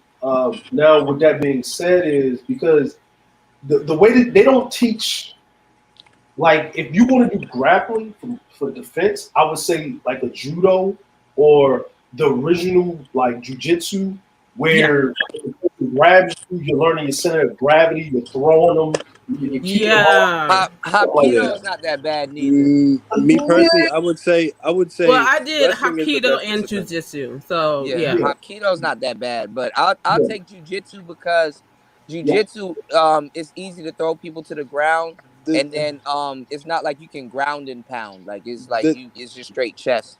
The thing about just straight jujitsu, I would choose wrestling, just regular old Roman Greco wrestling, because dude, I've seen jujitsu dudes in street fights try to pull guard and get slammed on their head. Yeah. I've also seen Mm-hmm. I've also seen strikers just get suplexed. The most like the best foundational skill you can have is the ability to manipulate somebody's body. Right. If you know wrestling, you can like dictate whether someone is standing or on the floor. That's why when I pull guard, I true. never really pulled like straight down. Like I actually kind of dragged down if I went like you go downward. Usually when people think about pull guard, they think going back. No, down or you lean to a side and get people to go down with you. You can't go straight back. The worst thing you could do is pull guard with like a bigger person too, because they will smash you on the floor. Like, Yeah, I've seen it happen. Splat. Man. Yeah. Oh. I've gotten slammed in class. We were talking about we were talking about your boy earlier, P. We were talking about Fedor Emelianenko. The GOAT. Yeah. The Emperor. He's a beast. Yeah, the Emperor.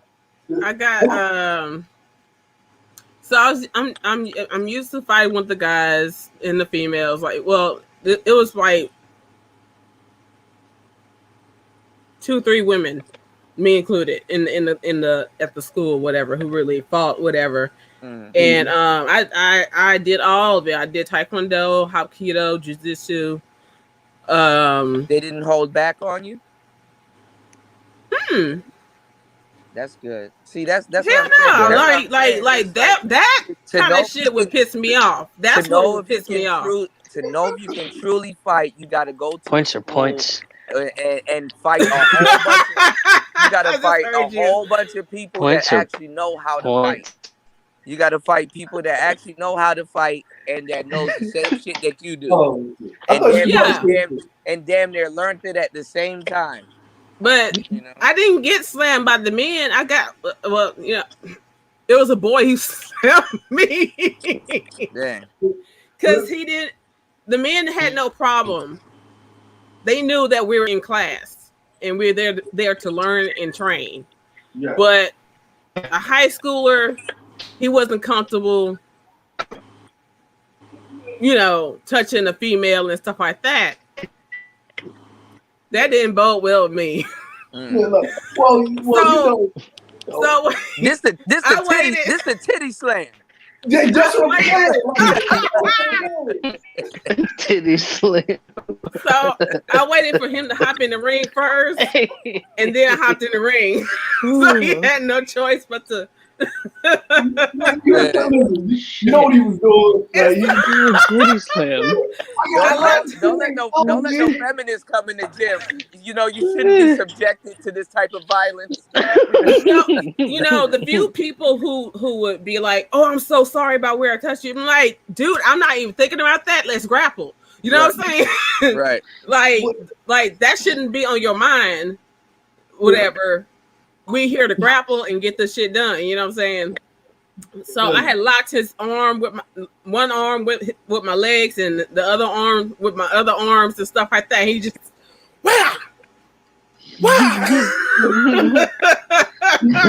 He couldn't get me off. And my master was like, "No, you can't slam her. You can't slam her. Like, you have to get out of it. You can't slam her." What are you doing? Hey, Cuda. Yeah. If PC was ugly, he'd have let her slam her all up and down. Man. I'm like, look, no, but to be honest with you, she would have been like, "Finish her! Finish!" Listen, look, I'm not gonna lie. Like, I wrestled a girl in high school like multiple times, and the one thing I was going to say to myself is, when I stepped on the mat, she's a dude, right? But she cross-faced me. Oh, right? Damn. And then she was talking shit afterwards, right? So when we got into the second round, right? I said, I'm not gonna cross-face her, right? But I will do something to let her understand what's popping. So when I went in for a shot, right? I got a shot on her. I picked her up, and then in high school wrestling, you got your knees got to hit the mat before the opponent knees hit the mat, right? Okay. So what I did was I gave her the most spectacular Arn Anderson backbuster she could ever have in her life. And when I really broke her back. When I picked her up and I pulled her down, I made sure I hit my knees first, but I whiplashed her. But I kept my fist in the back of her kidney. Right? But when she hit the mat, well, let's just say that she soiled herself. So we had to stop the match. She had to leave the match. She forfeited the shit. That was the end of it. Damn, that's because if your kidneys get hit the right way, your bowels will release it. It releases, So you embarrassed her, really. Yeah, I'm like, you cross-face me, like when you cross-face somebody, like there's a certain type of cross-face you do in wrestling, and there's a rule like in high school wrestling that you're not supposed to go past. It's like getting disrespectfully teeped. If somebody teep you in the face, Yeah, like say something. Yeah, I had somebody being disrespectful too. Like, we were doing our Hapkido lessons and stuff like that, and she cranked my arm and stuff like that, and I tapped, and she kept on cranking. Oh hell no. I don't even know how I stayed calm, bro. I broke it off, whatever, and I told her I tapped, and I tapped. Next time you do that shit, I'm throwing you through that goddamn window. I never had no more problems from her. Because really, that was my thought before I came back to my senses, was to slam her ass through that window. Yeah, some people, they try to take. That's really what it is. Yeah. Nah, you know what I'm saying? You stick to the rules. We in school. This ain't no street fight. you go against the rules, you're liable to get hurt. Yeah, like it's certain things like in class, like I don't do certain things when I go to class. I don't do single shots on people. Or if I do the shot, the single shot is if you go to pick their ankle, you shoot on them, you put your shoulder blade into their shin, and then you pull their heel back. I don't do it full speed because most people, if they're novices, they're going to fight against it and hyperextend their knee or snap their shit. So it's one of the things that I don't do that I know, you know what I mean, that I know what's going on, right? And, you know, but that's, you know, being in martial arts for a long period of time, you know the level of person that you're with. Or you get it. But people, you know, a lot of times when you're easy going in class, people got something to prove that day. They're having a bad day. People come to class for different reasons. They come to class for stress release, or it's a legal way for them to beat up on somebody and not go to jail. Yeah. You know, like it is what it is. But a lot of times it's, you know, I like martial arts because it gives you some calmness. Like that was the most calm I've ever been in my life, honestly. Yeah, I like because I walk down the street, I still watch people. And you get a nice get a nice physique too. This chick had a grudge against me because she liked someone that I was cool with. Oh Lord. Like, goddamn, man. Like I'm not, see, this is why I don't really hang out with a lot of females and stuff. I mostly hang out with dudes because I'm not with the bullshit. And goddamn it, would follow me to school. Was it the guy in class? Was it the guy in class? Yeah, it was the guy in class. Man, she probably seen him rolling around on you and stuff and all those noises. That's not my problem. Yeah, that's not my problem. I'm there for. You really don't want to take your martial arts out into the real world, especially because even when you got your bags and stuff like that, and you just was down in a dungeon fighting a whole bunch of people, and you go right back out to society, and they don't know where the hell you came from or what you was doing that day, and it's like, man, I advise people in the manosphere, yo, go take a martial art, bro. Yeah, go study a martial art. It's better to take it out on a heavy bag than to come here and try to verbally spar with me and then get on my nerves and then go, you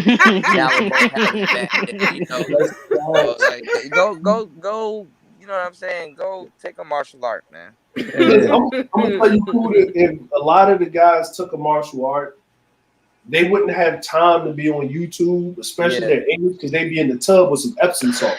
Yeah, like, you ain't got time. Like you gonna fall asleep. Best sleep you ever got. Coming out of class. You took a bath and you don't even know you sleep. You just waking up to the alarm. yeah, man. No, for real, they'll have more peace in their life, you know, and you know, man. They do. I mean, especially if you use it for what it's meant to be used for. You know what I'm saying? Right. To calm is written for calm. Yeah. Like honestly, when you learn all of that shit, you really wish you don't have to use it. Right. Yeah. Yeah. Because people ain't gonna see it come. Like, who wants to get their shit snapped and they just didn't see it coming? Mm-hmm. Yeah. You know, you banishing people to the shadow realm also at that point. Man, I used my martial arts in a street fight maybe a couple of times. Like, and this is it's like unfair. Yeah, it's so unfair that you don't like. You don't. What I'm saying, honestly, if for the people in the audience that don't understand is, you don't get no satisfaction out of whipping that person's ass. Like, no, there's no satisfaction whipping someone weaker than you or less skilled than you. Yeah, because it's a level of responsibility. Yeah, you do have to be responsible when you have any kind of combat. Yeah, because it's not like you let your. I wouldn't even say it's not like you let yourself down, but even the art of what you're doing is like, if you respect the art of what you're doing, it's like, bro, I wouldn't do that to you, bro. But you know, but the other thing is I ain't gonna lie. You know what I'm saying? And like, some people you do want to kick them in the face. I ain't gonna lie.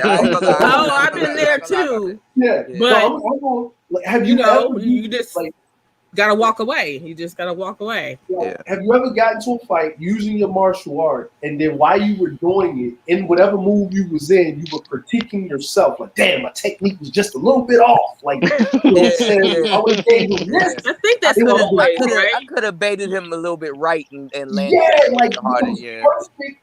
And I think listen, that's always. I got into a fight with a guy, and I shot in on him, right? And because he said he did MMA, so he went to the gym. So I said, "Oh shit, it's fair game. I'm not fighting the novice." So right? Okay. I'm gonna say something when you finish the story. Okay, go ahead. So I jump in, right? Because he was in his stance. He was in his Muay Thai stance, right? So he stepped forward, and I jumped in, picked him up, right? And I let him down. Like I slammed him down, and we on the ground with the scramble. So I go in. I said, "Yo, I'm gonna make this easy for him. So I'm gonna just go for the arm bar." So he moves the arm to the side, and he started to kick. And I said, "Shit, here we go. I'm going for the leg bar." We rolling around with the leg. Then he turns over, but he doesn't get to his feet. So I get him with a rear naked choke. But when I get him in the choke, you took the back. You took the back, basically. You know what I'm saying? I put the figure 4 on the stomach, got him in the choke. We sitting down, and I said, "Look, dude, you give because we ain't in the gym. There ain't no teacher around to break us up. We out on the street. So if I put you in this, I'm choking you the fuck out. You going to sleep. You know me well enough that I won't continue to fuck you up after this. This is a decision that you have to make. Right. With yourself." Yeah, I don't want to black out. I don't know what's gonna. I don't know what will happen. I don't know. No, I hate blackouts. Have y'all ever been in a fight, farted, and it ended the fight? What? What? Just because of how bad it was. What? Wait, what? Have you ever been in a fight where someone farted and it was so bad that the fight stopped? No. No. I just thought I'd ask. Oh my goodness! If you roll with somebody and you get somebody in full mouth, like, oh shit, Yep, and then all up in your face. Oh. Now that doesn't happen in class when you somebody's on the back and they try to work like a triangle and you don't push down on their stomach. Yeah, I do a triangle. I love triangles. Yeah. My problem with the triangle though, that I get it set up, but the rotation and then like my feet would be in part, but the rotation and then the wrench, that's the hard part. You know, getting that angle, because the triangle you can't do it head on. You got to be at an angle. Yeah. Yes. Man, people don't realize just you take a lot of hip flexibility. It takes a lot of hip flexibility in your ankles. You know what I'm saying? To kind of pull some of the moves, especially if you're like a shorty like me. You know what I'm saying? Yeah. But no, I really did not know how dirty martial arts was until I got into it. Like hammer punch to the groin, foot stomps. This a dirty game, man. No, not even that. I'm talking about like I thought most schools were like my school. You know, you're actually trained to fight, and I be damn. Can y'all hear me? My bad, I'm back. Okay. Yeah, we can hear you. P, bro. But I was kicking it with Kyle and Gerard yesterday, bro. We was writing a song. Word? Yeah, I gotta send him a verse. I need to send him the rest of the verse. We did a hook, bro. You need to hear this hook. This shit hard. I gotta send it to you. Let me know. Let me know next time y'all kick it, bro. Yeah. Him and Gerard picked me up. We were kicking it last night. That shit was fun. So I got. He just text me. Yeah. No, crooked like money wise. Oh, like they take your money and give your kid a belt that they didn't even earn. Oh yeah. And so you have all these black belts, right?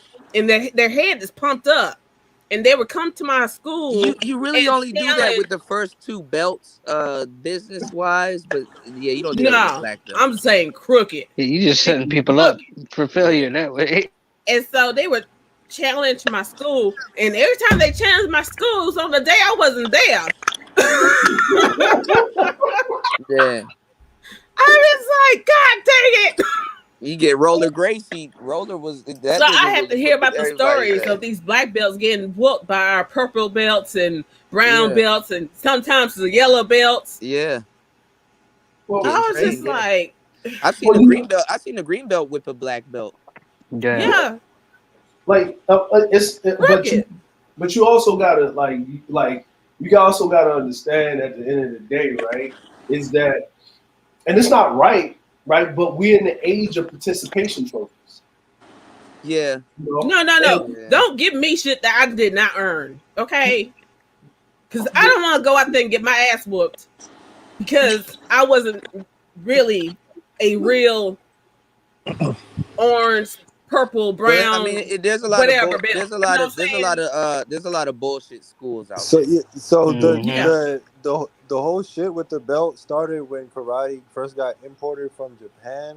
Yeah. So what happened? What happened is karate is originally an art form that's meant like it's like a one-hit kill. It's not meant for you to play. Yeah. And for you to get to that point, it's decades of grueling training. Now Right. when that got imported into the US, the people that were like paying to take the lessons were Yeah. your average suburban people. They're Right. not trying to put in that kind of work, you know what I'm Yeah. saying, to get to that point. So what's the best way to give people a sense of progress without Belt decades system. of training? Yeah. So it's like Exactly. an accelerated course. Yeah. But Exactly. see, with my school, Wow. we worked like the weekday, like the business week, we worked hard Right. every day. Mhm. And And those me, I was schools doing usually 3 have a classes, so lineage. I was working extra hard. You know what I'm saying? But see Right. Right. what Pete talking about is like as soon as you get there, okay, warm up, 200 kicks per Yeah. leg. Yep. Those schools usually have a lineage. Like, you know, the person that's the head coach had a head coach who had a school somewhere else, and they Yeah. learned from this person, learned from this person. It's Yeah. not like, well, I compete and I know a little bit and I'm gonna open up my own school. It's like, nah, it's like Right. a lineage of people who were taught, who were like induced Yeah. into Yeah. this. You know what I Yeah. mean? Yeah. It's basically like a board table. Like they all Yeah, know about man. each other and their students and yeah. yeah, like Like Yeah. my Muay Thai, like I can trace it back to Thailand. Like I can trace it back. So my crew is Anthony, and then Anthony's Arjarn is Buck, and then Bucks is some dude in Thailand, and then dude, it goes back. It literally goes back hundreds of like years. So what I know is what they were using hundreds of years before. Mm. So it's Well, efficient. It's like been proven and tested. Yeah. Right. my master goes to Korea, And Mm. that's and the motherland, man. right, he goes and Of Taekwondo. trains there, Yeah. It's Korean and karate. he Yep. comes back, and so he's investing in himself, Right. and then he invests in his students. Right. Mhm. You know what I'm like saying? so Like PC in order, Dragon, she knows real Taekwondo, like combat So you know Taekwondo. about Junbi and a whole bunch Yeah, of so yeah. Like yeah. Korean Special I Force haven't heard Taekwondo. them terms, um, Yeah, but the type of Taekwondo, when you say like the students come there and try to challenge your school and stuff like that, you don't say gym, you say school, right? And Yeah. that already shows that the Taekwondo that you are practicing where you're at is the combat Taekwondo. The teacher learned combat Taekwondo, like actual. And he probably omitted a lot of shit to teach y'all because Taekwondo, combat Taekwondo is brutal. It's brutal. Like we ain't got time. Like if I'm hitting you with these feet and these hands, right. you know what I'm saying? That means we fighting to the death because you know what I'm saying, because they always worried about the onset in Korea, North Korea running across the border and shit and giving them hands. You know what I'm saying? So yeah. They got another style out there called Hwarangdo. Yep. Hwarangdo, yeah, that's like the original version of Taekwondo. Like that was the shit that every move was designed to finish. That the Korean military used. That was like but that was meant to be more of like a one hit kill type of thing. Like they weren't playing. Everything was designed to finish. Yeah. Yeah. And people don't realize that even in like competition taekwondo is that flashy shit with the kicks, right? Yeah. But the combat taekwondo, there's a lot of punches, holds, locks, submission, breaks. There's a lot of shit. It's actually combat taekwondo.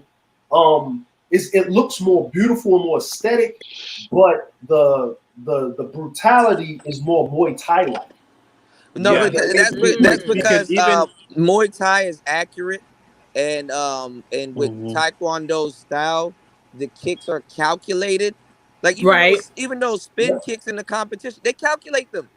How much time would it take me to spin? Oh, and by the time man. my leg comes around, is your face gonna be there?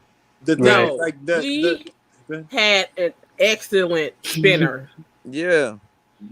It's like the thing about 16 years old. Yep. Yeah. And he could twist and he was tall and lanky. And he could twist this way and twist that way. This on a dime. Yeah, you don't see that shit coming. Like his competition had. Well, shit, they were just screwed.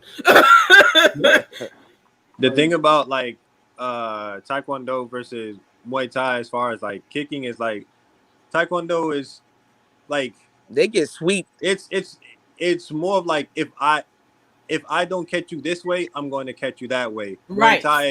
Muay Thai is more of like it doesn't matter what you put up. Like I'm going to get past it. Like you chop through the person. Yeah. Right. It's just like a different. All them knees and elbows. It's a different approach. But to be honest, as brutal as Muay Thai is, like even that's like the watered down competition version that that's done now. Like the type of Muay Thai that was done like for like the military back when Thailand was actually Siam, like they fought it totally different. Like they were like breaking bones every hit. Like they aimed to break bones or like bust a ligament or something every hit. Like it looks a lot less graceful, but it also looks a lot more brutal. Yeah. And here's another thing like about karate. People don't understand that karate originated in Okinawa. Yeah. Yeah, karate and Okinawans don't consider themselves Japanese. Yep. Nope. Like people don't get that also. Like they don't understand. Like when I go to Okinawa, they say we're Okinawans and you come from the mainland. Yep. They don't man, you guys will akin Okinawans to like Chamorans and Samoans and and the rest of Pacific Islanders and people from the Micronesian Islands. Like, and they take that, they like if you go learn karate and you didn't say you learned it, you say, I went to Japan to learn karate. Where did you learn it from? I learned it in Japan. No, did you go to Okinawa? And if you said no, then you ain't learned real karate. I learned Shibuyan karate. Like you didn't, and if you didn't learn it from this little stoutly old man with these fingers that look like sausages because he's been punching sand and chopping on a damn log that's 100 years old, dude, you ain't learned shit. All of like the real old school masters, man. Like if you look at their hands, the old school karate masters, like their knuckles are fused together, bro, from just decades of hitting makiwara, like the freaking wooden thing that they'll sit there and hit it like thousands of times, and like that knuckle becomes one. And that's like one hit KO power. Like that's I was trying to tell people like breaking bricks, like that's how they do it. Yeah, you focus all that power into one point. That's how you start breaking shit. And then when I used to show people the books from Dr. Ha Ha Lung, how the ninjas, how they after a while they learned how to use that one lead knuckle, and it broke it over time, and it got a big ass callus on it, and they just focus it in that one shit. Yeah, that's the same principle behind boxing. Like that's that one lead knuckle is the knuckle that you should like aim with when you jab or hook. Accuracy. The accuracy. Yep. Yeah, because would you like people don't even realize the gloves in boxing are there to and the soften the reps to blow. protect the knuckles. Right, It's not to right. Yeah, protect the facts. when you punch. Yeah. Facts. You know, Facts. because They're original actually boxing. they're actually there so the fight will go longer. The Yup. original Yeah. boxing glove was big. It looked stupid as hell. Yeah, like it's like and to be honest with you, you know, like because when I study whatever I study, like I was taking some form of martial art. I can't even remember what it was. And my sensei, when I was younger, he used to make me walk around on my toes. He used to tell me like, "Yo, you're not going to don't walk around on the balls of your feet. Yeah. Like Yeah. try not to make a sound. Like Well, walk." in Taekwondo, when I was learning it, they taught us how to like put our toes back. So when we Mhm. was kicking, we was actually aiming with the ball of our toe. Yeah. Whereas in Muay Thai, they'll slap the shit out you with the instep of their foot. Yeah. And and but Muay it's Thai's funny. about the shin. Like you Yeah, wanna take someone like I mean yeah, that's even like the whole thing with the knuckle and Muay Thai is the same thing with your yeah. shin. Like With the shin, yeah, I mean you can like sit there and hit like a heavy bag for ages, or you can sit there and like spar. Like the best thing for hardening your shins is like sparring. yeah. Bruh, shin Right. on shin contact Yo. sucks, but when that shit heals, bro, your shin will go through That anything, micro bro. fracture. You want to get that micro Yes. fracture, yeah. Yeah. Yo, I heard Yeah, some folks yeah. You can actually break Because take ribs. it closes pipes. the bone, Yeah. it closes the holes in the bones Yeah, and stuff like that. that's why I wanted a Wing I heard Chun some dog folks because take like when pipes and they hit their shins and yeah, forearms Yeah, like I yeah, mean over and over and over. that's or bamboo. My master did all that. Like his shin is like a damn blade. I can tell you that because Yeah, I've gotten kicked quite some times no, with that damn thing. but the thing is that they do that with the Wing Chun doll. So that's why when you're yeah. blocking something, you don't even feel it. Mm-hmm. Yeah. Yeah, it's like even with grappling, like when you go into like the pancreatial or the Roman grappling thing, and this is what I was saying about grappling is when the way that they teach grappling now isn't how that you're supposed to learn it. You're supposed to No, learn. well now remember we were talking about basketball earlier. Now they're teaching MMA to kind of protect both Yeah. both. Well, I mean, like even in self defense, right? Like the way I was taught how to grapple, like wrestling is competition wrestling, like high school. But when I was taught how to grapple, like roll around, like Greco and all that, they teach you under the duress of a motherfucker punching at you, Right. like kicking at you, because they teach you to take the punishment, like on some Zangief shit. Like because you gotta grab the person. They ain't going to let you grab them. Like you gotta, Right. punch Which is at you. part of the realities of being a grappler. Like you will Yeah. get hit. Yeah, you Like will get McMahon. punched. Yeah, so you gotta have a strong neck, your front part of your body, and then you do a lot of squatting and bridging. Like your core gotta Yeah. be ridiculous. Like you do a lot of squatting and bridging, and wrestlers get low in their stance. That's And Like facts. they get yeah, low. You know what I'm saying? you gotta do a lot of planks and stuff. Single And legs, Yup, double yeah, legs, blast doubles, all that, man. I don't know, hip man. tosses. That man Roller Gracie was going around to all of them gyms talking about some who's your champion here? I'll tell Who's you your something. champion? I'll tell you something though. I'll tell you something. In the first two UFC, when Hoyler was going around beating everyone, he never fought a wrestler. Yeah. Yeah, he did. And No, also, he never did fight a wrestler. Hell no. The Gracies funded both of the first UFC. So as amazing as that was, and I'm not taking nothing away from the Gracies because they're one of the greatest warrior dynasties, period. But that was also promo. Yeah, that was Wow. and then here's the thing, right? And then when they did run up into a wrestler, they got smashed. They got they gave the wrestlers gave the Gracies a hard time. Yeah. Well, the first couple of UFC champions to take the belt jujitsu. away from the Gracies, they were all wrestlers, bro. No, because there's one rule that wrestlers know that kind of nullifies a lot of jujitsu techniques is being lower than your opponent. Yeah, Jiu-jitsu, they start standing up. They're not as low as Also, what started to happen was like Brazilian jiu-jitsu. Brazilian jiu-jitsu was kind of novel. So it's like at first people weren't used to getting caught in like arm bars, triangles, and stuff like that. But after, a couple years, people started to look, okay, we can Yeah, do they this, start do doing that, do defense. this. Yeah. And the first people to adapt were the wrestlers. Yeah. Yeah, I mean, like even when they were training Kimbo, he didn't have a ground game, but he Nope. knew how to. But he He needed knew one. how to defend himself long enough to Yeah. get back on his feet. Yep. Like Yeah. if you're like if you're not a grappler, at the very least, you need to know how to keep it standing. Yeah. Yeah. Yeah. And I'm gonna say this one, right? And here's the other thing about jujitsu when he said novelty is when people started like not coming to the ring with clothing on, right? That nullified a lot of these shit. Yeah, because they were so used to fighting in that gi. With that gi on. And no gi jujitsu is actually harder than gi jujitsu. Yes. Yeah, there's so much leverage and so many moves that you can do with that gi. And also something that people don't even think I remember about the is like first time I got choked out with my gi. I couldn't look at my jacket. when you are I didn't have to wear no gi.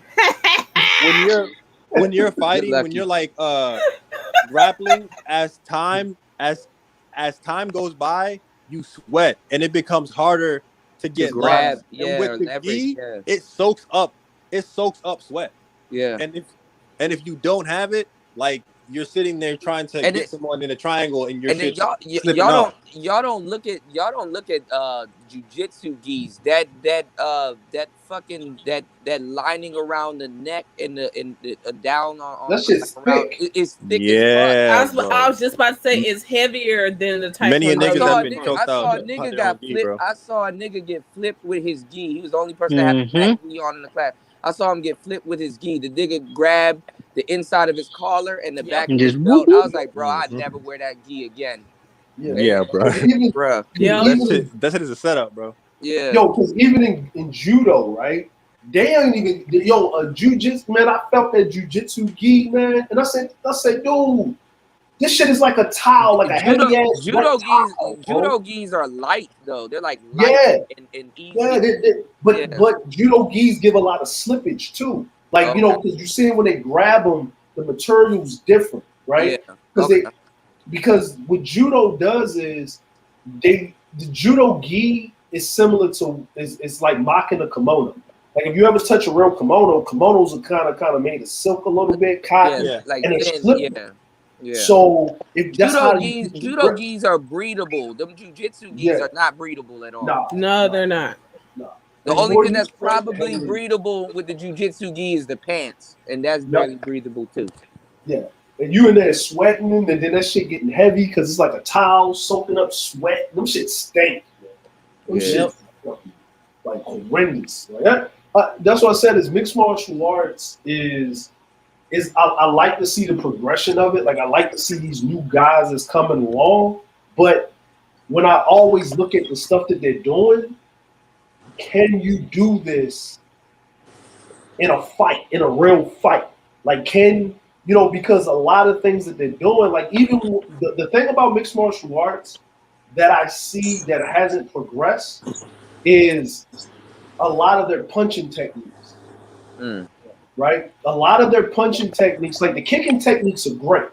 But the grappling is great. Kicking is always fancy though. Yeah, I gotta disagree a little bit with you there. Like, well, go ahead. But the only reason why I say that is, and I'm not saying everybody, because the greats are great, right? But when I'm taking the average overall, right? Like a guy that got a decent stand up, right? A decent stand up, and I'm talking about with Muay Thai and kicking and stuff like that. Or kickboxing, or they got some grappling, or they good at BJJ or whatever. But look at how they punch, right? Let's just say if you took away them being able to take somebody down and kick, and you put them in there with a novice boxer, right? Like a guy that he's like amateur. A lot of times they would just get caught with a counter. And if you look at how they punch. If you watch the UFC, a lot of those punches they look like feints, and a lot of them are. They're just basically to set something else. I was gonna say even just the fact that you said like if you were to take away the fact that they could be taken down, like that's literally the one defining factor of why, like, the footwork is different. If you look at boxers, they can take so many more angles because they can have wide feet because they don't have to worry about getting taken down. down. Yeah. If when you're doing mixed martial arts, you can't take as many angles with your hands as a boxer because you have to constantly worry about someone fainting and taking you down. Yeah. Like there's so many, and also when it comes to boxing, you also don't have to worry about leg kicks. You also don't have to worry about knees. Like there's so many things, so many factors that like elbows and shit that limit your stance, and therefore like limits the amount of, and also because we boxing, even get in the clinching. Also because boxing is just hands. Like let's not bro. Like boxing hands are always going to beat Muay Thai hands, kickboxing hands. Like a boxer's hands is always going to be a boxer's hands, just because that's the only thing you train. Yeah, you know what I'm saying? Like the best boxer in mixed martial arts is probably gonna be the 10th best boxer in boxing. Yeah, and that's what I said is like what I mean is over average is that like Conor, right? Yeah. If you look at Conor's success, his success was his cardio was trash, right? He didn't have good cardio, right? His cardio was horrendous. But if you look at Conor, right, and how he knocked motherfuckers out, and you look at how he did it, it was pure, accurate counterpunching. Accurate counterpunching, right? If you looked at how he knocked out Aldo, I'm talking that was right down the pike on the chin. That was pure boxing. That was a straight. Like you couldn't throw that any better. Like you could look. I could see Conor throwing that punch 1,000 times in the backyard of a bar where they beefing and shit because they was drinking in the bar and shit. Like the only reason I'm gonna have to disagree a little bit with you is because as simple as that looked, like Conor is one of the most precise strikers even out of boxers. Like okay, so Conor's base style is actually Jeet Kune Do, which is the style that Bruce Lee made. If you look at the way Conor we were just talking about that. If you look at the way that he stands just like Bruce Lee. Conor is a built counter striker, bruh. Down to the build up to the fight, he made Aldo, who's been a champ, a beast, been a destroyer his whole life, disrespected him to the point where he never thought anyone would even try to cross that line. He was so eager to get his hands on Conor, bro. That he went in swinging. Conor stepped back, counter, picture fucking perfect. As much as that is Conor's boxing, it's more so Conor's mind. Like that's why Conor never really had another knockout like that. That's like one in a career kind of moments. But you're right. It's a lot of it is due to his boxing, and a lot of boxing in MMA is trash. I'll give you that. Yeah, and I'm like, who else get a can't good be a boxer in MMA? Nate Diaz. Nate Diaz. Them Diaz boys is built different. Diaz boys is built different. Like, listen, I watch their striking ability is ridiculous. It's not their striking ability. Their striking abilities is nice. It's their cardio and that chin.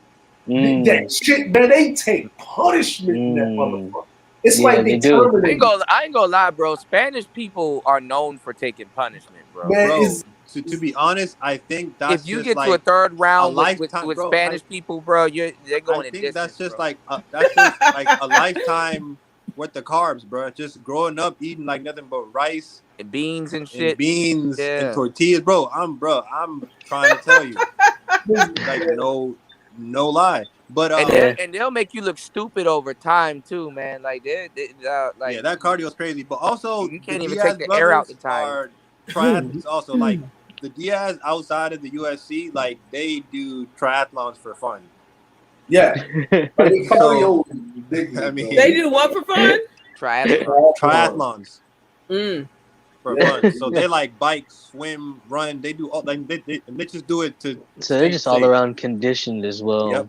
Yeah. So Well, I mean, they probably they're have like the best y'all gotta conditioning of understand. anyone in the A UFC. lot of their main sport is soccer, and like you're kicking, Yeah. running, and then kicking, and then running, and then kicking. Like, I'm gonna tell you this. Oh yeah, bro. their stamina Diaz- level's The Diaz incredible. brothers Soccer Like players in and general. subscribe, definitely ain't playing no people. soccer, bro. Like and thank you, subscribe. thank you, thank you, thank you. Diaz Oh, bringing some niggas Nicer for real, said bro. it for you. Yeah, She typed it in there, so I just read it out loud. Like and subscribe, and hit his cash app too. Nicer is always on the money. Shout out to Nicer. Mm-hmm. Yeah. Yeah, Wait, what you saying, P? I said No. hit your. They need to hit your cash app too. Thank you, love. PayPal and stuff. Yeah. Bikes ain't gonna pay for themselves. Right. No, you guys are going in. I love this type of conversation because I'm glad we could talk about other things here, man. Like this shit. After a while, this shit get boring, man. Talking about feminism and all kinds of shit. Man, that shit right there, man. Look, man, I ain't gonna lie, man. When I listen to people when they talking, and I'm like, cool, that shit gets redundant. Yeah, and then it's like, but what about these bitches? Off. Like I turn it off. Like, and then also too, I do want to have a channel where guys can sit back, relax, have really good conversations with women, and have fun, man. Like, damn. You know, like well, I'm having fun tonight. and you know what's funny? What I like about Beautifully Animated is that she engages in a lot of conversations that a lot of other women don't engage in, and she knows what she's talking about. Well, you know, I did say that I was one of 2 or 3 in my martial arts school. So you know, that's just been my life. Did you like coming up? Did you find it hard to hang out with other sisters? Like, did they kind of excommunicate you, or like what was it? Because I noticed like a lot of culture. No, if it was hard or not, because I okay. It's hard. I didn't really get along with, like, people didn't want to deal with me. They like my cousin during like elementary school and middle school, whatever. Okay. And then so you know, it wasn't people too much checking for me, and I dealt with a lot of jealousy in middle school. Okay. Did it round out like about high school? High school, I was in fuck it mode. Okay. Because the thing is, I dealt with bullying in middle school, and I dealt with it because I didn't want to hurt anyone. I wasn't in martial arts until my younger adult age, whatever. But did y'all see that I was always with Jackie Chan, where he's like doing this. Did y'all see that meme with Jackie Chan where he like somebody drew like he's doing a super kick and he's like beating up like 3 people? He's like, I'm not trying to hurt anybody. Like, this is how I don't want any trouble. I don't want any trouble. I don't want any trouble. Right. Because he's the nicest guy in every movie, but everyone wants to fuck with him. Right. But he's always like, I don't want any trouble while he's like simultaneously beating the shit. Yeah, he's like kicking somebody. Like, y'all, leave this man alone. But no, I've always had a temper, and I was very young when I had my first blackout. Damn. Oh yeah. So I was really afraid of really hurting someone. So I just let them do whatever.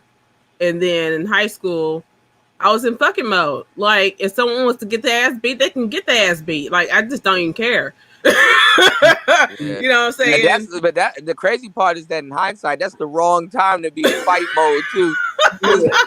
It's like, damn, only got 4 years. Man, them 4 years be long as shit. You know what? I can understand what you people saying. didn't mess. Well, my first year there, the friends who I thought were my friends turned on me over a dude. Sounds about right. My god! Over a dude. That sounds about right. And I was just like, first of all, I didn't even realize that you ever dated him. I wasn't paying no damn attention and shit. And we end up dating the same dude. Oh, so they started with the whole phone call harassing me at home and stuff like that. And then me and my bestie went up to them and be like, hey, what you want to do? You know what I'm saying? Like screw all this bullshit, like the words and the phone calls and stuff. We can fight it out. Give them one of them spin kicks. They'll never see that shit coming. Man, drop kick them into a pile of trash cans. Right. And so that's where that ended. Right. And no one messed with me. But then I was like, I got with my second boyfriend. I was with him and his crew for the most part. And his crew was mostly males. So, you know, it was just easier that way. Yeah. You know so what? I had the one female friend, which is my bestie, and then I was with these dudes, and I did what the dudes did. Like we wrestled, like WWE, and then turned to WWF. Yeah. we used to go over my friend's house, and we used to all just like, for some reason in his living room, we used to all just fight and wrestle. It's just boy shit, man. It's just but you know what? PC says something that was very apparent is that's how online bullying was before the phone. Yeah. Like if someone had to have your number. So it wasn't, and you knew who that person was, and you could just pull up to their crib. That was the pull up before the pull up. That was the catch. Yeah. You didn't catch a flight, you caught a cab. Yeah. It's like, well, you jumped on your bike. Or shit, or you take the bus to wherever they live. No, these people were stupid because we all lived in the same neighborhood. I could just walk over there if I wanted to. We used to take the bus to their neighborhood, fight, and then walk home. Oh, some Def Jam fight for New York shit. God damn. We get on their bus, and then they know something's up because somebody on their bus that never usually ride their bus home. I'm gonna tell you the what PC is talking about is that actual like blacking out shit. That's a scary moment. Yeah. But when you black out too much, you don't black out. You see yourself and you can't stop. But you can't stop it. Yeah, That's why when I was trying to explain the soul earlier, you're spectating what the hell you're doing, and your hands are just moving. Yeah, like I call it Terminator mode. Yeah, your body doing autopilot. Because red, like right, it's like right? fisheye lens. You're focused on what you're doing, and everything around you is blurry. You have a target. Yep. And you're zoned on that target, and they're screwed. Yeah, is absolute. But if you're in that mode and you're getting jumped, that's a whole nother thing, though, because like you don't see it coming. If you're Mike Tyson, you start the whole fight in that mode. Yeah, yeah.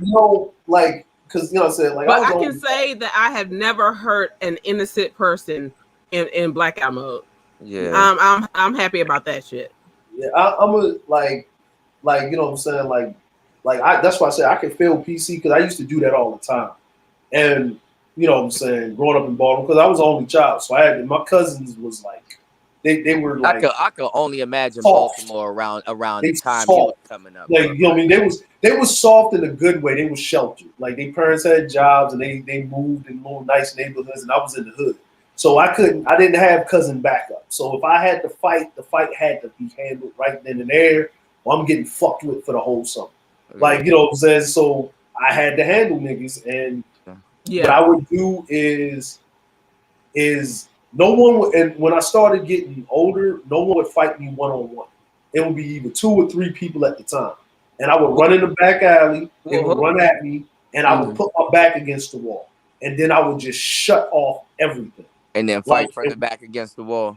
You know what I'm saying? And when I was shut off everything, by the time I came to, it was niggas on the floor. Like it was just that's the thing it's about like watching a silent movie. Yeah. That's the thing about that part too. But that's the thing about hood politics is that it's not that you got into a fight and a fight ain't just a fight. You got to make an example out of a nigga so other niggas won't fuck with you. There you go. And so you know what I started to learn? My uncle told me something, and then my sensei, when I started, because my mom started putting me in martial arts, and she got tired of seeing it. Because I got like the police came one time, I beat the dude down so bad. Another kid, and I lost it. And the police officer had to like literally hog tie me, put me in the back of the fucking police car and shit, right? Because I was flipping the fuck out. And my mom put me in martial arts because my uncles told her, like her cousins told her to do it. My great uncles told her to do it. And my sensei told me, he said, you have a fight or flight mechanic, and your fight mechanic is broken. You can't differentiate between there's no escalation to the problem. Like there's no escalation to the problem. Like and a lot of times you should be able to stop the problem before it get there. So my uncle told me this very thing, and he said that's where that breathing comes in. That breathing. So he told me something, and you know what he told me? He said there's something about smacking a man in front of people that makes them have to fight you one-on-one. Oh. And I said, what? And he said, yeah. Yeah. He said, think so about he's telling you how to control the situation he's to where telling you won't him be instead of getting jumped. Right. One-on-one. That's what I'm saying. He's telling him how to control the situation to his benefit. Yeah. Exactly. Because if you jump somebody, they're supposed to win, and even if you won, they're going to just come back with more people. It's a battle of attrition. You're not going to win. Okay. He said, and he told me, he's like, you don't have any backup.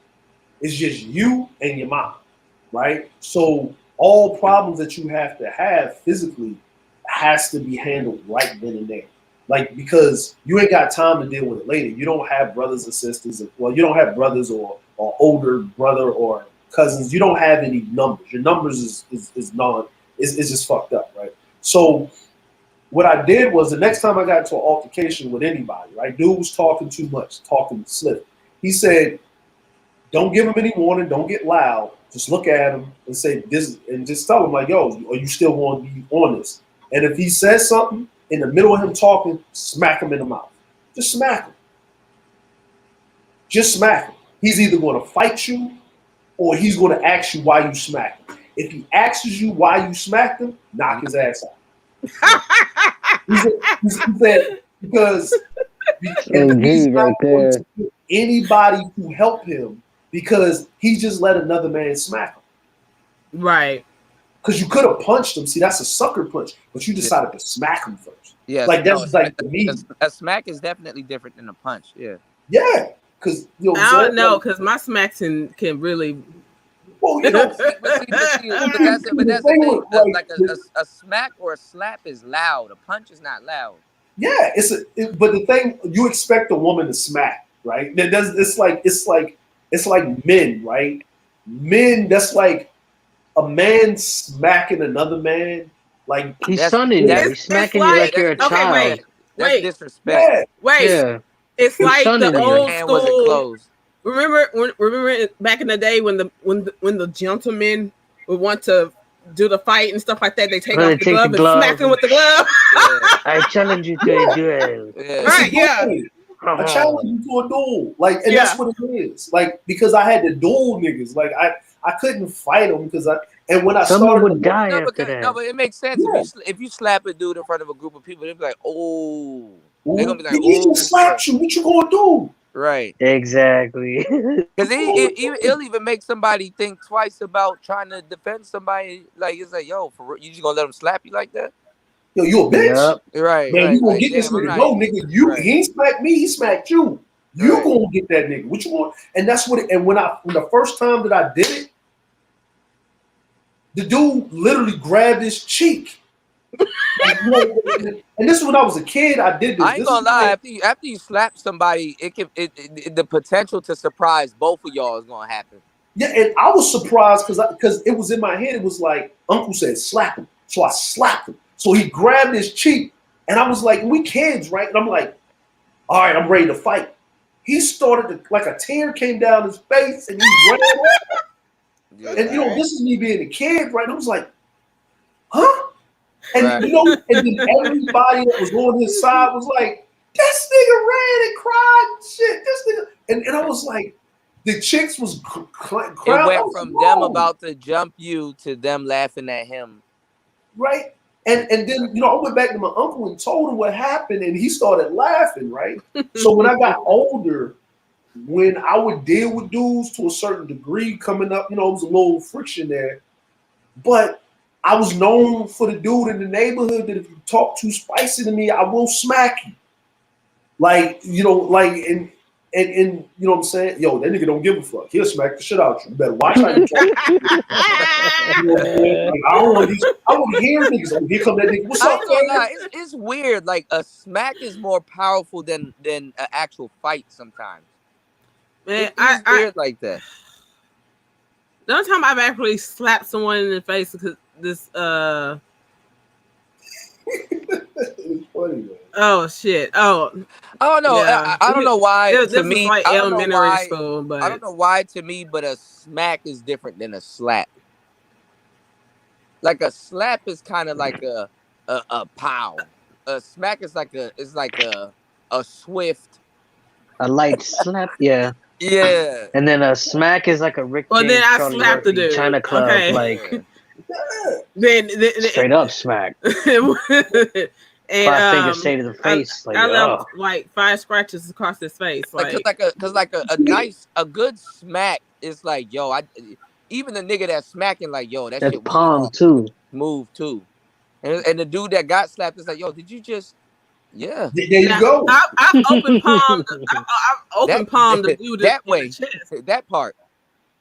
You said you open palmed? Like, did I you open palmed him in the chest because he was acting ignorant.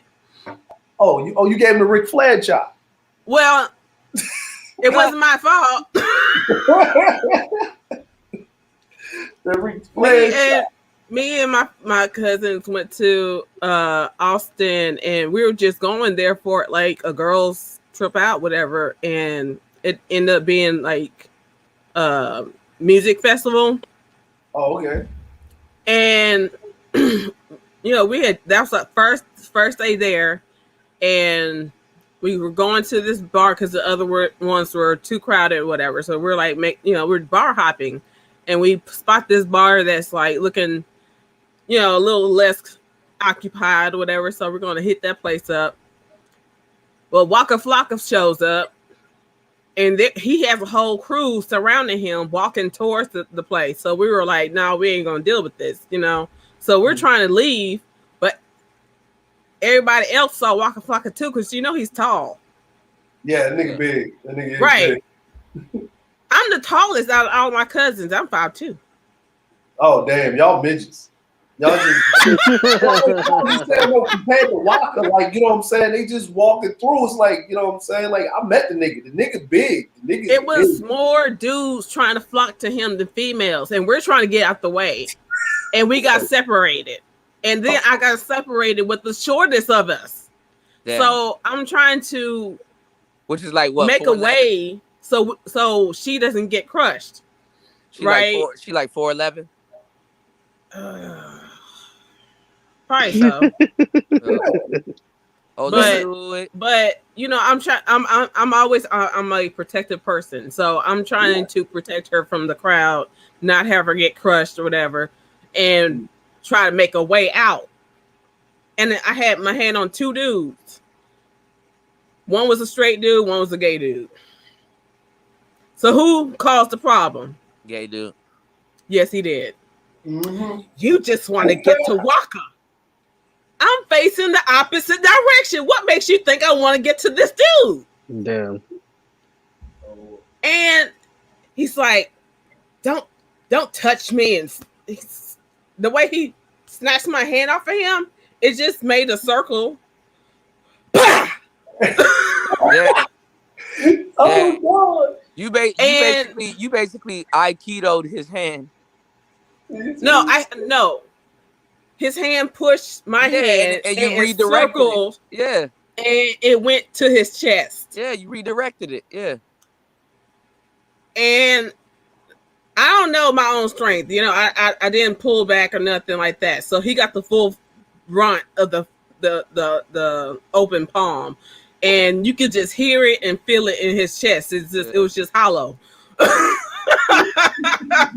Oh, so he didn't say shit after that. He couldn't breathe. Like what he gonna say? And then somewhere down the line, I hear my cousins, hey, over here and stuff like that. So the straight guys started making way for me, my short cousin, to get out. Like, yeah, you hit him with that Heisman arm. Yeah. I was just like, man, it didn't even have to be all this, but damn, like, those types give the gays a bad rep and stuff like that. Yeah, I mean, you walk around thinking all of them have this hate, and really all of them don't have that hate. It's just the bad seeds that make the whole bunch look bad. Yeah. The LGBTQ gotta, even they look down on some of them dudes too. They do. That's why I don't go full hard at them, because I understand. I'm like, okay, I get it. Yeah. It ain't got nothing to do with Yeah. Yeah. I mean, what somebody want to do in their bedroom, that's up to them, man. Listen, at the end of the day, almost everything is a kink. Mm-hmm. Some niggas like giraffes. Hey, nigga, giraffe. Some niggas. I don't know what niggas doing nowadays, bro. See, this is my thing. I'm off. This is why I don't come outside, bro. It's exactly why I don't come outside. Look, I'm gonna be honest. I'm gonna just be honest, man. Look, if two people of the same sex can get married, then a person can have multiple wives, and a man can have multiple wives, and a woman can have multiple husbands. That part. Let's just stop playing. The thing is, I'm not against same sex like unions and stuff like that. You know what I'm saying? Like, they should be able to give their partner, share their health care with them, and you know what I'm saying? Like, if the other person doesn't have insurance, they should be able to get insurance from the other partner and take care of one another, just like we can take care of one another. You know what I'm saying? Right. Like, who are you to tell me where I spend my money and who I take care of? That's just ridiculous. Yeah. Like, I'm the one working hard for this money and this insurance. I should be able to do with it as I choose. Yeah. But true. Yeah. Exactly. It's crazy. It's just people want to control every goddamn thing. Mm-hmm. And it's not your life to live. Yeah, you right. Exactly. Yeah. But other than that, well, shit, we ran into some drunk dudes that gave us problems too. But that was the only time I got physical with somebody there. Yeah. Some people might got cursed out by some of my other cousins, but yeah. Oh, but it was still a fun trip. That's what I'm saying. Like, me personally, like, it's just people in general. Like, I think disrespect is just disrespect overall, right? Like, people I don't know why they can't take the easiest route, which is be respectful. It's so freaking easy to be respectful. Because everybody has, like, I'm gonna say it like this: people have rights, and civilization has put it to the point where you can't catch an ass whipping no more. Right? Like, you didn't wake up and learn and was just respectful. Some people is just in them, you know what I mean? But for most of us, you had to be taught that. And how was you taught respect? The threat of getting your ass whipped as a child. Like, it was just yeah. ass whipping works. And when you remove the consequence, people are going to try things. And when a person finds that I can disrespect this person and there's no consequence to me disrespecting this person, like really, truly, like no, there's no physical reinforcement. Like I can get online and say whatever I want, but then like I talk to most people online like I would talk to them in person. Right. Because I've been into a lot of fights in my life. And disrespect is usually most of the fights that you're going to get into most of your life is either you wanted the disrespect or didn't want the disrespect. But a lot of people nowadays, they got all of the smoke. Like when you see these Karens or something that they call them, or these people that just going on these diatribes, but then when they get their ass whipped, they humbled in the motherfucker. Or they're the victim. They're the victim.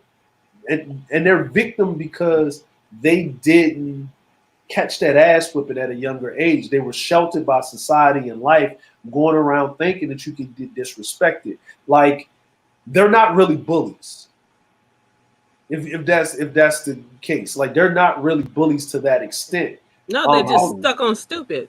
Exactly, and they're just they're ignorant. spoiled. They're oblivious. Yeah, they're spoiled. Like people, someone. No. It's not. Well, most time it's not ignorance because ignorant. Okay, this is what I say. Ignorance can be fixed through knowledge and education. Right. You choose to be stupid because you choose to not learn better and do better. Yeah, what do you think an ass whooping is, though? It's knowledge and education. Is a choice. Yeah, I mean, that's true. But, I mean, the ass whooping is an educational experience, wouldn't you say? Yeah. But, an ass whooping, like, it depends. Are you talking about a child or an adult? Because children need to be disciplined, but not every child is going to get it with, the ass whooping. Yeah. So you got to cater to what works for that child, whatever. Yeah. But 100%. These stupid people they act like they didn't get no discipline at all of any kind. No. Yeah. And that's the problem. Mm-hmm. I mean, I'm pretty sure though, right? All right, look. So put it to you like this, okay?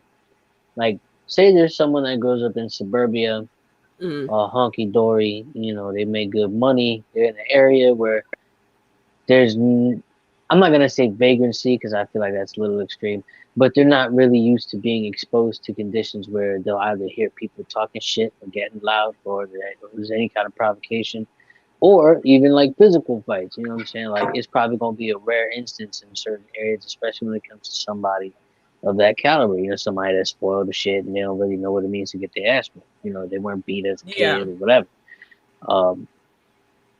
So if they get in a situation where they've never been punched across their jaw a day in their life, say they get really, really upset, say they're headed somewhere, they're impatient, and they get real uppity because that's just, they're used to getting their way. They have an adult tantrum. Right. And then say someone humbles them through a nonverbal educational experience with applying their fist to their face.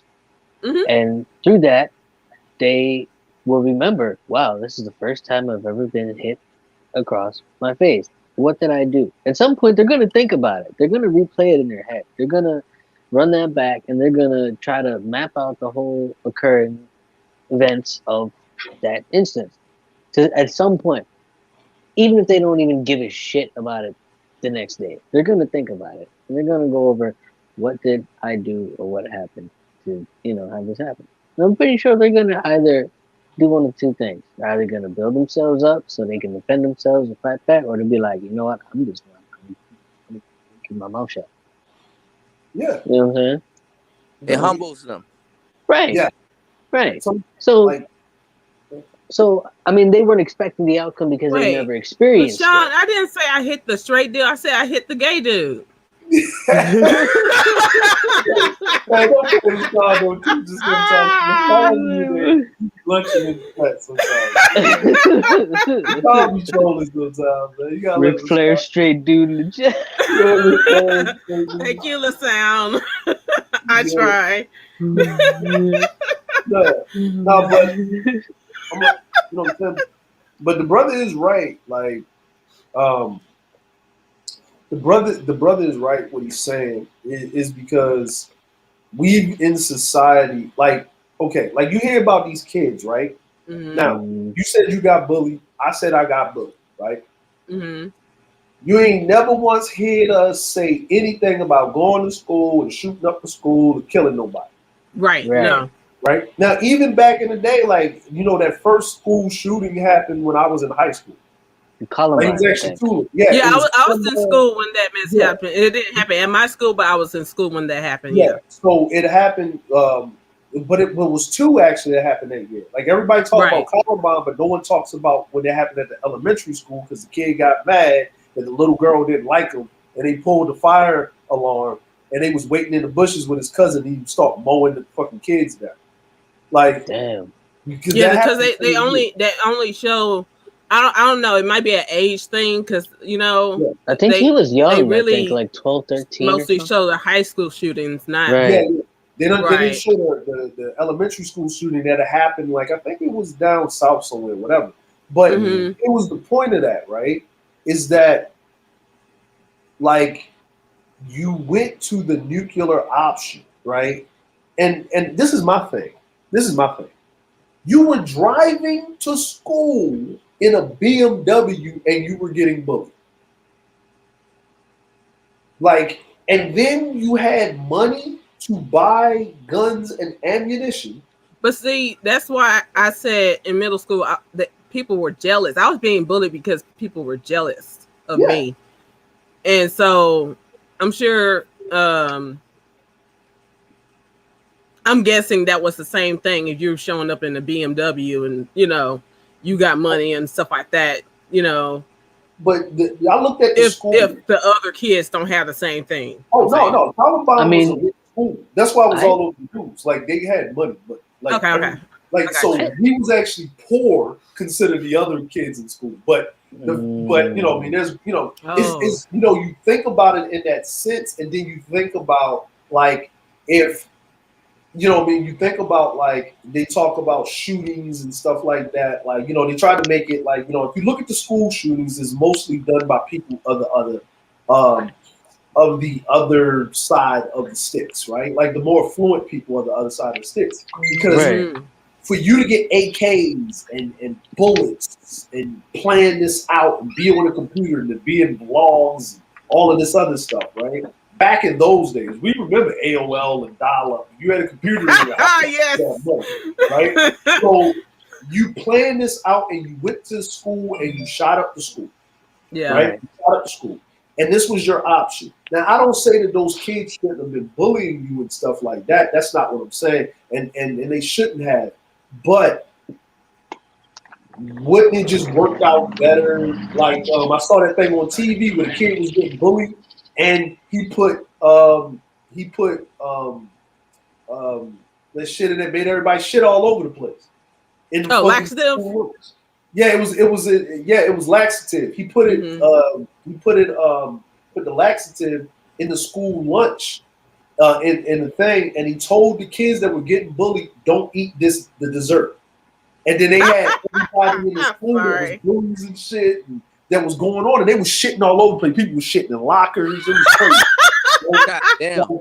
Yeah, no, man, you gotta look at it, man. Don't show it on YouTube, but it's on YouTube. I saw one where it's on YouTube. I saw one where the dude gave the seagulls the laxative, and they started shitting off for the beach. Yeah, but no one died. Like no one, like it's this thing where people aren't. What's going on, most man? It's just like martial arts, right? How did you get competition ready if you didn't spar and practice? You didn't go through the plane of doing those splits and going through all of this. It's like this newer generation with these participation trophies and all of this there and pats on the head and shit. life isn't really like that. And then when they get hit with it, they have this visceral reaction because it's too late that they haven't gone through the maturation process. Yeah, that's a lot of privileged people go through. Yeah, and bullies are needed. I'm sorry, it's a thing. Bullies are needed because guess what? If you can't deal with a little child saying mean things to you, how are you going to deal with your boss fucking with you at work? Yeah. Right. Yeah, because there is bullying in the real world. I mean, yeah, it's even worse. Like, you know, the government, like the IRS is like bullies. The government is bullies. But I'm still against yeah bullies because the thing is, if you have Obvious a child who's a bully, mm-hmm. you're not doing them no favors. You like not getting on their ass for being mean to others can get them killed. I know a girl who was a bully. She tried to bully me. I had to spend a night at her house. And she tried to bully me. I beat her terrible. ass. And it's a fucked up situation to be in. No, because it's like you almost trapped. After that, I didn't spend the night at her house no more. But years later, my dad calls me and we're talking and stuff like that. And he's like, "You remember that girl?" I was like, "Yeah." He's like, "Well, she got the wrong one. The girl punched her so hard she lost her eye." Damn. There you go, right? Punched her so hard she lost her eye. Out the socket though. Yeah. Lord have mercy. But that's what I'm saying is everybody, like, I think everybody has a place in society for certain things, right? And it's a weeding out process. And we as human beings, we don't want to come to that conclusion, right? It's there's considered a certain point where there's a cutoff, right? Like there's predators in the wild. You know what I mean? There's predators at different areas in the wild, and this predator, maybe they can't make, like, say this mongoose or whatever it is, right? This rodent predator, right? Say this big rodent predator cannot beat a wolf, but it picks off wolf cubs, right? And if that little wolf cub doesn't stay within the pack and wants to wander off, right? Yeah, the mama is going to go run over there and do its thing, but it's only so many times the mama's going to do that and allow that cub to get picked off and say, "Now look, if you motherfuckers go over there, that's what's going to happen to you." Right? Yeah. Like, there has to be examples being met, and if this doesn't happen, what's going to happen sooner or later, whether we believe it or not, there's going to be, I call it the environment balancing itself the fuck back up. And what we're getting is, whether the younger generation likes it or not, because we grew up in bullies, we grew up in this shit, this, that, and the third. We're having more of these younger kids lashing out is because everybody's getting a participation trophy. Everybody's saying that, you know, people don't understand what equality means and preference is two different things. Like you said, you're 5'2", right? Yeah. Equality doesn't mean that when we go at the starting line to race, because I'm taller than you, you get to be put all the way in front of me to give you that. It's that we just start at the same starting line. Right. You know what I'm saying? Like, that's what equality actually means. Preference, for the love part, is I'm giving you preferential treatment over here so you can keep up and make it competitive. Like, you know what I mean? Like, that's not what we want, and that's what people are getting confused at. Like, you know what I mean? Like if I'm doing comedy, right, and I can crack on black people, I can crack on white people, but then I can't talk about the LGBTQ people or anything like that, then, but you wanted equality, and that's a part of equality. Everybody gets made fun of. Everybody gets laughed at. Everybody gets inclusive. You want to be inclusive, this is what's inclusive. This is what's going on, right? Beggars, I feel like beggars can't be choosers. Yeah. Right. And to piggyback on that, I feel like what these kids now have that we didn't, that kind of shifted the bell curve of learning those life experiences, would be technology. You know, I mean, they're totally desensitized. it gathers everybody around, not only for the desensitization of it, but also to broader generalize what I guess a utopian society should be. So you got folks on the East Coast, for example, striving to have like a utopian, everyone loves each other, you should da da da. When the East Coast was never brought up on that. It's the hustle and bustle. You know what I'm saying? It's fast paced, and I mean like, but since the internet brings people together, that's more like a West Coast easygoing, PC approach to society. When it might not apply, I mean, how folks get down to San Fran and LA and things like that, it's not going to work out in Jersey, Philly, in New York, or out here in the city or be more. It's not going to work that way, and because folks are able to connect and adapt and really speak in a voice of opinion where a lot of people haven't really earned that voice due to experiences and their successes and triumphs and victories, you know what I'm saying, and losses. Some people just speak off of the life and emotion of others. And because of that ability to do that generally across the whole world or even just across the nation, it kind of dilutes that learning correlation to pick up on life experiences for yourself. To get out there, to undergo experiences that either help you grow thick skin, or help you develop a stronger character so you can make it out in the world when you become more of an independent person. It's the same thing like birds throwing their younglings out of the tree so they can learn how to fly. Like, Well, they'll just leave. Right. and technology is crippling that development, from leaving the nest. And you would think, and it's solely due to our choice, though. It's the paradox of choice. You give people a lot of choices, they'll lose their mind trying to pick the right choice, and it's because of that. Ultimately, you give them a lot of choices to pick from, they're never going to make their mind. So when it comes to people trying to develop, and this technology is great, but people choose more to entertain themselves more than educate themselves, because there's so much more entertainment than there is education that's pushed and everything with these venues and platforms of technology. So that definitely contributes to I guess, the dilution of people being able to learn life experiences when they grow up. So, by the time they're older, they're, inept in certain aspects that would be beneficial that folks would have learned or they would have picked up or someone would have taught them in the family 10, 20, 30 years ago. Like, I'm taking a finance course, and the biggest thing that we ended up picking up on is financial literacy, and how, like, in certain areas, like in suburbia, like Howard County, before you graduate your senior year, they require you to build a resume and learn about, mortgaging and credit and things like that. I'm from PG County. All right. I went to school in Hyattsville, Maryland, and they didn't teach us any of that. I didn't have a resume. I had to build a resume for my first job on my own. Like, I didn't learn any of that in school. So it's like just being a part of that and seeing that, as well. It's choosing entertainment or education. And it sucks. If you're privileged, you're more privy to more educational and beneficial resources.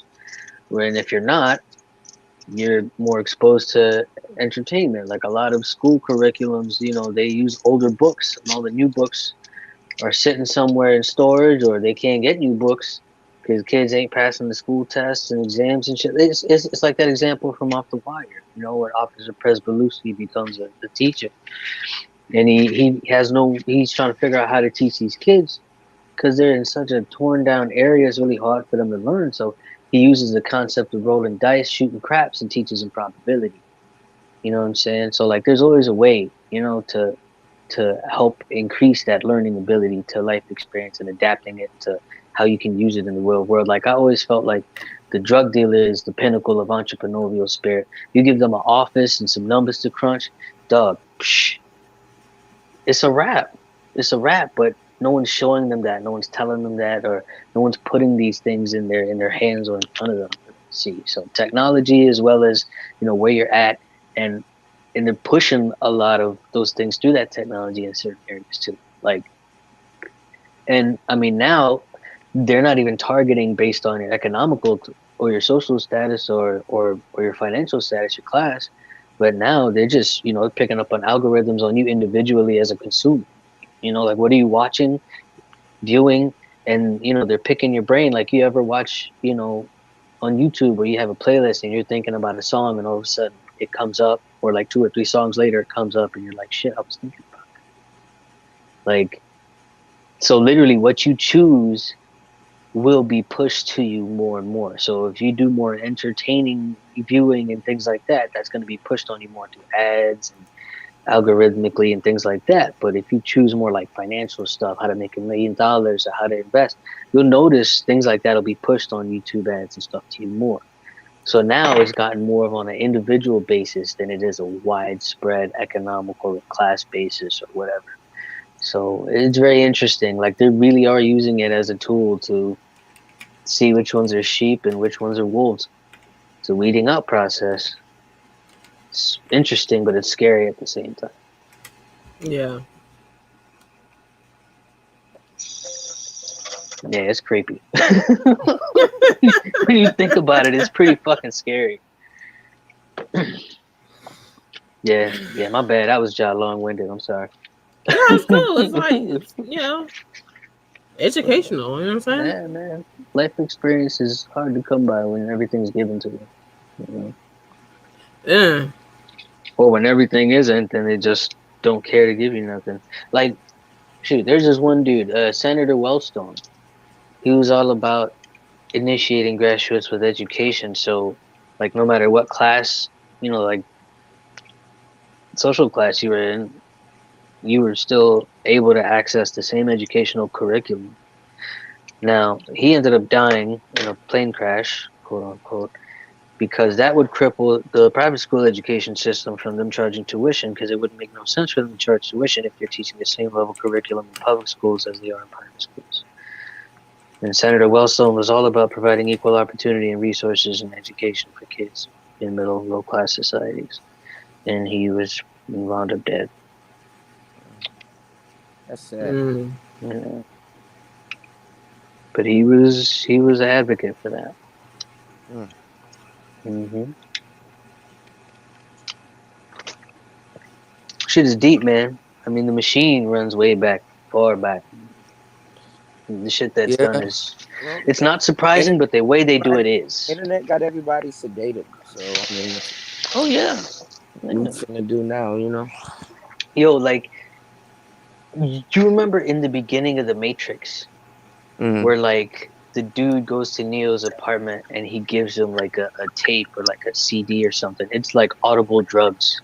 It's like digital drugs. Yeah, you know, you put it in, you plug you got your headset on, and you're just done. That's what the phones are now.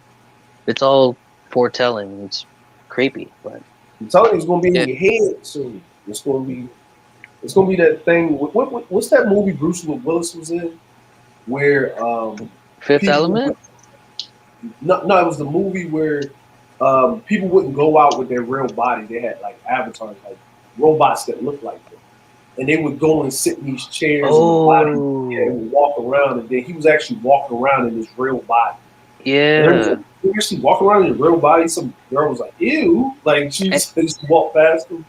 And then I think there was like a fault with them. Like his AI avatar ended up cloning like his own like brain waves and became its own sentient being or something. So we had to like track the shit down and kill it or whatever.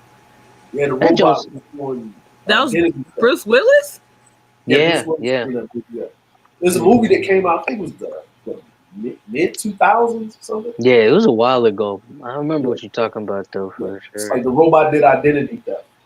Mm-hmm. Yeah, basically. Yeah, for real. Like, yeah. Like, what was that other movie? With Arnold Schwarzenegger, The Sixth Day. Yeah, The Sixth Day. Then you had there was that show they had on Fox. They canceled it, but it was really good.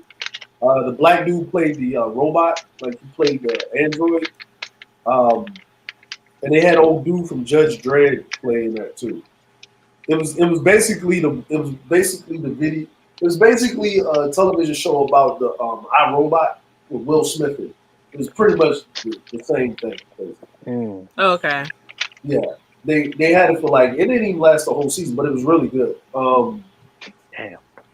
But that's I'm like that's what we're getting to. Like it's like some Ready Player One shit. Yeah. Yeah, it's some Ready Player One shit. It's what social media is to a lot of these younger kids is that they don't get to turn off like high school. And what I'm like, Right. They when don't. They don't give themselves a break. and because it's in everything, right? Like so, like when PC was talking about she got bullied, the bullying stopped when you got home, right? And then when they calling your house, you got tired of it because that was your fortress of solitude. That was the place where you felt the safest in your home. Like you don't, that stuff happens outside of the home. But then every time you pick up your phone, you got these messages. People are doxing you, trolling you, doing all of this crazy for buffoonery, and then when you come to school, you got to deal with this, and yes, it's going to make people snap. And yo, I'm sorry, but I just recently came across this video someone was reviewing, and it was an anonymous post, but it was about this 13-year-old kid whose mom had an OnlyFans account, and his classmates caught wind of it, and were like sending the photos around to like his classmates and stuff. This kid was 13 and he was talking about like he wants to kill himself and all different kinds of stuff. Like that stuff followed him home, school, everywhere. But here's the problem with that, right? Is it his fault? Is it his classmate's fault, or is this his mama's fault? Oh, this is mom's fault, man. There you go, right? Like, you know what I mean? Like, wait, what was the fault? But that's her avatar, so to speak. Yeah, that's her avatar. Like his mom had an OnlyFans account, and the kids and out about it, and they start sending the pictures around. And then he found out about it, and he wanted to kill himself because of the public embarrassment of you can't literally say if someone said your mom's a hoe, she sucked dick for money.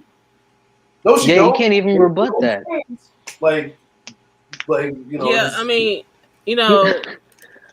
these shit, man. What can I say? Some of these parents are just selfish as hell. You know what I'm saying? When you have a kid, you have to put them first, and know that whatever you do reflects on them just as much as whatever they do reflects on you. Even if you do, make sure that you don't put it on like your public IG and people can get to it or something. Like make a fake name. Put up a emoji or something as you put. Like be discreet about it. They're selfish. They're not gonna think about that mess because they're selfish. Right. Yeah, I mean, and hide your face. Like put a mask on. Yeah, something. Right. No, you're right. You're right. Like Rey Mysterio. I'm just saying because like if that's what she's doing to feed her kid or whatever, I get it, but again, hide your face, dude. Be smart about it. Like don't if you feel like that's all you can really do to help yourself sustain the lifestyle for you and your child comfortably. And the thing is, if the information got out there to where the kids can find it, that means adults can find it too. And that they're minors; they shouldn't even have it. Right? No, I'm saying that she's stuck with that because who's going to hire you at a regular job, knowing that you have that background? Right. Thank you. And here's the other thing, right? So what are you really going to say? My kids were bullied. My son's bullied. Okay, why? Because the kids were passing around this account. Is this you or not? This me. Then they're going to look at you like, okay, yeah, the kids ain't supposed to have it, but you ain't supposed to be out there with your whole undercarriage out there. No one's going to feel sorry for you if you are enabling the problem that's going, if you're the cause of the problem. Like, you know what I'm saying? Like, it's different if there was something else going on that you can't help, like his mom was sick, and then they were making fun of his mom and they had pictures going on. Okay, that's a whole different that's just. But you know what I mean? But people choose what they choose, and this is what I talk about, is that people do not want to accept accountability and the consequences of their actions put forth. Now, me personally, I I'm all for the articles of prostitution being on the table. I'm all for it. You know what I'm saying? Like, because if you can drink, you can smoke, you can do whatever. Hey, if you want to go buy a hoe, go buy a hoe. Shit. They need to get paid. It's a money market for it. Go for it. You know what I'm saying? But it has to be in recourse. You know what I'm saying? It has to be within a certain thing where if it's legalized, if it's in a certain piece or whatever, then if it's not broadcast like that, then you won't have to worry about the kid mom's OnlyFans account being out there or doing X, Y, and Z, or blase, blah, squaze, like that. Certain things to a certain degree, children are evil to a certain degree. Children are mean. Children are who they are, right? Right. But they're little mini adults, and they pick up a lot of these behaviors from what adults do, with the memes and stuff like that. So, Right. But killing yourself or whatever, like I hear a lot of like I remember I was hearing this thing about this kid, and the kid came out and said that he was trans to his mother or whatever, and the mom was was what like, to the mom? yeah, he told his mom, like, hey, Ma, I think I'm a girl or boy or whatever. I like to wear dresses, blase, right? And that's all. The kid said that. And the mom was like, oh, yeah. And the kid thought because the mom was so, whatever, the mom's supposed to be supportive. The kid goes to school and tells the classmates go in on the little kid. And the kid turns around and the kid kills himself. Because the kid's bullied. Because the mom didn't prepare him. The mom did not prepare him, and then the mom was like, "They shouldn't have bullied my kid because the kid killed himself or whatever." But this is the reality as parents that you need to prepare your children, and you need to say, "You know what, son? I support you, but I'm gonna tell you this: the world. If you do this, if you come out now, this is what you have to deal with. Can you handle that? Can you handle it? Now, what I'll do for you is this: when you're in the confines of the home, you can do whatever because this is your sanctity. Me and your dad, we support it. But outside of the home, you have to act. You have to dress this way. I don't want to go to work in a dress or whatever, or your dad doesn't want to go to work in a suit. But there's certain things you have to do in society because these are the things that is asked upon you to do X, Y, and Z. Now, will there be a time where it may change and people may accept you and this, that, and the third? That may happen. Hopefully, it will happen, but it's not happening right now. So yeah, because basically that child was thought that he or she was going to be accepted right then, and it's like, no, because I've heard of other kids coming out and stuff like that, and they deal with bullying, but they also find friends that accept them, but that takes time, and like I said, the parent didn't prepare their child for that. No, they didn't. And then here's another thing that I kind of I tell people. I said, listen, I don't have a problem with that community or whatever, but do you realize that they are a minority, like an ultra minority? Yeah. Not it. Like you take 10 people, 1 out of the 10 people are that out of 10 people. Not that. Do you realize that they're their own special group of people with that? But the people that's within that community, they don't want to be broadcasting what they do in their bedrooms and shit. Just like heterosexual people don't want to go around broadcasting what they do in their bedrooms and shit. It's nobody's business.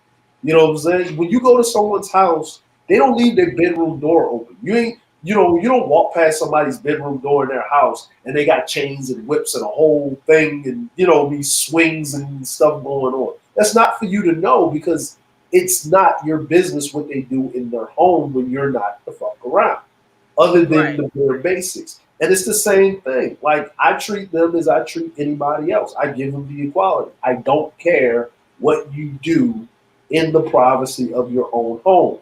Because what they do has no merit on your life. Yeah. It's just, yeah, it has no merit. Do I have people that I'm cool with that are gay? Yes. Can I consider them friends? Yes. But they know where the boundaries are. They'll say, hey man, I'm going to this party, I'll catch you later. Oh, where you going?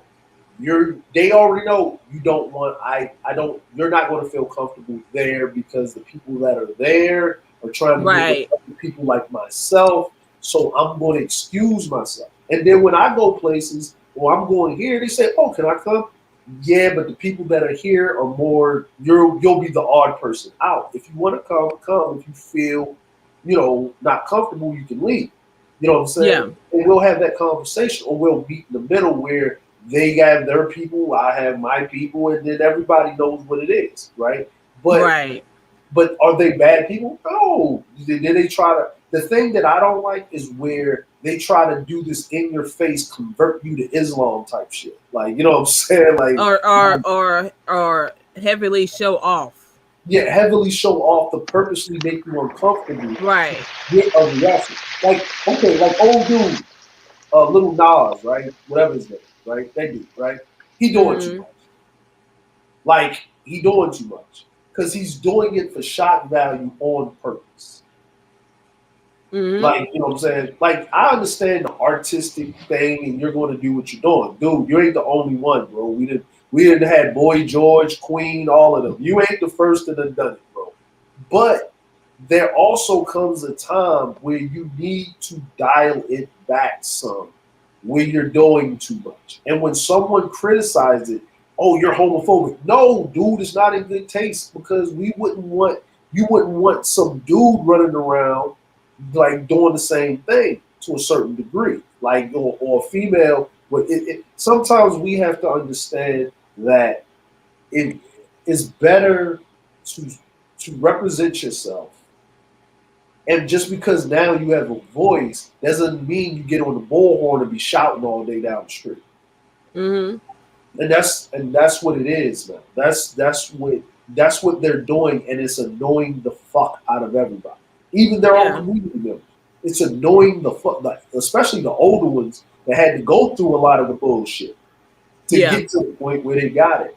Like, you know what I mean? And even if we say, let's just say, even on the black issues of things, like, I had to learn everything's not a black issue. Like, everything ain't got nothing to do with you being black. It just you just being a fucked up person at that time, or you being a jerk, or that person just being a jerk. But I had to learn that when I kind of moved away from the US to kind of differentiate everything. Like, okay, this person is here, here, here. Okay, now when they go here, okay, that's what that is. And a lot of times we as people, we look through things through an optic. And I think society needs a little bit more pressure. Kids need a little bit more pressure. They need a little bit more consequence for their actions. Like it was a girl that stabbed her friend to death because she said the Slender Man or something told her to do it or some shit like that. And she went to a mental institution and they let her out. Like, I was like, what the fuck? Like, huh? Like, what? If the Slender Man was talking to you then, he might still be talking to you now.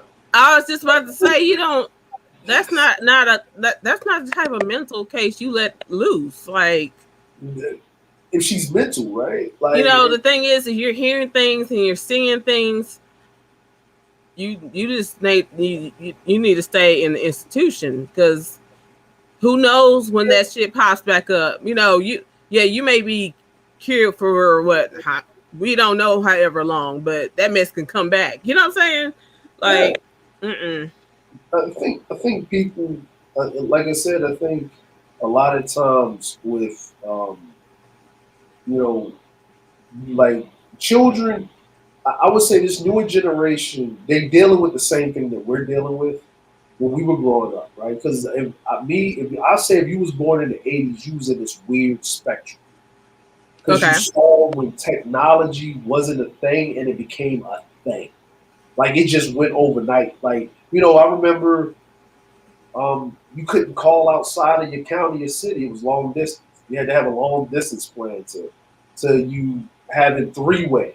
To you know, they changed the area codes in the city to then you having pagers, and then you talk about PlayStations and Xboxes from Ataris and Nintendos, and then you're talking about how we went from black and white televisions, and people still remember floor model TVs were in the furniture store. So you had Circuit City, you had computers, you had all these things, and then you talk about these younger kids, like my grandson. I'm playing with my computer, I'm holding my grandson, and he keeps touching the screen and looking at me like, why doesn't this? Because he's used to playing on a phone or on a pad, on a tablet with touchscreen. Right. Where we remember that. Remember your first time seeing a typewriter and how hard it was to press down on them keys on a typewriter, like a real typewriter. Yeah. Like, and then you got on a word processor machine, which was like, woo! And then you got on a computer with the floppy disk. And then and then Windows 95 changed the game. Like it changed the game, right? Mm-hmm.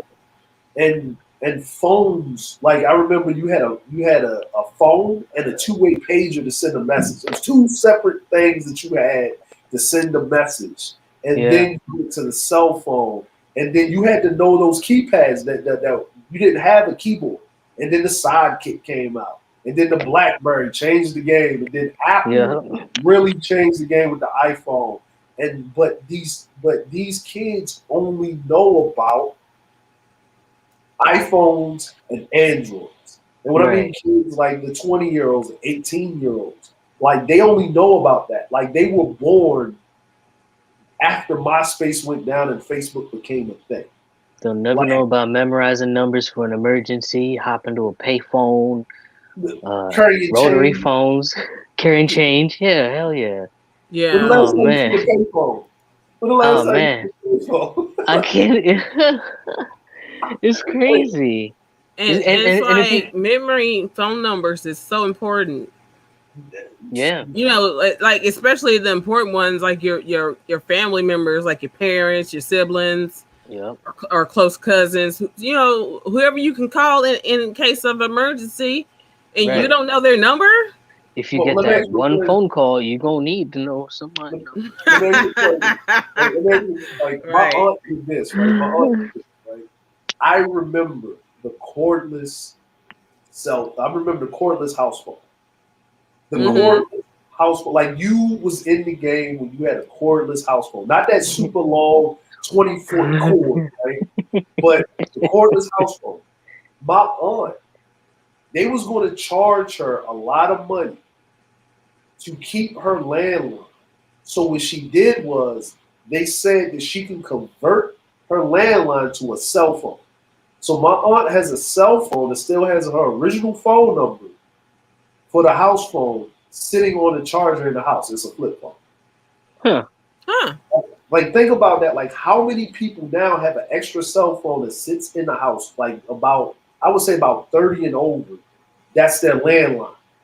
Like they have a cell phone that's actually like a house phone that sits in the house. It doesn't go with them, doesn't move, doesn't do anything. Like people don't even keep the same number more than 3 to 6 months. People change their numbers constantly. Or you don't even, when you're you're their real friend, when you don't just have their Google Voice number. You have their direct number. Mm-hmm. And people got Google Voice numbers though.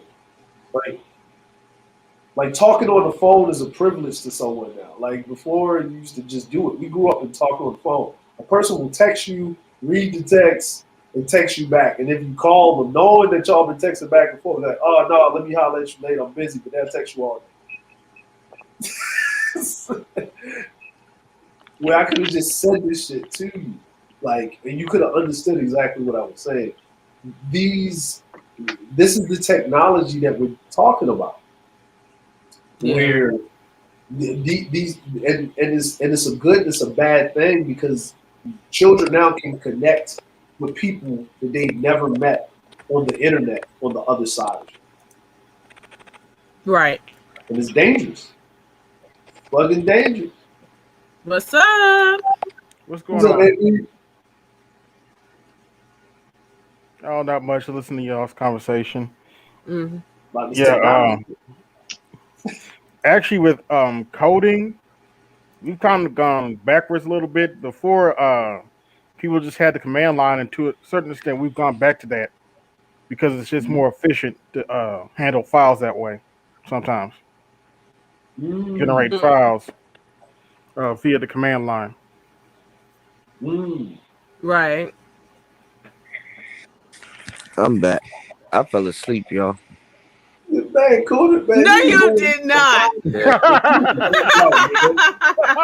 I was knocked the fuck out. Oh shit, James fell off. Hold on a second. Cuda was up there, boy. And look. Look. I can tell he was outside a couple of times. He had some drink, kicked back. Man, But you're right; these kids don't know nothing about 1-800 collect. hell no. Dial down the center. Right, dial 0. Yeah. When Sprint was Sprint, AT&T was a long distance company. Mm-hmm. Remember They voice were stream? dime a minute. Y'all remember voice stream? Oh yeah. I remember when you got three-way. Oh, you was the shit. Yeah. Right. Call such and such. They got three-way. Like shut up. I'm gonna call him. No, See, that was the original. That was the original doxing. If you had caller ID, if you had caller ID, that was the shit. You know? Yeah, Oh man. Yeah, I What's think going a on, black Chief? woman created that, believe it or not, if I'm not mistaken. What, call ID? Yeah. Yeah. Don't answer that. That's the bill collector. Yeah. Don't pick it up. Don't pick it up. 800 number. I don't pick it up. Or if you had music on your background or your ringtone, or your answer machine. Yeah, these kids don't know What was nothing it about called? the Like a ringback or something like that? Yeah, they had all kinds. Something. Yeah. These kids don't know nothing about the dial-up sound. Oh, the AOL dial. Yeah. Yeah. The AOL dial up, man. That was horrible. That was horrible. Because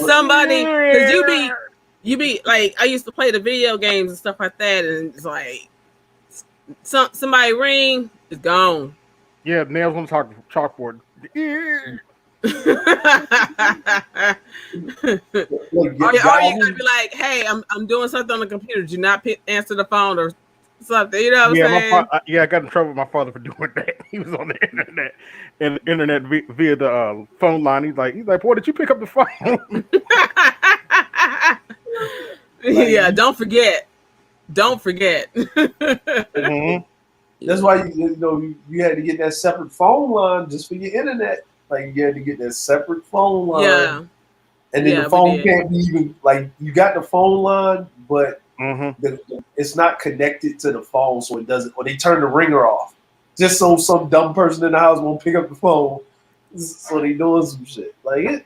I'm like, kids don't even remember about you had to change the tape on your answering machine. Yeah. Oh, you had to rewind it. You know what I'm saying? Matter of fact, I'm gonna say this, right? Like you got to think about it. These kids don't even know about like MP4, right? Like they don't even know. Like you're walking around. Like if you wanted to go outside, if you had a Walkman on with the tape player Walkman, you had to have extra batteries. Yup. Like yup. Like you had to have extra batteries. You had to even energize the door. Hey, Indian. I just saw her. Yeah. You know what I'm saying? Like you had to have extra batteries, like the boom box. Like you ain't, you know what I'm saying? You just the boom box. Yeah. Now it's just a speaker. It's not even. I don't even call it a boom box. It's just a speaker now. You just plug your USB into it.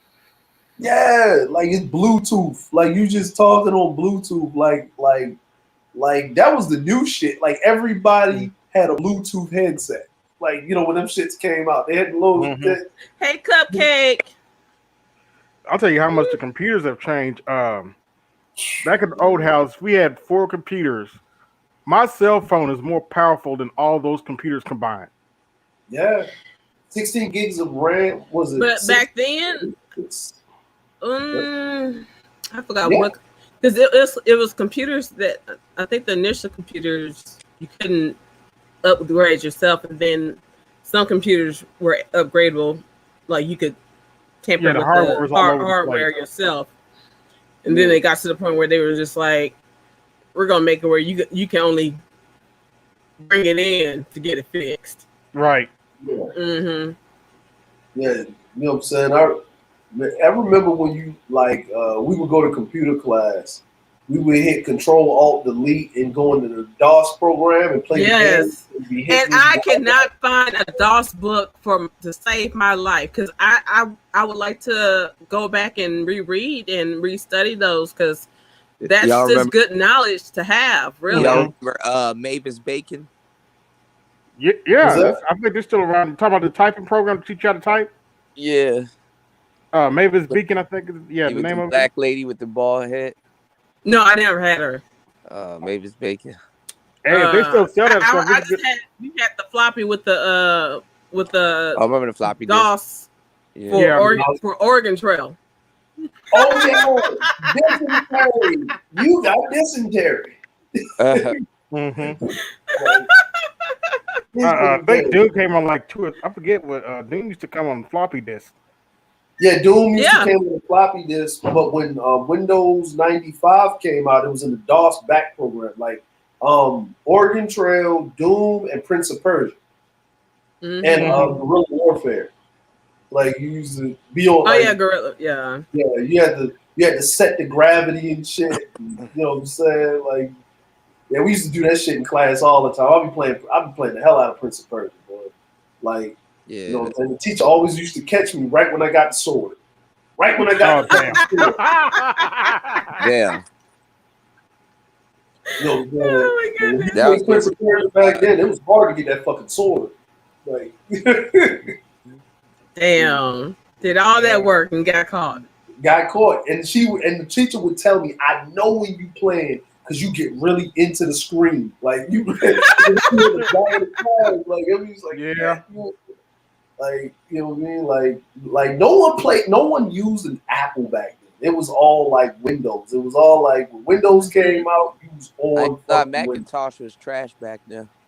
Well, but then when you start doing the history, that was around the time they fired Steve Jobs, I believe.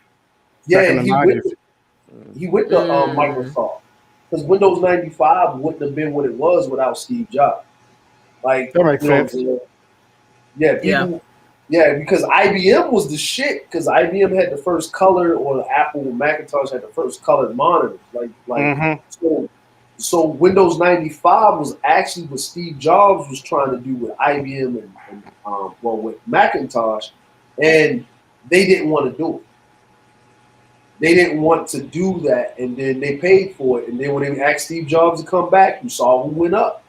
When that next swing around and Apple took over, like Apple just went full bore. I remember when they had that. I remember when Apple came out with the Color Max and the zip drives in the early 2000s. Yep, the zip drive. Ooh, but here's the thing, right? And I see where Mac is a problem for a lot of people. Which is well, if you come from the graphic design world, I have a little bit more respect for it, but I can understand why it wasn't a big thing back in the 90s. Yeah, Mac. I'm gonna tell you why. Like a lot of people like have a problem with Mac, and I would just say this: is Macs are expensive when you first get into them, but they bulletproof. They last for a long fucking time. You're gonna get about 8 to 10 years out of a fucking Mac. That's true. You're gonna get 8 to 10. They're gonna force you to upgrade though, but you go after that about 8 to 10 years.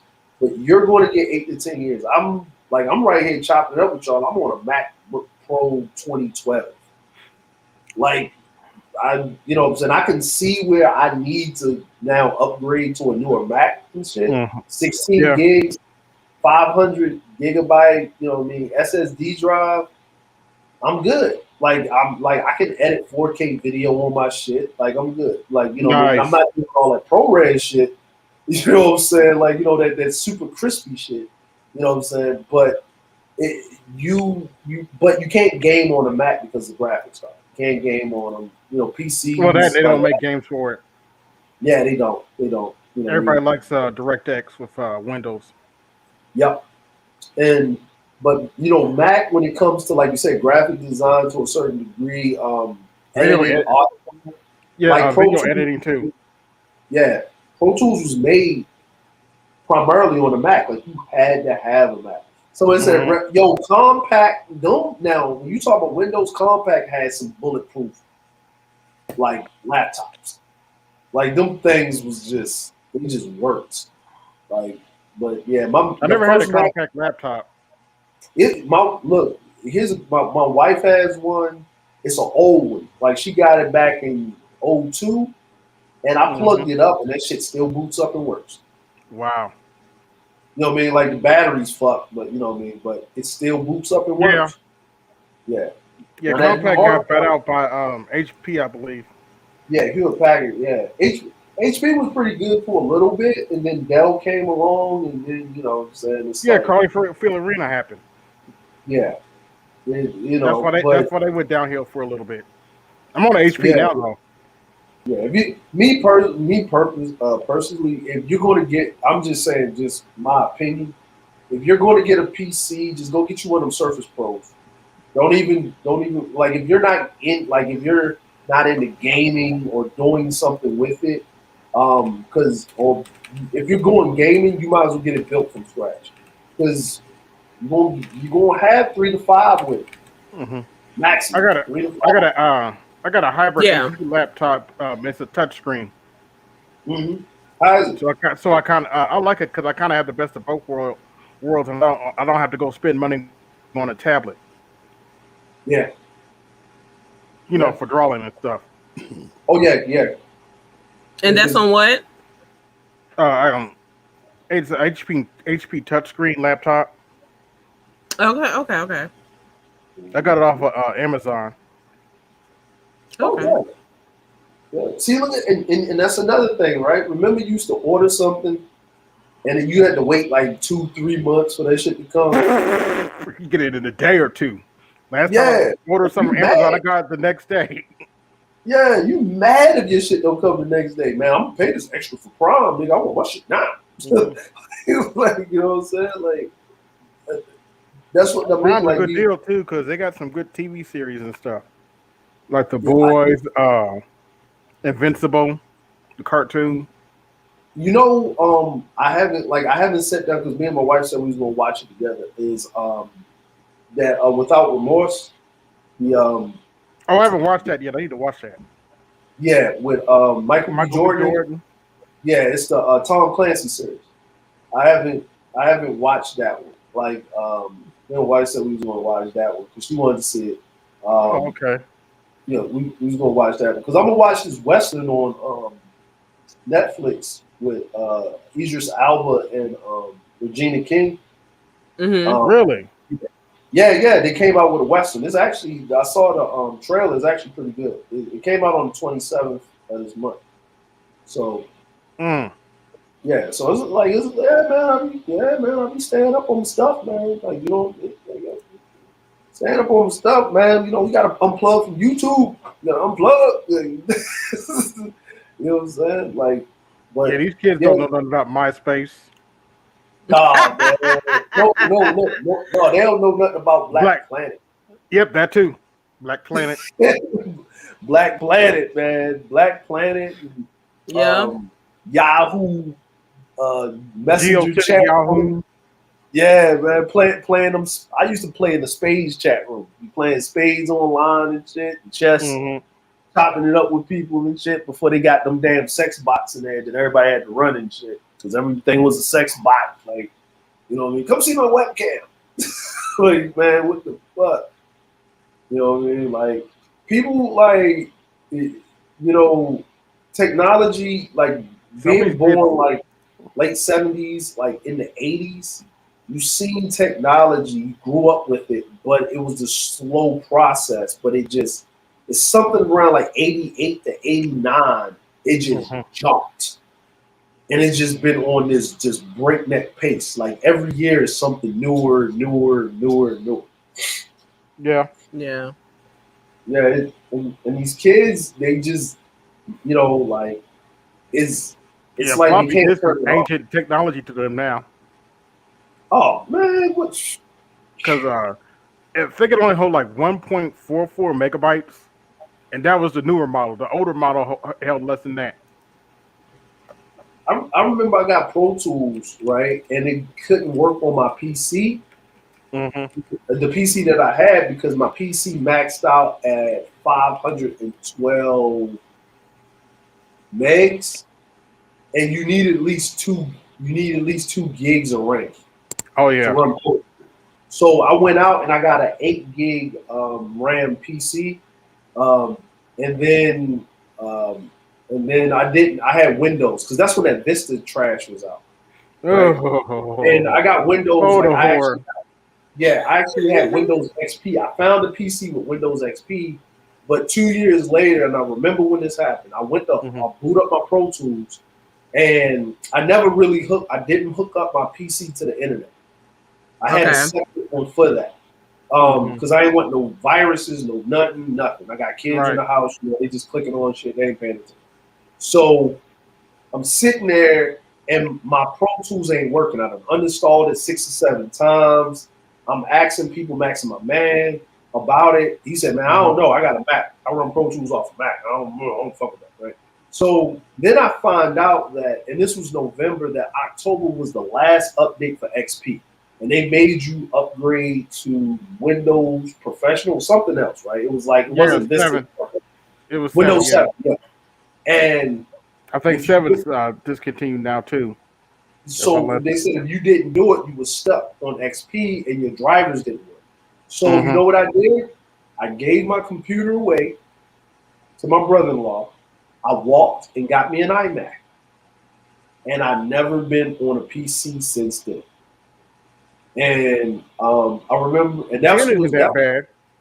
that was like 2010ish, right? And then my iMac went out, and it went out in 2000. It finally went out in 2010. The power supply went out, and I asked the guy at Apple. He said, "Look, man, we can redo this whole thing for $500. Take out all the guts, replace everything with brand new shit, new everything, right, for $500." Okay. He said, "But you do anything else?" I said, "Yeah, I use a Final Cut." He said, "Look, the new Final Cut update is going to update to the new Yosemite or whatever it was, and at 2000, yeah, this says a in downgrade or Java, right? something. And then 2011 is the cutoff. So if you want to save you some money, then you can go get you a used one for 2012, and you'll be straight for that time." So I went and got me a used 2012 one, and I was straight. Now, and I got to upgrade again, but I'm gonna just get a brand new one, a 2021 one, to set me up for another 5 to 10 years. Because the new M1, the new M1 chip, oh, that shit is beast. That M1 chip is impressive. That shit is beast. Like, you got MacBook Airs that are rivaling MacBook Pro 2019 fully loaded. Like, and that Mac Mini, oh, that thing is a motherfucking monster. Like, that's a game changer right there. Like, you know what I mean? That's like that little Mac Mini is like, that thing's smaller than that thing's like the size of a PlayStation 1. Mm-hmm. But that thing is powerful. Like, you can turn anything instantly into a smart TV. Like, that, like, if you really think about it, if you want a home computer system, buy a Mac Mini. Like, just, what I mean, just drop a Mac Mini. If you ain't doing anything crazy, if you just surfing the internet, you just, what I mean, doing your thing, you just hook it to the fucking TV, and and I think it comes with a cordless keyboard anyway, and a mouse. And there you go. It's got HDMI, everything on it. No, like, you got everything you need right there. But I would say, Safari as a browser is trash. So first thing you need to do if you're running a Mac is get you Chrome. Running Chrome browser. Yeah. Now, if you're on Windows, this might actually surprise you. Because and trust and believe, when I say this was not always the case. Use Edge. Now let me rephrase that. Use the current version of Edge. The current version is actually, Microsoft Edge. Okay. The current version is actually loosely based off of Google Chrome. It's the same engine. It's the same engine. They finally got rid of that Internet Explorer engine. Oh, they finally did it? Oh man, it was trash. But yes, it was. It used to drive me crazy in web class because they would always there's like you still have to write your web pages for Internet Explorer 6. And there were so many limitations it wasn't even funny. Oh, the HTML Like you couldn't file and all of that.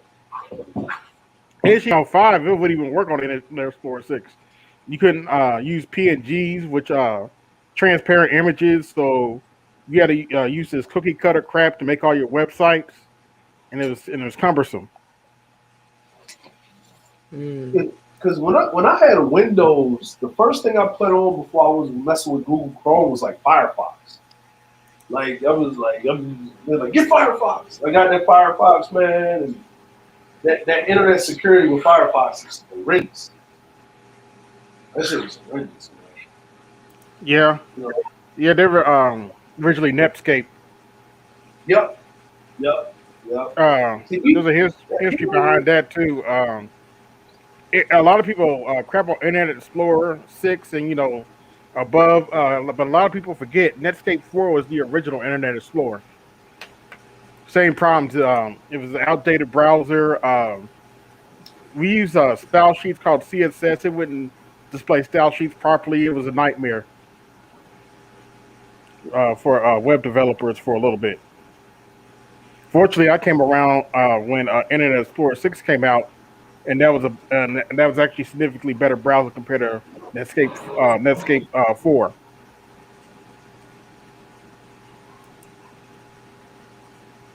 But then Chrome and Firefox stepped the game up.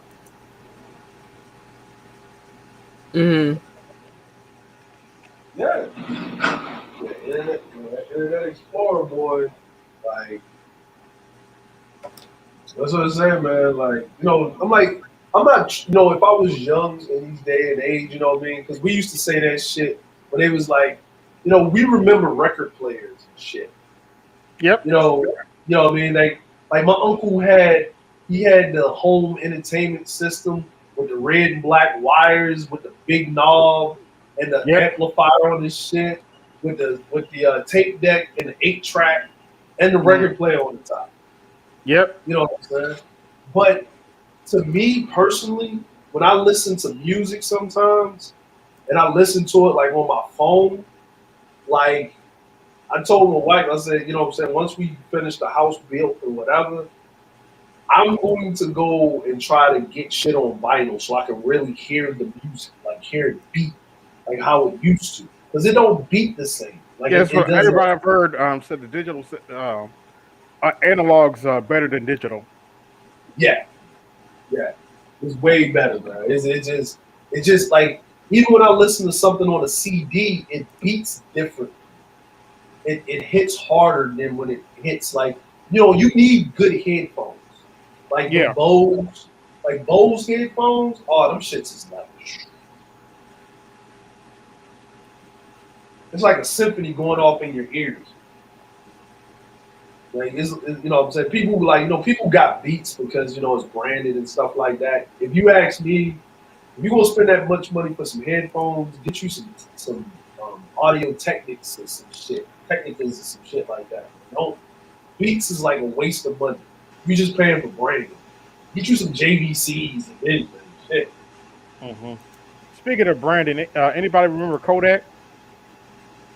Yeah, Kodak. Yeah, they're actually still around. I don't know what they're selling now, but they used to be the biggest camera manufacturer, and they didn't keep up, even though they owned it. They were the ones that came out with the original digital camera. Yeah, it was Kodak and it was Polaroid. They were so heavy. Yeah. Yep. From what I know, yeah. Yeah, Kodak. Yeah, you had to shake them. Damn fucking exposures in your hand. It had to be hot. It had to be hot because they will not develop it if it was cold. Yeah, it had to be hot, and then you had to and then for the flash, you had the little bulb things you had to put at the top of the camera and shit. Yeah, the little cubes and shit. You know what I mean? You like think about it like I tell my kids, I said, do you realize that the camera on your phone is better than the top of the line camera 5 to 8 years ago? Yep. Mm-hmm. Like your phone itself is so much better quality, or like everybody can call themselves a photographer now. No, man, photographers used to carry that bag with one camera, one lens, and and all of that was roll of film. That was like film rolls, like, and it had ISOs on those film rolls, and you had 30 Yeah, your exposures. video camera is better on your phone now than the cameras were back in the day. Oh yeah, hell yeah! Like imagine growing up watching like the Jeffersons filmed by an iPhone 11 now. Like, you know what I'm saying? Ooh, Like, oh, that'd be HD. HD, Wheezy and HD quality. James Lord, B. George. George? George. You know now, what I'm saying? George. Like, watch it, like, you would, like, you know what I'm saying? Imagine looking at, like, a different world in HD television. Oh, You know, right. yeah, you know what I'm saying? Like, I'm like, you really, because, like, you really don't realize, I'm like, we're used to it now, but kids are just spoiled because new technology comes out, like, every quarter. When we had to wait, like, years for some new shit. Like, some new shit. Like, there was like, how many years between, like, one BlackBerry to the next one? Like, it was years. Like, it was like a couple of years in between. You know what I mean? Like, I got it, Shikari. It's coming. What's up? Oh, with the song? Oh, Shikari song. Yeah. You know what I'm saying? Richardson. Yeah. OG. God damn. They capping all with the chat, man. Oh, man. But I'm in and out of sleep. yeah, like, I don't know, man. Like, you know what I'm saying? I just, technology is going to keep going to where it's going to come to a break. Yeah. Yeah, but it's the bad thing about it is, you know, as the technology gets better and increases and flourishes and stuff, people are going to just be more and more desensitized. Mm-hmm. Yeah. Yeah. They don't know how to balance themselves and keep balance. Yeah. They don't. Mm-hmm. They don't. They, you know what I mean? Like I'm about to go talk to my friends. Like, who? And it's like you were looking for somebody and nobody shows up. And they're on the phone, on the internet. Like, what? Have you ever said met we looking for somebody? Yeah, like, you know what I'm saying? Like, it's true though. It's true. You looking for a body, a person, and it's the phone or computer or the game console. You know, like, there's no physical person there. Like, punishment used to make you stay in the house. Now punishment is making you go outside without your phone. Yeah. Yeah. You say we go on a family camping trip. It's like, exactly. Exactly. Like, where's the internet? Like, we ain't got reception out there. Like, or it's yay until you get there and you be like, put your phone in the basket. What you mean?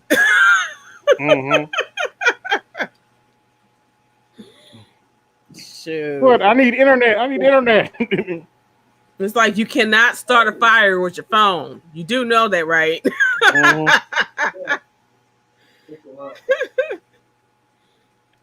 Yeah. Just you know, I'm gonna look on YouTube on how to do it. Okay, you found out how to do it. It doesn't mean nothing if you can't perform. Right. You still got to put it into practice. And you should have looked it up when I said we were going on a camping trip instead of trying to do it now. It's too late now. Like I remember that Creed. I remember watching Creed, right? And when like Rocky was teaching, you know, old dude Adonis how to, you know, writing down the notes, and then he just broke out a phone and took a picture. Click, and he said, "I wrote all of this out." Like, no, but you know what? I'm not the fastest note writer and stuff like that. And it is hard to keep up with some of these professors and stuff like that. So I am that chick who's like, snap. Yeah. You know what I'm saying? Because I mean, I don't have a problem taking notes. It's just that people take notes at different speeds and whatever, and I'm not trying to miss out on nothing. I took a couple of college courses, and they were lectures. Mm-hmm. You know what I did? I had one of my hand recorders and shit, and I just turned that bitch on and put it at. I did that too. Too. And I got all y'all, but I had my whole laptop in the classroom taking notes on OneNote. Oh shit! Hey, you can type sometimes. You need you type like. Cody, you still here? Yeah. Did you see Shakari? Yes, message? As long as I have my weed in the back of No, that's so wrong. God. Oh my goodness. What's going on, Sheik? What's going on, man? Capping, boy. What's up? What's up, Sheik? Now, you know, I do got it now, you know, not to switch speeds on that, but I do got a question about this, right? Because this is funny, right? Mm-hmm. So, old girl, she couldn't perform in the Olympics because of whatever with the weed. But you know this old girl from the LGBTQ, the soccer player, she has a company, right? She has a company that is about CBD and weed, but it's the CBD side, but they're promoting her shit, but Sha'Carri can't be in the Olympics. It's you know, the thing is about CBD is that they stripped it to where it's the legal parts of it. You know, that's how they're trying to control it. You know what I'm saying? Yeah. Mm-hmm. And so that's the difference. But see, here's the thing about CBD, right? So Sha'Carri smoked the weed. Still weed. It's still weed. So Sha'Carri, right? Now Sha'Carri smoked weed, and weed just calmed her down. CBD is, you know, it helps. It actually helps with performance. Helps you get over inflammation faster. It helps your nerves. It helps a lot of things. So it's actually a performance enhancing drug. Like if you're so right. Yeah, you know what I'm saying? You're so right. You know, THC ain't performance enhancing on shit, but making you get hungry and putting you to sleep. You know what I'm saying? Like, but if you strip out the THC and you're punching up the CBD, right? It's actually, remember old girl got in trouble? That was the Russian, the Croatian chick or whatever that used to always get beat by Serena, but they always propped her up. Korkova, whatever her name is. So she was taking this drug that would make her focus. And it was actually illegal. She was doing it for years, so she got stripped for some stuff and she got booted out of tennis for a while, right? So that's what CBD actually does, because that drug is actually a synthetic product of what CBD actually does. Helps you with focus and all this other stuff. So they brought it up and said, you know, I mean, this doesn't make sense because it's doping and it's supposed to be for X, Y, and Z, right? And so then the Russian girl was taking it while she was performing. You say? Yeah, the synthetic version of it. So so you know the chick, she's the chick that has the thing. She's on the American soccer team. You know, most of them are LGBTQ, whatever, right? And it's the one that really looked like you know, you could tell. And she said everybody like, yo, look like a dude. Like it's like, you know, you look like a dude. So it's not like you're not coming out of the closet. You're just telling us something we already know. And people don't get it. People don't understand that sometimes there are certain people that look of that group. They just have a look about them. Yeah, they just like you know what I mean? Like, you look like the dude. Like you look like one of the dudes. Like you're not ugly. It's just that you look like you bad for that team. If you look like Manny Fresh, okay, yes. Like I get it. Like, you know, you don't have no choice. Like, you know what I mean? Like, but when she has a whole company that she's promoting during the Olympics, where old girl got, you know, she couldn't run because of whatever she did, right? And it was in the rules. She knew what the rules were, but that's neither here nor there. It's her fault. Yeah, it's her fault, and she accepted the L. That was self accountability. But I could not do it.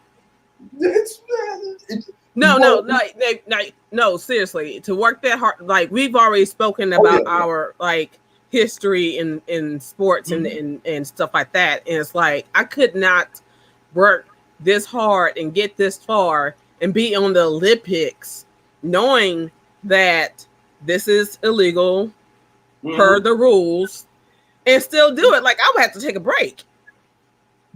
Yeah, and you know, and yeah, her mom, you know, and get it, but she held it. That's what therapy is for. There you go, right? You know, that's what therapy and what's the other one? Psychiatrists are for. You know, and it's a shame. You know, here's the part, right, where they're looking at it and they're saying after this Olympics, right, we're going to look at the drug policies and basically after they're already here now. Doesn't matter, right? Like you know, like even if think about it like this, even if she was to come over, she would have to be in quarantine for 14 days. The Olympics will be over with anyway. But the thing, okay, if you're going to look at it, then why not just let her go? You know what I'm saying? Well, you know why? Because the United States they said they have 10 to 12 seats on the IOC's anti-doping commission, right? The United States has 3 of those seats. They have the most out of any country. They're the ones. Oh yeah, I forgot. You got to look at everybody has to look in on it, and but the United States have the most representatives, and the United States have always pushed that the marijuana thing should be illegal. No other country cares. It's the United States that pushes it. So it's actually the United States doing. That's why she's not there, because they have the most sway and say. Oh, gotcha. Yeah. So basically, what they're basically saying is the reason why weed is look like a taboo is because of the United States of America. Yeah, that's what. Yeah, worldwide. That's jail. Yeah, that's what. And it's worldwide. Like here's a crazy one, right? In Japan, right? Weed grows naturally in Japan, right? After World War II, when they started, you know, when they were here and they was signed the peace treaty, they made Japan tap all their hemp fields and all of that shit, and basically made it so it was illegal in Japan for them to grow weed, a part of the peace treaty. And weed's been illegal in Japan ever since. Oh, ain't that some shit? That's some bullshit right there. Yeah, it's bullshit. Like, so pretty much all of the drug embargoes that go on around the world when it comes to people in the United States or westernized country has been pushed forth by the United States of America because they have the world's powerful military. So it's a big trick bag. You know, even though they're the ones that are the biggest drug dealers in the world. I can't stand Shakari right now. I like your hair, girl. It reminds me of Blue Dream Weed. One of my personal favorite. Yeah. Body Kush, the OG. Like, you know what I'm saying? Oh, she's awesome. Like, I started doing some research on this whole weed thing. I did not know that the United States of America has a patent. The United States government has a patent on certain things. Yes, I came to slay. And that people in Alabama, I think Mississippi, and Arkansas were for the rest of their life they were conducting a study where they were sending them weed in the mail, like weed in the mail to see what it does over time. Like, the studies and see what it does and is it addictive and all this other stuff. So they get weed in the mail for the rest of their life to smoke it and give fill out a questionnaire and all this other shit. To get money. Yeah, they get tested, money and shit and whatever. And all of this thing with weed being legal and shit like that, and they said it's states' rights and it's still a Schedule I drug. They're going to change that because they need to make money. They need people to basically how when America's going broke, they do what broke niggas do, and they arrested niggas for all of that shit. When you go broke, you sell weed. Now all of a sudden, America going broke, you're starting to sell weed. Pretty much. But I will tell y'all, older folk, y'all 33 and over folk, you need to smoke regular weed. You were not built to be smoking anything over 17% THC and to be delivery. I love the delivery. I'm dead ass serious. I'm dead ass. I smoked some shit that I thought, when I listened to that Cat Williams stand up, I thought he was joking, laughing. It was funny. This shit right here? This shit right here? No. This shit right here? You need regular weed. Regular.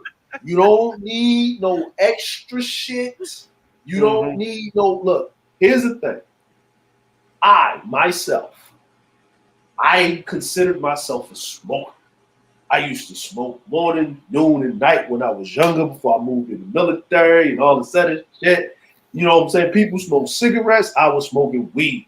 And if I wasn't smoking some weed, I had a black with some weed in it. Like, it was just what it was. Now, I decided to smoke some weed. This was some great weed. It was called cashmere. It was nice. The buds looked like, and it looked like it was like yellow with some like little lime green hairs coming off of it. Had a nice little tinge on it. Kind of tastes like the aftertaste was like kind of like a lemon drop of Jolly Rancher, right? Very serene, calm thing. And then when you got high, it was a nice little high, right? You were slowly getting high and it slowly let your ass down. Very nice, very nice. So I smoked that, right? Smoking, I'm good. That's my thing. That's my, that's what I fuck with. Then I decided to smoke with some other dudes, and I'm from Baltimore. Kuda understands this. You do not smoke weed that's pre-rolled. You let them roll the weed. They have to break it down in front of you. Roll said weed, light said weed. Right? You do not come in on a smoking session, especially with niggas that you don't know, and just be smoking. Because it may be some crack in that shit. You know what I'm saying? So you don't do all the brothers I know that smoke weed, they roll that shit themselves. Exactly. I never seen them have a pre-made blunt. Pre-made blunt or whatever. So I'm over here, we up there getting out trees, and I'm in Japan, right? The dude breaks this shit out, and it's in them old school pharmacy bottles, right? When you push down with the childproof thing, right? Push down, and it's pre-rolls from the dispensary, right? Pre-rolls from the dispensary. They're individually wrapped and packaged with seals on them and everything. So we smoke. Everybody got their own shit, and he said, "Man, this is about 20 to 22 THC. This is like OG Kush." He's giving me this whole thing about the weed, and it's like a diatribe, and it's a breakdown of what plant it came from and what strand, and this is the grandfather plant, and it's come off of Snoop Dogg. When he said Snoop, I was already high, so I should have known better. When he said Snoop, this is a baby off of Snoop's strand with this, and he showed me the bud, right? Because they send you like the buds a little bit separate, so you see what you're looking at. and I'm looking at this shit, and these buds are beautiful. I'm like, this motherfucker is like pretty, right? So I was like, oh shit. So I smoke, because you know I smoke on it. There's no coughing. It's not harsh. I'm smoking on it, right? And then I'm talking, and I'm high. And it's not like one of those things where you're like, hey, you're high. No, it was like the motherfucker tapped me on the shoulder and punched me in the face. You high now, nigga. Be high. You gonna be high. You gonna like being high, or you don't like it. So usually when you too high, you go and take a nap, right? Because it'll calm you down, whatever. I went to sleep. I woke up. I was still high. I had to go back to sleep. And I woke up again, and I started to coming down. I said, I'm not smoking this shit ever again. I'm not smoking this shit because I got shit to do. I don't need to be comatose. I am not a stage 4 cancer patient. I do not need to be this fucking high. Like, when did weed turn into crack? Like, why is weed this powerful? You don't need it to be this powerful. I don't smoke weed because I'm reevaluating my life. You know, like, I'm not in that phase of my life anymore. I don't need to be comatose from life's problems. I don't need my brain to shut off and my soul to leave my body and to go twiddle in the fields of loveliness. I just need to chill, listen to some music, eat a nigga bowl of Captain Crunch. That's all I wanted to do. That's it. You know, maybe eat some, maybe some Sour Patch Kids, watch some anime, trip out, laugh. That's all I wanted to do. I didn't want to start thinking about how the stars and the universe would form from the Big Bang Theory to staring at a wall. You see stars, how the stars are made. What the fuck are we here? Like, you know what I'm saying? Like, I don't want to hear Neil deGrasse Tyson in my ear and the stars align. Oh my God. I don't want to hear that while I'm smoking some weed. I don't want to hear that. I just want to listen to some old 90s hip hop, relive my glory days for about an hour and 45 fucking minutes. And here's the thing. I didn't smoke the whole thing. I know you didn't. 0.5 grams in this joint. Why am I this high? How many puffs did you get? I got halfway through the motherfucker and put it down. Like, I put it out. Like, I made sure I put it out. Like, I know you did. Because it wasn't cool. And my man, he smoked 2 of them shits. And he's like, bro, you gonna keep hitting that shit? I said, nigga, you need to talk to Jesus. You have some problems that you need to get reevaluated. Because you're smoking horse tranquilizer, bro. This is not cool, bro. Halsey, I am not high. This story is funny as hell to me. I'm sorry. We didn't want to talk about the edible shit, so I'm gonna tell you what I did with that bullshit. My homie gave me a big ass cookie, right? And he was like, you know those big ass cookies, like, they got that it's called the big cookie or something, like the little thing, right? So he had like a whole bag of these shits. He had the peanut butter ones, and then he had the big chocolate chip ones, and then he had some macadamia nuts, right? I don't fuck with those. But he gave me a mixture. And he said, hey, bro, here's the cookie, right? I said, cool. He said, yeah. I said, cool. And he gave me the cookie, and I ate the cookie, right? And I'm in good shape. Hold up. This is after. No, this was at another time. This was another time. Okay. So he was like, all right, man, you ain't gonna smoke the bud like that. Because I gave him the shit back. Like, I didn't want, listen, I am not going to give weed back. But at this time, you need to have this back. Like, you take the weed back. You take the weed back because you know what I mean? So he said, bro, all right, I'm gonna give you the cookie and shit. Because I had some other weed that I can smoke. I'm not smoking. So I was like, okay, cool. He gave me the cookie. I ate the cookie. I said, man, this is a good cookie. He said, yeah, that's a great cookie. The whole thing? I ate the whole thing. He gave me a cookie. I had a cookie. He had a cookie, and then he gave me bags of the cookie. So I said, cool, right? So I ate the cookie, and we just came from the gym working out and shit. So I was like, yo, I got all this energy and shit. I said, man, I'm gonna go home. So I'm walking this shit, and he said, cool. And I walked past the train station. I kept walking home. And usually from his house, if I was to walk, it would take about 45 minutes. It's not like I ain't walked from his house before. It's just that I walked past the train station. So I walked past the train station, and I said, well, shit, since I walked past the train station, I might as well do a cool down from working out. And while I was walking, I got me something to drink because I was thirsty. Got me something to drink. I said, let me have another cookie. So I ate half of the next cookie, right? Cool, no problem. I'm home, right? I put the cookies up because he told me to put them in the refrigerator. So I, you know what I mean, keep them soft. So I put them in the refrigerator.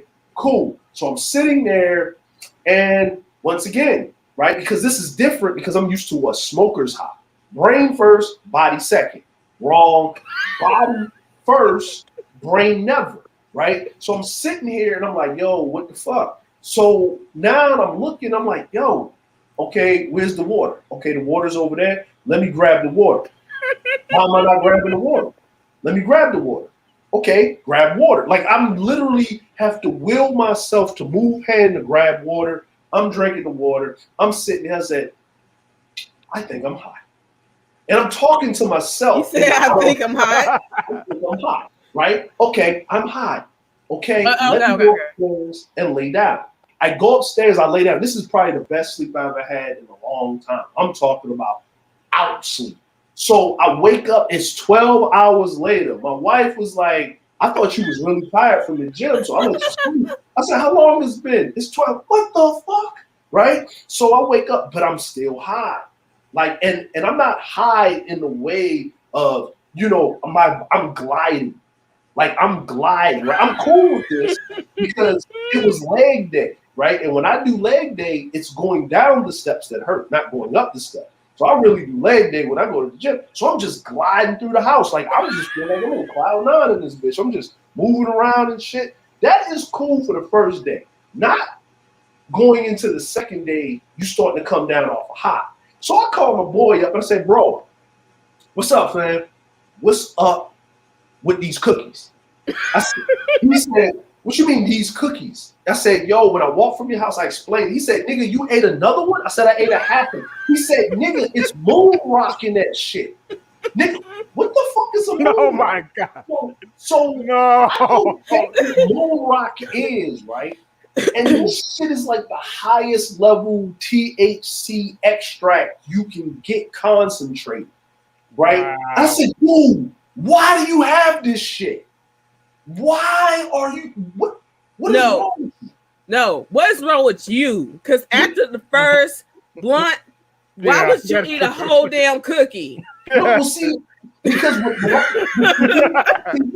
from the same person. Yeah. Well, see, in my defense, right? In my defense, you know, as old as I am, edibles was trash back then, right?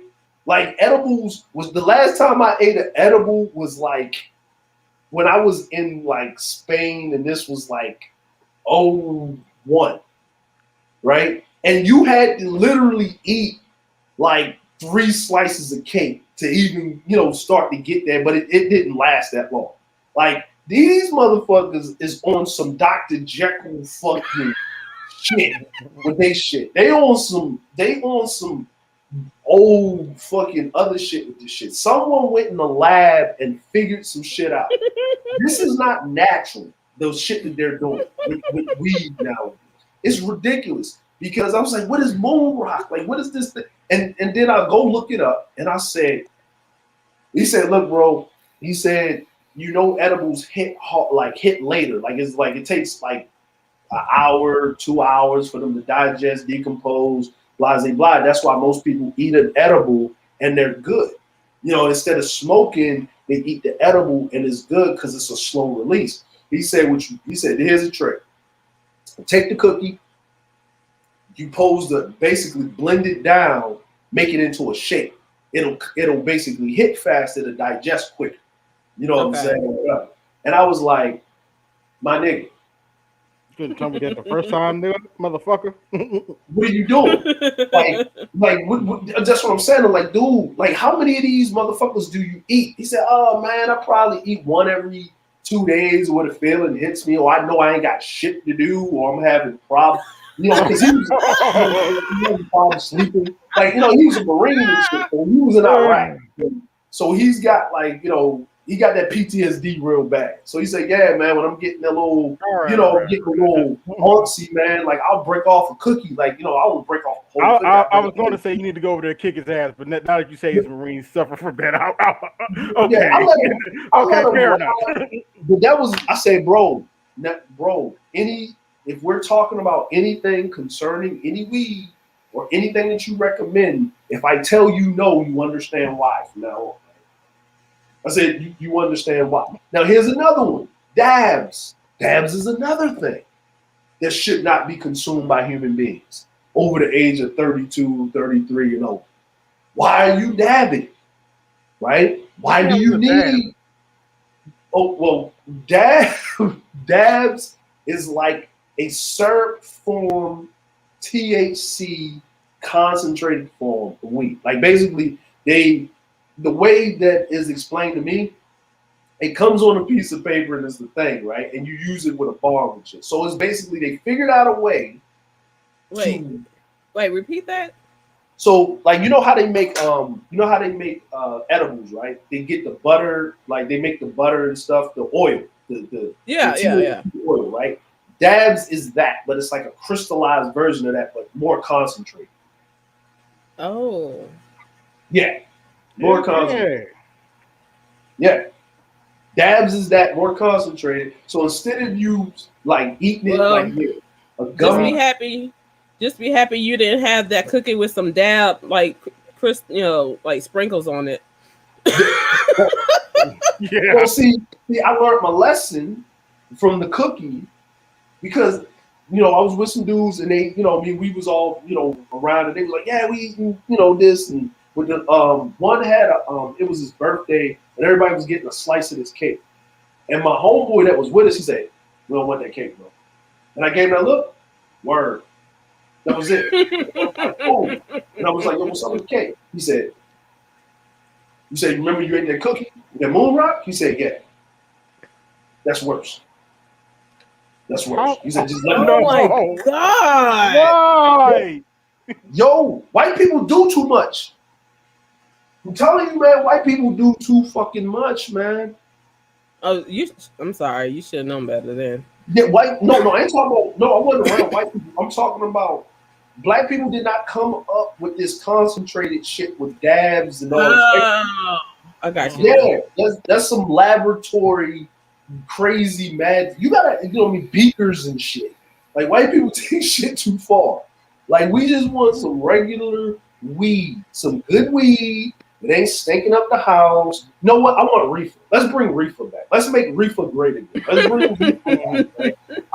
I want my house. I want you to walk in my house. I want you to smell incense and body oils, and I want to have the beads. I want to have the old painting of the naked black woman with the goddamn afro and the straw chair. That's what I want. That's what I grew up with. Weed smelled sweet. It was reefer. You know what I'm saying? Well, you gotta think. These are the people who smoke carfentanil. If you don't know what carfentanil is, that is elephant tranquilizer. Yes. It's meant to take down an elephant, and these people are smoking that shit. Yeah. And what's the other one? What's the it starts with a W. No, it's another one. You know how they sniff the stuff. Huh? No, it's with a W. It's the aerosol stuff. That they sniff aerosol stuff. Oh, huffing and shit. I haven't heard that one, but whiffing, like they call it huffing and shit. They used to get in the garage and be up there and getting high off the aerosol shit. Like the chemicals and shit. Yeah. Damn, I can't think of it. But you know what I'm talking about. You know what I'm talking about. Yeah, like motherfuckers do too much. Like because the way it was is like the way I grew up with weed is. Yes, thank you, Jeremy. Whips. Was it? Whips. Never heard of that. Whips is basically any kind of aerosol thing. It can come in small containers or big ones, whatever. but they get high off of that. Wow. Whippets. Whippets. Yep. Mm-hmm. They do. They find anything. Yeah, they probably get high off of the goddamn nail polish. You know, it's just glue, nail polish, whippets. They don't care as long as it's a chemical that's gonna fuck up their brain. They'll do it. Don't get me started on morphine. I went to the hospital. I was in a lot of pain. They gave me some morphine. I kid you not. I was in and out of sleep for like the next 2 or 3 days. Like, what the fuck? Yeah, that morphine, man. That morphine, man. That shit. Because that's when they used to get people off of heroin. They used to give them methadone. Don't get me started on the methadone clinics either. That's some crazy shit. I went by there one day. The line was out the door, and I thought I was at a house party when I first saw those clinics. And I talked to one of the drivers, and they told me those people have to get that shot every day because that's how addictive that shit is. Yep. Every single day they go to this clinic to get a shot. Yeah, because like with so heroin, they stuck on that shot like for life. It's worse than heroin. Like that's why they stopped the methadone clinics to get people off of heroin. Is because the methadone is actually is a synthetic version of heroin, but it's worse than heroin. You know what I'm saying? Because heroin keeps you like heroin has a cutoff. The body's going to build up. Hey, Calvin. What's up? Yeah. Yeah. Wow. The body's going to build up a tolerance to any natural thing. Like, you know what I'm saying? Like they say, your first high is probably your best high you ever going to have. Mm-hmm. That's what a lot of people, when people talk about drugs, nobody wants to talk about is when you try to get off, when you legitimately try to get off that stuff, your body's like, what the hell's wrong with you? Well, literally tell you, what the hell's wrong with you? Yeah. You gotta go get that shit. Yeah, you built up a need. A need for it. Like you have a body dependency, a mental dependency. Like weed, like people say, well, you can't get addicted to weed. No, you can't physically get addicted to weed. You can mentally get addicted to it. Right. But you can't physically get addicted to it. Your body, you know what I mean? It's not enough THC as it grows naturally and stuff like that for your body to build up an addiction to it. But mentally you can. Yeah. Like, you know what I'm saying? You use it as a device just like anything else. To escape reality. Yeah, and to mitigate things. You know what I'm saying? Like to keep it. Like I used to find myself like, you know, when I was running around in the street doing the thing, I had to constantly keep smoking weed to keep me from fucking the motherfucker up off of anything, off of sight. Because I was dealing in the thing, it actually calmed me to look at things more clearly and stuff like that. So when I was off it, like I was very smack happy to a motherfucker, like really smack happy. Because it was like I got like my fight or flight mechanic was fucked up. So over the, you know what I mean? But when I got in the military, you know, you don't have it, but you're in a different environment. Like you're in a whole different environment. So it helped me a little bit or whatever. Everybody's different on how it deals. Like there's people that like, okay, like I was listening to one of Lil Wayne's albums, right? And I could tell when he wasn't like when he was trying to be sober and when he wasn't. Right? Oh. When he was trying to be sober, the album wasn't hitting right. When he was on that syrup, or he was weed, or he was on them pills, his album was hitting. Hitting like a motherfucker. Yeah, he was on that lean, he was on the mollies, he was smoking that weed. Oh, his album was pumping. That's why you find a lot of artists, they overdose off a drug or something or whatever, because that drug got them to a certain place to get that creativity they couldn't get to themselves. You know what I'm saying? They couldn't be there where they needed to be there. Right. Like, you know what I mean? Like artists put out the best music when they suffer. For some Right. reason, you put out the best music or you put out your best works when there's suffering going on, with like internal strife or suffering or whatever. For some reason, I don't understand it. It's just a thing. Like when you just see the world differently, when you tap into those emotions and stuff. You know what I mean? Like it's when I used to create little films and shit, and I was smoking some weed. Oh man, I used to put together some good shit. And then when I wasn't smoking, it wasn't hitting the way that I wanted to. But I was actually more productive. So I was actually more productive. So what I made myself a promise to myself is that when I do smoke or when I do smoke weed, it's in a situation where in life I'm just straight. I'm good. Like I'm just doing it because I feel like doing it and relaxing. At any time I don't have to do it. Like I smoke weed like once every 3 to 6 months. Like I'm not a daily smoker. Like I got shit to do. I gotta be productive. You can't be walking around and shit. Look at dad and grandpa just zonked out his fucking mind because he was, you know what I'm saying, on that 22% again.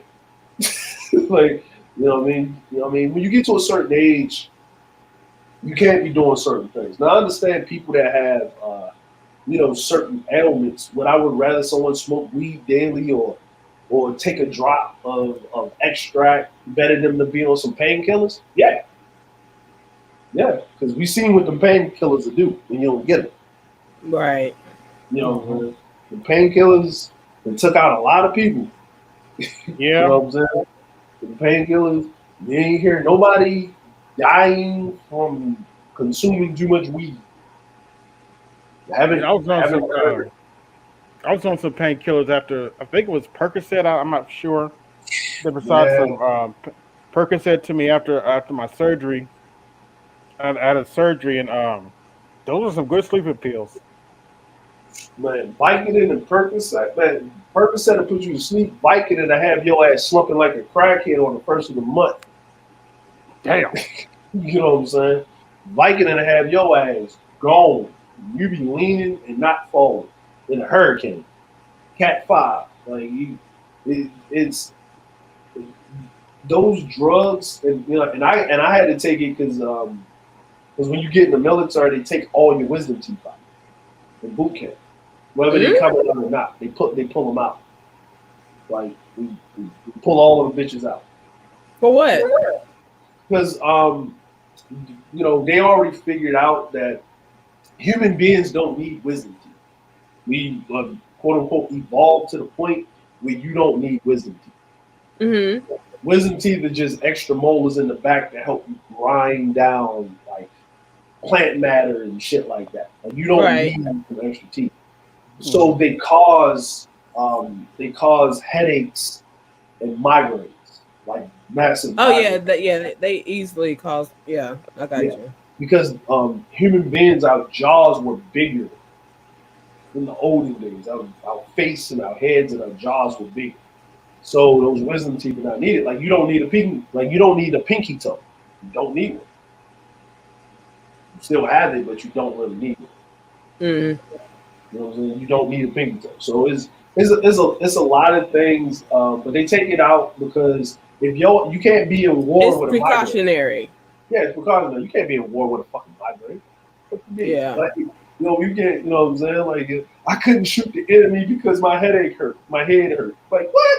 like you can't be having that popping. So they just take it out when you're in boot camp. So you be down for like a week or so, bleeding and shit out the mouth and shit. You know what I mean, or whatever, and then they sew you up and then you straight. But they give you to get over the pain. They give you while the healing process. They give you Vicodin and Percocet. And I took it maybe the first 2 days, and then I gave the rest of my pills to the white boy. Well, I didn't give it to him. I sold it to him. Yeah. Hey, the white boy said, "Hey man," I was like, "What's up, man? Hey man, you still got some medicine, man?" I was like, "Man, you hurt, man? Just go to bed." No, man. You got some V and some P, man? I was like, "Yeah." It's like $20 a pill. Oh, see, I was like, "Shit, I can give you this whole fucking bottle, motherfucker. I got like 15 pills left. You want it? Yeah. $20 a pill. Okay. I'll be right back." Like I had like 3 motherfuckers crowding around my damn bump and shit. Shit.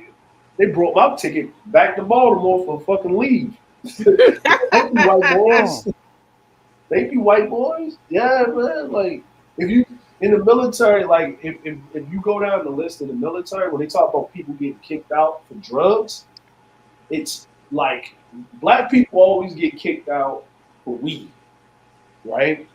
Yeah. White boys get kicked out for heroin, cocaine, meth, everything. Everything. That's Like the real deal shit. I'm the real still trying deal to figure out the point from F. Why would you take a drug that makes you more paranoid? Oh well, or I guess alert, right?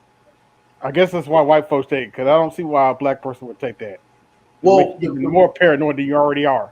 well, the thing about meth is the thing about meth, methamphetamines and meth and shit is like meth gives you a ridiculous amount of focus, right?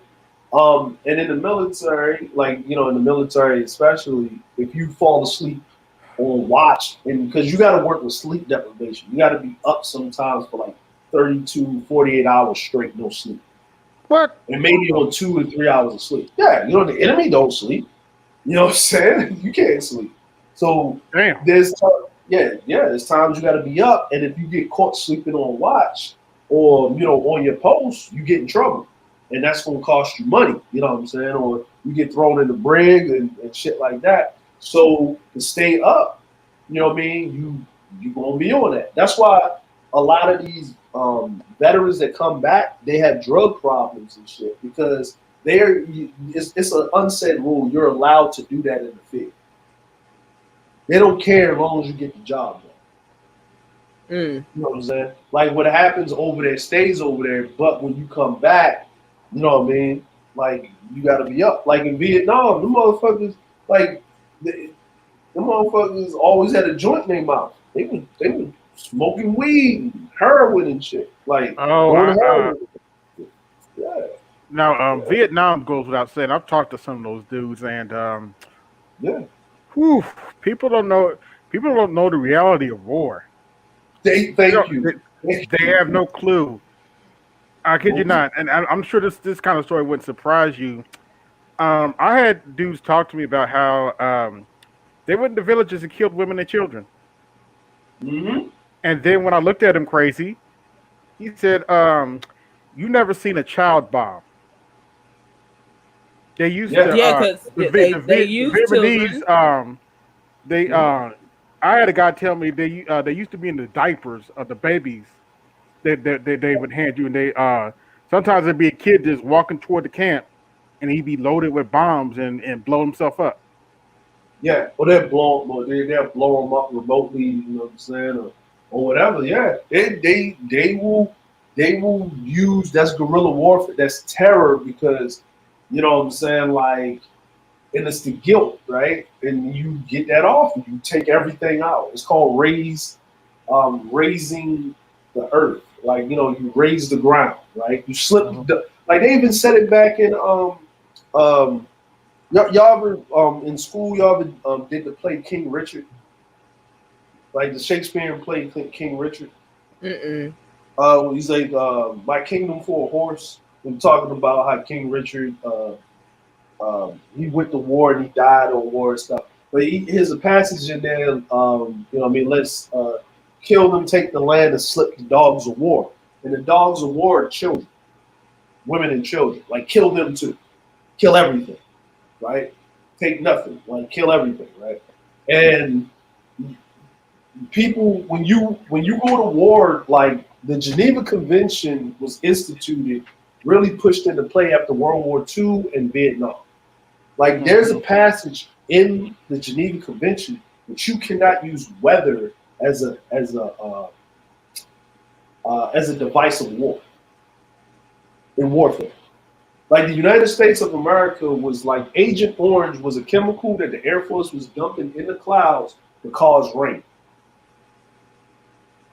So basically, they were causing rain so they can flood out the Vietnamese out of the out of their tunnels and stuff.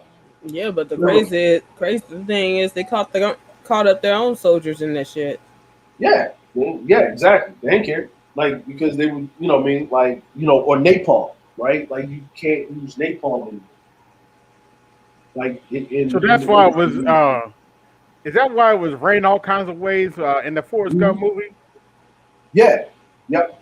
They was using. That's what Agent Orange really is. They're like, man, you got the Agent Orange. Yeah, Agent Orange is that. That's what Agent Orange is. Like, they would drop the Agent Orange in the rain clouds. They would like cloud dust the bombers, and then it would cause it to rain and stuff like that, and then monsoon and shit like that. So the Vietnamese would have to come out of their holes, and then they could like shoot them down, and then you use napalm and shit. They would carpet bomb with napalm and shit, burning up the forest and the trees and shit. And if you burn up the forest and the trees, right, the roots would catch on fire, and then they would like burn them in their holes. That's why you would see the guy running around and he had that damn flamethrower and shit, and he'd be sitting inside of the foxholes, and then they'd be running out, and he'd just be fricasseeing their ass, like burning them alive and shit. Damn. Yeah, they used to do that in Okinawa with the Japanese. You know what I mean? That's why taking Okinawa, like Iwo Jima and shit, was hard as fuck. That's why they dropped the bomb on Japan, because they didn't want to fight the mainland like that. Yeah, because they were kamikazing them and shit. Yeah, but the problem with Japan, even nowadays, Japan is built like, even when I walk around neighborhoods, unless you live in that neighborhood, there's 8 different ways to walk around that neighborhood. They got blind corners. Like, they got high walls and blind corners. You'll walk in a neighborhood and it's a one-way in and you don't even know, and then you'll get ambushed. Like, from like, yeah, like it is. Japanese back then are very tenacious. Like, Asians are very fucking, because they've been in warfare with each other for eons. Right. Like, you know what I'm saying? Like, yeah, they like the Japanese is woo. Like, the Japanese, the shit they used to do in the Pacific, man. You know how we talk about white people and slavery and shit like that? Mm-hmm. The Japanese are considered the same way in Asia. And remember, World War II was like in the 50s, like the 40s and the 50s. 40s. Yeah. 40s and stuff. And then you talk about the Korean War and shit like that. Yep. So this is what the Japanese would do, especially down in like, I remember I was in Guam and I had a homegirl, she was Chamorro, and she took me to their little museum area and she was telling me about how the Japanese, the way they were, the brutality knew no bounds, right? And what they would do is they would hold the men down on the beach, the Chamorros, right? They would hold the men down on the beach. They would take their women, rape them in front of their husband, like have the husband there, right? Raping their woman in front of them. And then they would slowly slit the woman's throat or behead the woman while the man was watching, or while the woman's trying to grab at the man while they're beating him down, and then they would behead him or like split his stomach open, have all his guts coming out. And then if they had a kid, they would take those stick grenades, tie the grenade to the kid, toss it back and forth, and right when the grenade about to go off, throw the kid up into the ocean, and the parents would see their kid explode. Damn. Yeah. They put them on work concentration camps and work them to death till they died. Like, they was vicious. They even did that down in Australia too. Man. Like the Japanese, like Japan is about the size of California. Like the top part of Japan, which is Sapporo, is right across from Russia. So that actually did belong to Russia at one time, but the Japanese won. They beat the Russians' ass. Like, ran them off it, took the shit. And so you talk about a country that took over China by itself, Korea, Taiwan, Vietnam, Cambodia, Thailand, Indonesia, the Philippines, and Australia by their motherfucking self. That's how vicious these motherfuckers are. So the Japanese that you see right now, oh no, these motherfuckers are soft. You know what I'm saying? They saw yeah. I can see it in them old Japanese motherfuckers' eyes, the old ones that's still living from that time. That was like my wife's half, so she's half Scottish and half Japanese. So her mom's side, which is Japanese side, her grandfather, he was a spy in the Japanese military. So he was in China, so he speak Chinese and all of that, right? And he had this different air about him. Like he had that imperial chop your head off, I kill myself before you capture me look in his face. Like you could just, he just had it. Like you could just tell it. He just had it. I know AB remember that story in Okinawa where the guy was, they found him in the 90s. He was still hiding out from World War II up in the hills. He thought the war was still going on. Damn. I didn't hear that story, but I could believe it. Yeah, they had to actually get somebody to call him that. Like they had to literally, because he never got the order. So this motherfucker was running around since the 40s until the 80s, 40 years, evading capture and shit, living off the land and shit, waiting for the order and shit. Like damn. Yeah, they gave the dude like he was like a national treasure because he didn't want to submit to the enemy and shit. They take that shit seriously, man. That shit is a motherfucking thing. This shit is a fucking thing, man. And people don't, like you said, people don't understand the horrors of war. Like, for you to walk around, and we talk about this technology and shit, all of the technology that we have in America, and this is some black pill shit, and I found this out. Your cell phone, the internet,